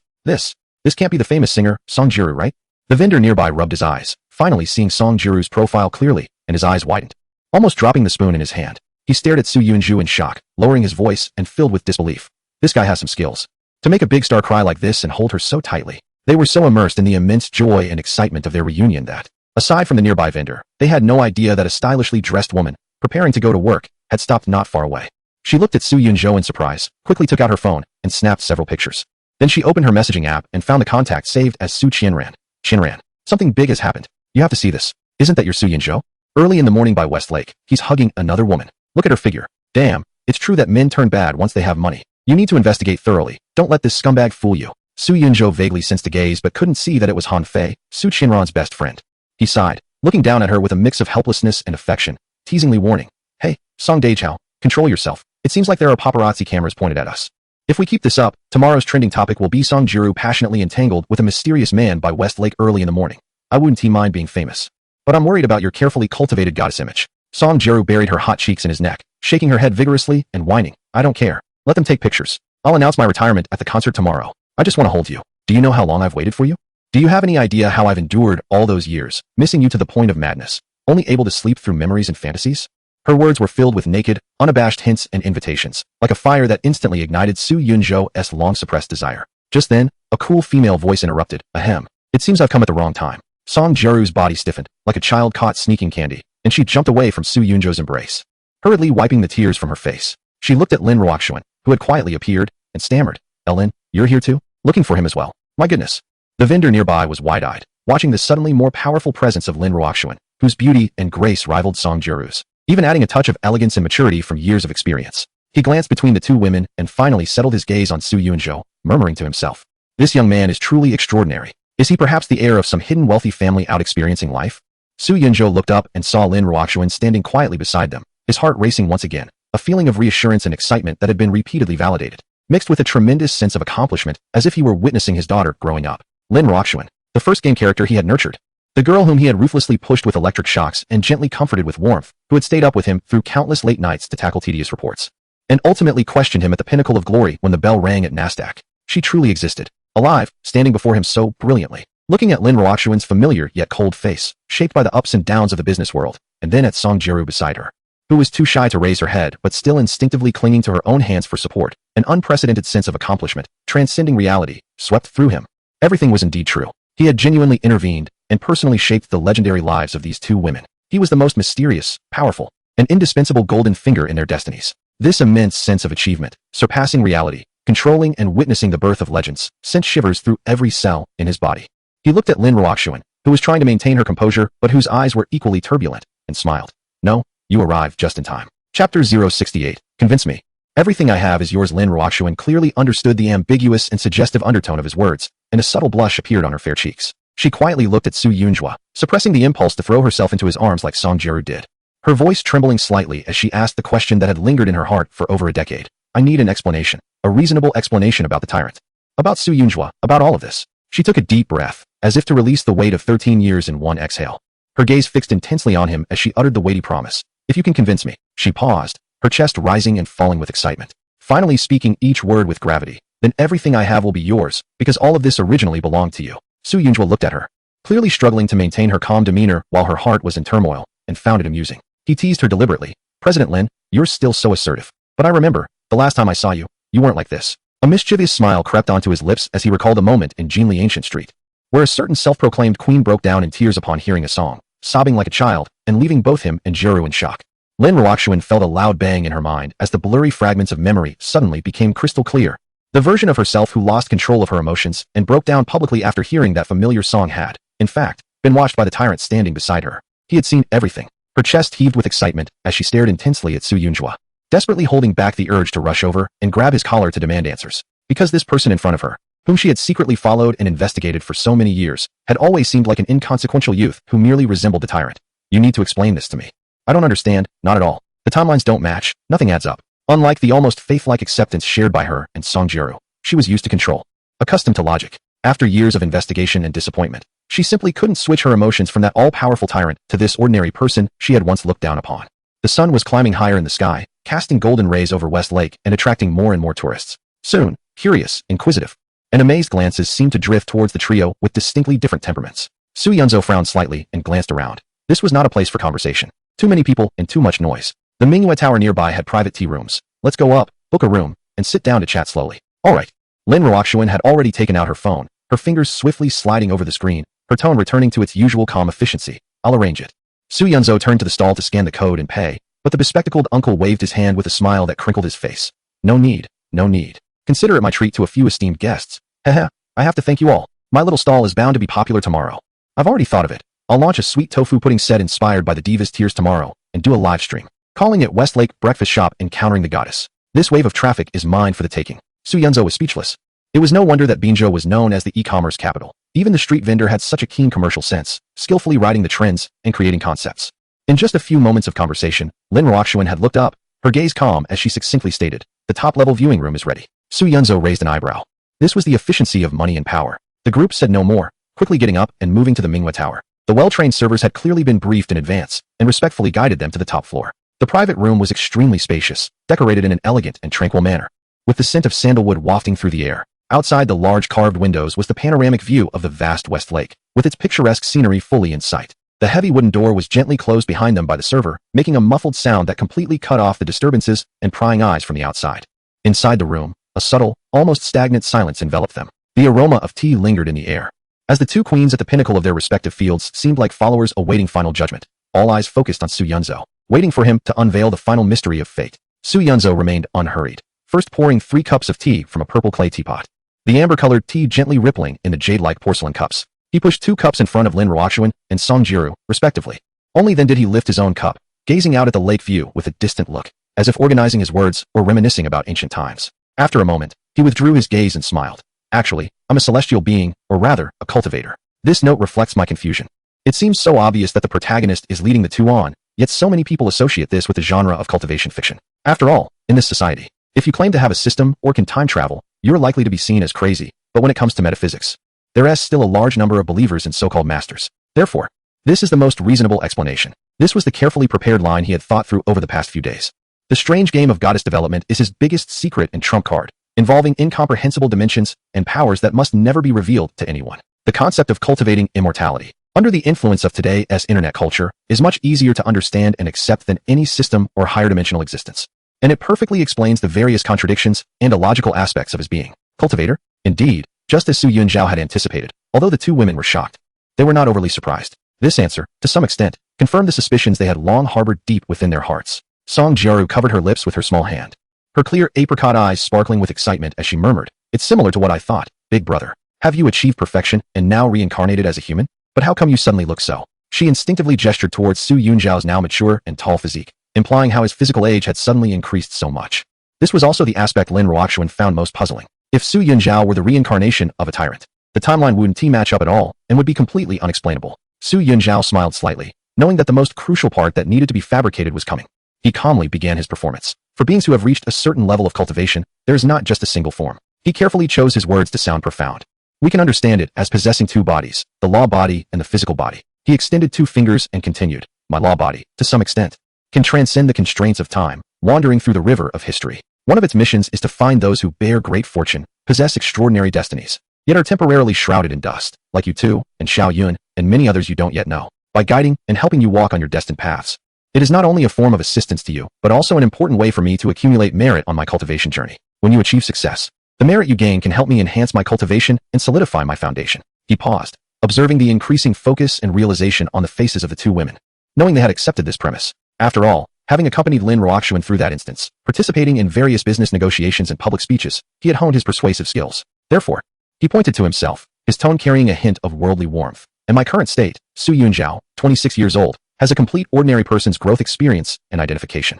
This is the fundamental phase I need to go through in this world, and it is crucial, even considered the most perilous part of my cultivation journey. He deliberately paused, emphasizing his words, the worldly tribulation. The worldly tribulation. Lin Ruoxuan softly repeated the term, her beautiful brows relaxing slightly. During those days of confusion and pain, she indeed had come into contact with a wealth of metaphysics, philosophy, and even online novels, trying to find answers, and was not unfamiliar with this term, understanding that it referred to the trials a cultivator must undergo before breaking through their realm.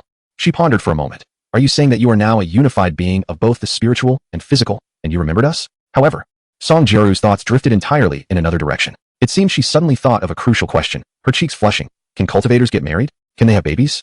Chapter 69. Brother, can you get married? Lin Zong was right. Su Yunzhou continued his preaching, stating that when virtue accumulates to a certain degree, one must seal away past memories and most of their divine powers, experiencing life, death, and the myriad emotions of love and hate as a pure mortal. Only by undergoing profound trials and temptations, refining one's heart amidst the mundane world, can one break free from shackles and glimpse a higher realm. He looked at Lin Ruoxuan, his tone particularly sincere. So, when Lin Zong was searching for me all over the world, it wasn't that I didn't want to respond. It was just that at that time, Su Yunzhou was completely submerged in the sea of worldly suffering, experiencing tribulations that could not be skipped and had to be personally endured. Until recently, some key opportunities arose, for example. He turned slightly to glance at the almost breathless Song Jiru beside him. For instance, Jiru, your concert is approaching Binzhou, and the gravitational pull of the space-time coordinates has suddenly increased, and Lin Zong, your unwavering search over the years has created a resonance with my own feelings. Combined with my own cultivation naturally reaching a breakthrough, all these intertwined factors allowed my spiritual body to preliminarily merge with this physical body again, reminding me of everything from the past. Hearing this, Song Jiru's heart tightened suddenly, and a more terrifying question surged to her mind. She almost blurted out, her voice trembling. Then brother, if your memories are restored, does that mean you will soon attain enlightenment and then leave us to return to the heavens? In her mind, she already envisioned Su Yunzhou in white, rising on clouds, and her nose soured. Although Lin Ruoxuan did not speak, her suddenly tightened fingers also revealed her inner tension and unease. Seeing the two women looking like they were facing a major judgment, Su Yunzhou couldn't help but chuckle and shake his head. Not at all. Since the worldly tribulations have begun, one must proceed step by step and fully live out this life. I must struggle like a truly ordinary person in this mundane world, experiencing the bittersweetness of life until the end of my days. Really? Song Jiru was instantly filled with immense joy, her bright eyes sparkling astonishingly. Her cheeks flushed. But with a burst of courage, she hesitantly asked the question that had been lingering for a long time. Then brother, can you get married in this life? Or do you want to get married? After asking, her ears and neck turned crimson, and she immediately lowered her head in embarrassment. Who would have thought that the pop diva, who had never even had any rumors, would suddenly turn into a marriage fanatic in private? This contrast made the two of them laugh. Lin Ruoxuan, seeing this, curved her lips into a teasing smile and casually dropped a bombshell. Oh, Mr. Su, aren't you getting married next month? Does Teacher Song not know? That prospective bride, well, objectively speaking, is quite pretty. Song Jiru's small face instantly fell. Her bright eyes clouded with a layer of disappointment as she looked at Su Yunzhou with a hint of grievance. Is this part of the trials of the mortal world that one must go through? Can it be someone else? She murmured softly, her heart filled with a bittersweet ache. Already spiraling into uncontrolled thoughts. Will it still be too late to rush in and stop the wedding? Would my brother think I'm being unreasonable? If it really comes to it, is the trial of the mortal world meant to test more dramatic emotional entanglements, like a third party intervening or marital discord? For my brother's cultivation to go smoothly, I could bear the blame. Su Yunzhou was amused by Lin Ruoxuan's words. President Lin, you really care for me, knowing every detail. As if you've been watching me from the shadows. Lin Ruoxuan met his teasing gaze, looking at the face that carried all her youthful obsessions. Feeling a surge of emotions, she decided to admit candidly. Yes, since you started university, I've had someone secretly observe you and document your growth. I even have a high-definition screenshot from the surveillance when you first took Su Qianran to a hotel, blushing as you registered your ID at the front desk, not knowing where to put your hands and feet. Su Yunzhou, who was drinking tea, nearly choked, almost spraying it out his nose. What the heck? How much dirt does this crazy woman have on me? Seeing his awkwardness, Lin Ruoxuan couldn't help but chuckle, her eyes shimmering with a hint of mischief. Even during my most obsessive and desperate days, I seriously considered finding a chance to secretly use your genetic material to have a child, just to keep a memento. She shook her head regretfully. Now that I think about it, if I had known you were you, our child could be in elementary school by now, helping you run errands.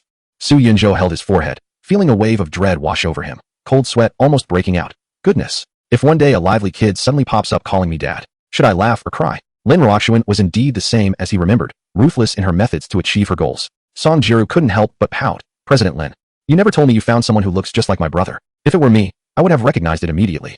Lin Ruoxuan took a sip of tea and retorted nonchalantly. Teacher Song, didn't he tell me you were coming to Binzhou for a concert?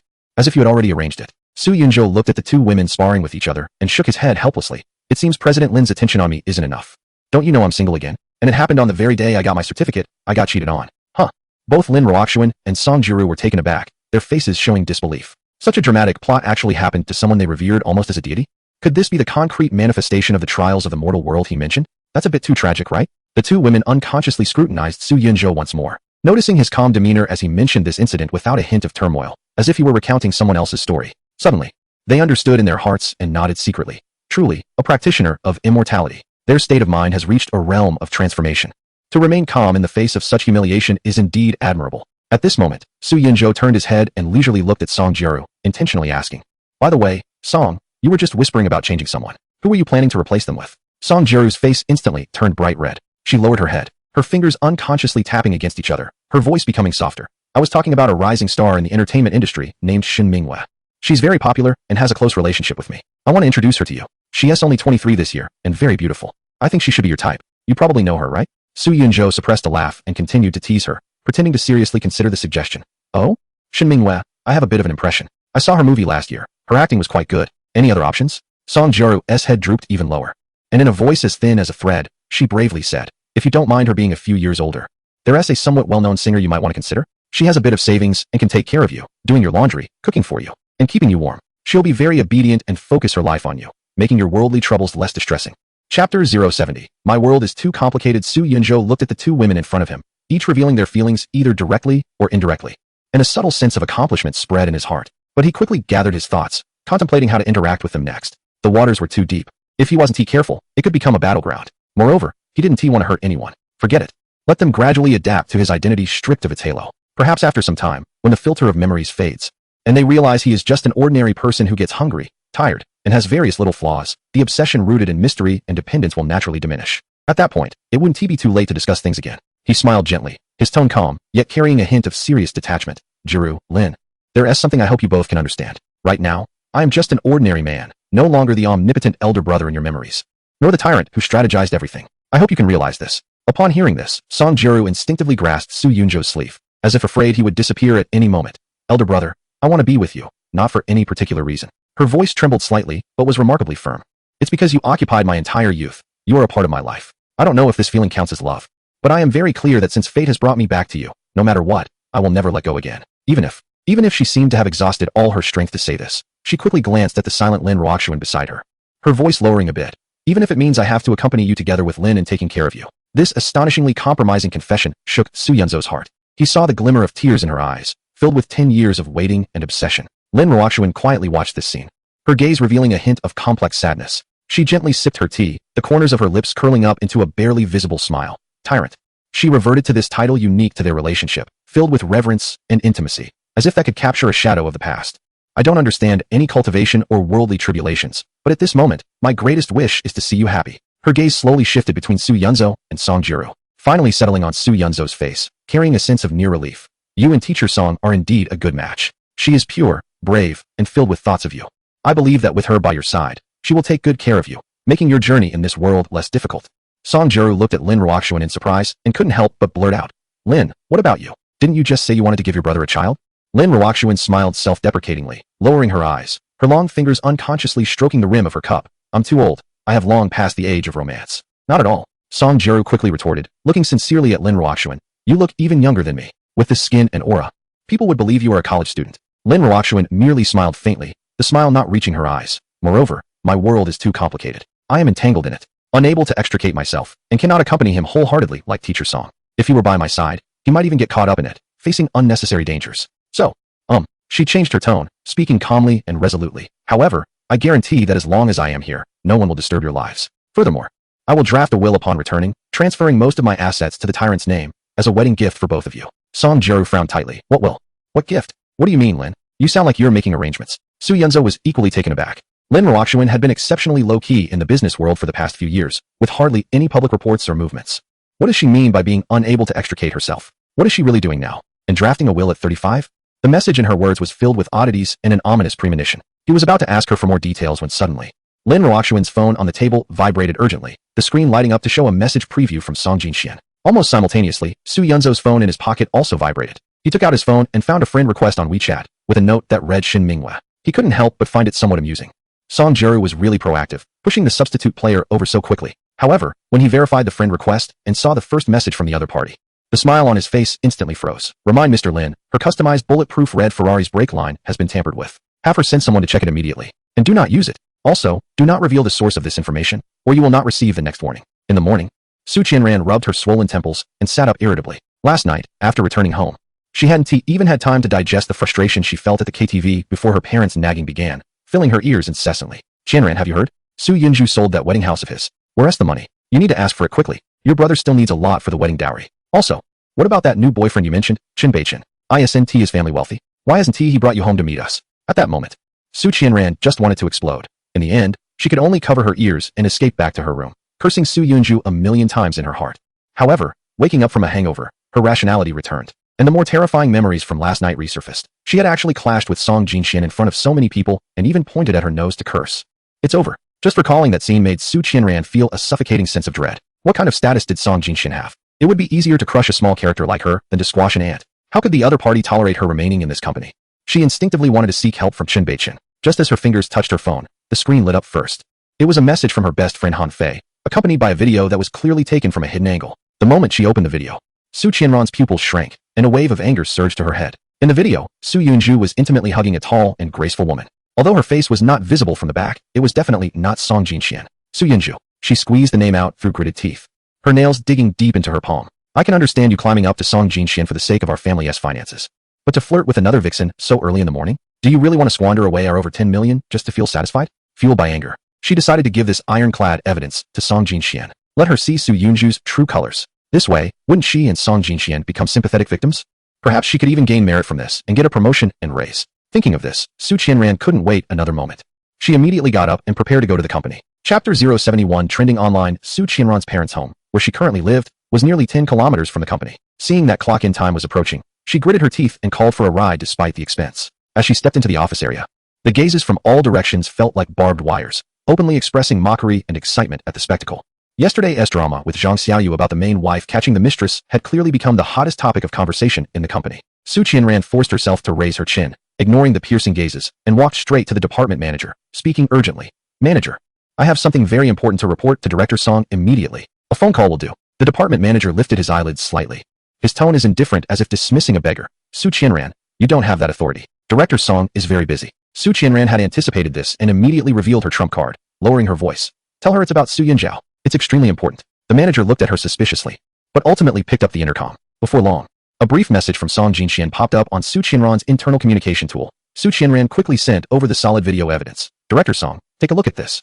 Su Yunjiao has gone too far. He has deceived us. After sending the message, she smugly hummed a few notes. Su Yunjiao, you were caught cheating by Song Jinxian. A woman of her status can tolerate no nonsense. Let's see if she won't kick you out. By then, you'll be left with nothing and have to come crawling back to me, right? After all, we've both had our affairs outside. We can always settle things and go back to how they were, can't we? In the president's office, Song Jinxian opened the video, watching the two people in a close embrace, her brows furrowing. After all, she had been ruthlessly rejected by Su Yunjiao the night before, which left her feeling unsettled. I can't be the only one feeling this way. With a mischievous mindset, she tapped her finger and directly forwarded the video to Lin Ruoxuan, adding a comment. Cousin, take a look. This is the person you asked me to pay special attention to. Causing such a scandal early in the morning is truly ridiculous. On the other side, after sending the video, Su Qianran noticed the lack of a response, and her heart began to race. She decided to forward the video again to Chen Beichin, accompanying it with a tone of grievance and anger. Beichin, look. Su Yunjiao never intended to marry me properly. He has someone else outside. Can this be used as evidence to claim his marital home? Chen Beichin's reply was surprisingly quick, but his tone was filled with unprecedented shock, even somewhat incoherent. What? You mean the person in the video is Su Yunjiao? What the hell is going on? Su Qianran was taken aback by his reaction. You need to check the trending topics. Chen Beichin almost shouted this message. Su Qianran's heart sank. She hurriedly clicked on Weibo with trembling fingers. And the explosive headline that caught her eye was Song Jiru mysteriously meeting a man by Westlake. Suspected relationship exposed. She opened other high-definition videos and photos taken by bystanders from various angles. Although the man's face was either not captured or blurred, the strikingly elegant woman beside him, with a highly recognizable face, could only be the pop diva Song Jiru. Comparing it with the blurry figure of the woman in the video she had, the outfits matched perfectly. Su Qianran felt her vision darken, a buzzing in her ears, and her phone almost slipped from her grasp. Song Jiru. The person Su Yunjiao was secretly meeting was actually Song Jiru, the goddess in countless dreams, standing at the pinnacle of the entertainment industry. She suddenly remembered that last night at the KTV, Song Jiru had appeared out of nowhere. Was she really there to find Su Yunjua? Or had she been intercepted by Song Jinxian, who showed up unexpectedly? What was going on? Su Yunjua was just an ordinary, somewhat timid programmer, right? Why was it Song Jinxian first, and now Song Jiru? Both of these women were someone that Su Qianran and even Chun Beichen would look up to. Who did Su Yunjua think he was? In the top box of the Mingyue building, the aroma of tea lingered in the air. Lin Ruoxuan looked at her phone, and a smirk appeared on her lips as she turned the screen towards Song Jiru. Teacher Song, you were so eager just now. Look, now it's trending. The entry about Song Jiru secretly meeting a mysterious man had already been marked as hot. Song Jiru glanced at it, but didn't care much. Picking up her teacup with a relaxed tone, it doesn't matter, this is a perfect opportunity to retire from the industry. Tomorrow night at the concert, I'll announce it on stage. From now on, I'll just focus on being with my brother and make up for the time I've missed. Hearing this, Lin Ruoxuan's eyes sparkled with mischief as she looked at her. Oh, I almost forgot. Weren't you just eager to introduce that new rising star to Yunjua?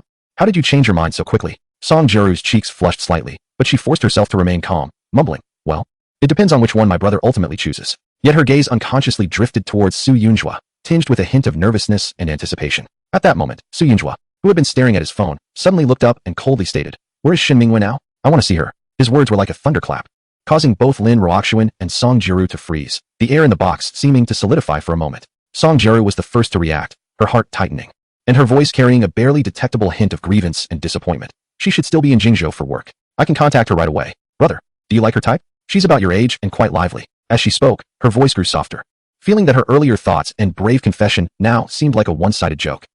Su Yunjua, holding his phone, noticed the sudden change in the expressions of the two women and immediately realized they had misunderstood. He paused for a moment, weighing his words, then waved his hand. That's not it. Let's not talk about her for now. He suddenly shifted his focus, looking sharply at Lin Ruoxuan. Miss Lin, you drove that red Ferrari today, right? Lin Ruoxuan was slightly taken aback and instinctively nodded. Yes. She was surprised. Her car was parked in a concealed spot, and there was no way Su Yunjua could have seen it. Indeed, the tyrant was still the same, always able to perceive things she didn't know. Su Yunjua's expression turned serious, his tone urgent. Your security team should be nearby, right? Immediately have someone you trust take professional tools and thoroughly check your car from the chassis to the control system. He was momentarily unclear about the origins and intentions of the suddenly appearing Shin Mingyue, but when it comes to life and death, it's better to believe in the possibility than to dismiss it. Lin Ruoxuan's expression changed slightly upon hearing this. She didn't ask further and immediately grabbed her phone to give a few quiet instructions. About 10 minutes later, there were 3 knocks on the door outside the private room, ordered and very respectful. After receiving permission, a young woman dressed in a neat professional suit, looking like an ordinary senior assistant, quickly walked in. She glanced at Su Yunjua and Song Jiru, hesitating to speak. Chapter 072. Shun Mingyue's warning. Lin Ruoxuan raised her hand to signal, her tone instantly returning to its usual calm and authoritative demeanor. Just speak directly. There are no outsiders here. Only then did the assistant report in a deep voice, clearly shaken and remorseful. President Lin, this is a serious oversight on our part. We found a highly concealed professional cut on the brake oil line of your vehicle's left front wheel. This cut is designed very insidiously. It won't show any obvious abnormalities at low speeds in the city, but once on the highway, the heat generated from prolonged braking will cause the brake oil temperature to rise sharply, expanding in volume and leading to increased internal pressure. This cut will then slowly leak, ultimately resulting in a complete brake failure at a critical moment. Fortunately, it was discovered in time, and we have taken emergency measures and checked all accompanying vehicles. Lin Ruoxuan's hand holding the teacup paused imperceptibly, a chill rising from the depths of her heart. She suddenly realized that her earlier reckless driving was akin to walking through the gates of death. Taking a deep breath to suppress the surging emotions, she asked coldly, have you found out who did this? The assistant immediately replied, based on the anonymous warning letter received last time, it can be basically confirmed that it is the work of the Aga Group. In addition to openly suing and inciting the Nordic authorities to investigate our affiliated companies, they have secretly contacted the notorious AU assassin organization. There is indeed a substantial bounty on you in the dark web. Today's incident is likely their first probing attack. Lin Ruoxuan maintained her icy demeanor in front of others, but her gaze had grown colder. She slightly nodded, indicating for the assistant to strengthen security measures. Song Jiru turned pale upon hearing this, nervously grasping Lin Ruoxuan's arm. President Lin, this is too dangerous. You must be extra careful. She vaguely understood some of the situation. In recent years, Lin Ruoxuan had been known in the international tech circle as the Eastern Queen of Madness, acting decisively and ruthlessly, expanding aggressively, and indeed touching the core interests of many established international tech giants, blocking the financial paths of many. Lin Ruoxuan patted her hand back reassuringly, showing a comforting smile. Don't worry, it's a small matter. Domestically, they still don't dare to act brazenly. At most, they play some underhanded tricks. Then, her gaze turned to Su Yunjua, filled with gratitude and tenderness. Tyrant, thank you for saving me once again. Su Yunju frowned slightly, his tone carrying a hint of reproach. I'm afraid your hurried schedule today to meet me caused a brief lapse in the security system, allowing them to seize this fleeting opportunity. Lin Xianxian, you were too reckless today. Do you realize how dangerous it was just now? Hearing him revert to the old way of addressing her, calling her Xianxian, Lin Ruoxuan suddenly broke into a smile. That smile seemed to wash away all the calculations and coldness of the business world, revealing a touch of youthful innocence. She softly said, just being able to see the tyrant again makes it worth it, even if I really were to die. Su Yunju looked at this mature woman before him, who at this moment seemed like a naive girl in love, exposing such fervent feelings that disregarded life and death. He couldn't help but feel his ears heat up, his cheeks warming slightly. Uncomfortably shifting his gaze away, he feigned seriousness. What nonsense. You're fine, and you can't have anything happen to you. The general manager promised me in person that he would buy the tallest building in Jingzhou for me to use as a palace. I remember it clearly. So you can't go back on your word. Lin Ruoxuan blinked, the last trace of doubt in her heart completely dissipated. Indeed, he was undoubtedly her tyrant. Remembering even the half-joking grand declarations she had made in her youth so clearly, the corners of her lips curled up in delight. Her tone is relaxed as if discussing buying a cup of coffee. All right, give me a day, and the property will officially be transferred to your name. Su Yunju intended to make a joke, but he didn't expect her to take it seriously. At that moment, his phone vibrated again, this time from the mysterious Shun Minghua. Immediately switch to the backup vehicle. You will personally drive the general manager back to Shanghai, with you by her side. She won't be in danger. Remember, you must drive yourself. Su Yunju's gaze sharpened, and his fingers quickly replied. Who are you? What is your purpose? The other party quickly sent a string of seemingly random English words. Su Yunju glanced at it, and felt a jolt. These words were part of the mnemonic phrase for a new Bitcoin cold wallet he had created. No one else knew about it. He instantly understood, shaking his head with a smile as he reached a conclusion, replying, all right, I understand. Please thank him for me. He asked me to tell you, you're welcome. Also, he has transferred 30 Bitcoins from your wallet as a reward for this life-saving information. Thank you, my master, hug emoji master. Su Yunju stared at the screen, not angry about the Bitcoin being transferred away, but rather revealing a knowing smile filled with anticipation. He had basically guessed that this Shen Mingyue was likely the target character in the unblocked later stages of the game Goddess Cultivation. No wonder Shen Mingyue's rise in the entertainment industry in recent years had been meteoric, with resources beyond compare. Seemingly poised to lead the new generation and challenge for the Best Actress title. It turned out that the future me was secretly assisting her. And now, the future me was using her to convey crucial warning information to the present me. He put away his phone and said to Lin Ruoxuan seriously, Xian, I have received some reliable information that someone is plotting against you. I'll drive you back to the city later. Lin Ruoxuan nodded without any hesitation. Her eyes filled with complete trust. Okay, I'll listen to you. Song Jiaru, upon hearing this, became anxious. Biting her lip and looking at Su Yunjiao with a pitiful expression. Big brother, does that mean you won't come to my concert tomorrow? Su Yunjiao looked at her wrong little face, feeling a pang of sympathy, but still prioritized the bigger picture. Don't worry, the concert starts tomorrow night. And we still have more than a day. I'll make sure to get President Lin to safety as soon as possible and come back right away. You prepare well and adjust your state. Song Jiaru nodded. With you taking care of President Lin, it will be fine. Su Yunjiao felt something was off. It was normal for Song Jiaru to have blind confidence in him, but how could that Shen Mingyue, or rather the future version of himself, have such trust in his current self? Was there something he didn't know? The answer should be in the game. The situation was urgent, and the few of them did not delay any longer, quickly heading downstairs. Under Lin Ruoxuan's guidance, the three of them got into a spare red Ferrari that looked identical to his. He first drove Song Jiaru to the Binzhou Sports Center to finalize arrangements with the concert organizers. On the way, he noticed that Lin Ruoxuan's convoy consisted of 3 cars of the same model and color, with the other 2 vehicles forming a protective formation around his, creating a tight mobile security detail. Su Yunjiao observed the convoy through the rearview mirror and said in a deep voice, let's take a detour to my place first. I need to grab something important. Lin Ruoxuan had no doubts. Okay, I'll listen to you. Once the car stopped at the residential area, Lin Ruoxuan looked at the slightly old building in front of her and hesitated for a moment before gently asking, can I go up and take a look? I want to see where you live. She wanted to touch the traces of his real life, to fill in the missing pieces of those long, blank years. Su Yunjiao rubbed his nose, feeling a bit shy. It's a bit small and messy, so don't mind it. But Lin Ruoxuan gathered her courage, gently holding Su Yunjiao's hand with a slight tremble, her face slightly flushed. If those rivals in the business world saw her like this, they would surely be shocked to discover that this woman, whom they mocked as crazy, also had such a shy side. The soft touch and cool temperature from her palm intertwined, causing Su Yunjiao's heart to race uncontrollably. Was it time to be alone together? This time, it was no longer a virtual interaction behind a screen, but a real experience where they could feel each other's breath and warmth. The scenes from the early stages of the Goddess Cultivation game uncontrollably flashed before his eyes. That innocent girl who would rub her arms after an electric shock. That candid encounter in front of the camera, those private moments that once belonged only to them. The tide of emotions surged, breaking through the dam of reason. He couldn't help but gently pull Lin Ruoxuan into his embrace, as her body pressed closely against his chest. Feeling the astonishing curves align perfectly with the memories in her mind, Su Yunjiao's breath momentarily caught in his throat. Indeed, he was as imposing as she had witnessed in the game. Chapter 073. What has happened over the years? Lin Ruoxuan hid in Su Yunjiao's embrace, her cheeks buried deep in his broad chest, greedily absorbing the reassuring scent emanating from him, as if trying to make up for the warmth she had missed for 13 years all at once. Her voice was muffled, tinged with a barely noticeable sob and intense jealousy. Hold me tighter, please don't push me away. She tightened her arms around his waist, feeling a pang of jealousy watching Song Jiaru embrace him so naturally just moments ago. Su Yunjiao's heart softened. Ignoring the fact that they were still standing in the old corridor, he cupped her delicate face in his hands, forcing her to meet his gaze. Xian, do you remember? Back then, you asked me what kissing feels like. Lin Ruoxuan's heart skipped a beat under his burning gaze, her breath quickening, cheeks flushing as she nodded gently. I remember you said you would teach me later. That enticing promise had echoed in countless youthful dreams of hers. Su Yunzhou whispered, yes? It's time to fulfill that promise. Before he could finish his sentence, he had already lowered his head. Lin Ruoxuan felt a loud explosion in her mind, as if fireworks had burst open. It was unclear how much time had passed until both were breathless, and Su Yunzhou reluctantly released her, resting his forehead against hers. His voice hoarse, let us go inside. They stumbled up the narrow stairs one after the other, arriving at a modest 20-square-meter rental room. As soon as the door closed, Su Yunzhou gently pressed her onto the bed. Lin Ruoxuan's gaze became hazy, a hint of unease surfacing amid the intertwining of passion and reality.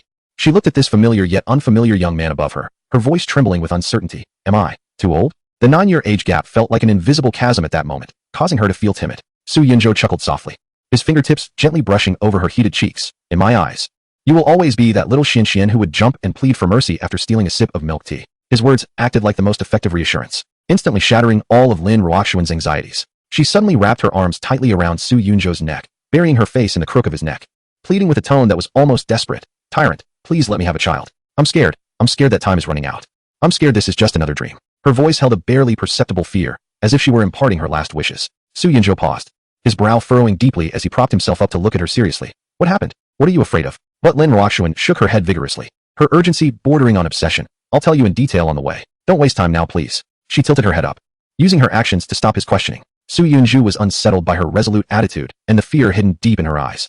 Yet he could not resist the intense invitation. He sighed, about to continue, when his fingers just brushed the button of her collar. Bang! A sudden, violent crash rang out from outside the window, as if something had slammed against the glass. Both of them froze. Lin Ruoxuan almost instantly sat up straight, her gaze darting to the window, only to see a bird collide with the window ledge before flying away, feathers scattering, and in the distance, a flash of reflected light seemed to flicker by. Her expression instantly turned cold, her voice regaining the calmness and vigilance of usual. It seems I really am being targeted. This place is no longer safe. Su Yunzhou quickly snapped back to reality, realizing the seriousness of the situation. He nodded, swiftly tidying his clothes. I'll grab the essentials. We need to leave immediately. He moved efficiently to gather his belongings, primarily his laptop, knowing that many of his confusions needed answers from it. Lin Ruoxuan followed him off the bed, her gaze involuntarily sweeping over the room's simple furnishings, the cramped space, and the old furniture. All of it starkly contrasted with the information about the newly purchased wedding house reported by Song Jinxian. She furrowed her brows and couldn't help but voice her confusion. Wait, Jinxian clearly reported that you had already bought a house. Why are you settling for a place like this? She truly couldn't understand. Even if she had instructed Song Jinxian to provide limited financial support, it shouldn't have led him to such a state. Su Yunzhou smiled nonchalantly, his tone tinged with a self-mocking understanding of worldly matters. It's just a worldly trial. One has to experience some hardships in life. Lin Ruoxuan immediately understood this must be related to his troubled marriage and the woman named Su Qianran. The thought that the tyrant she revered and carefully avoided offending was so mistreated by an ordinary woman filled her with an immediate surge of pain and anger. Do you need me to have my lawyer handle the subsequent troubles? I can make her pay the price, if you're willing. Her tone held a hint of cold menace. Su Yunzhou knew she absolutely had the capability to do so, and with high efficiency. Coincidentally, he had intended to find a lawyer to deal with their debt dispute a couple of days ago, but had been delayed by various matters. Now he wouldn't have to waste his energy on those two. He nodded, his tone calm. All right, then I'll trouble you. I don't want to see any related news again. Lin Ruoxuan smiled dangerously at his words. Don't worry, I'll make her repent for the rest of her life. Su Yunzhou watched her instantly switch back to the decisive business queen mode, the cold aura radiating from her making him feel a twinge of fear. They said little more and quickly packed their things before heading out. The car soon drove onto the highway leading to the city. Su Yunzhou held the steering wheel, his gaze fixed ahead, and finally asked the question that had been pressing on his mind. Xian, can you tell me now? What exactly has happened over the years? What did you mean by saying time is short, and what is the situation with those assassination attempts against you? Lin Ruoxuan leaned against the back of the passenger seat, turning her head to look at the rapidly passing scenery outside, her gaze becoming distant and complex. After a few seconds of silence, she slowly spoke. I have done a lot over the years. She paused, her tone calm. Many people want me dead, especially those from the Augustus family. Su Yunzhou furrowed his brows. He seemed to have seen this name in financial news. It belonged to a top financial family with a long history and vast influence, entrenched in a certain region and with reach across the globe. Lin Ruoxuan continued, a hint of mockery in her tone. To put it simply, I overturned the table they relied on for survival and dismantled their lofty, untouchable altar. Why? Because you disappeared. She looked at Su Yunzhou, her eyes filled with complex emotions. I searched for you for years, trying to prove your existence, from hope to despair. Everyone said I was crazy, hearing things, that I had mental issues. Although the doctor later said my mental state was stable, I knew. Her voice gradually lowered, carrying a resigned calmness. I have completely lost my mind. Without you, my life has lost its meaning. So I had to find something to fill that enormous void. Do you remember when you told me that technology should not be the scepter of oligarchs, but rather a torch to illuminate the ordinary world? So I did just that, in my own way, stirring the entire world from the shadows. Chapter 074. Do you want to eat first, or eat me first? I initiated a project codenamed Wallbreaker, providing research and development funding to many top scientific institutions domestically, Lin Roxuan said, her tone as calm as discussing the weather. Yet the content was shocking enough to astonish anyone. Its sole mission is to target the core technological barriers of those Western giants, especially the Augustus family and their allies. The patents they regard as cash cows, used to choke the global supply chain. We will crack it, imitate it, and even directly copy it. A cold smirk appeared on her lips. At their most critical moment, we will throw it directly into the technological public domain. It is an open-source platform I established for developers worldwide. Free, unrestricted. After all, we are not commercializing it, so it's hard to define our responsibility. Su Yunju's grip on the steering wheel tightened slightly. He fully understood what this meant. It wasn't just about grabbing a piece of the pie. It was about blowing up the entire cake factory, exposing the secret recipes to the public. This was digging up the graves of century-old giants. But on second thought, wasn't this also a great technological liberation? Those cutting-edge technologies monopolized for decades, those exorbitant patent fees that deterred countless companies, those technological barriers hindering industry development, were being shattered one by one by this seemingly fragile woman. He never imagined that the pretentious words he once said would be enacted by her in such an extreme manner. For example, he needed a more concrete concept to understand her crazy war. Lin Roxuan spoke lightly. For example, the Augustus family has controlled a key polymer synthesis route for high-end photoresist for 70 years. They charge astronomical patent fees globally, choking the entire industry. My team found a new synthesis method that can replace it and is more cost-effective 3 years ago. She paused, a glimmer of satisfaction flashing in her eyes. Then, a week before they were about to sign a new exorbitant licensing agreement with a major power, I made the optimized production line design public in the technical public domain. Overnight, their stock market value evaporated by $12 billion, and the heir responsible for that business reportedly went straight to the hospital. Su Yunjo gasped. Indeed, she was quite ruthless, much more than he had imagined. No wonder he couldn't find any recent information about her. She had been trying to hide. After all, at this level, every move could make others go to any lengths to take her life. Fortunately, she was still in the country, had it been overseas. She might have already reincarnated multiple times. But that wasn't all, Lin Roxuan continued, as if discussing a trivial matter. They teamed up with several giants to attempt to build a new monopoly on the next-generation artificial intelligence framework, investing hundreds of billions. Little did they know, I had already placed an insider among their core team. 3 months before their announcement, I released an optimized open-source framework based on their research, which directly turned their years of investment and planning into bubbles. Her gaze grew colder and emptier, and their monopoly in biopharmaceuticals. Every patent they relied on to control the exorbitantly priced drugs for certain rare diseases that I targeted, almost none were spared. Although I gained nothing from it, and even spent a lot of money, I was just willing to do so. They gave me many nicknames, calling me the Eastern Mad Queen, the Black Widow. Friends in the country call me Lin Chai Chai. Su Yunjo took a deep breath and sincerely praised. Well done. Lin Roxuan's voice finally carried a trace of barely perceptible tremor. It's not that I am a saint seeking to benefit humanity. I just don't know where you went. And I don't know how to find you. What I can do is use this extreme method. I want to break through the sky. I want to see if, when I create enough chaos, you will come back to manage me. Su Yunjo felt a bit emotional and said gently, yes, I see it. So I came back. As he spoke, he caught a glimpse in the rearview mirror of a black SUV, maintaining a distance that was neither too close nor too far. He even faintly sensed that when passing by a seemingly tranquil countryside villa, a faint cold light reflected from a telescope lens on the rooftop. However, the anticipated attack did not occur. The other party seemed to be waiting, or perhaps wary of something. Was it because of the tightly guarded convoy, or because of him? With me here, no one will harm you. Su Yunjo's voice was steady and assured, carrying a strange comforting power, because I am a guardian. The words, if spoken by someone else, would come across as absurd and laughable. However, when they came from him, combined with the previously incredible warning, they inexplicably eased Lin Roxuan's tense heart. She held an almost instinctive absolute trust and reliance on him. Su Yunzhao was not blindly confident. After receiving news from Xin Mingwei, he understood that at least he had not encountered any issues in the future. Therefore, everything he faced at the moment was not a problem. The car finally slowly drove into the renowned Tang Palace in the western suburbs of the city. This place was a true sanctuary for the powerful and wealthy, with towering ancient trees shrouding its depths, and every building represented formidable energy and heritage. After passing through 3 heavily armed checkpoints that conducted meticulous inspections, as well as at least 5 layers of advanced electronic surveillance systems in the shadows, the vehicle finally stopped in front of an old Western-style house rich in maritime charm, which had weathered the test of time. Once here, no outsiders could enter unless a world war broke out. Lin Roxuan's slightly tense nerves finally completely relaxed, her tone reflecting the calm and certainty of returning to a safe territory. Stepping into the brightly lit hall, a middle-aged housekeeper dressed in a light blue cheapao, exuding a gentle demeanor, immediately approached. Miss, lunch is ready. When she noticed a handsome young man standing beside Lin Roxuan, a hint of surprise crossed her face that she couldn't suppress. Having served the Lin family for nearly 10 years, this was the first time she had seen the young lady bring a male companion home, and in such a close and natural manner. However, Lin Roxuan seemed oblivious to the housekeeper's astonishment, or rather, she didn't care at all. She looked up at Su Yunzhao, her usually calm and wise eyes shimmering with light. Tyrant, do you want to eat first? She paused, her gaze shifting, her voice lowering slightly. Or should I serve you first? Su Yunzhao nearly choked on his own saliva, instinctively glancing at the stunned housekeeper beside them, and awkwardly coughed. You can arrange it as you wish. Yet Lin Ruoxuan had already taken hold of his wrist without further ado, directly pulling him towards the master bedroom on the second floor. This left the housekeeper, Wen Yu, standing in place, watching the two disappear around the corner of the staircase. Her shock lingering for a long time. Having served Lin Ruoxuan for many years, she witnessed her cold decisiveness in business and accompanied her through lonely nights.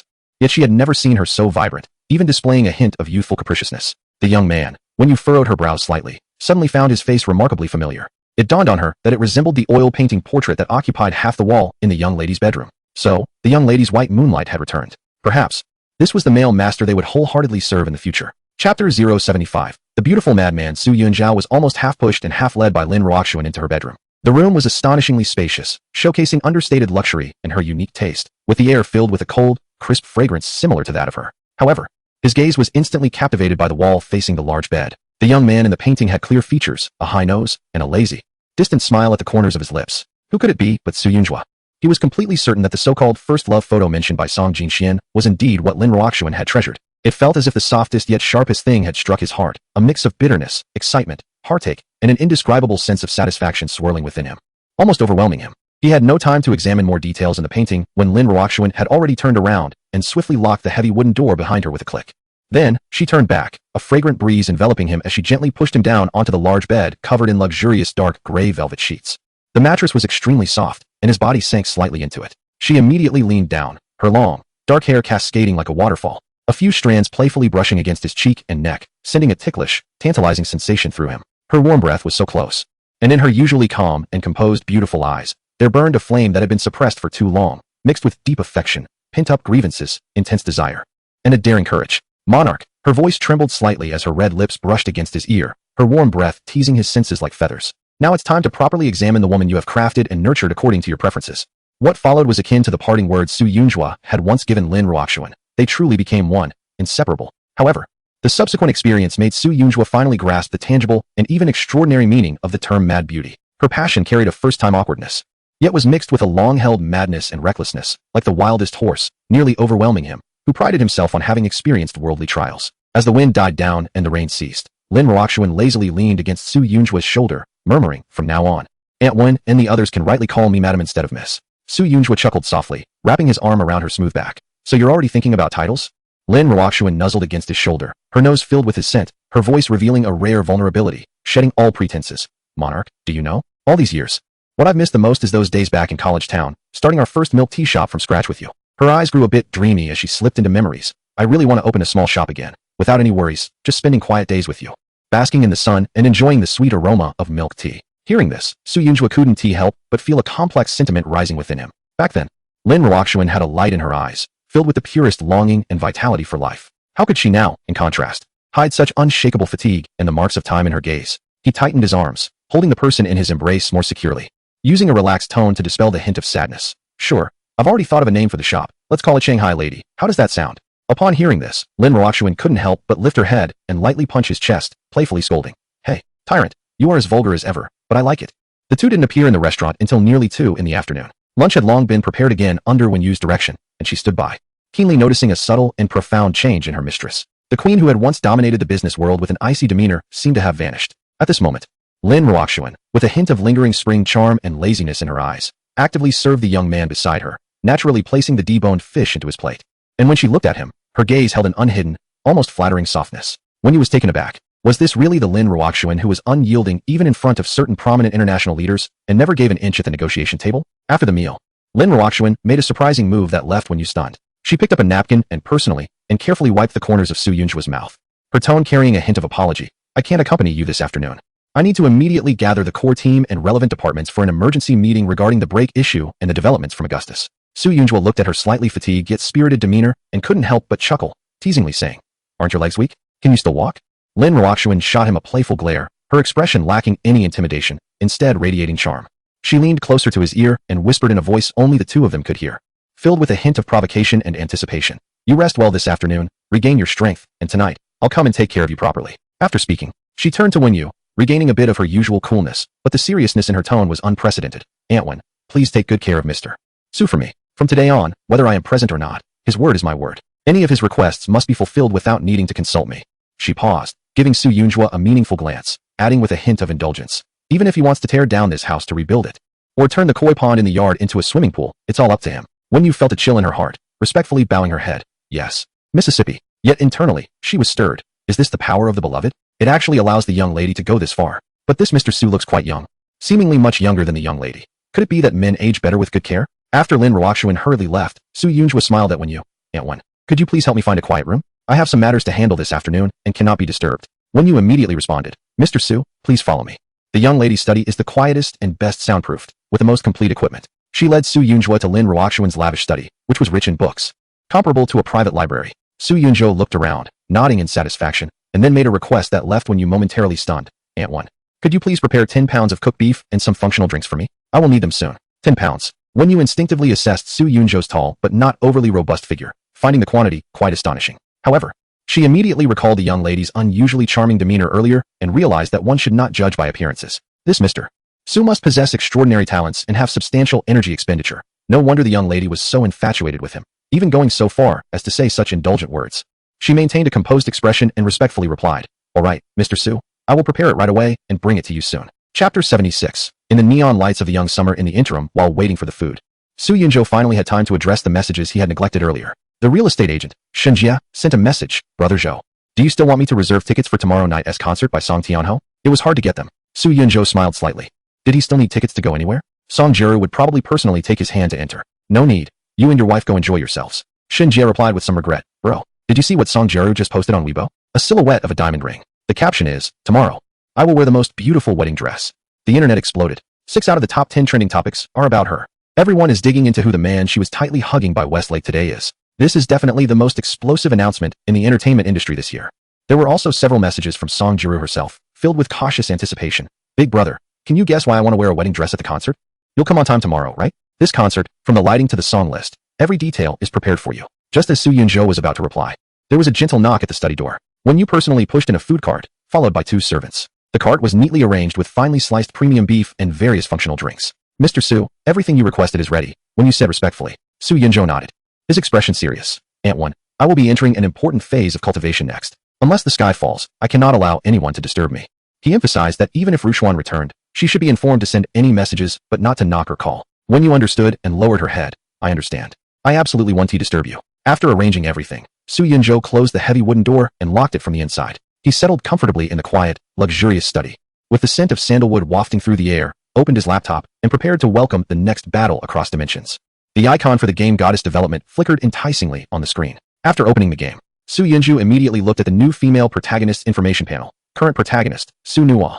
Time anchor, December 9th, 2015. Location, Neon, Gap Bar. Year of birth, 1999.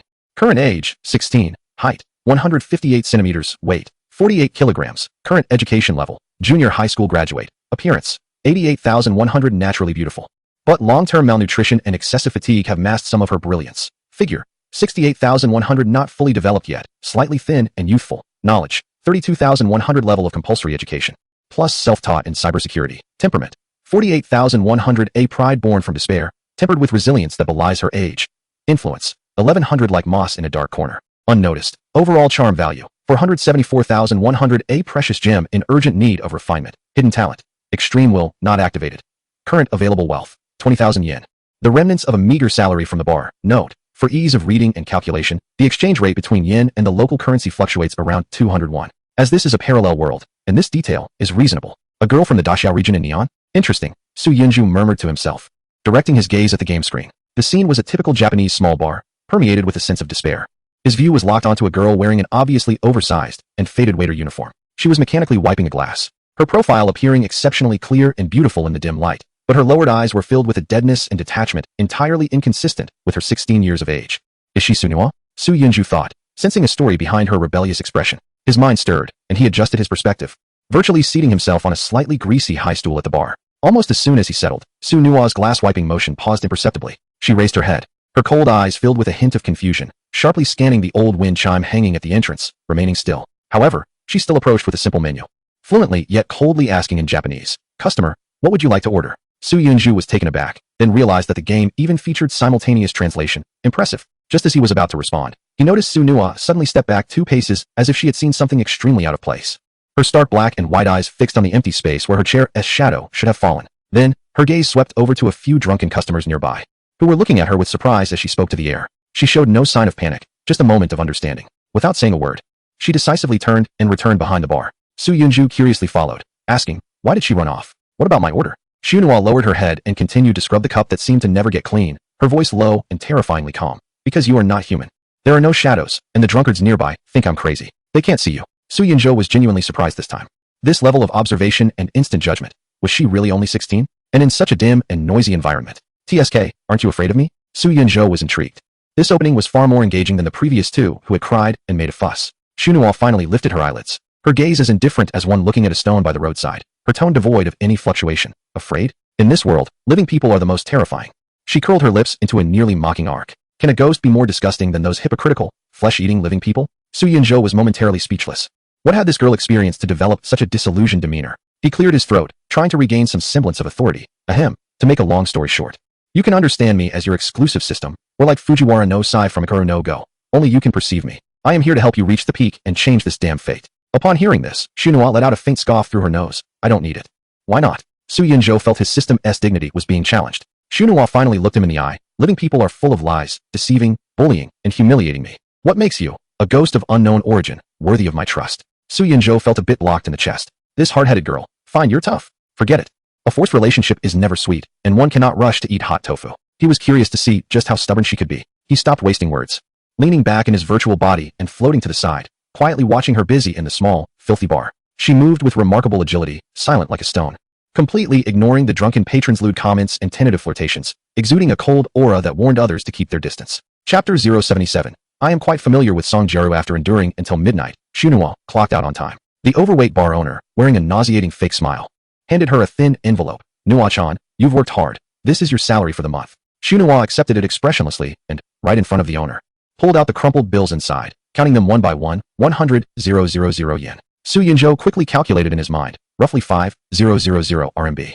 In the soaring prices of Edo in 2015, was this meant to be charity for beggars? Thanks. Xunhua carefully tucked this meager hope into her inner pocket, her voice still flat. However, the owner took the opportunity to reach out with his greasy hand, attempting to touch her pale, yet beautiful cheek. Leering and lowering his voice. "Nuwa-chan, want to earn more? How about chatting with uncle in the back? It was much easier than cleaning cups here." Xunhua's gaze instantly turned cold as she deftly sidestepped, her expression hardening. No need. After saying that, she grabbed the old umbrella propped against the wall, pushed the door open without looking back, and resolutely stepped into the icy, bone-chilling night filled with falling snow, leaving the boss with a thin but upright silhouette. The bar owner watched her figure disappear into the wind and snow, and his fake smile instantly faded, replaced by a gloomy expression. He pulled out his phone and quickly typed a message to send. Same place. Block her. Show her some color. Get the money back. The snow was light but exceptionally cold, as if it were seeping into one's bones. Xunhua held the tattered umbrella, walking on the desolate street, the snow crunching softly under her feet. Suddenly, she stopped, not turning her head, and coldly addressed the empty space behind her. "How long are you going to follow me?" Su Yunzu's voice, filled with a hint of amusement, echoed in her mind. "Until you stand at the pinnacle of the world, becoming someone everyone needs to look up to.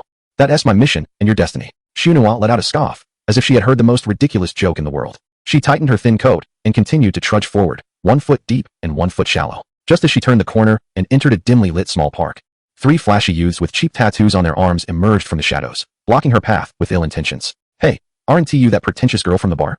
one of them said. "We've been waiting for you. It's payday today, so how about lending us some cash for a good time?" The leading blonde thug stepped closer with a lewd grin, his gaze roaming over her. "Otherwise, we'll strip you and throw you in front of a place in the entertainment district, making you famous for good." Su Yunzi chuckled. He was familiar with this scenario. His voice, leisurely as if watching a show, resonated in Xunhua's mind. That fat boss sent them. "I saw the message clearly. So, how about it, little Xunhua? Call out to the system daddy, or beg me nicely, and I might show mercy and help you deal with these 3 pests, ensuring they avoid you in the future." Xunhua's response was still her trademark straightforwardness that could infuriate anyone. No need. Before her words could fade, her gaze suddenly sharpened, like a cornered beast ready to strike, unleashing a surprising ferocity. She swung the old long umbrella like a weapon, jabbing the tip directly at the face of the closest blonde thug. Utilizing the narrow park benches and bare tree trunks as cover, she moved with ghostly agility, her tattered umbrella thrusting and sweeping, targeting vulnerable spots like the lower body and eyes, fighting as if her life depended on it. The thug's fists landed on her, producing dull thuds, but she gritted her teeth and remained silent, retaliating fiercely with her umbrella. In the end, the 3 thugs seemed to be caught off guard by her resilience. Fearing that things might escalate to a fatal level, they spat out a few harsh words and reluctantly retreated. However, Su Nua paid a heavy price. Her lip was split and oozing blood. One side of her face was swollen, and her already tattered school uniform jacket was even more disheveled, stained with mud and slush. Su Yunzhou watched from the side. clicking his tongue in admiration, feeling a mix of complex emotions due to his previous rejections. This girl truly had a strong spirit. Su Nua seemed oblivious to her pain as she expressionlessly wiped the blood from her lips, bent down to pick up the deformed umbrella on the ground, and dragged her battered body toward a chaotic and dilapidated area of motels, just a street away from the bustling commercial district. She stopped in front of an old wooden building that reeked of mold and urine, knocking on the peeling wooden door. With a creak, the door opened a crack, revealing a disheveled middle-aged man reeking of cheap alcohol, his nose red. Upon seeing Su Nua in such a pitiful state, his murky eyes showed no concern, only impatience and disdain as he lowered his voice to scold her. "You little brat. How did you come back looking like this? Causing trouble again? I've told you so many times to behave." Su Nua lowered her head, her long bangs obscuring her emotions. Her voice was dull and numb. "I fell. Where's the money? Today is payday, don't try to fool me." The man impatiently extended his rough, dirty hand. Su Nua silently, almost submissively, pulled out an envelope containing 100,000 yen from her inner pocket and handed it over. He snatched it away, skillfully extracted all the cash, and counted it quickly by the faint light seeping through the door. Then, as if it were a charity, he pulled out a 10,000 yen bill and roughly shoved it back into Su Nua's hand, speaking as if it were a matter of course. "Humph. At least this month you earned something. Take this to avoid starving. Remember, the rent, utilities, and management fee are far from covered.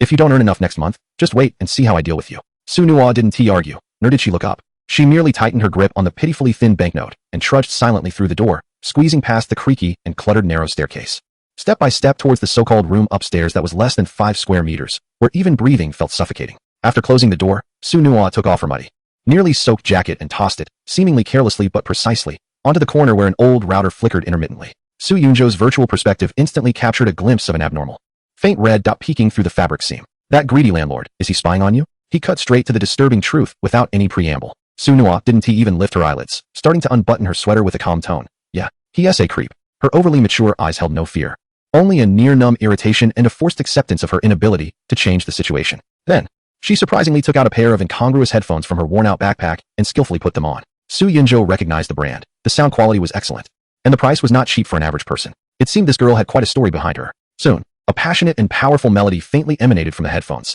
It was the song The Brave by Song Jiru, which expressed loneliness and resistance. "Do you really like this song?" Su Yunjo tried to find a way to break the suffocating silence. "I'm quite familiar with Song Jiru. If you'd like, I can take you to meet her anytime, and she can sing it for you in person." Just as Su Yunjo was about to turn on the old, damaged laptop, he heard her response about wanting to meet Song Jiru. Her finger hovered over the power button for a moment. Without looking up, she coldly replied, her voice devoid of any emotional fluctuation. "Are you that free? Do you have to follow me around like a shadow, spying on everything I do?" Su Yunjo shrugged his virtual shoulders. "As it stands, yes. It's my job." Finally, Su Nua turned her head slightly, giving him a glance with her cold eyes. Her tone filled with undisguised disdain. "Then you're even weirder than that fat pig downstairs." Su Yunjo felt his virtual image almost choke on her words, causing a glitch in his data. This girl had a remarkable talent for retorts. The grandiose statements he had prepared about being the chosen one and destined seemed so pale and ridiculous in front of her cold, hard demeanor. Looking at the long-forgotten, flickering, punishment button on the game interface, Su Yunjo felt a slight itch in his fingers, a primitive impulse to act. It had indeed been a long time since he had zapped anyone. He somewhat missed the feeling of control, ever since he discovered that the characters in the game were real. His compassionate heart had made him refrain from using such crude motivational tactics, and he hadn't dared to punish Song Jiru. "Hey Su Nua." Su Yunjo's voice took on a deliberately oppressive tone. "I'm here to help you. Refusing my guidance will lead to punishment." He attempted to re-establish the authority of the system. Su Nua didn't even pause her fingers on the keyboard for half a second, nor did her eyebrows move, as if she heard not a threat but a greeting. "Go ahead." "Great. That's the spirit." Su Yunjo no longer hesitated and accurately clicked the punishment button. A faint blue arc instantly erupted along her thin spine. "Ah!" Su Nua's whole body stiffened. A violent spasm made her involuntarily curl up, her slender fingers gripping the rough edge of the table tightly, the knuckles turning pale from the force.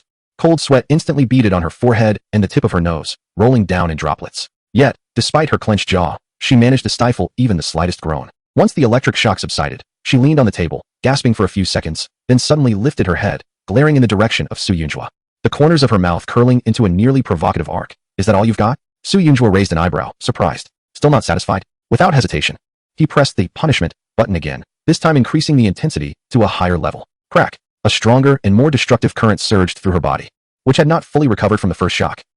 The intensified current coursed through her entire body, causing Su Yunua to curl up in pain. She quickly grabbed a towel nearby and stuffed it in her mouth to prevent herself from crying out, her body trembling violently. When the punishment ended, she gasped for air, her sweat-soaked hair sticking to her forehead, yet she lifted her head and gritted her teeth, saying, "That feels great. Bring it on." Su Yunjo was utterly speechless, even feeling a bit crushed. This extreme will talent clearly wasn't meant for overcoming difficulties, but was specifically designed to resist him and his system. This girl was like an incredibly stubborn stone, impervious to persuasion. Su Yunjua stared at the defiant figure on the screen, mentally complaining, what on earth is wrong with this girl? Shouldn't a normal person encountering supernatural phenomena be either terrified and screaming or ecstatic and dancing, thinking they are the chosen one? Instead, she acts as if it's all just a game. What kind of madness is this? Does she really think of me as a water ghost who needs a scapegoat to survive? That's why she remains on guard, rejecting all my sweet talk, leaving me no opportunity, fearing she might be tricked into becoming a substitute? Damn it. I've navigated through time and built a billion-dollar business empire, nurturing a chart-topping music queen. Am I really going to suffer a defeat at the hands of this 16-year-old brat today? Where would my dignity be? Seeing that he had been silent for a while and didn't seem to intend to continue the electric therapy, Su Yunhua stopped wasting her energy resisting him. She struggled and used her last bit of strength to climb back onto the creaky chair, nearly throwing herself in front of the computer. She powered it on, and the screen lit up with a pale glow, illuminating her wan face. Shaking her head vigorously to dispel the lingering numbness from the shocks, she began typing on the keyboard with intense focus, as if the 2 rounds of shocks that would make an ordinary person cry were just insignificant background noise. Su Yunjua suppressed his frustration and leaned closer to the virtual screen. He couldn't help but raise an eyebrow when he saw that she was actually using Python to write a fairly complex web crawler program, currently stuck on a debugging error, making no progress. Almost instinctively, his professional instincts kicked in, and he pointed out the key issue based on the compiler's error message, his voice carrying the calmness typical of a tech expert. Hey, kid, here, your loop boundary condition is incorrect. The end index of range is exclusive. You counted it 1 extra time, causing an index out of bounds error. Su Yunhua furrowed her brow, staring at the point he indicated. Her finger hesitated on the keyboard for a moment. Then she asked uncertainly, are you saying that range 0 len list won't actually include len list itself? That's right, Su Yunju confirmed. It stops at len list 1. If you try to access list len list, it will definitely throw an error. Following this logic, she quickly modified the loop's termination condition. Her finger hovered over the enter key for a moment before she pressed it firmly. The command line window on the screen scrolled rapidly and finally displayed a success message. For the first time, she turned her head to look directly at Su Yunju, a hint of surprise and curiosity flashing in her eyes. You know how to code? So, he was a tech-savvy person. Su Yunju felt a sense of pride, reminiscent of a long-lost feeling among tech enthusiasts, as if his tail was about to wag in delight. Humph, it's just my old profession. When I was coding back in the day, you were probably still playing in the mud. Haha, finally found a breakthrough. Learning math, physics, and chemistry really prepares you for anything. In her mind, Su Yunhua instantly tagged him with a new and specific label, a programmer who had died from overwork due to a demanding work schedule, leaving his spirit lingering with resentment. But still possessing his professional skills, she pursed her lips, as if making a decision, and spoke stiffly, teach me. Chapter 079. Could he be a super hacker? Su Yunju was nearly amused to hear her abrupt and unceremonious request to teach her, lacking even a polite preface. Teach you? He floated in the cramped space where she had barely turned around, his tone clearly displeased. Sure, but this isn't a charity. A polite title like teacher or master wouldn't be too much to ask, right? Su Yunhua stared at the code that had just run successfully on the screen, not turning her head. Her voice as rigid as a stone. Teacher. Su Yunju replied. With that tone, it sounds more like you're calling someone or just demanding. He was thoroughly convinced. If it weren't for the fact that this game didn't allow skipping this level, he really wouldn't want to deal with this rebellious girl, who was the same age as him but full of thorns. Thinking about how well-behaved and sweet his friends were, who would act cute, depend on him, and even dance in gratitude. Unlike this little stone, who only seemed to annoy him or prepare to drive him crazy. Forget it, he thought. Just treat it as a necessary trial in his gaming journey, a stubborn rock he had to overcome on the path of cultivation. Alright, since you're being so sincere. Su Yunju refocused his attention on her code editor, his tone becoming slightly more serious. You want to write a web scraper to fetch trading data from that gray forum. The idea is good, but their anti-scraping mechanisms are no joke. If you charge indirectly using the request library, you're just asking to get blocked. Su Yunhua's brow immediately knitted tightly. This was the biggest challenge she had encountered so far. What should I do then? I need to think flexibly, not just stick to one idea. Su Yunju began to guide her, suggesting that she try using tools like Selenium to simulate real user behavior in browsers, or, more conveniently, look for any data API interfaces that might be available for mobile apps. Even reverse engineering the app's communication protocol would be more efficient than her current brute force approach. Engaging in cybersecurity requires a balanced understanding of both offense and defense. It's not just about charging in aggressively. Su Yunhua's eyes suddenly lit up, and she stopped talking, her fingers immediately flying over the keyboard as she started to explore the new ideas Su Yunju had mentioned. She learned incredibly fast, with remarkable intuition. Often, just a slight nudge from Su Yunju would allow her to make connections and apply what she learned. Observing the speed at which her fingers danced across the keyboard, Su Yunju couldn't help but think. With such a learning speed and focus, could she really be trained to become a formidable hacker capable of breaching secure systems? The problem was that although he understood some concepts, he was far from being a top-tier expert. Wouldn't he end up exposing his own limitations as he tried to teach her advanced skills? Wait, wasn't there something like a Hacker Master experience card available in the game store? It only lasts 5 minutes and is quite expensive. If it doesn't work out, he could just pass the problem to Lin Ruoxuan, who definitely has a top-notch professional team to solve it. Unbeknownst to them, the inky night outside began to fade, and the sky turned a pale gray. Su Yunhua finally succeeded in capturing the data segment she wanted, although it was just a small step. A look of near satisfaction crossed her pale face for the first time, albeit fleetingly. Eventually, she could no longer hold on and collapsed heavily onto the cold, hard tatami mat, falling almost instantly into a deep sleep. She didn't have to go to school during the day. Although she was nominally enrolled in a correspondence school located in a different district, she only needed to show up once a month to submit some perfunctory reports.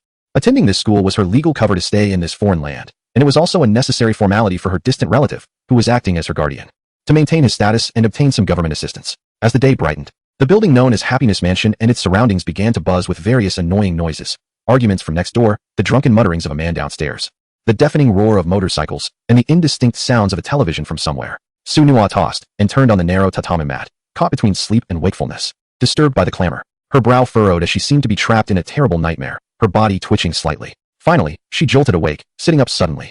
Her gaze was vacant, filled with confusion and lingering terror from the nightmare, and she unconsciously murmured, "Mom, Dad, where are you?" Su Yunju, who had been quietly observing her, felt a complex emotion rising within him. It seemed that this girl's background was even more troubled than he had imagined.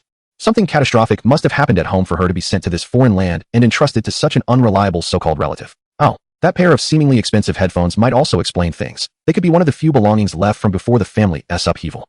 No wonder she resisted herself so much. Those who have endured the cruel ravages of life no longer believe in sudden good fortune, so they instinctively fear rejection. His thoughts stirred, and he gently clicked the reward button that emitted a soft green light. A large hand composed of gentle light appeared out of nowhere, softly brushing her sweaty bangs, dispelling the panic and chill brought by nightmares. Under that comforting touch, she instinctively squinted her eyes like a cat being petted, her tense body relaxing for a moment. But in the next second, she suddenly became fully awake, jumping back like a startled rabbit, wrapping herself tightly in the thin blanket, and glaring cautiously in the direction of Su Yunjua, her voice filled with disbelief. You're still here? Everything from last night wasn't a dream? Su Yunjua's ethereal figure let out a deep and pleasant laugh, carrying a tone of resignation. Absolutely real. Now that you're awake, why don't we have a chat? So, where are you from in the great summer? Su Nua quickly concealed the moment of vulnerability, returning to her cold demeanor, turning her head away. There's nothing to talk about. Her refusal was crisp and decisive. Su Yunjua didn't mind and shifted to a more practical topic. All right, then let's discuss something useful. Have you thought about moving out of this dreadful place? With this lifestyle and environment, you won't grow any taller, and your health will only get worse. You're still young and in your developmental stage. This can't go on. Hearing this,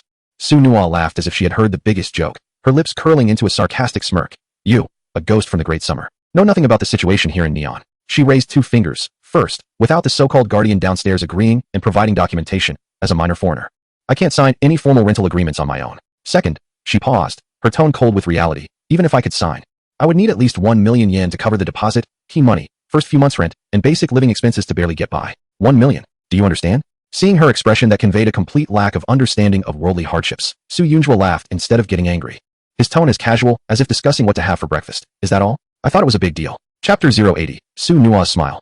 Unforeseen fortunes and misfortunes. Su Yunjua's virtual figure floated next to her old computer, his tone confident. Identity issues? The cybersecurity technology you're studying is just for show? With me guiding you, it's not impossible to create a virtual identity in the online world and bypass some routine checks in the short term. He paused, his voice filled with temptation. As for money, little girl, it seems you haven't grasped the situation yet. With me around, you don't need to worry about such mundane matters. Tell me, do you want to become a hidden stock market prodigy in Edo by tomorrow? Or do you want to drain the illegal funds of a certain underworld organization overnight? A mere 1 million yen is just a drop in the bucket.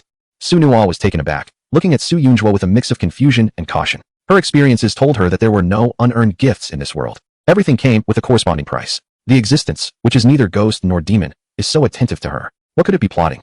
Is it to seize her body or her soul? However, a glimmer of hope ignited in her eyes. As long as you can make me stronger, strong enough to take revenge on my enemies, I am willing to give you my body or my soul. Upon hearing this, Su Yunju couldn't help but chuckle, his tone tinged with a hint of helplessness. Let me say it again, I am not some kind of spirit that needs a scapegoat to be reborn, nor am I an otherworldly demon that survives by devouring souls. I am here to genuinely help you defy fate. The only price you pay is your growth.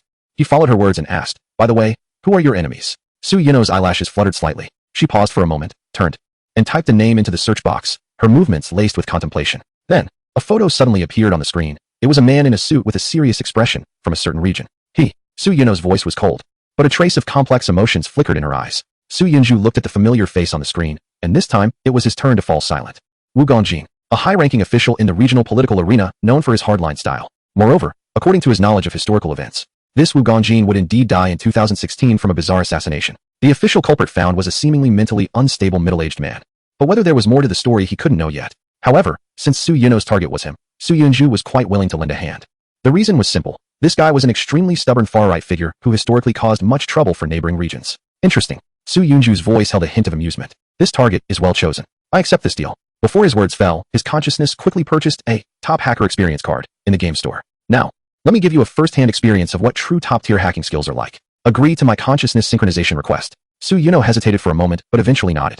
The next moment, she felt as if her consciousness was being sucked into a whirlpool, temporarily relinquishing control of her body. Then, her hands seemed to be endowed with magic, transforming into two afterimages on the keyboard, as the command window on the screen switched and scrolled at a speed that the naked eye could hardly follow. Countless streams of data poured down like a waterfall, and the firewall was breached layer by layer as if it were made of paper. Soon, a series of encrypted confidential documents were downloaded, detailed personal information about Wu Gongjin, secret mistress details, minute-by-minute itinerary arrangements, and even some under-the-table financial transaction records.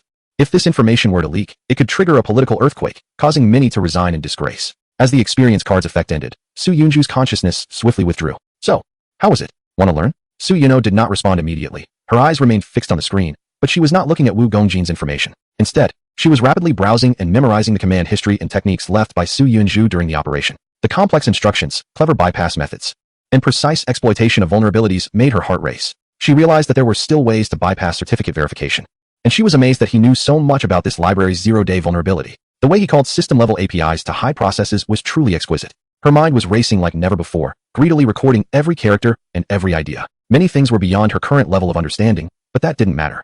She would just jot them down for now. Just as she was immersed in this sudden technical enlightenment, a loud scream echoed from downstairs. Ah, what the hell?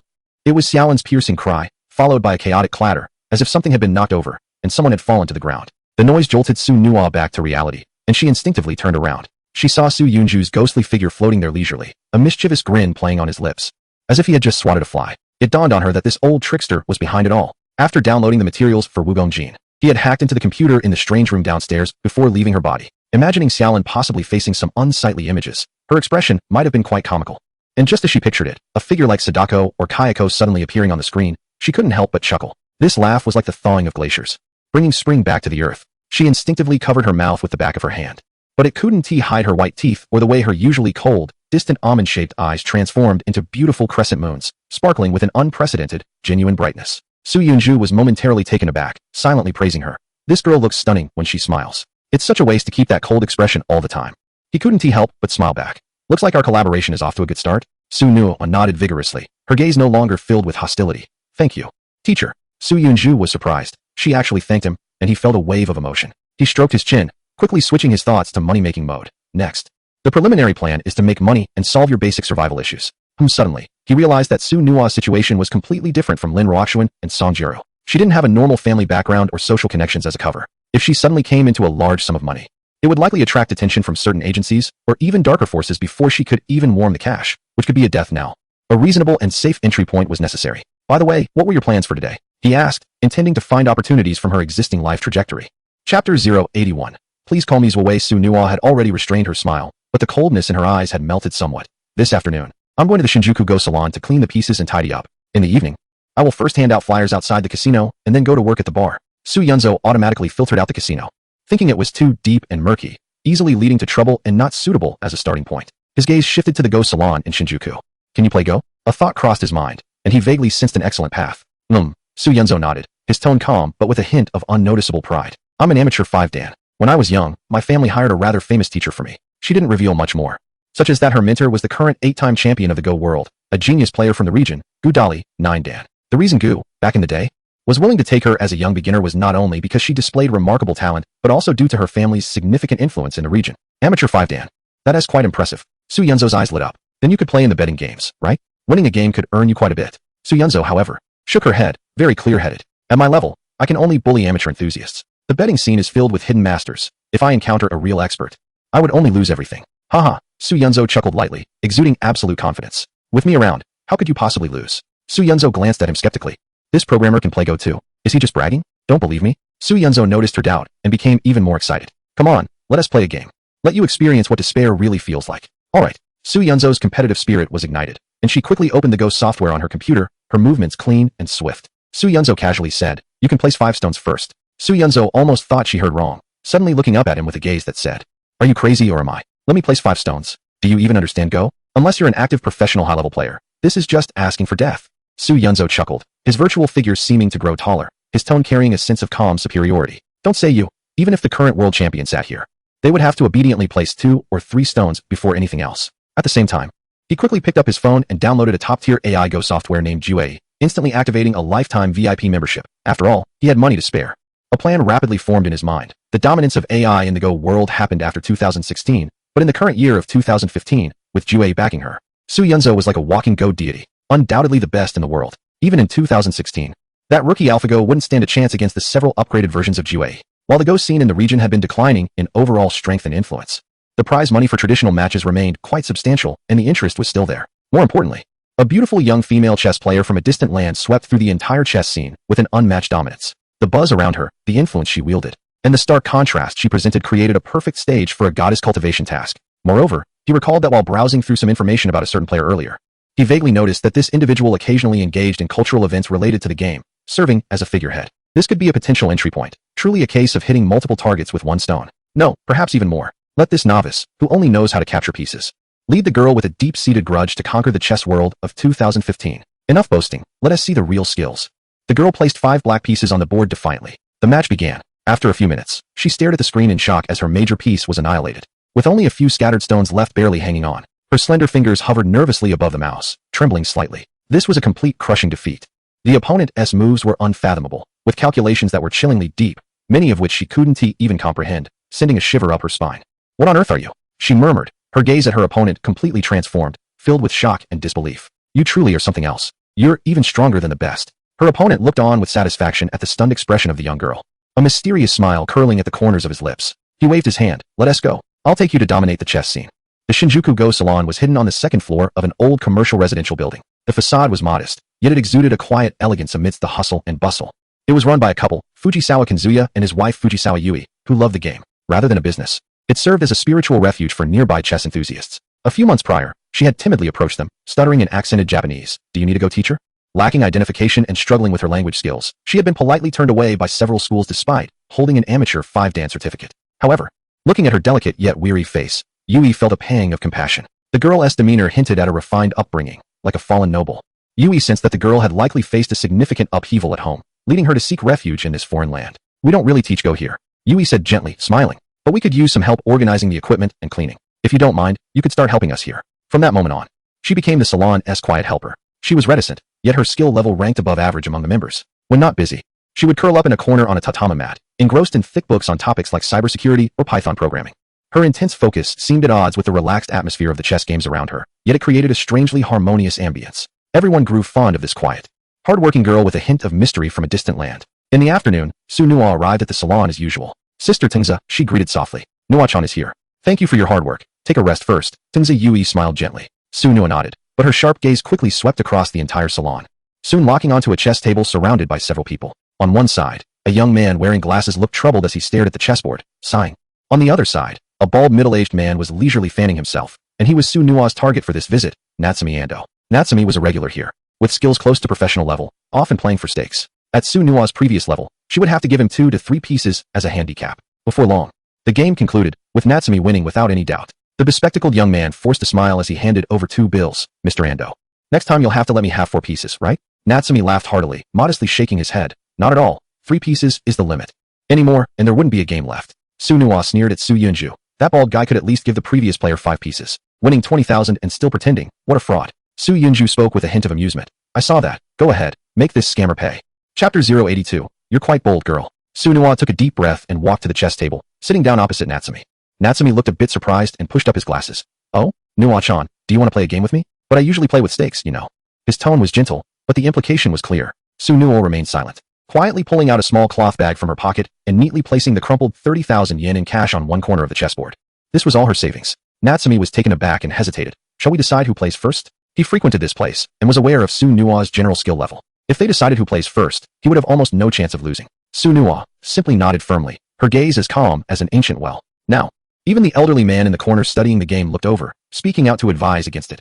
Nua-chan, don't be impulsive. Mr. Ando is very skilled. Yes, little girl. You earned that money through hard work. Don't just give it away. Ando, how can you play for stakes with a young girl, and even decide who goes first? Tingza Yui also rushed over, calling out worriedly, Nua-chan. Natsumi felt a bit embarrassed by their remarks, but seeing the 30,000 yen on the chessboard, he couldn't bear to back down and steeled himself.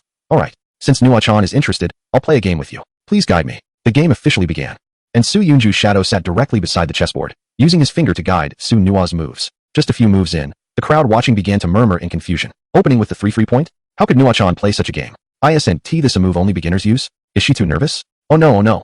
That 30,000 yen is probably going down the drain. Even Su Nua was anxiously stomping her feet in her mind. Old dang, what are you doing? Opening with the 3-free point. I'm going to be seen as a fool. If I lose this month, I'll really be left with nothing.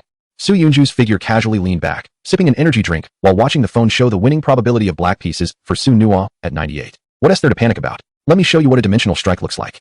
Su Nua had no choice but to grit her teeth and place her pieces step by step in what seemed like incomprehensible moves to the onlookers. At first, Tianqi had a relaxed smile, thinking the young girl had indeed lost her composure. However, as the game progressed, his smile gradually stiffened.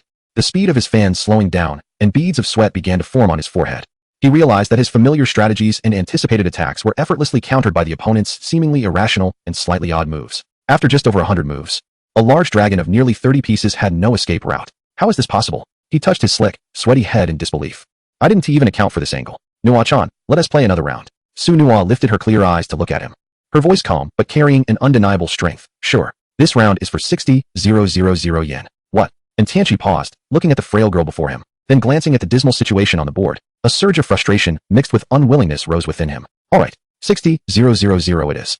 The second game started and ended even faster. And Tianqi tried to change his strategy, but the opponent seemed to have every counter planned, easily controlling the situation. If he hesitated even slightly, the board turned drastically against him. In less than 70 moves, he lost another large dragon. I lost. And Tianqi scratched his head in despair, still unable to figure out where he went wrong. Everyone was stunned by this bizarre scene. My goodness, Nua-chan won against Tian? And in 2 games? Winning 2 consecutive games? I can't understand this game, but Nua-chan seems to have completely transformed. So hidden and impressive. Su Nua quietly gathered the 9 bills of 100,000 yen handed to her, adding it to her principal, making a total of 120,000 yen in her hands. Thank you for the guidance. She nodded slightly, carefully putting the money into her inner pocket. The heavy feeling pressed against her chest, making her heartbeat feel unusually strong. As she exited the Go Salon, it was dusk, and the sky of Edo was painted a warm orange. The setting sun's rays passed through the eaves of traditional townhouses, perfectly outlining her side profile with a soft golden edge. She instinctively squinted, realizing it had been a long time since she stopped to feel the warmth of the sun, rather than calculating when it would set so she could rush to her next job. Su Yunju coughed lightly, his tone carrying a hint of subtle concern. Now that you have money, don't just stand there. Hurry up and buy something decent to eat. I see your skinny frame. It looks like a gust of wind could knock you over, which is quite bothersome. Su Nua softly replied, her voice a bit gentler than usual. Thank you, teacher. She walked into the familiar Lawson convenience store at the street corner. Through the bright glass window, she took down the special thick-cut pork chop rice priced at 980 yen from the bento section. The golden, crispy pork chop was so thick that it almost burst the packaging, with rich sauce and a variety of side dishes. This was the first time in 3 months that she was willing to spend over 500 yen on a bento for herself. Holding the warm bento, she suddenly remembered something and asked earnestly, Teacher, would you like me to buy one for you too? I can find a quiet park to carefully carve a spirit tablet for you and offer it every day on time. Su Yunju replied, thank you. Is filial piety that powerful? Eventually, Su Nua sat down on a bench in a nearby small park, carefully opened the bento box, and the enticing aroma immediately wafted out. She took small bites of the long-awaited hot meal, savoring the satisfying feeling of the crispy exterior and tender, juicy pork melting in her mouth. After hesitating for a moment, she softly asked the question that had been circling in her heart for a long time. Teacher, why did you come to my side? Is it like Sawa choosing to nurture Kendo Hikaru, wanting to cultivate me into a vessel for your go aspirations to reach some pinnacle? Su Yunju's ethereal figure sat beside her, shaking his head, his tone casual yet detached. No, what you want to do is your own choice. However, regarding the path of go, he paused, with a hint of superiority. In about half a year, humans will be completely dominated by computers on the board, and it will lose its meaning. You should focus on your computer technology. That is the future. Su Nua nodded, swallowing her food. She fell silent for a moment before lowering her voice. Teacher, do I really not need to pay any price? It's been a long time since anyone treated me well for no reason. I'm a bit scared. Su Yunju looked at her wary profile, his heart stirred. After a moment's thought, he said, actually, it's fine to tell you. I am a practitioner, currently accumulating merit in the secular world. Once my merit is complete, I will regain my physical form, but at that time, I will become a truly ordinary person, without any spiritual powers. If you see me then, remembering our teacher-student bond today, just take care of that ordinary me. That will be your return. Oh, I see, Su Nua thought to herself, confirming that he indeed needed to accumulate merit like a spirit. By the way, teacher, shall we switch to another Go salon tomorrow? Yes. Su Yunju's voice carried a leisurely smile. Betting on Go, in the Neon City at least, had a touch of cultural elegance. Most players were salarymen with decent jobs, or elderly men enjoying their retirement. And losing tens of thousands of yen to a foreign girl was mostly seen as giving a little pocket money to the younger generation, rather than the desperate gamblers in casinos who might shout in frustration and seek revenge. Su Nua replied with a neutral tone, then I'll bring introduction to algorithms next time. I can read it while they think long, so I won't waste time. Su Yunju rolled his eyes. You're so bold, girl. Aren't you afraid those frustrated old men will have a spike in blood pressure and chase you around shouting? Chapter 083. The top expert of the dark web in the following days. Su Nua decisively quit her jobs washing glasses at a bar and handing out flyers at a casino, fully immersing herself in the grand endeavor of dominating the Edo Go Club, with Su Yunju, a human-like alpha dog, overseeing everything.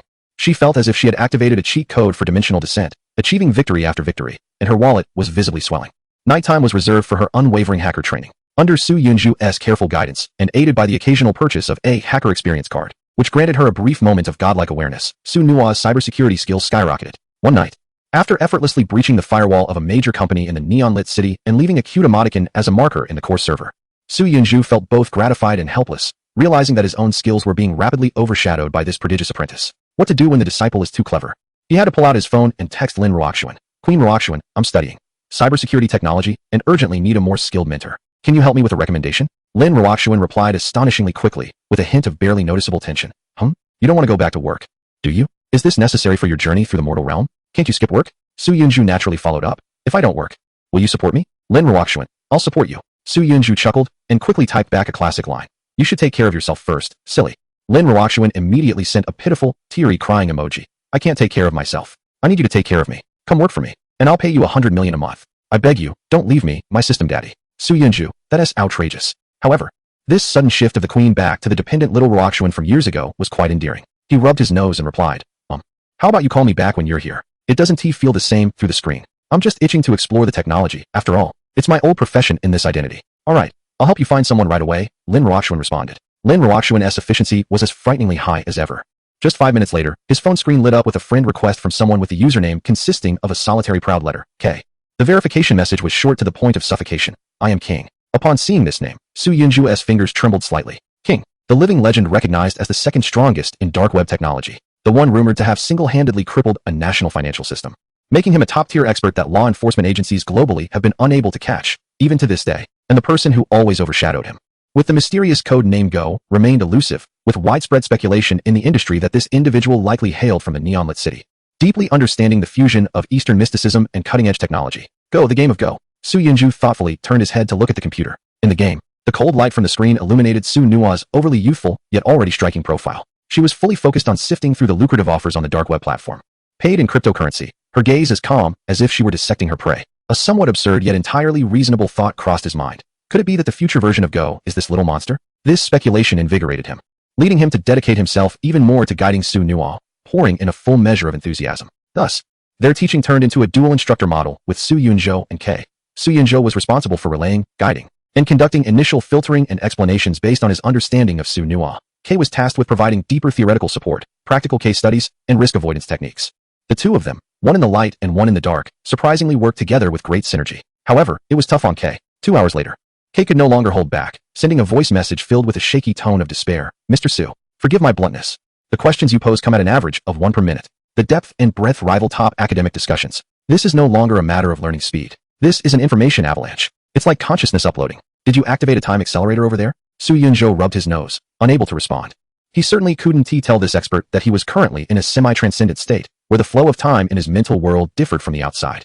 As for Su Yunzhou and Su Nua's Go endeavors, the most fruitful moment came on Christmas Eve, 2 weeks later, at a Go club run by expatriates in a bustling area, when that girl in a faded old coat, clutching a thick introduction to algorithms, casually flipped through the pages with her slender fingers that seemed ready to snap. While deftly placing pieces on the board, she annihilated the so-called amateur king of their club, igniting a deep-seated sense of national pride within him. No way. This is impossible. It must be luck. Let me try. It's just a coincidence. How could that move?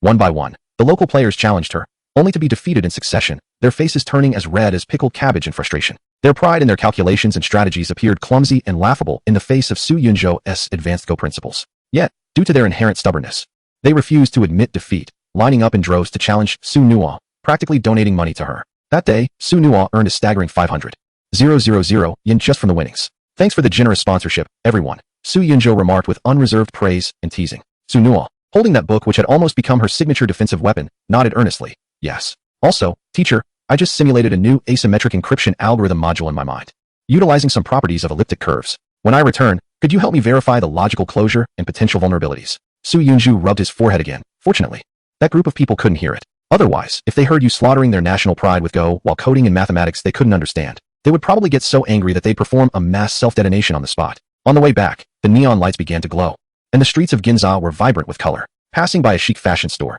a model in the window wore a beautifully textured cashmere coat, radiating a soft sheen under the warm yellow lights. Xunua's footsteps paused imperceptibly for half a second as her gaze lingered on the coat. But then she returned to her usual indifference, as if the warm temptation had never existed. It's so cold today, why not go in and buy a decent coat? Su Yinju suggested. Xunhua shook her head, her voice flat and emotionless. No way. If that fat pig downstairs finds out, I'd have to hand over most of the money. She had long been accustomed to hiding any extra income that might attract attention. It was her instinct for survival in the mire. Su Yinju fell silent for a moment. This was indeed an unsolvable dilemma. These days, he would occasionally hint at her background. The girl would simply respond in an overly calm tone that it was because of a certain politician that her family had been destroyed. But she couldn't explain why a politician from afar could shatter a respectable merchant family from her homeland. She said she was too young at the time and didn't understand many things. Su Yinju looked at the girl, who spent her days surrounded by cold code, swirling secondhand smoke, and middle-aged chess players with a commercial air about them. In her eyes, apart from the obsession for revenge, there was hardly any sparkle that a 16-year-old girl should have. She was like a bowstring pulled to its limit, silently taut, making one worry that they might hear a snapping sound at any moment. Chapter 084. Let's play something exciting. Just as he was pondering, Su Yunju's gaze swept across the brightly lit, slowly rotating Ferris wheel of the Edo giant dome in the distant night sky. The enormous wheel outlined a dreamlike halo against the night, creating a vibrant scene in contrast to the lively chaos of the amusement park below. A thought flashed by. Hey, Anual. Su Yunju's voice rarely shed its teasing tone, now laced with a hint of gentleness. Xunhua didn't look up, her mind subconsciously calculating the cheapest train route and time for the return trip. How long has it been since you played like a normal girl, purely and freely? Play? Xunhua repeated the word, her eyes momentarily clouded and dim, as if it were a strange and distant term that she had long removed from her life's dictionary. I forgot. She finally replied dryly, her tone devoid of any emotion. No way. I can't stand it anymore. Learning also needs sustainable development. If the string is too tight, it will snap. Even geniuses need to relax. With a sudden change in target, Su Yunju transformed into a domineering system, enforcing love. Take me to the amusement park, immediately. Execute at once. Otherwise, high-voltage electricity awaits. Xunhua abruptly stopped, instinctively looking up at the radiant Ferris wheel. Her gaze was somewhat dazed, as if she were looking through him and seeing a gentle figure from long ago, who once bent down to say to her, No, let's not practice piano today. Mom will take you to the amusement park to ride the carousel, okay? That image flashed by so quickly it was impossible to grasp. So, they stood in front of this dazzling neon wonderland. The colorful lights of the Ferris wheel adorned the night sky like jewels, while the roller coaster's track traced thrilling arcs. The air was filled with the sweet aroma of takoyaki and crepes. Young girls in various JK uniforms and yukatas laughed and darted around, creating an atmosphere reminiscent of a neon comic youth story. Su Yunjo waved his hand grandly, exuberantly declaring, Today, let us experience the daily life of high school students here. But he soon felt deep regret for this culturally sensitive decision. He finally understood the terrifying aspect of what extreme will truly meant. What he had envisioned was Yuno sitting in the slowly ascending Ferris wheel cabin, gazing out at the night view that unfolded like a galaxy. Her expression reflecting the innocent longing of a 16-year-old girl immersed in this romantic atmosphere. However, the reality was, Yuno was sitting in the slowly rising cabin, looking at the dazzling sea of lights outside. She paused for a few seconds, then tilted her head as if she had discovered something interesting. Calmly analyzing, it turns out that from a high vantage point, the city's network topology looks like this. The density of signal-based stations and the coupling degree of major traffic nodes are surprisingly high. This perspective and height are quite suitable for contemplating the architecture of distributed system disaster recovery. Su Yunjo exclaimed in frustration. What the heck? We're here to relax, not to work. Yuno blinked and replied in a flat tone. Oh, then let's play something thrilling. Su Yunjo stubbornly retorted. All right. Then he saw Yuno silently walking towards the so-called king of centrifugal force, the super pirate ship. Su Yunjo, on the other side of the screen, felt like a cat thrown into a washing machine, his soul swaying with the violent shaking of the visuals. Next came the even more intense scream-inducing flying machine, the vertical drop ride, and the raging volcano roller coaster. Yuno remained unfazed, her lips occasionally curling into a faint, almost is that all? Smile. As the drop tower plummeted with a terrifying howl, the strong wind blew her bangs back, but she clearly analyzed in the wind the g-force from this drop, combined with the irregular tremors from wind resistance. It resembles the cliff-like drop in monitoring curves during a DDoS attack on a server. Meanwhile, off-screen, Su Yunjo, experiencing all this from a first-person perspective, felt he was about to throw up the beef he had just eaten. He felt like a novice playing a 3D game for the first time, just wanting to hold on to a trash can and sing his conquest. Stop. Wait a minute. Su Yunjo felt like his soul was about to be flung out of the earth. Can we play something more suitable for your age? Like the carousel? Those kawaii girls in JK uniforms are having so much fun. Su Nua gracefully jumped down from the so-called most thrilling roller coaster in the entire amusement park. She casually tidied her slightly messy ponytail that had been ruffled by the wind and shot him a look that seemed to say, You really are a coward. You are just a spirit without a physical form, and you're afraid of this? Fine. Given how weak you are, let us play something gentler at the end. Something suitable for your identity. Suitable for my identity? Su Yunzo momentarily couldn't wrap his mind around it. So, As midnight approached and the amusement park was about to close, Su Nual walked into the famously terrifying haunted house, themed around vengeful spirits from hospitals, which was said to be able to scare anyone to death. 5 minutes later, Su Nual walked past a staff member dressed as a ghost with a gaping mouth who jumped out and screamed, her expression unchanged. She even kindly reminded him, "The viscosity of your fake blood is off, and the color is too bright. Real oxidized blood doesn't look or feel like this. I suggest adjusting the ratio of glycerin and dye." She glanced back at Su Yunzo, who was trembling and had his eyes mostly closed the entire time, and couldn't help but question, "Seriously, you're from a place known for its spirits, yet you're scared to open your eyes because of these poorly made fake ones?" Su Yunzo retorted, "You're the real spirit here. You're scarier than any ghost. For me, this is like watching a completely immersive 4D Max horror movie. Who can stand this? Also, is this little ghost's nerve made of some special alloy? You've turned a horror film into a product quality inspection site." He paused, his voice carrying an unrecognized hint of indulgence and helplessness. All right. I want to argue with you, little monster. Tell me, what else do you want to play? Something normal. Tomorrow, I'll accompany you to go wild again." Su Nua's footsteps stopped beside a wooden rack covered in wish plaques. She looked up at the cold moon in the night sky, its light like water spilling onto her overly pale face, outlining a fragile beauty. She clearly uttered a word, "gun." After a pause, she added with a seriousness and determination that surpassed her age, her eyes shining remarkably under the moonlight, "A real gun. I want to learn how to shoot, how to assemble, how to maintain it. Teacher, can you teach me?" Chapter 085, Wugongjin, You Must Die? Su Yunzo fell silent on the other end of the screen. He had no doubts left, and was almost certain that the far-right politician Wugongjin, who had died mysteriously in 2016, would be sent off by this little monster in the future. But this little monster would only be 17 next year. Would she really have blood on her hands? No.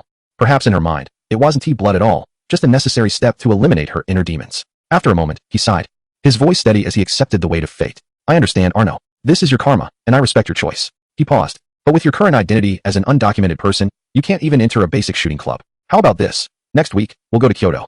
I'll help you resolve your identity issue so that you can openly access everything you want to learn." "Thank you," Su Nual said softly, the words carrying a gentler tone than usual, tinged with a hint of unnoticeable dependency. She hesitated for a moment, her voice even softer. "Teacher, thank you for being with me. It's been a long time since anyone asked me what I wanted to do or play." Su Yunzhou listened to the subtle tremor in her voice, feeling an inexplicable softness in his heart. "Silly girl, why say thank you? Just tell me what you want to do in the future, and I will always be by your side." Upon hearing this, a complex expression surfaced on Su Nua's face. It contained warmth and a buried sense of guilt, along with a hint of fear of loss. She smiled faintly, and under the moonlight, the smile was stunning yet fragile, evoking a sense of heartache. She didn't speak again, only giving a soft mm. That night, back in the shabby and cramped living space, Su Nua opened her computer as usual to start coding. Su Yunzhou watched from the side, occasionally offering guidance, but as time passed, he began to feel a bit bored and let his mind wander, fast-forwarding through that study session. She almost immediately sensed the feeling of being watched had vanished. Her fingers hovered above the keyboard, pausing slightly. A mix of disappointment and a sense of abandonment surged through her. Then, as if to dispel the unsettling emptiness, or perhaps to prove something, she silently accessed a specific layer of the dark web. With the rapid progress in her hacking skills, thanks to Su Yunzhou's teachings and her own prodigious talent, she meticulously filtered through the tasks. Seeking a thrill, she took on several high-risk, high-reward penetration tasks, justifying it as practice. The targets were databases of multinational companies known for their impenetrable security, aiming to steal specified, highly sensitive business technology data. Her operations flowed seamlessly, like a dancer in the dark of night. However, each time she used the techniques he taught her to bypass the firewall, images of him holding her hand and patiently explaining the principles of vulnerabilities flashed uncontrollably in her mind. Each time she successfully gained core access, his gentle promise of "I will be with you as you grow" echoed in her ears. That tenderness felt like poison, intoxicating her while also instilling fear. When the last task was completed, and she saw an additional 100 bitcoins in her encrypted wallet, Su Nua felt no joy at all. She slowly turned her head, gazing in the direction where Su Yunzhou's consciousness usually resided, her eyes swirling with extremely complex emotions, dependency, guilt, and a hint of deep-seated fear. "Teacher, if one day you discover the truth, that I've been deceiving you all along, would you still treat me with such kindness? Or would you find me disgusting? Would you hate me? Leave me?" No. The thought barely emerged before it was crushed by an almost mad obsession. That situation must never be allowed to happen. Even if it meant falling into a deeper hell, even if it meant bearing more sins, she could never let this light, which had illuminated her cold existence, fade away. Her eyes suddenly turned cold, like a drawn demon's sword. Her fingers flew over the keyboard like a gust of wind, pulling up all the secret information she could gather about her target, including his travel habits, security weaknesses, and political rival networks. Her gaze lingered for a moment on that seemingly righteous official photo, filled with killing intent. Then, she accessed a more hidden corner of the dark web, which required a special pass to enter, and found an intelligence section belonging to a neon underworld organization called the New Moon Group. The comprehensive information indicated that they had long-standing grievances with her target and the political factions behind him, with intense conflicts of interest and ongoing friction. On the dark web, she even found leaked internal bounty notices against him. "It's you." A cold, ruthless smile curled at the corners of her lips. To continue this facade of deep teacher-student affection, to prevent her mentor from discovering the truth and becoming angry, disappointed, and ultimately leaving, she thought. So, even though there is no direct animosity between us, you must die. She calmly began to edit the information, using multiple proxy servers to disguise her IP, filtering out her target's travel weaknesses and security loopholes, and sent them to a public contact channel of the New Moon Group. After completing all this, she closed all the windows and cleared her operational traces. In the room, only the faint glow of the screen and the distant neon outside remained. She hugged her cold knees tightly, burying her face in them, her shoulders trembling slightly. During this time, she swept through major Go clubs in Edo like a force of nature, defeating all challengers. The Go community is neither too big nor too small, especially in this era of information abundance. The news of the mysterious girl from the Great Xia, whose playing style was bizarre and who had achieved consecutive victories over amateur masters in Edo, spread rapidly through the Neon Go world, even becoming a hot topic on several Go forums. Have you heard? A young girl from the Great Xia has recently emerged, defeating many skilled players in the clubs. Is it true? Is the Sai from Hikaru no Go descending into reality? That's too exaggerated. Not only that, it's said that she plays while holding a thick book titled Introduction to Algorithms, like a machine on the board. Initially, this was just an amusing anecdote that amateur players and friends enjoyed discussing. Most of the high-ranking professional players, when hearing about it in their leisure time, just laughed it off, treating it as a bit of spice in their monotonous training, without taking it to heart. However, when several top students, who were highly regarded by the Edo Go Institute and preparing to challenge for professional ranks, also fell to her, bringing their games to their respective teachers, the nature of the situation changed. Master Jiangsu, please, you must take a look at this girl's game records. They're incredibly strange.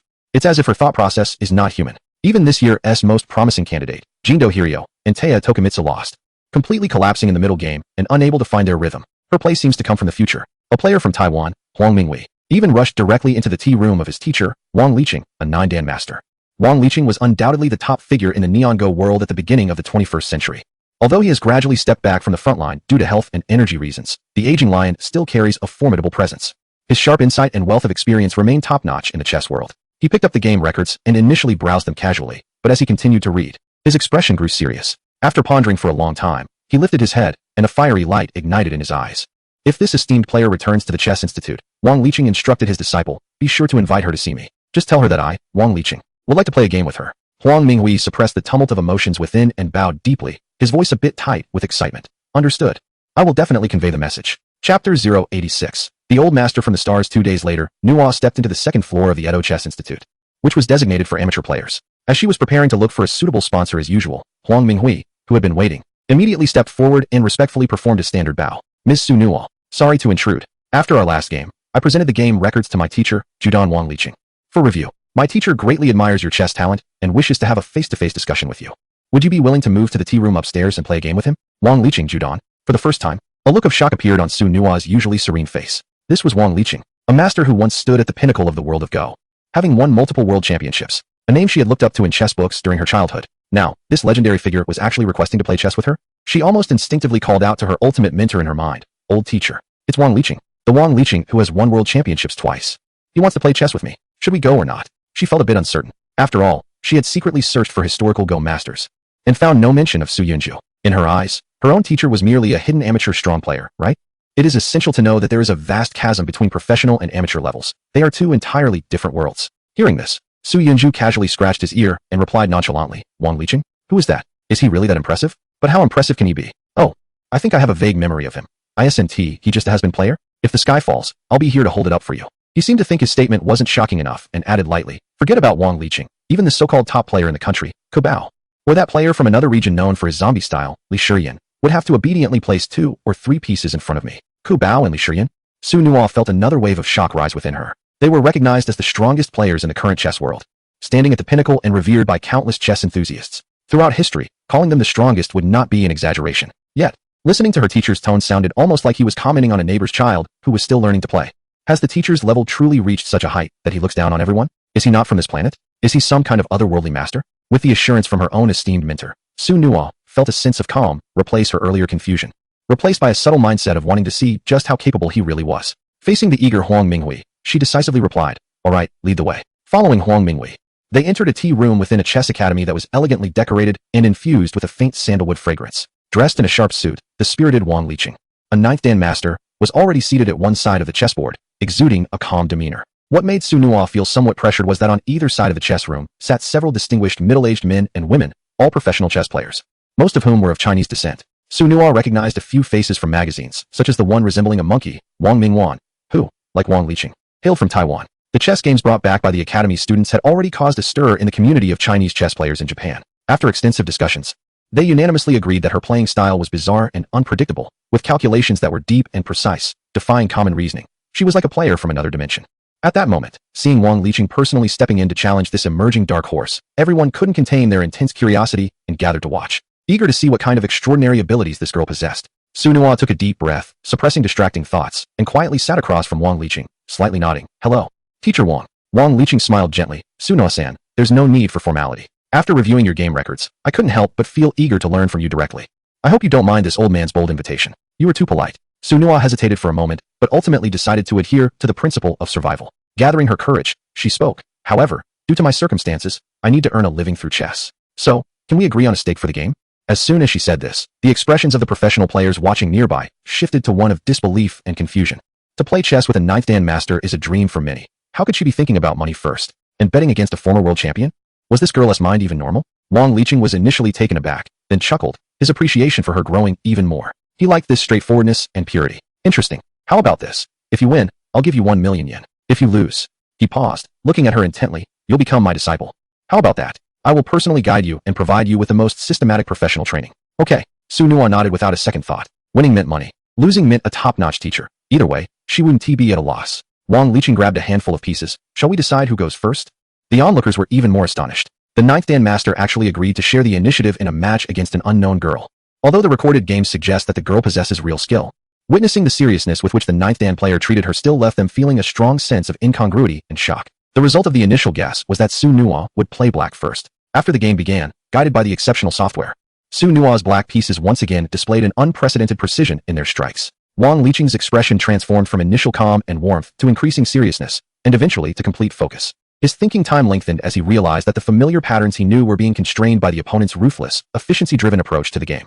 The professional players watching nearby were mesmerized, occasionally exchanging low murmurs filled with awe and confusion. This time, Su Nuo gave the senior player due respect, refraining from using the book introduction to algorithms and instead maintained a flawless focus on the board. As the game reached the mid-game, Wang Liqing's major group was captured, sealing his defeat. He stared at the board for a long time, finally slowly taking out 2 stones and placing them gently on the edge of the board, letting out a long and complex sigh. A once-in-a-lifetime talent. He shook his head, but his face displayed a sense of relief and profound appreciation. I lost. I admit it wholeheartedly. He looked up, fixing his gaze on Su Nuo. Su Nuo-san, your game has shown me a whole new world. To put it bluntly, your talent is truly astonishing. In your play, I seem to see the shadows of many great masters, yet it is entirely different and unique. At such a young age, without systematic professional training, to reach such a level is simply extraordinary. Given time, your achievements may very well rival those of my teacher. His teacher was none other than the esteemed Go master Wu Qingyuan, revered as the saint of the Showa era, who pioneered an era and is worshipped by countless players as a deity. In the hearts of many, Wu is undoubtedly the top player in Go throughout history. Chapter 087. Let Su Nuo find Lin Ruoxuan. The entire tatami room fell silent, with even the sound of a pin dropping audible. Several professional players exchanged glances. Unable to hide their shock, Wang Liqing, a 9th Dan player, had actually lost to a high school girl. Moreover, he had given such high praise. To be compared to Wu Qingyuan, this was no mere compliment. It was almost a prophecy of a legend being born. Su Nuo's heart was also surging with waves. Hard to calm down. She had truly won, and it was a mid-game victory by capturing the dragon. This old player was incredibly strong.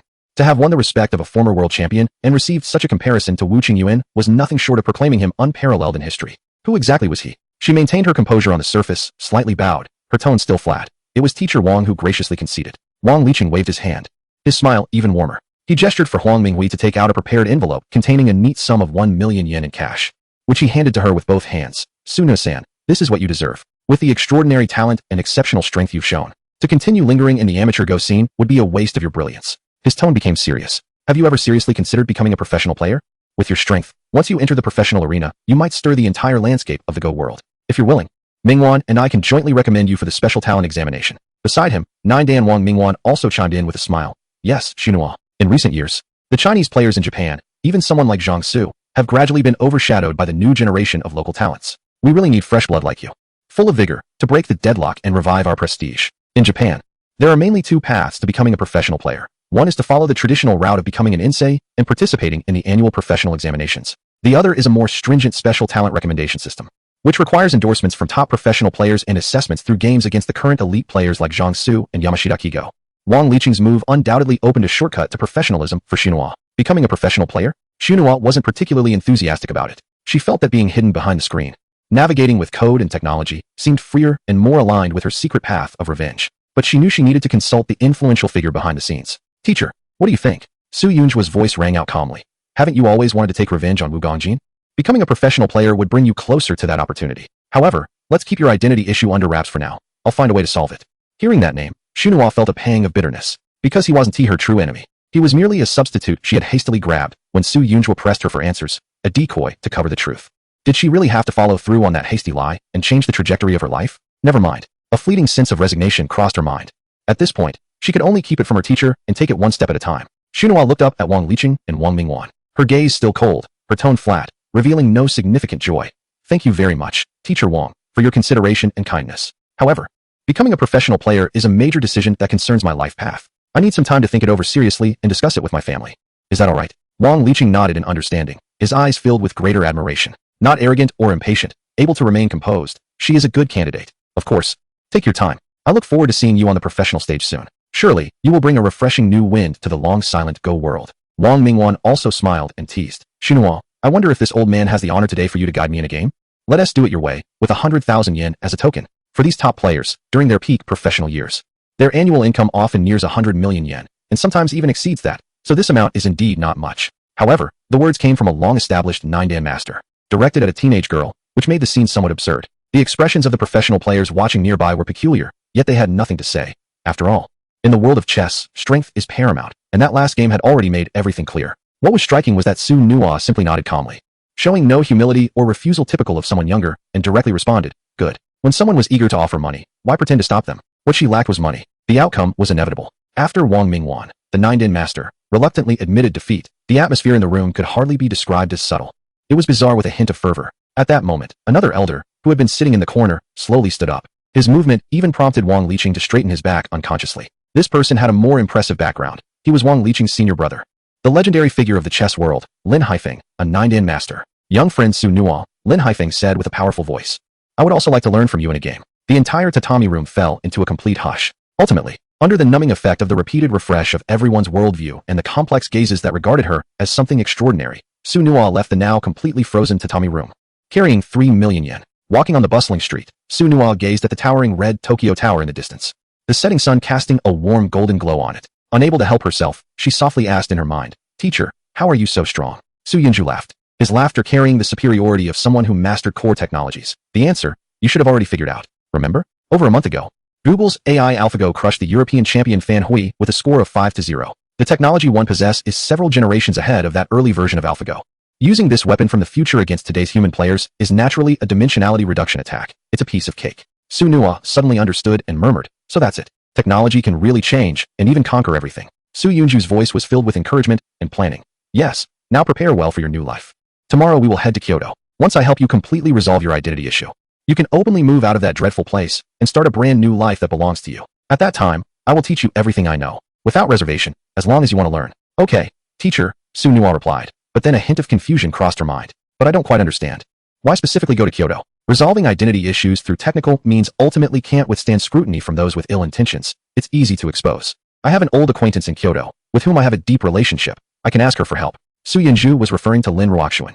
He recalled how Lin Ruoxuan had opened her heart to him today. She mentioned that for years she had been searching for him like a madwoman, visiting all the places they had been together, sitting under the starry sky in Dunhuang until dawn, almost freezing in the snowy nights of the Alps, and kneeling in front of the Abu Simbel temple for a long time. She said it was all because he had casually praised the unique decor of an ice cream shop back when he was in Kyoto.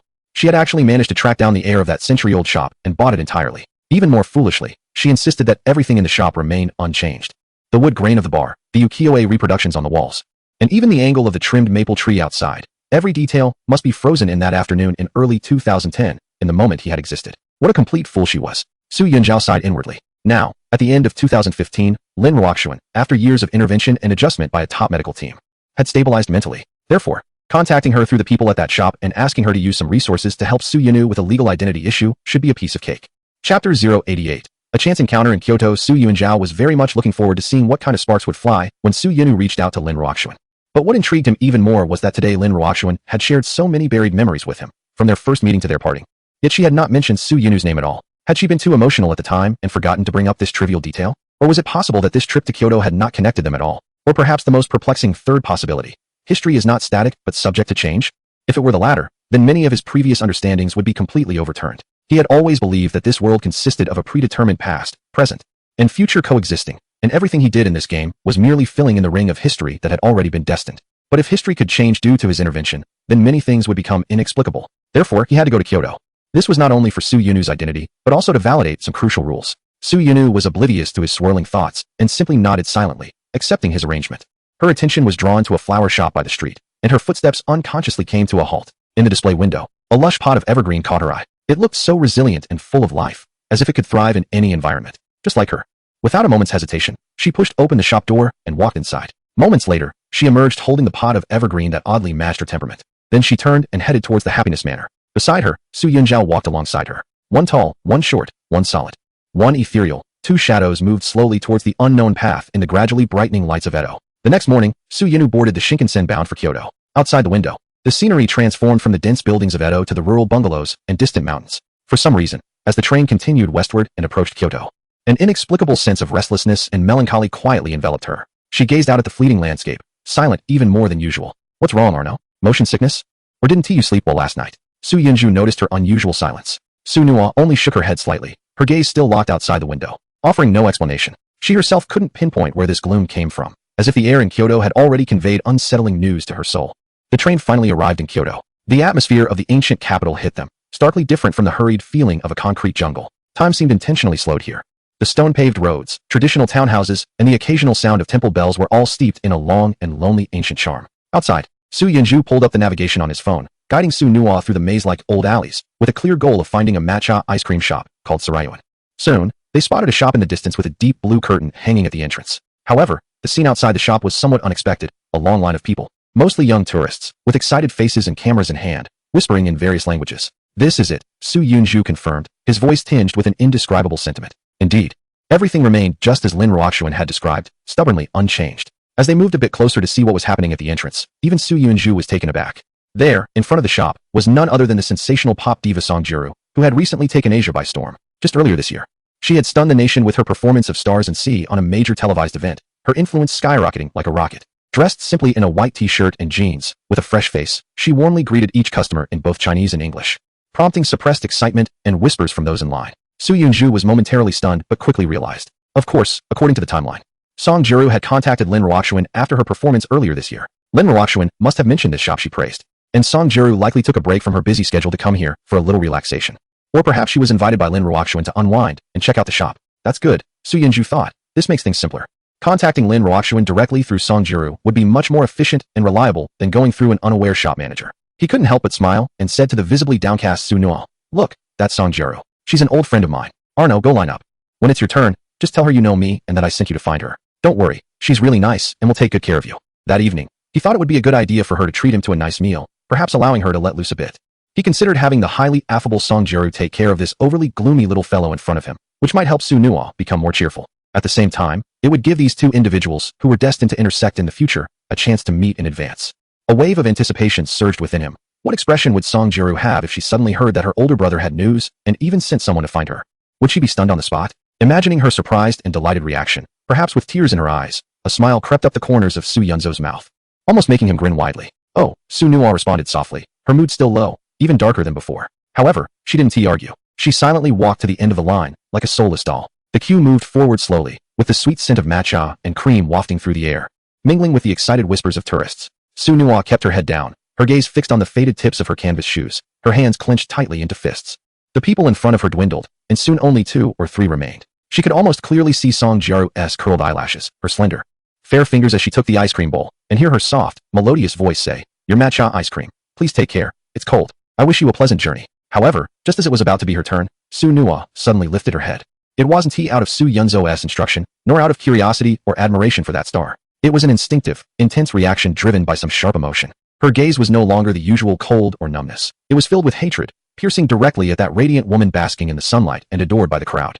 It was her. This face, this name, Song Jiru. You shine brightly, standing in the sunlight and under the gaze of thousands, enjoying the gifts of fate and the affection of the world. Meanwhile, I have lost everything because of you, falling from the clouds into the mud, struggling for survival like the most wretched rat in a foreign land, covered in filth. A surge of mixed feelings, deep-seated hatred, profound inferiority, and the panic of facing an enemy who turned out to be a friend of a teacher, instantly shattered her mental defenses. She abruptly turned around, almost clumsily squeezing out of the line, bumping into several tourists, and plunged headlong into a nearby dark alley without looking back. The darkness instantly swallowed her figure. Chapter 089. If Songjiru and I fell into the river, who would you save first? As Songjiru handed a bowl of matcha ice cream to the previous customer, she felt an inexplicable jolt in her heart. The smile on her stunning face froze slightly as she instinctively looked up, catching a last glimpse of the girl hurriedly fleeing into the alley. In that fleeting moment, she saw the strikingly cold profile, and, when the girl turned back, her eyes seemed to brim with hatred. The emotions in those eyes were so intense that they made her hold her breath in shock. She paused in the act of handing over the ice cream. That girl, why did her gaze seem as if she wanted to kill me? Do I know her? She furrowed her brows and shook her head, trying to dispel this strange feeling, thinking that perhaps it was just an illusion brought on by her exhausting schedule lately. However, in the next moment, just as she was about to put on her professional smile again, she suddenly froze in place. A familiar, deep-seated tremor surged up from her soul without warning. She abruptly looked up again, not towards the alley entrance, but at the empty space where the girl had just stood. It was him. Songjiru felt it. He had been silently watching her from right there. In a voice only she could hear, trembling and choked with emotion, she murmured, "Big brother, is that you? Are you watching me? Have you finally come back to see me?" In the air, only the lingering bitter fragrance of matcha floated, along with the distant sound of flowing water from the river, with no one to respond. Su Yunzhuo was also completely stunned. Just moments ago, he had been looking at the bright smile of that figure under the sunlight through the screen, and even instinctively raised his hand. "Jiru, Big brother has come to see you." He had imagined all the possible reactions from Songjiru: shock, joy, even tears, waiting for Su Nuonyuo to step forward and say, "The teacher sent me to find you, to set the atmosphere ablaze." But what happened? This little one turned and ran as if she had seen a ghost. His perspective was forced to shift, the screen shaking, finally freezing at the dark alley entrance, leaving him utterly confused. What was going on? Su Yunzhuo was filled with questions. Just yesterday, she was listening to Songjiru's The Lonely Warrior with excitement. So why did she react as if she had encountered her father's enemy upon seeing the real person? The contrast was too surreal. He couldn't make sense of it. Su Nuonyuo didn't know how long she had run until she reached a secluded little temple, with moss covering the stone steps, where she finally collapsed in exhaustion like a marionette with its strings cut. Then, without warning, she cried out loud, burying her face in her knees like a child who had suffered great injustice. Su Yunzhuo's figure slowly appeared beside her, watching this usually stubborn little one sobbing uncontrollably, and the inexplicable irritation he felt from being interrupted dissipated, leaving only helplessness. So this little one could cry too. Su Yunzhuo sighed, speaking softly. "Nuonyuo, what happened?" Su Nuonyuo cried for a long time before wiping her tears with the back of her hand, choking out with a broken voice. "Teacher, I'm scared." "Scared? Scared of Songjiru? She is a really nice person. She wouldn't hurt you. I'm scared that you'll go with her and not want me anymore." Su Nuonyuo sniffled, voicing her deepest fears. Su Yunzhuo chuckled, finding her worry utterly absurd. "Silly girl, how could that be? Why would I not want you? Don't think like that. You will." Su Nuonyuo suddenly raised her voice, filled with tears, jealousy, and a hint of self-abandonment. "I saw how you were looking at her. If I were you, I would also prefer her. She is so tall, so fair, and so beautiful, almost like she glows, living a life so noble and pure. She is a big star, cherished and loved by everyone under the sun." She looks down at her worn-out clothes and dusty shoes. "Well, what about me? What am I but a dirty, gray creature, hiding in dark corners, scheming against others, filled with hatred? How can I compare myself to her?" Su Yunzhuo was momentarily speechless, realizing the root of the problem too late. He almost forgot that when a woman gets jealous, age and logic don't matter. He had to soften his voice and patiently coax her. "It's not true. Nonoa, don't think too much. You are beautiful too. It's just that life has been tough before, and your nutrition didn't keep up. Take good care of yourself in the future, and you will definitely look even better." "Teacher," Su Nuo suddenly interrupted him, raising her tear-filled eyes and asking a question that nearly caused Su Yunzhuo to freeze on the spot. "If one day, I and Songjiru fell into the river together, who would you save first?" Su Yunzhuo thought, what the heck? How did this legendary life or death choice between girlfriend and mother come up in such a ridiculous way? Asked by a 16-year-old girl at the entrance of a temple in a foreign land? Wasn't the tone of the conversation too off? Seeing that he didn't answer, her tears that had just stopped filled her eyes again, and with a tone full of grievance and accusations, she said, "Look, you hesitated. You must save her first. I understand now. You used to accompany me like this, teaching me things. Didn't you follow her around too? It was you who turned her from an ordinary person into the dazzling star she is today. Did you write songs for her? Help her plan her career?" Her voice suddenly halted, as if she had bitten her tongue. A more terrifying thought hit her like a bucket of ice water, waking her up instantly. Yet she dared not face it, her gaze turning hollow. Back then, Songjiru was merely an inexperienced artist. Where did that terrifying power come from? Capable of easily toppling her father and causing the family's downfall overnight? Wasn't he the teacher by her side at that time, guiding her just like he guides me now? What role did the teacher play in the tragedy of my family's ruin? What kind of impact did he have? She didn't dare to think further, fearing that the answers would completely destroy the little warmth and support she had left. That was something she couldn't bear. Even worse than death. Su Yunzhuo was a bit confused by her nonsensical accusations and sudden silence, instinctively scratching his head. He didn't know how to respond, and admitting it would surely blow up this little jealousy pot in front of him. But it seemed he couldn't deny it either. Su Nuo took a deep breath, then spoke in an unusually calm, even weary tone. "Teacher, let us go back to Edo. She lifted her eyes to the gray, seemingly frozen sky of the ancient capital in winter, and thought to herself that she no longer wanted to stay in this city, not even for a moment. Su Yunju sighed, confronting the unavoidable reality. What about your identity issues? Aren't you going to seek help from that old acquaintance? I have a way. Su Nuo stood up, fiercely wiping away the last traces of tears from her face with the back of her hand. A nearly obsessive cold light gathered in her eyes. I don't need to ask anyone, especially not them. She emphasized the word them, clearly marking a boundary. After saying this, she walked straight towards the Shinkansen station where she had arrived. Her slender silhouette carried a resolute loneliness, like a lone wolf. Chapter 090. Joining the New Moon group that night, in Edo, in a dilapidated attic filled with a musty smell, Su Nuo sat upright in front of an old laptop. Suddenly, she spoke with a determination that felt like a last gamble. Teacher, I've made my decision. She paused, her gaze fixed on the screen. I want to join the New Moon group. Only an organization like theirs, rooted in the local underworld, can provide me with a completely new identity. Without waiting for Su Yunju's response, perhaps fearing discouragement, she skillfully navigated deep into the dark web, bypassing several encrypted nodes, and ultimately found a hidden contact window marked with the New Moon emblem. Her fingers hovered above the keyboard for a full 3 seconds. Then, with a determined look, she quickly typed a series of messages in the chat box. If you can provide me with a legitimate identity that can withstand scrutiny at any level, I am willing to join you and provide the technical support you need. Moreover, I am willing to assist you in the assassination of Wugong Jin. Consider it my declaration of loyalty. I have already devised a detailed assassination plan. I firmly believe that no one can execute this task more perfectly than I can. The following link contains proof of my capabilities and a brief background. Decryption method is attached. After typing the last character, she pressed the enter key with force. The message was sent successfully. She closed her eyes and slowly exhaled. Wugong Jin must be killed by me. Only then would the teacher firmly believe that he is my sworn enemy. Today in Kyoto, my reaction in front of Songjiru was too abnormal, almost foolish.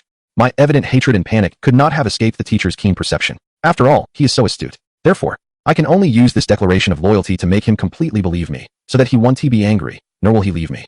Su Yunju watched all of this quietly, not speaking to stop her. Indeed, Su Nuo, with her extreme will, was destined for more than just being a super hacker hidden behind data. She was a blade meant to emerge and shed blood. Joining an organization like New Moon and personally assassinating Wugong Jin might just be the true beginning of her story. Only a group like New Moon could help her take revenge and retreat unscathed. And the events that transpired during the day now had their answers. The top assassin who took on the task of eliminating Lin Ruoxuan is likely the girl named Su Nuo, who is now gradually pushing herself into darkness. That is why she chose to give up at the last moment, because she saw herself beside the target. Although she does not yet know how far she will tread on this bloody path in the future or what terrifying form she might take, at this moment, Su Yunjo is utterly convinced that no matter how deeply she is tainted by darkness, that knife will never be aimed at him. Thinking of this, Su Yunjo softly spoke, Arno, thank you. Su Nuo turned her head in confusion, looking into the void. Teacher, what are you thanking me for? Su Yunjo smiled, and there was a depth in his laughter that she couldn't quite grasp. Thank you for showing mercy. Show mercy? Su Nuo's heart suddenly panicked. Does he know? Did he realize the overwhelming and almost uncontrollable murderous intent she felt towards Songjiru just moments ago in the capital? Just as her emotions were swirling, almost prompting her to ask out loud, a notification pinged. The window with the crescent moon symbol on the computer flickered, and a new message appeared. From unknown contact, data received. Decrypting, how interesting. I did not expect the one recently gaining fame to be such a young and beautiful girl. The conditions can be met. Your value, upon preliminary assessment, far exceeds our expectations. Before 9 a.m. tomorrow, someone will come to your current residence to pick you up. Please keep your communication open. Welcome. To officially step into the shadows of the crescent moon. Here, you will be provided with the strongest refuge and the stage to showcase your talents that you desire the most. Su Nuo opened her eyes, staring at the words on the screen, her expression still unchanged. She simply reached out and decisively turned off the computer. The room was plunged into darkness. Only the distant neon lights of the city outside cast a blurred halo on the ceiling, gently swaying. Tomorrow, at 9 a.m. That would be a clear and cruel dividing line, severing the past from the future. Teacher, Su Nuo's voice echoed in the darkness.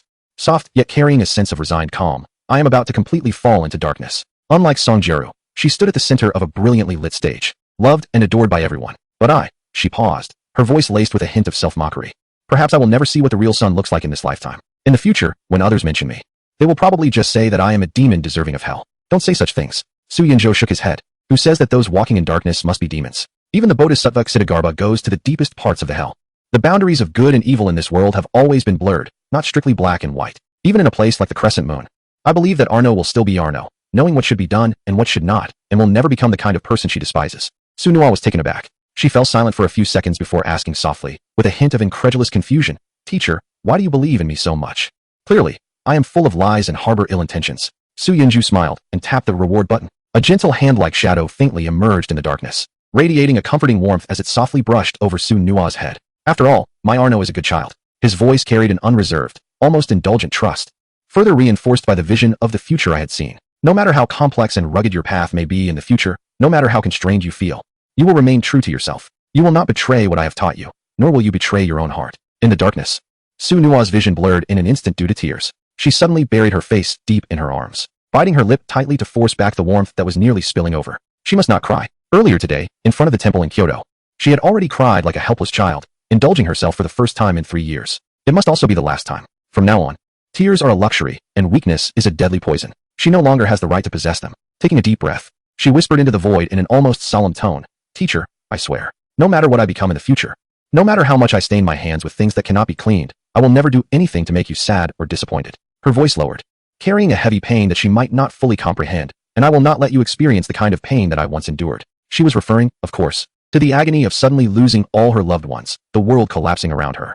Su Yinju vaguely guessed what she meant, but felt that the direction of this promise seemed too heavy and specific. The next morning, at 7:40, the sky was gray and dull, like a dirty rag. Su Nua had packed her luggage, though there was not much to pack, just a few old clothes, a laptop precariously held together with tape, and a dozen yellowed classic texts on computer science and mathematics. These were all her possessions, pitifully meager. Finally, she bent down and carefully cradled the lush green potted plant in her arms. Before long, a low, rich-sounding car engine roared from downstairs, starkly contrasting with the dilapidated surroundings of Happiness Manor. She walked to the window and gently pulled aside a corner of the curtain to look down. At the narrow, messy street corner, 2 pitch-black sedans were parked in front of the old apartment building. The sleek, dignified lines of the cars, with their polished surfaces shining like ebony, formed a glaring contrast with the surrounding rusted metal and piled-up garbage. Beside the cars stood 3 women, all dressed in black suit skirts, their faces obscured by dark sunglasses that concealed any hint of emotion. They did not speak or make any unnecessary movements. They simply stood waiting in silence.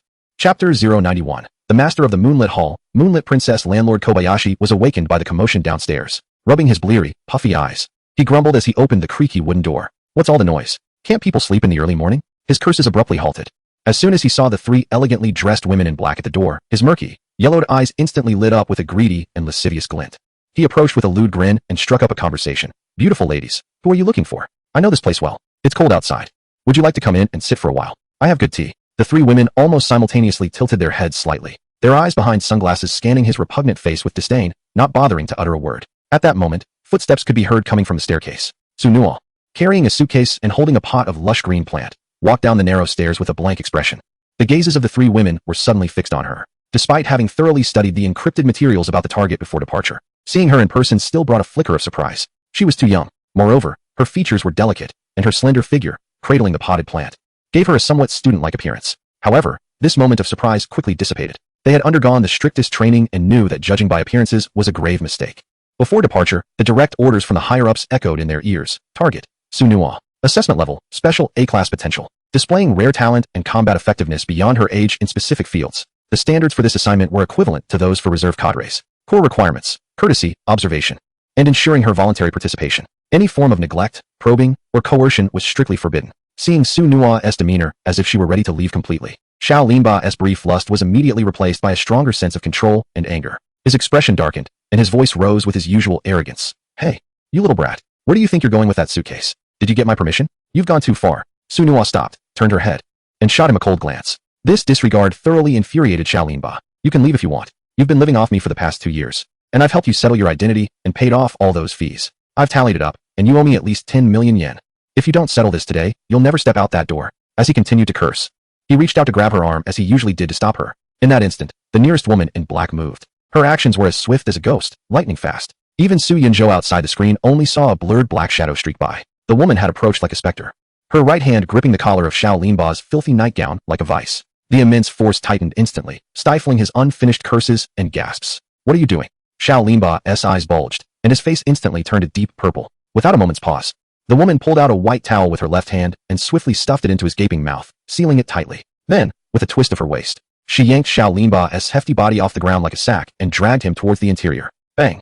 A dull thud sounded as the woman kicked the door shut with her heel. The entire process, from the moment it started to the door closing, took only 2 to 3 seconds. Immediately, muffled and painful sounds of fists and feet hitting flesh could be heard from inside, interspersed with the suppressed groans of Xiao Lin, who was muffled by a towel, and the chaotic noises of his body colliding with objects. "Excuse me for the fright, Miss Su. Please get in the car." Another woman in black had already opened the rear door of a Toyota Century. Su Nua nodded, without saying much, cradling a plant and bending down to sit on the soft leather seat. The door was gently closed. One world was shut outside, while another unknown world unfolded within. Su Nua looked at the rapidly retreating, increasingly unfamiliar streets outside the window, and softly said to herself, "Teacher, I have finally left that place."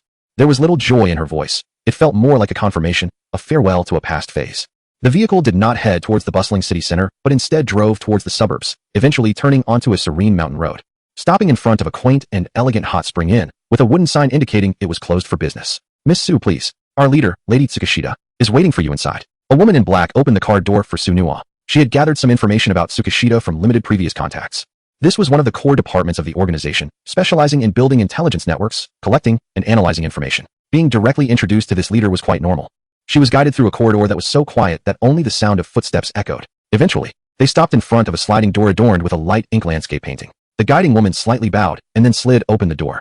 A typical Japanese-style indoor hot spring bath came into view, with a rock-constructed pool shrouded in steam. However, the most striking feature was undoubtedly the pale figure leaning languidly against the smooth edge of the pool, with her back to the entrance. She appeared to be around 30 years old. The shoulders, neck, and arms exposed above the water were as white as fine jade, glistening with a moist sheen in the vapor. Her curves were subtly revealed through the hazy steam and rippling water, exuding a unique allure and charm of a mature woman.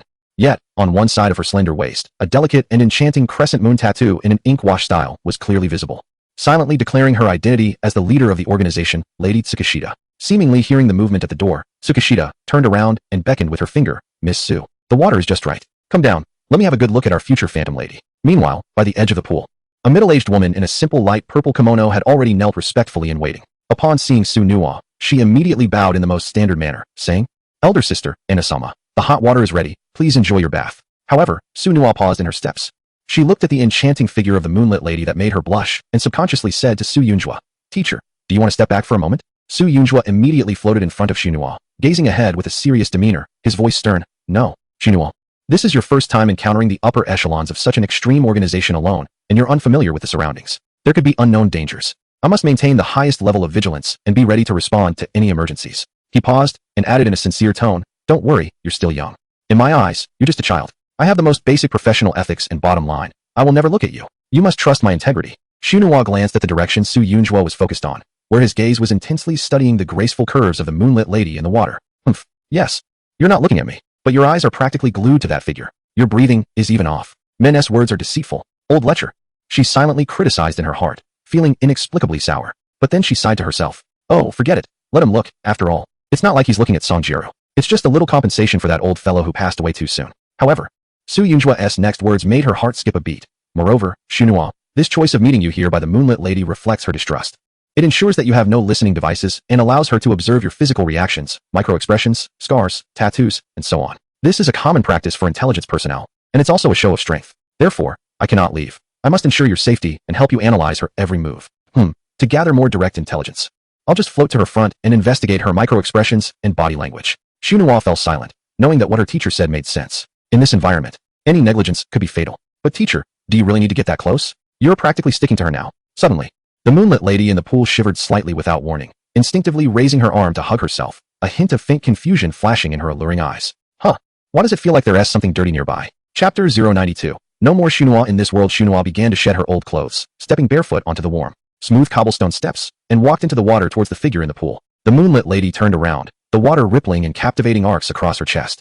She looked at the approaching girl, and in her captivating eyes, there was a clear glimmer of interest, perhaps even admiration, like an art connoisseur seeing an uncut gem. "Finally met you, Shinua-san." She reached out and took Shinua's slightly chilled wrist. "You're even more adorable than I imagined." She paused for a moment, the curve of her red lips deepening. "Welcome to the organization on behalf of my sister, as you officially step into the realm of the new moon."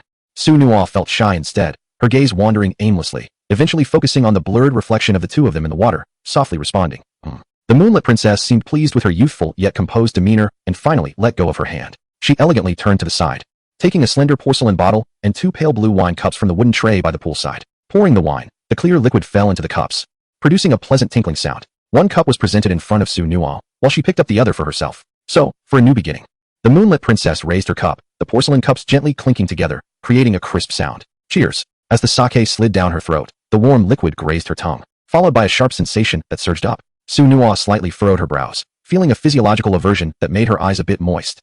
But she forced herself to swallow. A warm current spread from her stomach, strangely soothing some of her tension. From today on, the moonlit princess set down her empty cup, the languid charm on her face retracting a bit, her tone becoming formal. "Your name is Tongu Nua." She began to narrate a story that had long been prepared. "Your father, Tongu Jinni, was a deceased sociology professor at a prestigious university, with a straightforward and clean interpersonal background. Your mother, Su Yuan, was a piano teacher from a certain region, gentle and elegant. They both passed away in an unfortunate traffic accident when you were 8, leaving behind the young you. You grew up in Kyoto, raised by your grandmother, Tongu Kazuko. Your grandmother was a traditional kimono tailor and passed away last autumn due to illness, leaving you without any direct blood relatives in the world. You have an introverted and somewhat reclusive personality, but you are exceptionally intelligent, especially fond of Go and computers, consistently excelling in your studies. Although you rarely engage deeply with others, to your classmates and teachers, you are a quiet and somewhat mysterious genius girl. This background is clean, with a clear narrative, and the key figures have been properly managed, able to withstand routine and even a certain degree of deeper investigation. Relevant documentation, academic records, and neighborhood memories will all be arranged properly for you. The Moonlit Princess looked at her. Do you like this name and story, Nua? Su Nua did not respond. From this moment on, in both the official world and the underworld, she was Tongu Nua. She took a deep breath, the warm steam from the hot spring filling her lungs with a sense of finality. I like it. Thank you, sister. She complied with the implied closeness in the address. The Moonlit Princess accepted it gladly, her smile deepening. Now, back to the point. Nua, the records show that you insist on personally handling the matter with Wugong Jin. Although from the perspective of concealment and success rate, you are indeed the most perfect candidate we have thought of so far. Some in the upper echelons of the organization believe that, given your astonishing talent in computer networks, it would be best not to take risks. Of course, we respect your choice. She looked into Tongu Nua's eyes. Do you truly wish to end him with your own hands?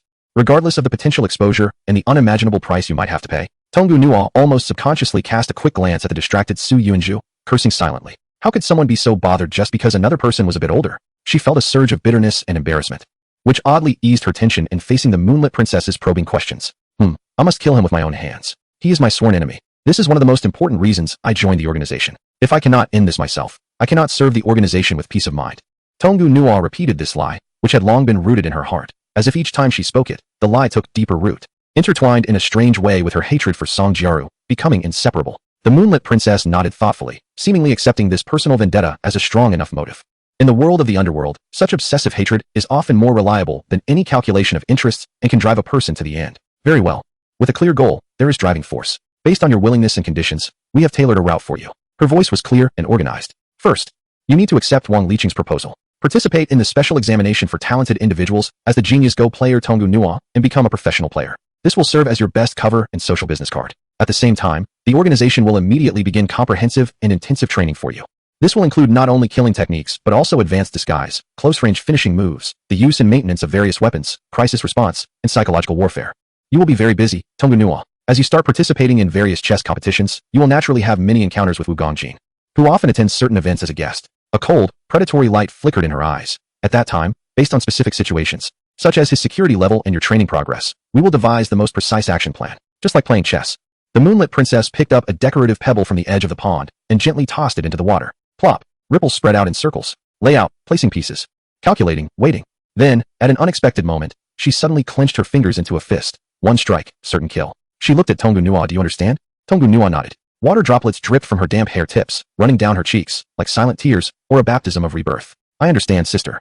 Her voice was soft, but carried a certain resolute determination to cut off any retreat. From this point on, the direction is set, and the gears begin to mesh.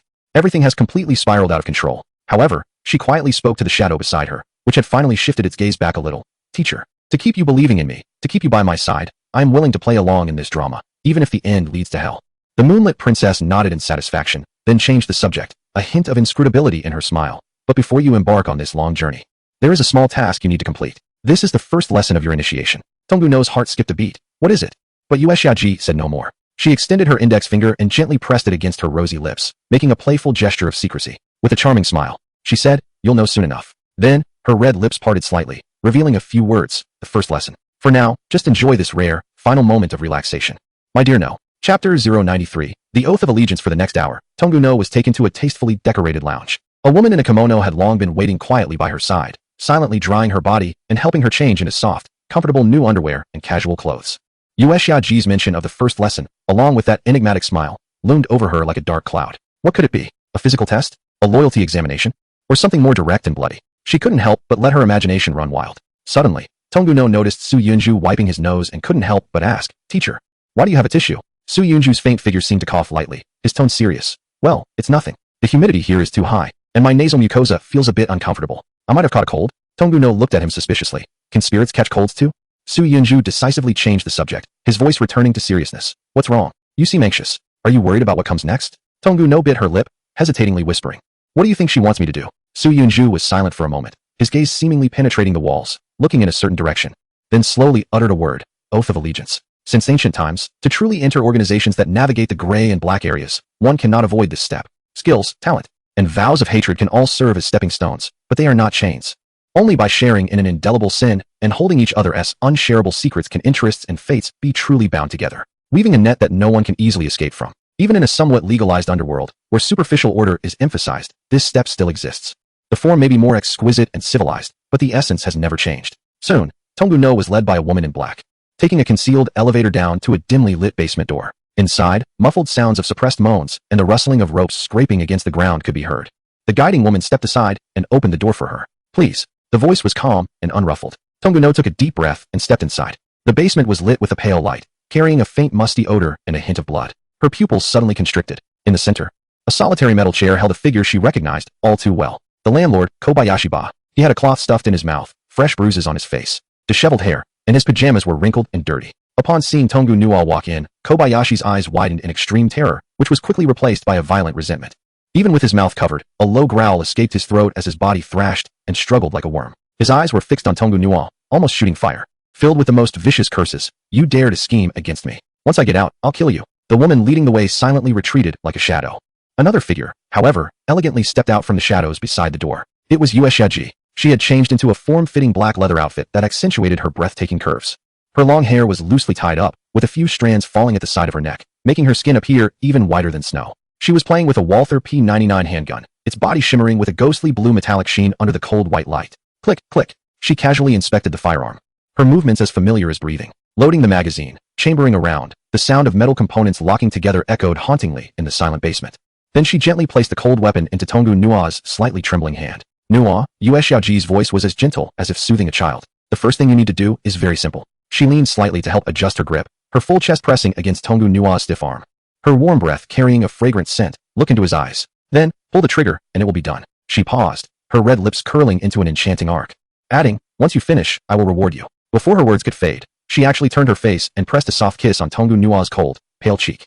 It was moist, cool, and carried a sweet scent from her lip balm, sending chills down Tonggu No's spine. Yueshiaji straightened up, elegantly turned, and left the basement, as if leaving two children to play a game. Click. The heavy metal door closed behind her. Kobayashi realized that the situation was far beyond his imagination. His struggles weakened, replaced by complete despair. The resentment in his gaze towards Tonggu No gradually transformed into pleading and humble supplication. He shook his head desperately, making sounds from his throat that resembled crying or begging for mercy. Tonggu No's breathing became heavy. She could feel the cold, heavy metal in her palm and smell the faint, deathly scent of gun oil. Slowly, she turned her head with great stiffness to look at the shadow of Su Yunju beside her. Her lips moved a few times before she spoke in a dry, hoarse voice. "Teacher, is there anything you want to say to me?" Su Yunju's shadow fell silent for a moment. He looked at the gun, then at the man in the chair who had once bullied and oppressed her, and finally, his gaze fell on the girl's pale yet determined profile.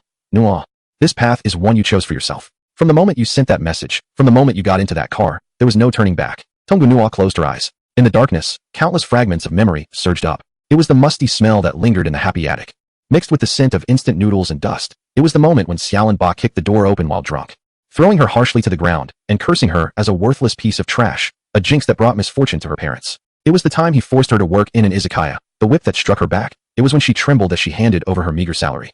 While he weighed the cash with undisguised greed and calculation in his eyes, it was the countless late nights when she returned home exhausted, feeling that sticky and nauseating gaze in the darkness, as if it could strip her of her clothes. And there was a deeper, more distant darkness. Her mother's face, illuminated by the moonlight at the seaside at midnight, was pale. She tightly held her young promise, tears streaming down her face and dripping onto the promise's neck. Scalding and frightening. "No, remember, Uncle Xiaolan Ba was once your father's subordinate. He got into trouble and was sent to settle in a certain place by your father. Your father helped him a lot before, giving him a lot of money. Uncle Xiaolan promised me over the phone that he would take good care of you."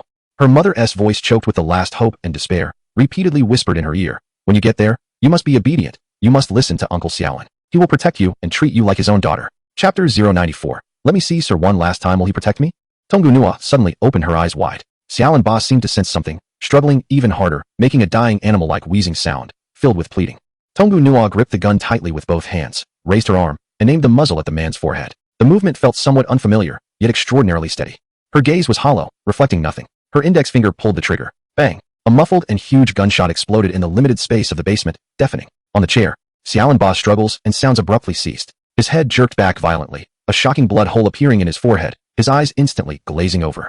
The recoil numbed Tongu Nua's arm, but she held onto the gun tightly, not letting go. She watched the body quickly lose its life, observing the spreading bloodstain. Her face devoid of any expression. No pleasure, no fear, no disgust. Only a cold numbness. A few drops of warm liquid splattered onto her cheek. She blankly raised her hand and wiped it. Her fingertip was stained with a striking crimson. The metallic, sweet smell invaded her nostrils. "Teacher," she suddenly spoke softly, her voice floating as if coming from a distant place. "Is there blood on my face?" Su Yinzhu phantom silently looked at her. He gazed at this girl who had just taken a life with her own hands, with blood spots on her face, her expression hollow yet standing upright. He instinctively raised his hand to wipe his forehead, his face turning somewhat pale off-screen. Indeed, the promise's talent was remarkable. Her first kill was so smooth and calm. If it were him, he would have probably been scared out of his wits. But in the end, he just slowly nodded. Yes. Hearing this, Tongu Nua couldn't help but slightly tug at the corner of her mouth. It wasn't a smile, but more like a confirmation, a mark. "Oh," she replied softly, lowering her eyes. "Then let's keep it." That night, in the port area, a black luxury vehicle silently slid into the designated parking space of the underground garage, and the elevator went straight to the top floor. Outside the full wall of floor-to-ceiling windows was a dazzling cascade of stars. Millions of lights spread out beneath her, and the winding flow of traffic transformed into golden and red streaks of light, while the skyscrapers resembled a glowing forest of building blocks. In the distance, the tower outlined a red silhouette against the night sky. The room was overwhelmingly spacious, with a minimalist modern style and a gray-white color scheme. Each piece of furniture was displayed like an art exhibit, light years away from the cluttered, musty attic she had just escaped from. "Your luggage has been arranged." The woman in black who had brought her up bowed slightly. "The wardrobe is ready for you. If you need anything, please press the call button." The door closed gently. Tongu Nua stood in the center of the living room, like a child who had wandered into a giant's realm. She walked barefoot towards the wardrobe that occupied an entire wall. The sensor lights automatically turned on as she approached, and the cabinet doors slid open silently, revealing clothes prepared for her. From simple everyday outfits to sharply tailored blazers, from soft knit dresses to a few slightly more mature silk shirts, and even that wool coat she had hesitated to buy in Ginza. She deserved such treatment. Not to mention that the organization had already assessed her as a top-tier talent with exceptional potential. But the mission she was about to undertake, assassinating that old fox, was worth a bounty of 100 million yen. Tongu Nua took a long bath, seemingly wanting to wash away some invisible scent. Then, she changed into a soft silk robe and walked to the window, standing quietly. In the distance, the sound of temple bells faintly echoed, deep and distant, cleansing the noise of the world. Dong dong dong. That was the New Year's Eve bell from a temple in the suburbs, ringing 108 times. It was said that each toll could dispel a human worry, welcoming the new year with a purified spirit. The old year was coming to an end. Tongu Nua stood silently. The window glass was like a massive black mirror, clearly reflecting her figure. The girl was slender, her robe outlining the youthful curves that were yet to fully blossom. Her cheeks were slightly flushed from the hot water, but her lips remained pale. Her eyes were clear and calm, yet cold like the frozen surface of a lake on a winter night. The girl in the reflection was beautiful, unfamiliar, like a luxury item that had been carefully polished, properly displayed, and tagged with a price, just like Tongu Nua. After a long moment, she raised her hand, her fingertips gently touching the cool surface of the glass, slowly gliding along the outline of her reflection. Then, she softly spoke. "Teacher, if you don't mind this sinful me, could you please give me a hug?" Her voice was quiet, dissipating into the endless brilliance of lights and the faint sound of the bells outside. Outside the screen, Su Yunju silently watched all of this. He observed the lonely figure of the girl, watching her eyes in the glass reflection, seeking warmth in the void. Somewhere deep in his heart, he felt a gentle sting from something. He moved the mouse, and the cursor hovered over the reward button. Without hesitation, he clicked lightly. In the game, a large hand-shaped shadow formed from gentle light slowly appeared in front of Tongu Nua. The palm gently rested on her head, softly gliding down her slightly damp hair, once. Then again, slowly and tenderly stroking. The motion was as gentle as soothing a frightened little beast. Tongu Nua's body stiffened for just a moment. Then she slightly closed her eyes. Her long eyelashes cast faint shadows beneath her eyes, and her tense shoulders gradually relaxed with each gentle caress of the virtual palm. Almost imperceptibly, it was as if she had finally shed a heavy burden. Su Yinzhou watched for a long time, until the girl in the game slowly turned and walked towards the wide, soft bed that seemed almost unreal. He exited the game and closed the computer. The screen went dark. In the room, only the faint lights of the city outside remained. It was now 7:30 in the evening. Su Yinzhou sat in the darkness for an unknown amount of time. The remnants of the game's scenes seemed to linger on his retina, the orange-red flames exploding from the gun, the splattering warm crimson, the suddenly hollow eyes of the girl as she pulled the trigger, and then the luxurious top-floor cage, along with the endless sea of dazzling lights outside that made her appear so small and lonely. These scenes replayed in his mind like a silent film without a soundtrack, repeatedly rewinding and playing back. The taste was complex and hard to describe, until suddenly, the phone screen lit up in the darkness, vibrating. He picked it up. It was a message from Lin Ruoxuan, the great-granddaughter that old Wu entrusted called me. She said she felt that the gentleman is back. She wants to see him. To see the gentleman one last time. Su Yinzhou stared at the few lines of text on the phone screen for a full half-minute. Wu Shuyun, the legendary founding female general who appeared in Song Jiru's story, wielding a broadsword to rescue her from peril. The girl who, over 70 years ago, was said to have been guided by the gentleman. Now, that 103-year-old elder, in the last flicker of her life, specifically requested to see the gentleman. To see him, Su Yunzhou pushed away the chair and stood up. When he walked to the living room, Lin Ruoxuan was already waiting there. Old Wu had been in a state of coma or semi-coma for most of the time due to organ failure and various complications of old age for a month now. She paused. After all, she was already 103 years old. The doctor had long said that making it this far was already a medical miracle. However, Lin Ruoxuan's voice lowered. Possibly due to some kind of obsession, she had been holding on, hanging on to life. This afternoon around 4 o'clock, she suddenly woke up. Her consciousness was clear, and she could even accurately call the caregiver's name. Then, she insisted on contacting me, and her great-granddaughter dialed my number, saying she wanted to see the gentleman. Chapter 095. Who are they waiting for now? Su Yunzhou listened in silence. Going to meet a legendary elder who is said to be a student of his from over 70 years ago, yet he has no memory of her at all? What should he say when he meets her? It's simply bewildering. However, he must go. He must resolve this connection for his future self and ensure that this elder does not leave with regrets. Where is she? Su Yunzhou asked. Not far. The elder has been quietly recuperating in the city during her later years. Lin Ruoxuan provided an address located in the western suburbs and added, I've already contacted her family. They know you're coming and said you can visit anytime. However, she looked at Su Yunzhou. A hint of reluctance in her eyes. The attending physician privately told me that this sudden awakening of the elder, while her vital signs are temporarily stable, is likely just a moment of clarity. This might truly be her last chance to see you. Su Yunzhou nodded. He couldn't quite articulate what he felt at that moment. By the way, he suddenly remembered something. Could you take me to buy a suit? Since I'm going to perform, I should do it right. Lin Ruoxuan gently shook her head, a faint smile appearing at the corner of her mouth. No need. I have one in my bedroom. I prepared it long ago. She turned and walked towards the master bedroom, and moments later, she returned with a deep gray suit. After seeing the treasured portrait of him at the elder's home, Lin Ruoxuan handed him the outfit. Her gaze lingering on his face for an instant. I had several made based on the style in the portrait. Su Yunzhou took the suit, his fingertips brushing over the fine wool blend fabric. A portrait? He recalled the sketch that Song Jiru had drawn of him in a suit, looking handsome. It turned out the foreshadowing had been laid long ago. When he stepped out after changing, Lin Ruoxuan was waiting for him at the entrance. She assessed him with a glance, a fleeting expression crossing her face before quickly vanishing. It suits you well, she said softly. Let us go. The black armored car drove out of the underground garage, exited the city, and took the elevated road leading to the western suburbs. Outside the window, the city lights gradually thinned out, replaced by vast fields sinking into darkness and scattered lights from villages. The interior of the car was quiet, filled only with the low rumble of the engine and the subtle sound of the air conditioning. How did you know the elder? Su Yunzhou broke the silence, his gaze fixed on the winding road ahead. Lin Ruoxuan leaned against the passenger seat, chuckling softly at his question. Those years searching for you, I felt like a madwoman.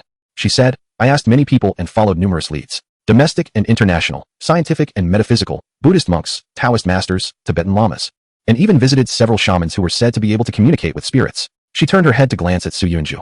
After all, your appearance cannot be explained scientifically. I could only exhaust all possible methods. She turned her gaze back to the swiftly passing night outside. Later, probably the year after I met Song Jiru in Qingzhou, a girl studying in Cambridge contacted me. She said she was a friend of a master and heard from there about the person I had been searching for, finding the description very familiar. She told me that her great-grandmother, Ms. Wu, once shared some stories with her, and the gentlemen in those tales were quite similar to the experiences I described. Lin Ruoxuan's voice was soft, as if she were recounting an ancient legend. Later, when she returned to her country, she took me to meet Ms. Wu. That was my first encounter with this legendary figure. We talked for an entire afternoon. I listened to her recount how, over 70 years ago, that sudden appearance of a gentleman taught her, how he gave her strength in her most desperate times, and how he quietly departed just as she was on the brink of victory, leaving behind a message that spanned over 70 years. She paused, turned to look at Su Yunzhou, her expression complex. At that moment, I realized that you, or rather the gentleman, did far more than help just me. You had already begun altering the course of history long before. Su Yunzhou tightened his grip on the steering wheel slightly, and then, Lin Ruoxuan smiled, her expression tinged with emotion. Ms. Wu became the greatest supporter of my project. Without her leveraging those connections and relationships built over decades, as just a businessman, I wouldn't have been able to push many things forward. For instance, the first Nobel Prize in Medicine recipient from Daxia, academician Qin Shui, was personally invited by Ms. Wu. Additionally, among her former students and acquaintances in the military, research institutions, and various key departments, many hold significant positions, most of whom have collaborated with me. Su Yunzhou nodded. Indeed, he had long suspected that Lin Ruoxuan's ability to advance the project to such a level in just a few years was not solely due to capital. It turned out that the roots had already deeply entrenched in the most solid soil of this land. Lin Ruoxuan gazed at his calm profile and suddenly chuckled lightly. Actually, you should already know all this, right? Ms. Wu said that before you left back then. You advised her that if one day a girl named Lin Ruoxuan came looking for you in the future, you would hope she could help her. Wow. Here we go again. Su Yunzhu's hand on the steering wheel stiffened, and he could only vaguely respond with an aha. That was over 80 years ago. He thought to himself, I have to keep pretending. Even if he himself knew nothing about it now, he had to maintain the facade for his future self. In the western suburbs of Shanghai, Snake Mountain, a typical Jiangnan-style old residence, with white walls, dark tiles, and upturned eaves. At this moment, the inside and outside were crowded with people. There were men and women of all ages, dressed in various styles, some in suits, others in simple attire, and some even in military uniforms. They were the descendants of Wu Xiuyun. This legendary female general married a patriotic businessman with the surname Su in Shanghai under the guidance of the gentleman. And later they shared a loving partnership for half a lifetime. Although her husband had passed away over 20 years ago, she left behind 7 children, more than 20 grandchildren, and even more great-grandchildren scattered like stars. Additionally, a few old friends who had heard the news, also gray-haired and shaky, insisted on coming to see off this old comrade and sister on her final journey. At this moment, they quietly gathered inside and outside the residence, some whispering, others waiting in silence. Regarding the serious illness of the elder Wu, everyone was actually mentally prepared. At the age of 103, having weathered many storms and with a large family, this is a farewell that most people find hard to reach. For many, this gathering feels more like a rare family reunion. Hundreds of branches have spread out, with family members scattered far and wide, each leading their own lives. Some distant relatives have even become estranged. At this moment, gathered here, some are genuinely grieving, some are going through the motions, and others have different intentions, hoping to take this opportunity to perhaps gain some assistance or attention from their ancestor in his final moments. For example, there are 3 people in a corner of the crowd. A middle-aged man, around 60, dressed in a typical civil servant's jacket, is quietly speaking to a couple beside him. The couple appears to be in their 50s, dressed neatly but not extravagantly, with expressions of some restraint and curiosity as they lean in to look deeper into the courtyard. The middle-aged man pointed inside and lowered his voice. Do you see them? The ones in military uniforms. The youngest one has 2 stripes and 4 stars, a colonel. The one next to him in a Zhongshan suit is the deputy director of the Development and Reform Commission in this city, at the deputy department level. And that lady with glasses is academician Qin Shui. He paused, a hint of emotion in his tone. After all these years, the connections of Elder Wu are still so solid. Upon hearing this, the husband of the couple swallowed hard and quietly asked, Uncle Chun, so our family really has a connection with Elder Wu? The man referred to as Uncle Chun, named Su Chun, is a section chief in a bureau in Binzhou. He nodded, then shook his head. There is a connection, but it is distant. Elder Wu's husband is my grandfather's cousin, so by your lineage, it's already 5 generations removed. If I hadn't come to this city on a business trip and chatted over tea with a leader surnamed Su about the family tree, I wouldn't have known about this relationship. The wife tugged at her husband's sleeve and whispered, if I had known, I would have called Yunzhou to come as well. It would be good for him to meet these people for his future. The couple, the man named Su Chongshan and the woman named Yang Wenhui, are cousins with Su Chun. Su Chen glanced at them but did not respond, his gaze turning back to the depths of the courtyard, seemingly lost in thought. Do you know who they are waiting for? Su Chongshan and Yang Wenhui both shook their heads. How would they know? What kind of big figures would such a prominent family be waiting for? It couldn't be those few who often appear on the news, could it? However, Su Chen shook his head. No, if it were those people, this place would have been cleared and secured long ago. How could we distant relatives stand here chatting in the breeze? He paused, scanning the tense couple, suddenly feeling a bit playful, and lowered his voice, half-jokingly saying, they are waiting for Yunzhou. The air froze for 2 seconds. Su Chongshan and Yang Wenhui both froze, their eyes wide open as if they had heard something unbelievable. A few seconds later, Su Chongshan was the first to react. He burst into laughter, waving his hand, the wrinkles on his face easing. Uncle Chun, your joke almost gave me a heart attack. Yang Wenhui also placed her hand on her chest, her tone filled with lingering fear. I thought that kid had caused some trouble again, making so many leaders wait to review him. As she spoke, she instinctively glanced at the figures deeper in the courtyard, quickly retracting her gaze as if afraid of being overheard. After finishing his laughter, Su Chongshan couldn't help but ask, so who are they waiting for? Su Chun restrained his playful demeanor and straightened his collar. From what I've heard from the Su family, it seems they're waiting for a very special guest. Yang Wenhui couldn't help but press for more. A special guest? Who is it? Su Chen turned back and glanced at them, lowering his voice. I'm not sure who exactly, but it's related to a connection this guest has with a certain elder from the past. He chose his words carefully. This afternoon, when I accompanied the Su family to the ancestral hall to pay respects, I saw on the offering table, besides the ancestral tablets, there was a hand-painted portrait displayed separately. The portrait was in a glass frame, spotless. It depicted a young man in a Zhongshan suit, looking to be in his early 20s, with a striking resemblance. He paused, his gaze lingering on Su Chongshan's face, his tone somewhat subtle. Interestingly, he looks just like your family member Yunzhou. I thought this was too intriguing, which is why I insisted on calling you to come over no matter what. If you get a chance later, seeing it in person might even help you strike up a conversation with the elder, and who knows, they might share some resources with you, which would be much better than just being a programmer. Yang Wenhui gasped, her eyes widening slightly. What a coincidence. I really want to take a good look at it. Su Chongshan also found it curious and asked, by the way, who is the person in the portrait? Su Chen nodded, lowering his voice even further. I asked. They said that was the elder's teacher when he was young. Teacher? Husband? Yang Wenhui was puzzled. No, it's a teacher, a mentor, a guide, Su Chen clarified. According to the elder's own words, when she was 16, her family perished in the chaos of war, and this teacher appeared out of nowhere, taught her martial arts and strategies, and pulled her back from the brink of death, guiding her to become the founding female general later on. He paused, adding, before the elder fell into a coma, her last instruction was just one sentence, to wait for the teacher to come. So the people gathered here tonight are either waiting for the teacher himself or his descendants. Su Chongshan listened in astonishment, instinctively calculating. The elder is 103 this year. She met her teacher at 16, which was over 80 years ago. The teacher in that photo looks to be in his 20s. If he were still alive, wouldn't he be over 100 as well? Not just that. Su Chen shook his head. If you do the math, he would have to be as old as the legendary Zhang Sanfeng. The three fell silent for a moment. The night breeze swept through the courtyard, carrying the faint scent of osmanthus from afar, along with the subdued, low conversations from the main hall. Yang Wenhui gazed into the depths of the courtyard, murmuring, "What kind of person could the descendant of this teacher be, the one they are waiting for?" She couldn't imagine it. A person who could be remembered by a founding female general for over 80 years. Who could make so many prominent figures quietly wait in the middle of the night? What kind of demeanor and background would they possess? Before the words had fully left her lips, someone arrived. From the direction of the side hall, a low voice could be heard. In an instant, the entire courtyard seemed to have been muted. All whispers, footsteps, and even the rustling of fabric vanished. All gazes, as if pulled by invisible threads, converged towards the entrance of the old residence, where a warm, yellow glow from the lanterns illuminated the stone path. The beams of headlights pierced through the night. Approaching from afar, a black Porsche Panamera slowly drove in, its tires crunching softly over the stones. The car door opened. The first to step out was a tall woman wearing a baseball cap and a mask, but the strikingly bright eyes visible beneath the cap, along with her superior figure even wrapped in a trench coat, made it easy for many to recognize her instantly. It was the renowned singer, Song Jiru. Following her, another young woman emerged from the passenger seat, sporting short hair and a sharp navy blue suit, a hint of determination in her expression. She was Song Jinxian, the head of Qingxin Media. As soon as they got out of the car, they attracted most of the attention. Song Jinxian frowned slightly and lowered her voice to speak to Song Jiru.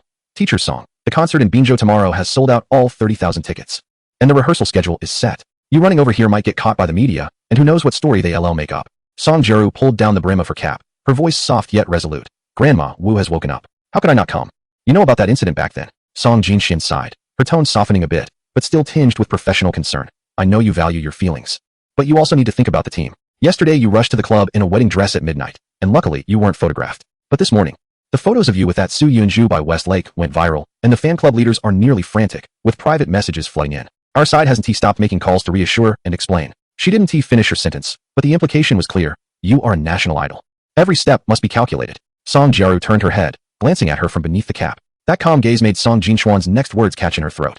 "If there are any losses," Song Jiru said, her voice low but clear, "I will compensate. The penalty fees, public relations costs, all expenses incurred due to my recklessness will come from my personal account." Song Jinxian opened her mouth, looking into Song Jiru's eyes, ultimately swallowing back all her persuasive words, only letting out a gentle sigh.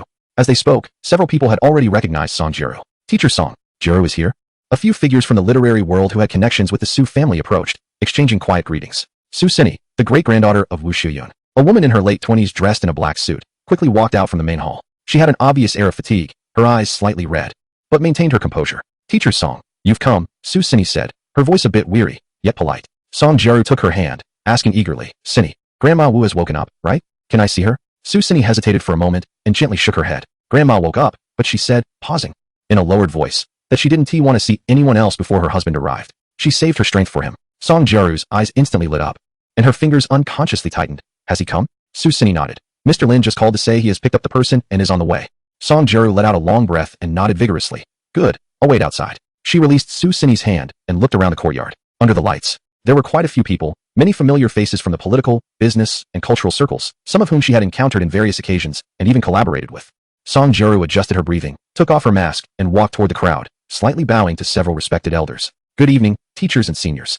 She specifically approached the elder Lu Yuan, who had saved her from Su Kuan's clutches back in Chengzhou. "Grandpa Lu," she greeted softly. Lu Yuan looked at her, a hint of warmth breaking through his serious expression, and nodded. "Jiru is here." She then walked toward Qin Shui, who was standing under the wisteria trellis. "Good evening, academician Qin." Qin Shui adjusted her glasses and responded warmly. "Jiru, long time no see. You've lost weight. Take care of your health." Song Jiru's voice was gentle, her demeanor elegant, instantly becoming the new focus of the courtyard. Yet, her eyes, hidden beneath the brim of her hat, occasionally darted toward the bluestone path at the entrance, as if waiting for something, or rather, waiting for someone. In the corner under the camphor tree, Yang Wenhui gently tugged at Su Chongshan's sleeve, her eyes following Song Jiru's figure, suppressing her excitement.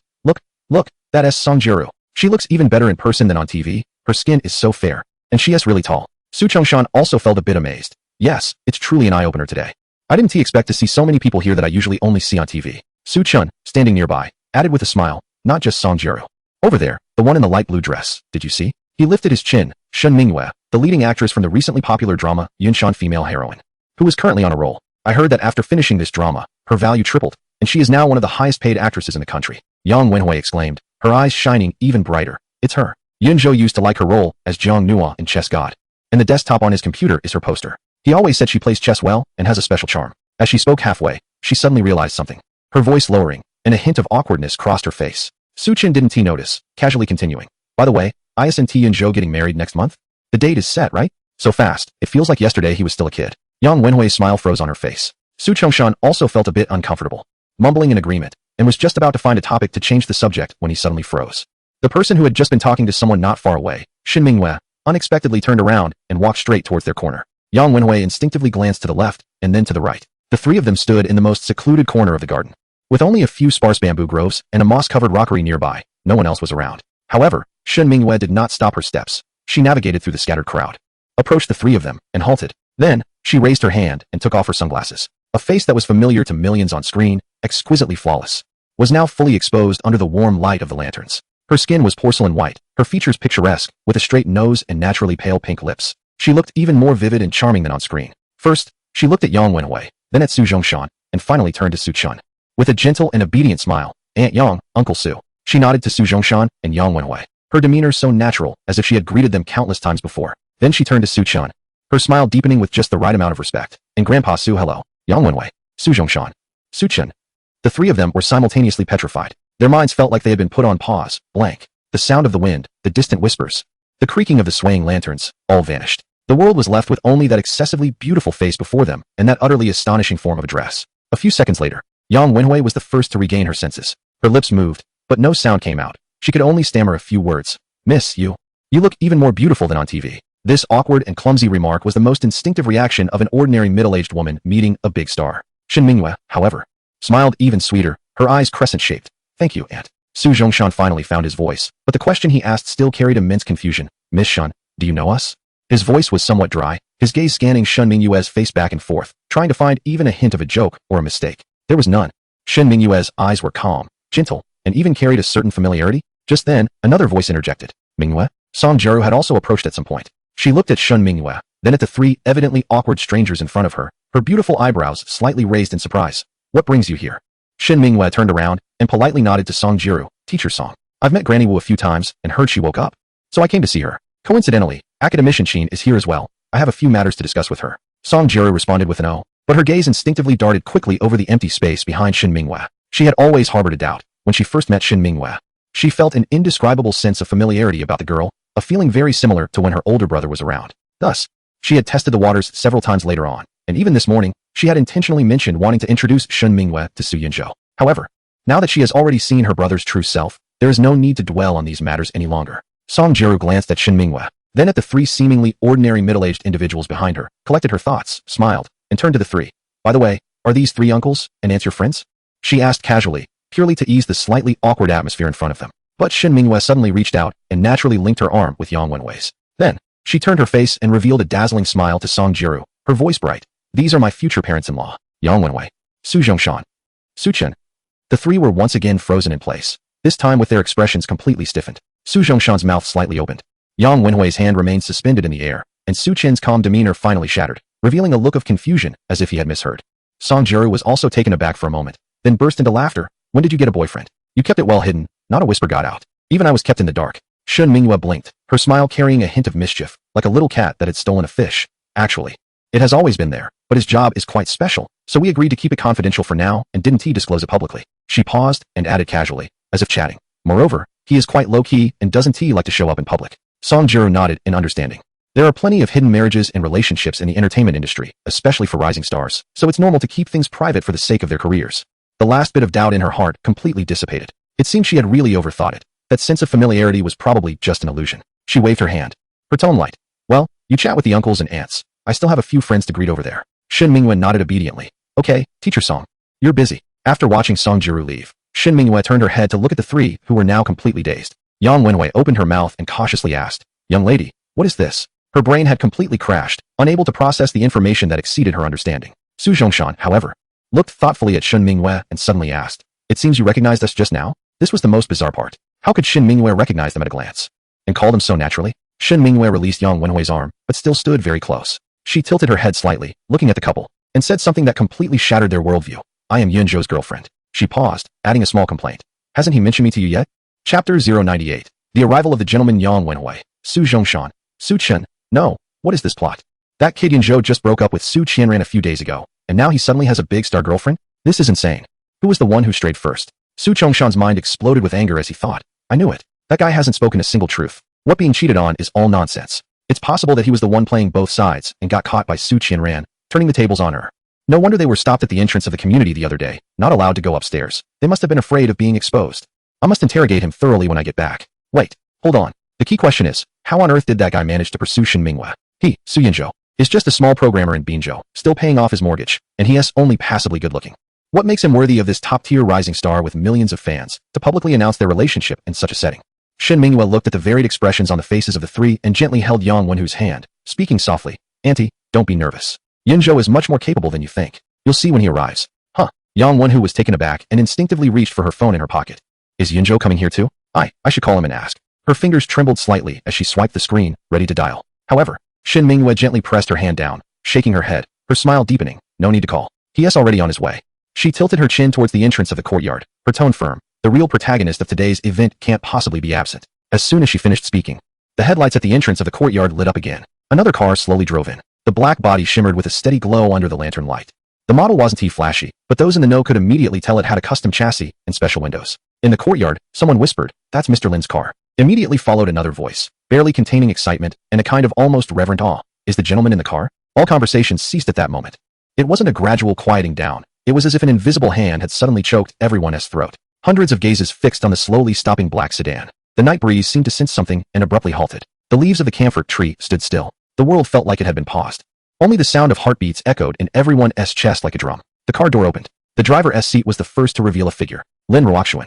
She wasn't a stranger here. Over the years, due to the Wallbreaker project and her close ties with Old Wu, she had visited this old residence multiple times. Many core members of the Wu family and senior elders who were friends with the Su family recognized this young, yet remarkably influential female leader in the business world. Seeing her, many people nodded slightly, respectfully calling out, Mr. Lin. Their voices conveyed reverence, treating her as a heavyweight partner. But there was no surprise. It was anticipated that Lin Ruoxuan would come tonight. Then all eyes, bypassing Lin Ruoxuan, were drawn like magnets to the young man who had just stepped out of the passenger seat behind her. In that moment, the air seemed to be sucked out. Time froze. Breathing halted. Thoughts came to a standstill. The face appeared to be only around 27 or 28 years old, with sharp features, a straight nose, and thin, defined lips. His demeanor was calm, even somewhat distant, and he wore a well-fitted gray suit that accentuated his tall stature. He stood half a step behind Lin Ruoxuan, like a respectful junior or an assistant. However, nearly everyone from the Su family, regardless of age or status, whether they had been engaged in conversation or what thoughts they held prior, reacted instinctively upon seeing that face. They collectively put down their cups, halted their discussions, tucked away their phones, and stood up straight. Then, they slightly nodded in the direction of the young man. The movements were so synchronized they seemed rehearsed. Yet they conveyed a deep-seated solemnity and respect that had been cultivated over decades. There was no noise, no gasps, and not a single person spoke. Only a silent, collective gesture of acknowledgement remained. Because they knew, this was the gentleman their ancestor had been waiting to meet for over 70 years, even at the end of her life. His portrait, hand-painted by their ancestor, had been enshrined in the family shrine at its center for more than half a century. Every child of the Su family had, at a young age, been led by their elders to that incense-filled shrine, pointing at the yellowed portrait while listening to stories of war, hope, and how an unseen gentleman guided a girl to become a general in dire times. And years ago, after returning from Bashu, their ancestor seemed to have regained much of her spirit and produced a brand new painting. Compared to the rough lines of her earlier works, this one was clearer, more vivid, and lifelike. The person in the painting smiled gently, with a hint of distance, dressed in a crisp suit, and his gaze seemed to penetrate the paper. Looking at everyone who met his eyes, that face was identical to the young man who was now slowly approaching from the car. Not a single detail was different. It was as if time had stood still for 70 years, leaving no trace on him. A celestial being returned? Immortal? Time travel? Of course.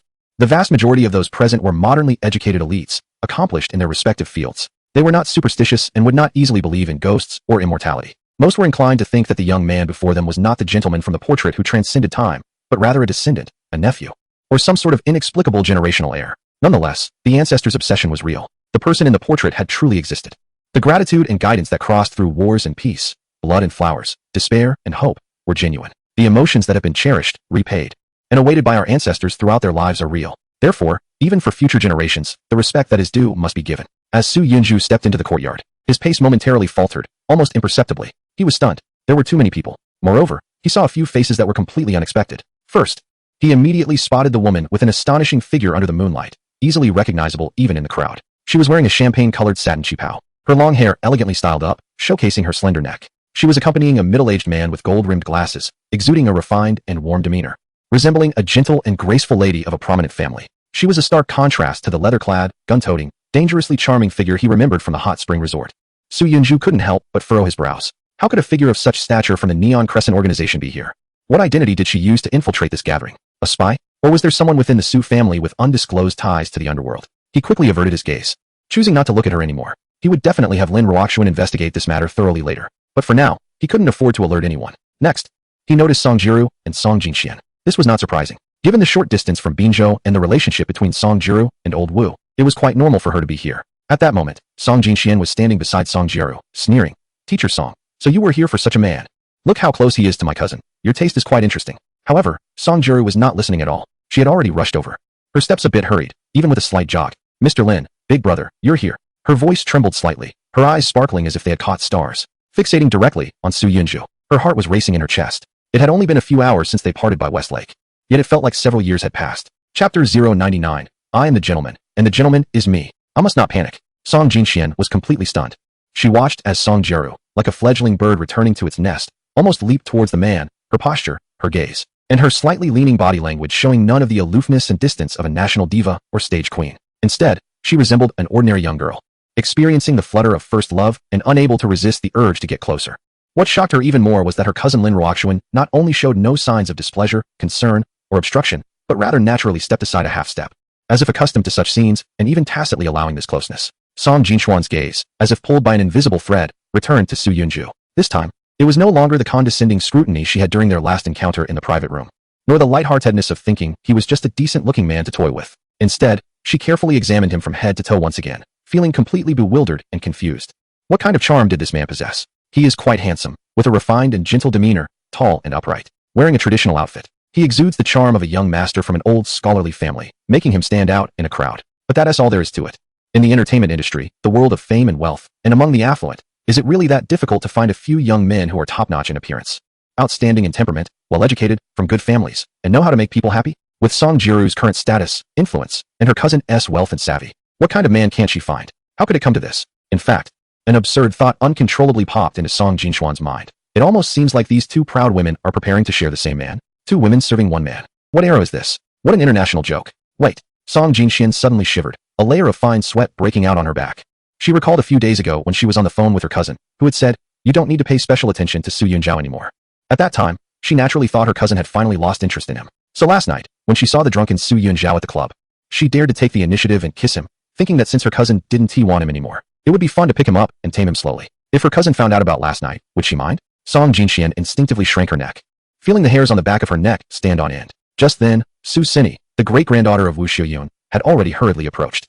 Her gaze first nodded respectfully to Lin Ruoxuan, her voice filled with respect. "Mr. Lin, you're here." Then, her eyes, as if drawn by a magnet, uncontrollably locked onto Su Yunjiao's face. From his brows to his eyes, from his nose bridge to his lips, she scrutinized him closely, almost greedily, as if confirming a legend or verifying a miracle. Then, she took a deep breath and turned to Lin Ruoxuan, the usually decisive and strong woman who held an executive position at a financial institution, her voice trembling noticeably. "Mr. Lin, is this the gentleman?" She paused, unable to help herself, and quickly glanced back at Su Yunjiao, then whispered with disbelief. "He looks just like the painting in the ancestral hall. It's almost identical." Realizing she had lost composure, she quickly bowed slightly. "I'm sorry, I shouldn't have asked that question. It's just too shocking. I grew up hearing stories about the gentleman and looking at that painting. I never imagined." Lin Ruoxuan nodded, her expression calm as if she had already anticipated this reaction. "Yes, he is the one Mr. Wu wants to meet. We shouldn't delay.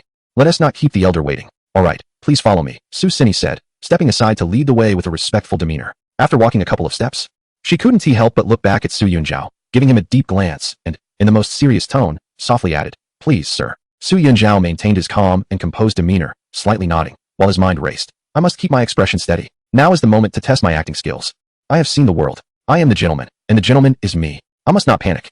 Once the figures of the three people disappeared behind the intricately carved wooden door of the main hall, the air in the courtyard seemed to start flowing again. However, the solemn atmosphere did not dissipate. Instead, it grew even thicker. "Is this the gentleman? The real one? It looks just like him. It's as if he walked out of a painting." Someone lowered their voice, filled with disbelief. "But if it really is him, how old would he be?" "At least 120 or 30 years old. How could that be possible? It defies all scientific explanation." Yet that face is indeed identical to the portrait that has been enshrined in the ancestral hall for nearly a century. Even the feeling in his gaze is the same. How could this be a coincidence? Low murmurs began to arise quietly in the corners of the courtyard. Among the crowd, the scholar with gold-rimmed glasses, exuding a gentle and refined demeanor, stood quietly under the wisteria trellis. At this moment, tears streamed down her face. She pressed a handkerchief tightly against her mouth, her slender shoulders trembling uncontrollably, large tears rolling down and instantly soaking the handkerchief and the fabric of her chest. A familiar friend nearby noticed her unusual behavior, showing concern and wanting to come forward to support and comfort her, but she resolutely waved her hand, almost stubbornly indicating that she was fine and did not need help. Her gaze was fixed firmly on the door behind which Su Yunzhou had disappeared. In a voice only she could hear, she murmured repeatedly to herself, "It must be him, the one I believe in, the only true God. He has finally come. He really has come." Because just a moment ago, when that young man in a gray Zhongshan suit stepped calmly into the courtyard under the moonlight and the glow of lanterns, her entire world felt as if it had been struck by a silent thunderbolt, a sensation that had been dormant for over 40 years.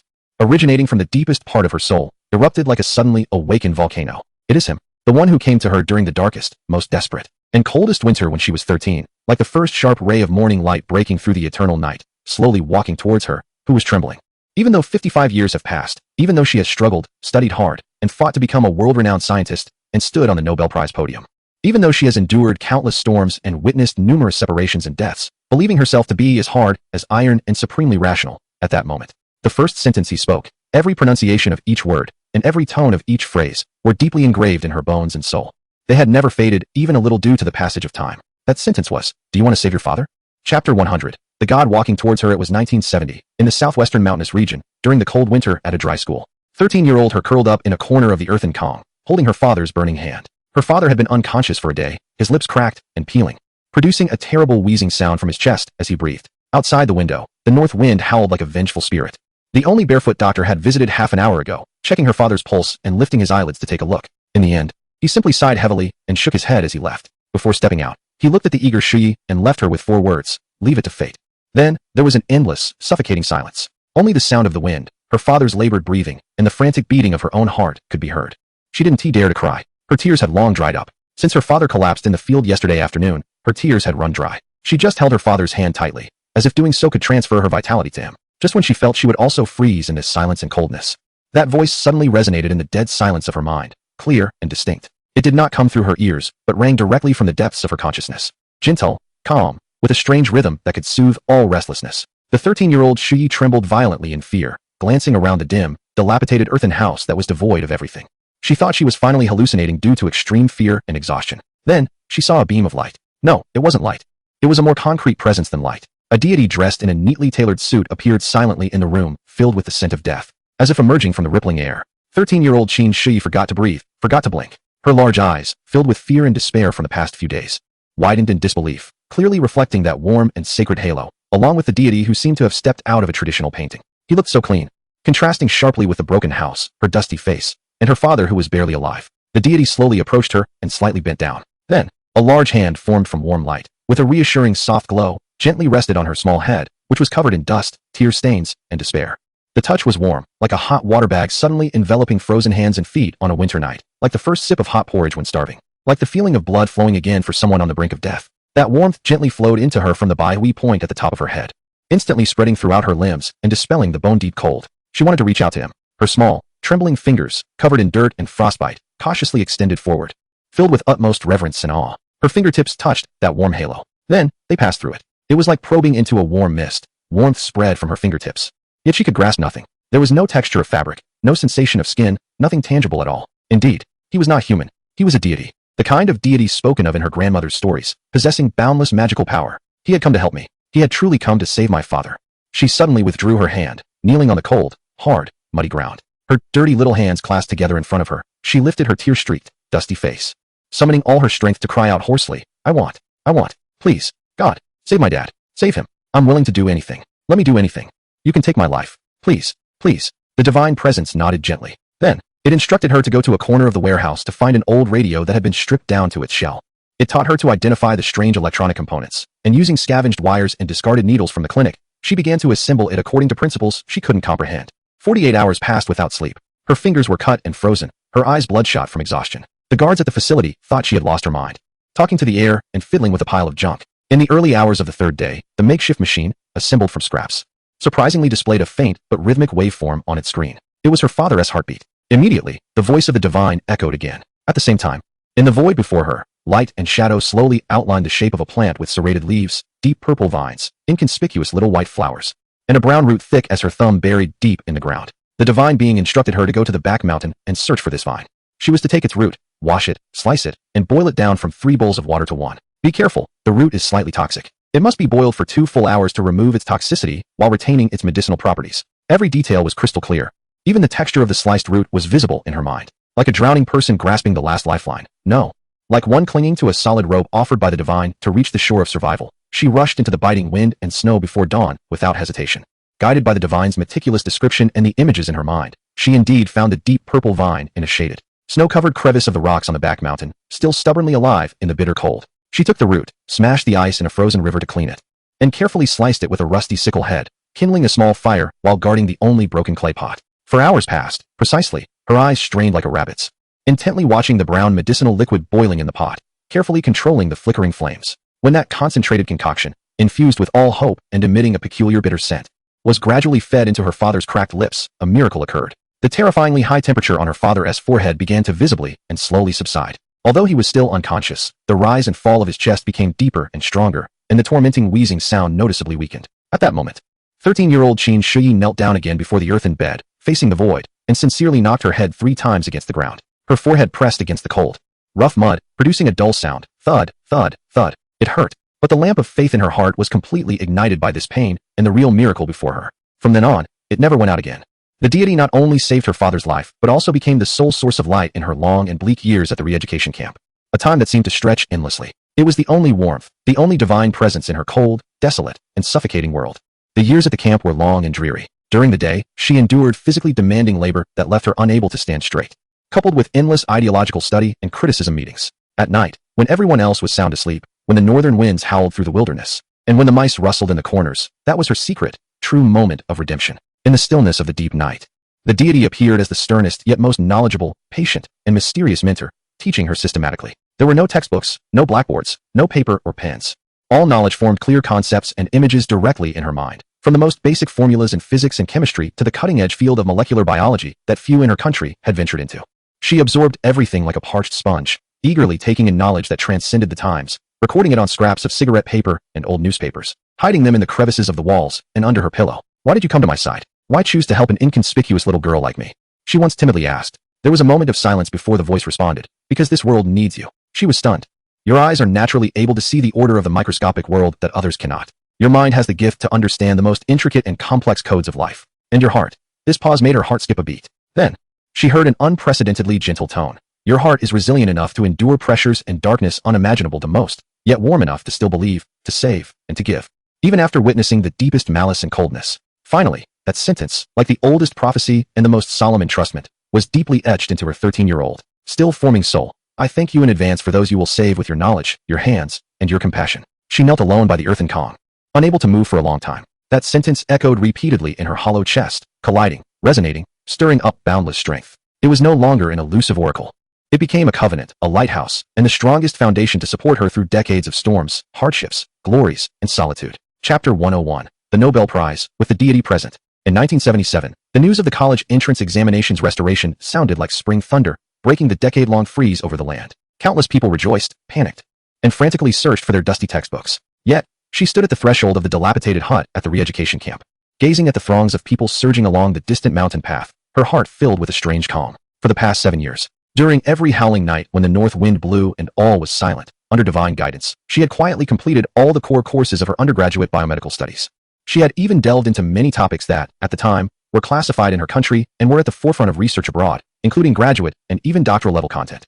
When she walked out of the modest examination room, she was calm, not like a test taker but more like a student who had just finished routine assignments. When the results were announced, the list was posted prominently on the bulletin board in the county town. In the southwestern examination area, she was the top science student. 3 words struck deep: Qin Shui. When filling out her college application, the divine voice spoke for the last time in that small room. Calm and certain, go to a medical university in the city. There, the best basic medical laboratories in the country awaited, along with experienced mentors who truly understood the field. That was your real starting point. Step out and see a bigger world. Your battlefield is not here on the yellow earth slopes and rice fields, but under the microscope in the laboratory, on the chromosomes of cell nuclei, in the base sequences of genes, in the future of saving countless lives and health. She nodded vigorously, tears swirling in her eyes but stubbornly refusing to fall. Will you come with me? To the city? To further places? The voice answered without hesitation. Still gentle, I will always be with you, until you make the whole world remember your name. In the early 1980s, She graduated from the medical university in the city with top honors. With her undeniable solid foundation and several groundbreaking papers that astonished her mentors, she was awarded a government scholarship to study abroad at a prestigious medical school across the ocean in Boston. That was the true starting point of her academic career, where she broke free from constraints and began to shine with brilliance that shocked the world. In 1989, her doctoral thesis on the relationship between telomerase activity and cardiac cell aging was published in a renowned journal, making a significant impact on the international medical community. That night, she sat alone in the cold, empty laboratory, with the lights outside shimmering along the Charles River like a galaxy, bustling yet cold. 7 years had passed. From the city to Boston, from the adobe houses of the training school to the world's top laboratories, the divine presence had never left. It was still there every deep night, when she faced bottlenecks, when she felt confused, when she felt lonely, gently guiding her with crucial insights and profound inspiration. However, on that night when her paper was published and honors flooded in, after she had finally dealt with all the follow-up matters and reviewed the last critical data, she leaned back in the lab chair that had accompanied her through countless days and nights, taking a long breath of relief. Suddenly, that familiar voice, etched into her soul, echoed again, just one sentence, calm as if stating a fact. I seem to have nothing more to teach you. She was taken aback, her brain still switching from extreme fatigue and the excitement of success. The voice continued, carrying a sense of mission accomplished and a hint of ungraspable reluctance. I must leave. Boom. It felt like being struck by lightning. She suddenly jumped up from her chair, the movement so vigorous that it knocked over the steaming coffee cup beside her. The brown liquid splashed onto the smooth laboratory table, but she was completely oblivious. Her face turned pale as paper in an instant. No, Spirit, don't go. I still have many questions. So many. The frontier is developing rapidly. The changes are too fast, and I have so many things I don't understand. I need you. Please, don't go. It's not a forever goodbye. That voice gently interrupted her frantic pleas, carrying a sense of certainty that transcended time and understood everything. We will meet again. He paused, as if confirming a distant coordinate. 36 years later, at the end of Wu Shiyun's life, we will reunite. The voice disappeared, as abruptly as it had appeared, without any warning. Clear, decisive, with no farewell. No lingering attachment. It was as if it were merely a program that had finished running, shutting down automatically. Qin Shi stood frozen in place for a full 10 minutes. Motionless, like a statue. Then, boiling tears surged forth, like a floodgate that had been opened. She slid down to the cold floor, leaning against the lab table, covering her face, weeping uncontrollably in the empty laboratory, like a child suddenly abandoned in a strange world. In 1992, she turned down dizzying offers of astronomical salaries, lifetime professorships, and the most generous research support from top research institutions such as MIT, Stanford, Pfizer, Merck, and Ivy League schools. Faced with the heartbroken pleas of her mentor, Professor Robert, and the assertions from colleagues that she would ruin her academic golden years, even receiving subtle yet heavy pressure from some quarters, she simply replied calmly and fluent.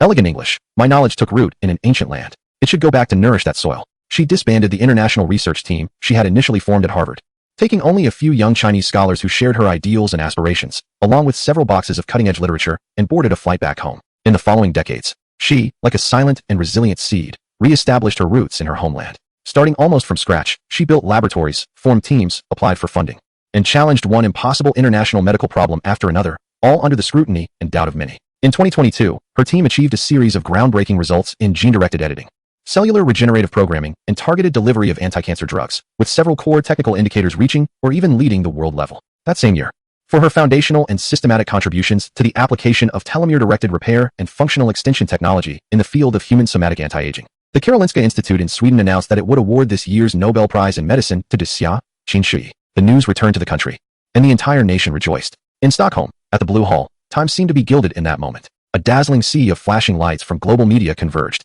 as the Royal Swedish Symphony Orchestra played the majestic hymn to the king. She walked gracefully onto the podium that countless scientists had dreamed of, dressed in a custom-made deep purple velvet gown that perfectly incorporated elements of the Zhongshan suit-esque collar and knotted buttons. Her silver hair was meticulously styled, glimmering with the wisdom of age under the lights. Her face, though lean and marked by time, radiated composure and dignity, with calm and wise eyes and a straight posture.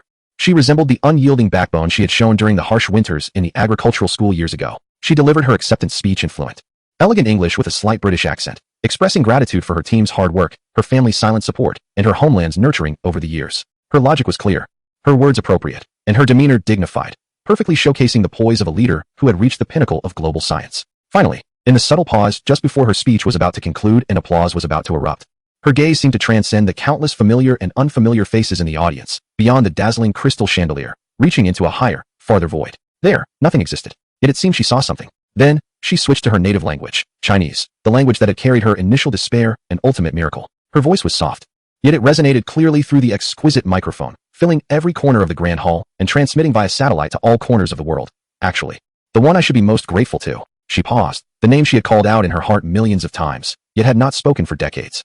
was now uttered on the Nobel Prize podium, still carrying the weight and warmth of nearly half a century, is a guiding star that appeared at the darkest moment of my life, illuminating my path, granting me knowledge, and instilling hope, shaping my soul. The hall fell silent. Most international guests, royal family members, dignitaries, and media reporters blinked in confusion, unable to understand the suddenly emerging, melodious Eastern language.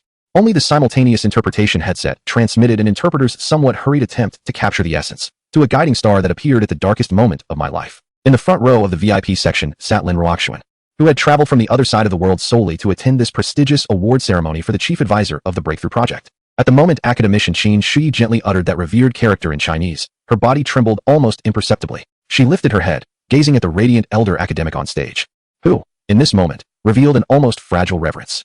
In the eyes that have long cooled like a deep pool after navigating the tumultuous waves of the business world and witnessing the complexities of human emotions, a layer of crystal clear, scalding tears suddenly spread uncontrollably. These were not tears of emotion, they were resonance. It was the shock of understanding you. It was the realization that you too felt this way. It was a tremor of fate that transcended different fields, eras, and circumstances, yet ultimately pointed to the same person.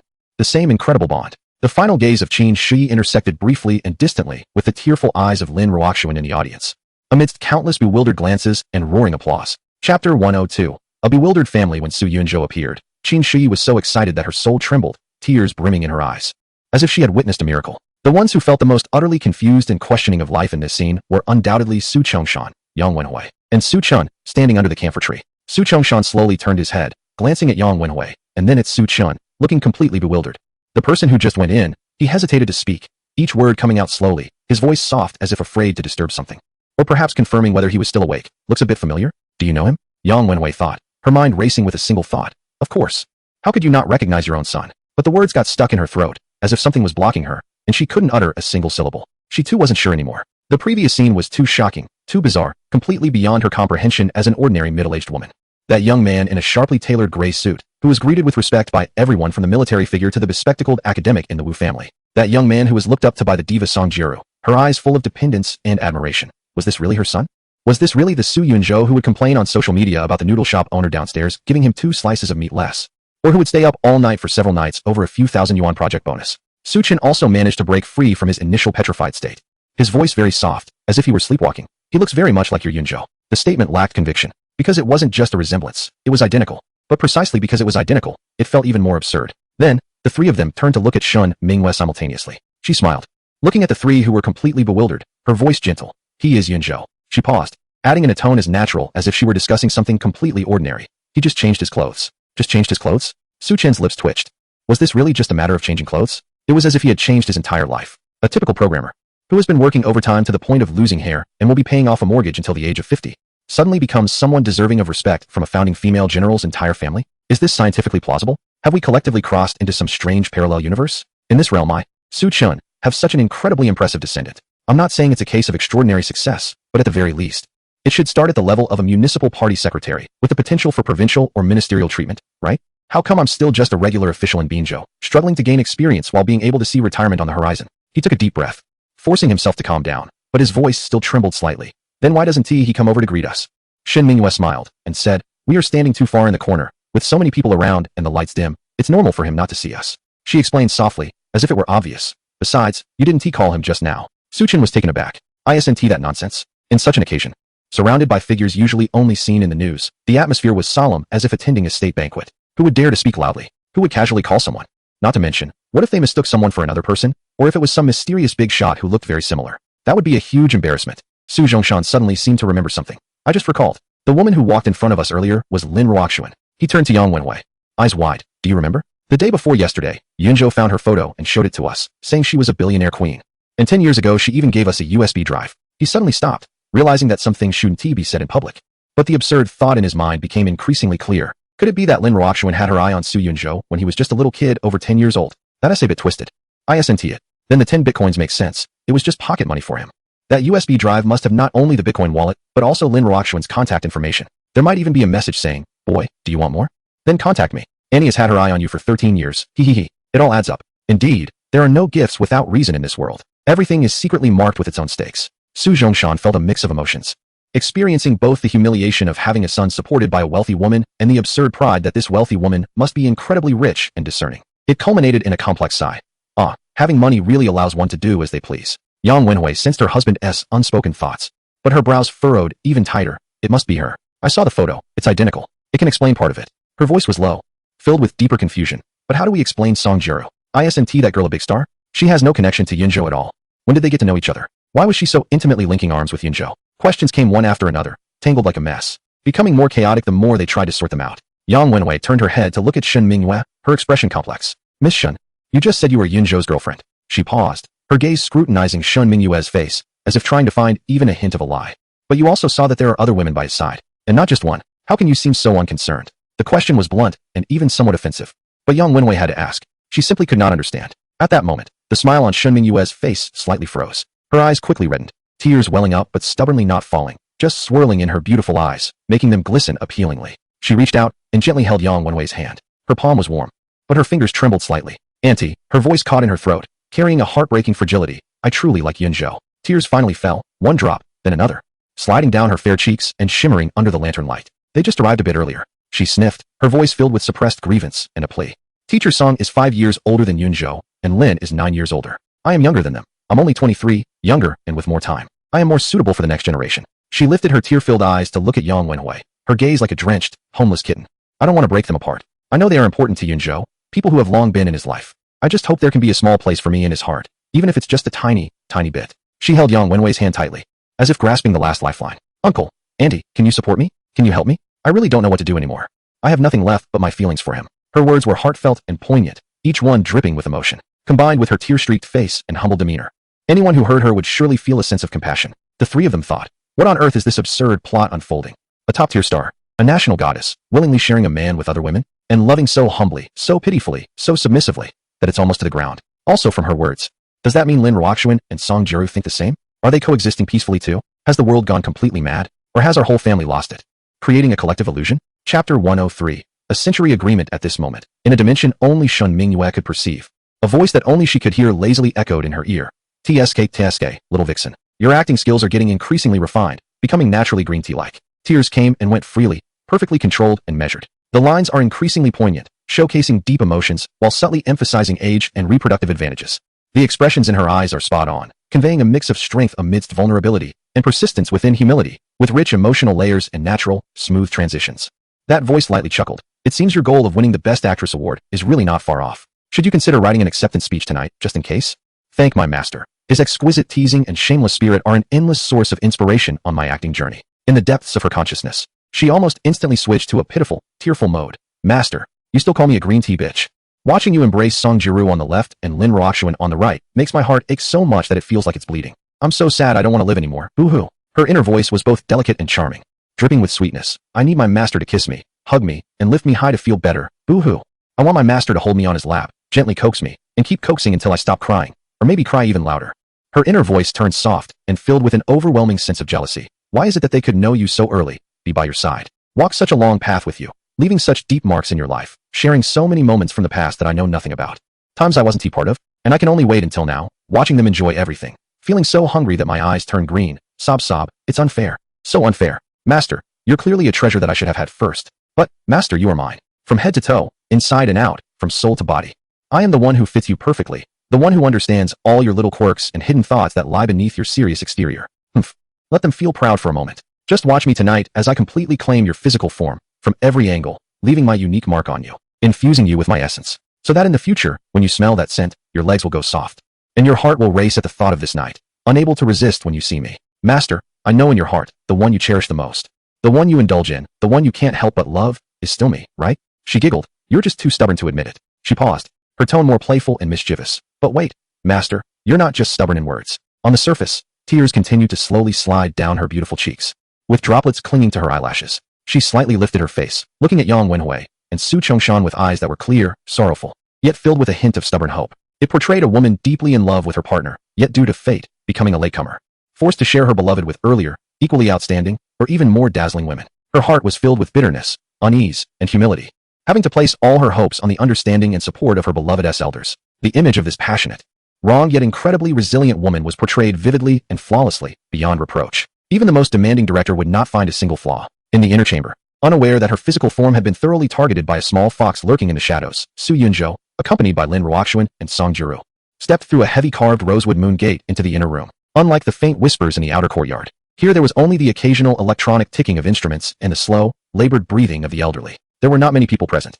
Aside from 2 medical staff dressed in white quietly waiting in a corner, there were a few direct descendants of Wu Xiuyun, keeping her company. For the first time, Su Yunzhou faced Wu Xiuyun. The elderly woman was propped up on a raised bed, covered with a soft brocade quilt. She was so thin she seemed almost skeletal, with deeply sunken cheeks and sparse silver hair neatly pulled back and secured with a simple ebony hairpin. Her eyes were closed, and her chest rose and fell weakly with each breath, as if it might stop at any moment. However, at the moment Su Yunzhou stepped over the threshold, Wu Xiuyun's eyelids flickered imperceptibly. Then, slowly and with great effort, she opened her eyes. Her murky, bloodshot pupils appeared somewhat unfocused due to her age. But the moment she saw Su Yunzhou, a sudden, indescribable light burst forth from those eyes. It was as if she had endured a long night and finally caught a glimpse of the starshine she had been waiting for over 80 years. "Sir," she mouthed, her lips moving to form the words, and her dry hand shot up from beneath the quilt, trembling as it reached towards Su Yunzhou. Tears streamed down her deeply lined face almost instantly. She struggled, attempting to sit up from the bed. "Great-grandma, ancestor, please don't move." Su Xini and another older female relative rushed forward, one on each side, gently supporting her trembling shoulders and arms, their voices laced with urgency and emotion. "Please don't get too excited. The doctor said you can't get excited." Lin Ruoxuan and Song Jiru also entered the inner chamber, standing a bit further back. They both recognized Wu Xiuyun and had interacted with the legendary elder. At that moment, witnessing her nearly uncontrollable excitement and the tears cascading down her cheeks, both felt a surge of emotion, but they did not step forward, knowing that the focus right now was Su Yunzhou. Taking a deep breath, Su Yunzhou quickly approached the bedside, leaning slightly forward, trying to keep his voice calm and gentle. "Old Wu, you must lie down." He paused, looking into her eyes that were fixed on him as if trying to etch his image into her very soul, and softly added, "I've come to see you." Upon hearing this address, Wu Xiuyun's body stiffened imperceptibly. She stared blankly at Su Yunzhou, a mix of confusion and disappointment rapidly spreading across her face. "You?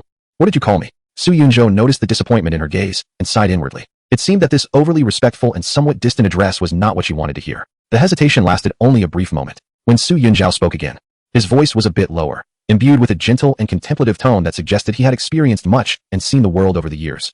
As if he had truly traversed the dust of more than 70 years, Xiaoyan. He paused, looking at the elderly woman's suddenly widened, disbelieving eyes, and gently added the latter part of his sentence, "I have returned." Thankfully, in Song Jiru's script, his voice and emotional control had been honed to perfection without him realizing it. The words fell on Wu Xiuyun's ears like thunder. Her body trembled violently, tears streaming down even more fiercely, yet she forced a smile. Su Yunzhou gazed into her eyes and continued in that calm and affirming tone, "You have done well all these years. I know everything you have experienced, everything you have achieved, and everything you have protected." He paused, his gaze sweeping over the tearful younger generation by the bed before returning to the elder's face, his voice carrying a hint of clear pride. "I have always been proud to have a student like you." Wu Xiuyun's lips trembled violently, her tears blurring her vision. Yet she continued to stare intently at Su Yunzhou, as if to confirm that this was not a dream. Su Yunzhou reached out, gently holding her thin, cold, trembling hand. The rough texture of her palm, filled with calluses and wrinkles, conveyed a faint warmth of life. He looked at her, speaking each word earnestly. "Thank you. Thank you for always remembering the promise you made to me, and for fulfilling it so excellently." Chapter 104. Can you let her marry you?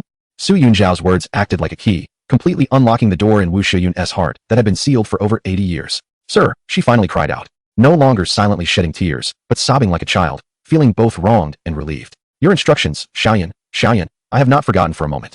She tightly grasped Su Yunzhao's hand, using all her strength to choke out, "I have not failed you." Su Yunzhao felt a surge of emotions. In the end, he simply patted her cold hand gently. The gesture was tender, offering a comfort that transcended time. No more words were spoken. At this moment, any language seemed inadequate. Any promise could not compare to these 80-plus years of waiting and guarding. Any evaluation would not be worthy of such a magnificent life. Silence was the highest form of respect and understanding. Standing a little further back, Lin Ruoxuan quietly observed everything, witnessing this reunion that spanned nearly a century. Watching the elderly woman grip Su Yunzhao's hand like a child, shaking with sobs. Suddenly, she felt a sense of disorientation. This scene felt eerily familiar. Fragments of memory flashed through her mind, piecing together. Yes, it was from that classic sci-fi film Interstellar. The protagonist, Cooper, entered the daunting vicinity of a black hole to save humanity on the brink of extinction. He spent only a few hours on that planet engulfed by towering waves. On Earth, his daughter Murphy has transformed from the small figure clinging to his leg and crying out for him not to leave into an elderly woman with white hair and a face full of wrinkles, lying on a hospital bed and using her last strength to wait for her father's return. Later, Cooper, having traversed dimensions, finally returns near Earth to reunite with his daughter, now in her twilight years. One, whose appearance has hardly changed, but bears the marks of time. The other, aged and frail, like a candle flickering in the wind, yet radiates a final, most satisfying glow at the sight of her father's return. That scene has brought countless viewers to tears, marveling at the cruelty of time and the wonders of relativity. Isn't this the very scene now unfolding? Lin Ruoxuan felt as if she had touched upon some profound truth. She recalled earlier scenes from the film where Cooper found himself in a tesseract constructed by future humanity, where time existed in the form of physical bookshelves. He could see every moment in his daughter's room, like flipping through a three-dimensional, living book of time. He witnessed young Murphy playing in her room, saw her rebellious self storming out, and observed her as an adult pondering over the bookshelf. Yet he could neither touch nor communicate, nor change what had already occurred. Until he realized how to convey information through gravity. Lin Ruoxuan felt a chill run down her spine at this thought. The so-called Fuxian state of the tyrant, invisible to others, could only be perceived by those he chose. Wasn't that akin to Cooper existing in a higher dimension, observing a lower dimensional world? However, unlike the initially confused Cooper in the Tesseract, the tyrant possessed a more direct, dialogue-like means of communication. His current physical incarnation, supposedly navigating through worldly tribulations, mirrored Cooper's ultimate return from a higher dimensional space, reappearing near Earth as a savior. The merits he mentioned might be some form of energy or authority to maintain this cross-dimensional existence or intervention. A framework that transcends traditional metaphysics and leans towards a higher science or cosmic law began to form in her mind. She looked at Su Yunzhuo's back, her gaze becoming incredibly complex in an instant. In her eyes, there was shock, realization, heartache, reverence, and a hint of indescribable sorrow. If her speculation was even a tenth close to the truth, how long and lonely had the path he walked been? What kind of scenery had he experienced in the scale of time? What level of existence did the mission or task he silently bore entail? Lin Ruoxuan felt her fingertips tingle slightly, and her entire body involuntarily trembled. The sensation was like a physicist desperately pursuing the ultimate truth, suddenly catching a glimpse of the sacred formula that describes all things after countless sleepless nights. Tyrant, no matter what your mission is for the rest of your life, no matter how many unknowns and dangers lie ahead, I will use all the resources I possess to help you fulfill it, even if it means my own destruction. At this moment, Wu Shiyun's crying gradually subsided. She still held Su Yunzhuo's hand tightly. Sir, she gasped a few breaths. Her voice weak, but carrying a sense of relief as if her wishes had been fulfilled. Xiaoyun is getting old. Xiaoyun won't last much longer. Thank you. Thank you for being willing to see Xiaoyun one more time. Su Yunzhuo looked at the elderly woman's eyes, filled with affection and reluctance, thought for a moment, and said in a calm and transcendent tone, Actually, we will meet again in another world sooner or later. He paused, his gaze seemingly penetrating the wall before him, looking towards something grander and more essential. Do not grieve. Time is not a straight line. There is no absolute beginning, nor absolute end. What we call farewell is merely a different form of reunion. His words carried a hint of profundity and detachment, yet inexplicably held a comforting and warm power, as if offering a higher dimensional interpretation of life and death. Beside them, Song Jiru listened quietly, her heart swelling with complex and inexpressible feelings. This sensation reminded her of a novel she had read in her leisure time about immortals. In it, the protagonist, for some reason, possessed an almost eternal life, with unchanging looks and perpetual youth. He had to repeatedly witness the births, growths, aging, and deaths of his loved ones and friends. Standing by the river of time, he watched those he cherished pass by, laughing and crying, ultimately facing inevitable death and disappearance. She looked at Su Yunzhuo's calm, yet story-laden profile, then glanced at Wu Leoch, who was fading but shone with a final remarkable brilliance due to his presence. In the future, will you also come to see me off like this? She asked.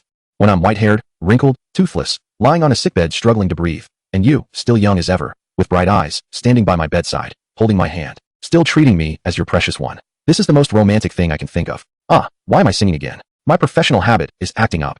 When I grow old, with drooping brows and dim lights. No, no, no. Stop it right there. She quickly cut off the ill-timed melody in her mind. But her eyes turned redder. Wu Shiyun gasped a few times, her murky gaze lingering on Su Yunzhuo's face as if she wanted to imprint his last appearance deep into her soul to take with her. Then, as if summoning her last courage, she spoke, her voice weaker but carrying a careful plea. Sir, I have a small request. Yes, go ahead, Su Yunzhuo replied gently. Wu Shiyun struggled to turn her head, looking towards Su Sini, who was now also in tears by the bedside. Her gaze softened, filled with the senior's affection and concern for her beloved descendant. Sir, this is my dearest great-granddaughter, Sini, she said haltingly. This child has potential, but her temperament is too proud and strong-willed. I worry that she will suffer and take detours in this world. She took a breath, looked at Su Yunzhuo, her eyes full of trust. In the future, could you please help me take care of her? Guide her, teach her when she is confused, and lend her a hand just like you did for me back then. Su Yunzhuo nodded without any hesitation. Don't worry, I will. However, Wu Shiyun seemed to have not heard this promise, or perhaps she felt it wasn't enough. She looked at Su Yunzhuo's calm brow and then at Su Sini's tear-streaked face, which, despite her smeared makeup, could not hide her beauty and stubbornness. In her murky old eyes, the decisive and stubborn brilliance of the past suddenly lit up.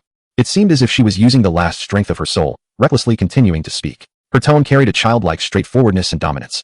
Disregarding worldly affairs and etiquette, if you don't mind. She paused, staring at Su Yunzhuo, speaking each word clearly. Can you let her marry you? Chapter 105. Accustomed to the white sails on the ship upon hearing this, Su Sini froze, her face still marked with tears.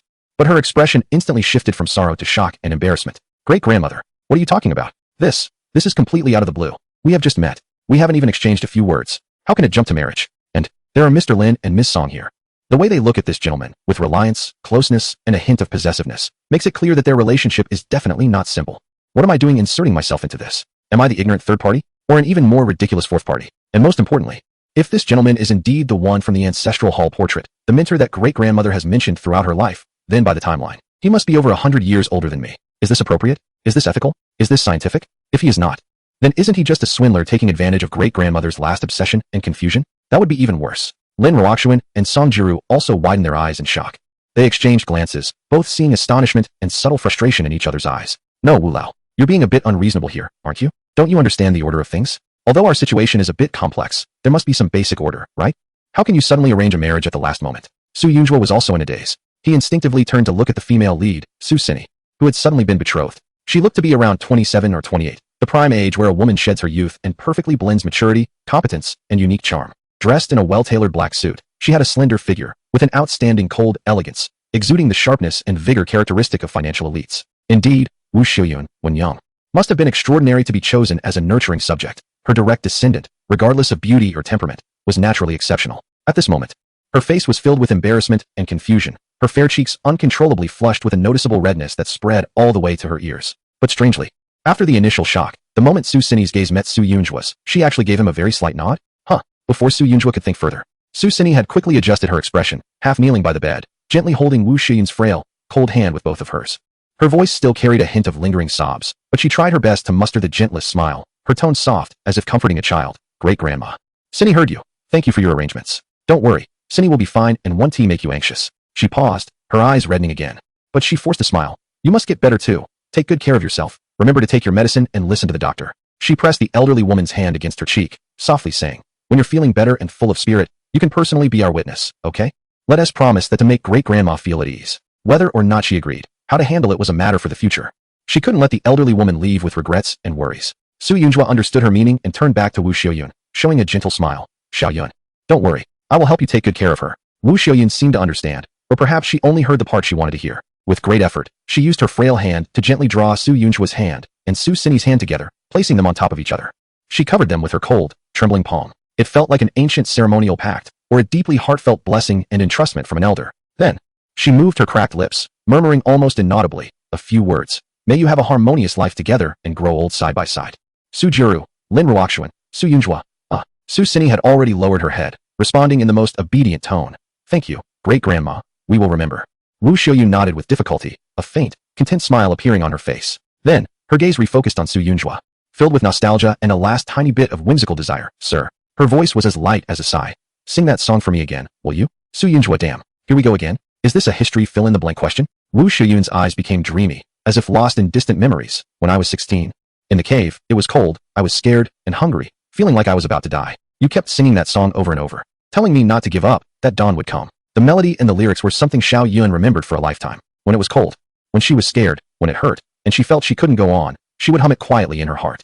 Su Yunjua's mind began to race at that moment. During the war, with the country in turmoil and the nation in peril, a 16-year-old orphan on the brink of collapse, needing hope ignited. What song could he sing to her? March of the Volunteers? Yellow River Cantata?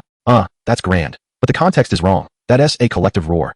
Not a whisper in the ear. Something more folk-like. Folk songs and ballads that have survived through the flames of war, such as On the Tying Mountains and In February. He suddenly remembered that no matter what he sang now, when he truly entered the scenario of Wu Xiuyun in the future, the same song would resonate with her. Because, for history that has already happened, his choices at this moment become part of the past. In other words, whatever he chooses to sing now is the correct answer. History is singular, and he is the one writing it. With this understanding, Su Yunju's heart settled. He looked into Wu Xiuyun's expectant eyes and cleared his throat slightly. In the inner room, everyone fell silent. Lin Ruoxuan, Song Jiru, Su Xini, all eyes were focused on him. Su Yunju closed his eyes, took a deep breath, and slowly opened them again. His gaze became distant, as if piercing through time to see that war-torn era, witnessing the fragile young girl trembling in a dark cave. Then, with a deep, gravelly voice tempered by the years, he softly hummed a melody. A wide river with rolling waves. The wind carries the fragrance of rice flowers on both banks. My home is by the shore, accustomed to the boatman's calls, familiar with the white sails on the boats. The song flowed slowly through the quiet inner room, echoing. Su Yunju's singing skills had been honed through his experiences with Song Jiru, reaching a godlike level of artistry. Every breath, every nuance, every use of breath control achieved a state of perfection. There was no showmanship. Instead, he used the most straightforward way to vividly present the serene, bountiful, and life-filled scene depicted in the lyrics to the listeners. That was a home untouched by the flames of war. A harvest that smoke could not obscure. The ordinary happiness of common people, Precious, yet easily taken away. Lin Ruoxuan was stunned, her eyes instantly reddening. Song Jiru held her breath. As a professional, she could discern the terrifying control and emotional impact behind this seemingly simple humming. Su Sini and several younger members of the Su family were already in tears. Even the medical staff in the corner couldn't help but wipe their eyes. Wu Shu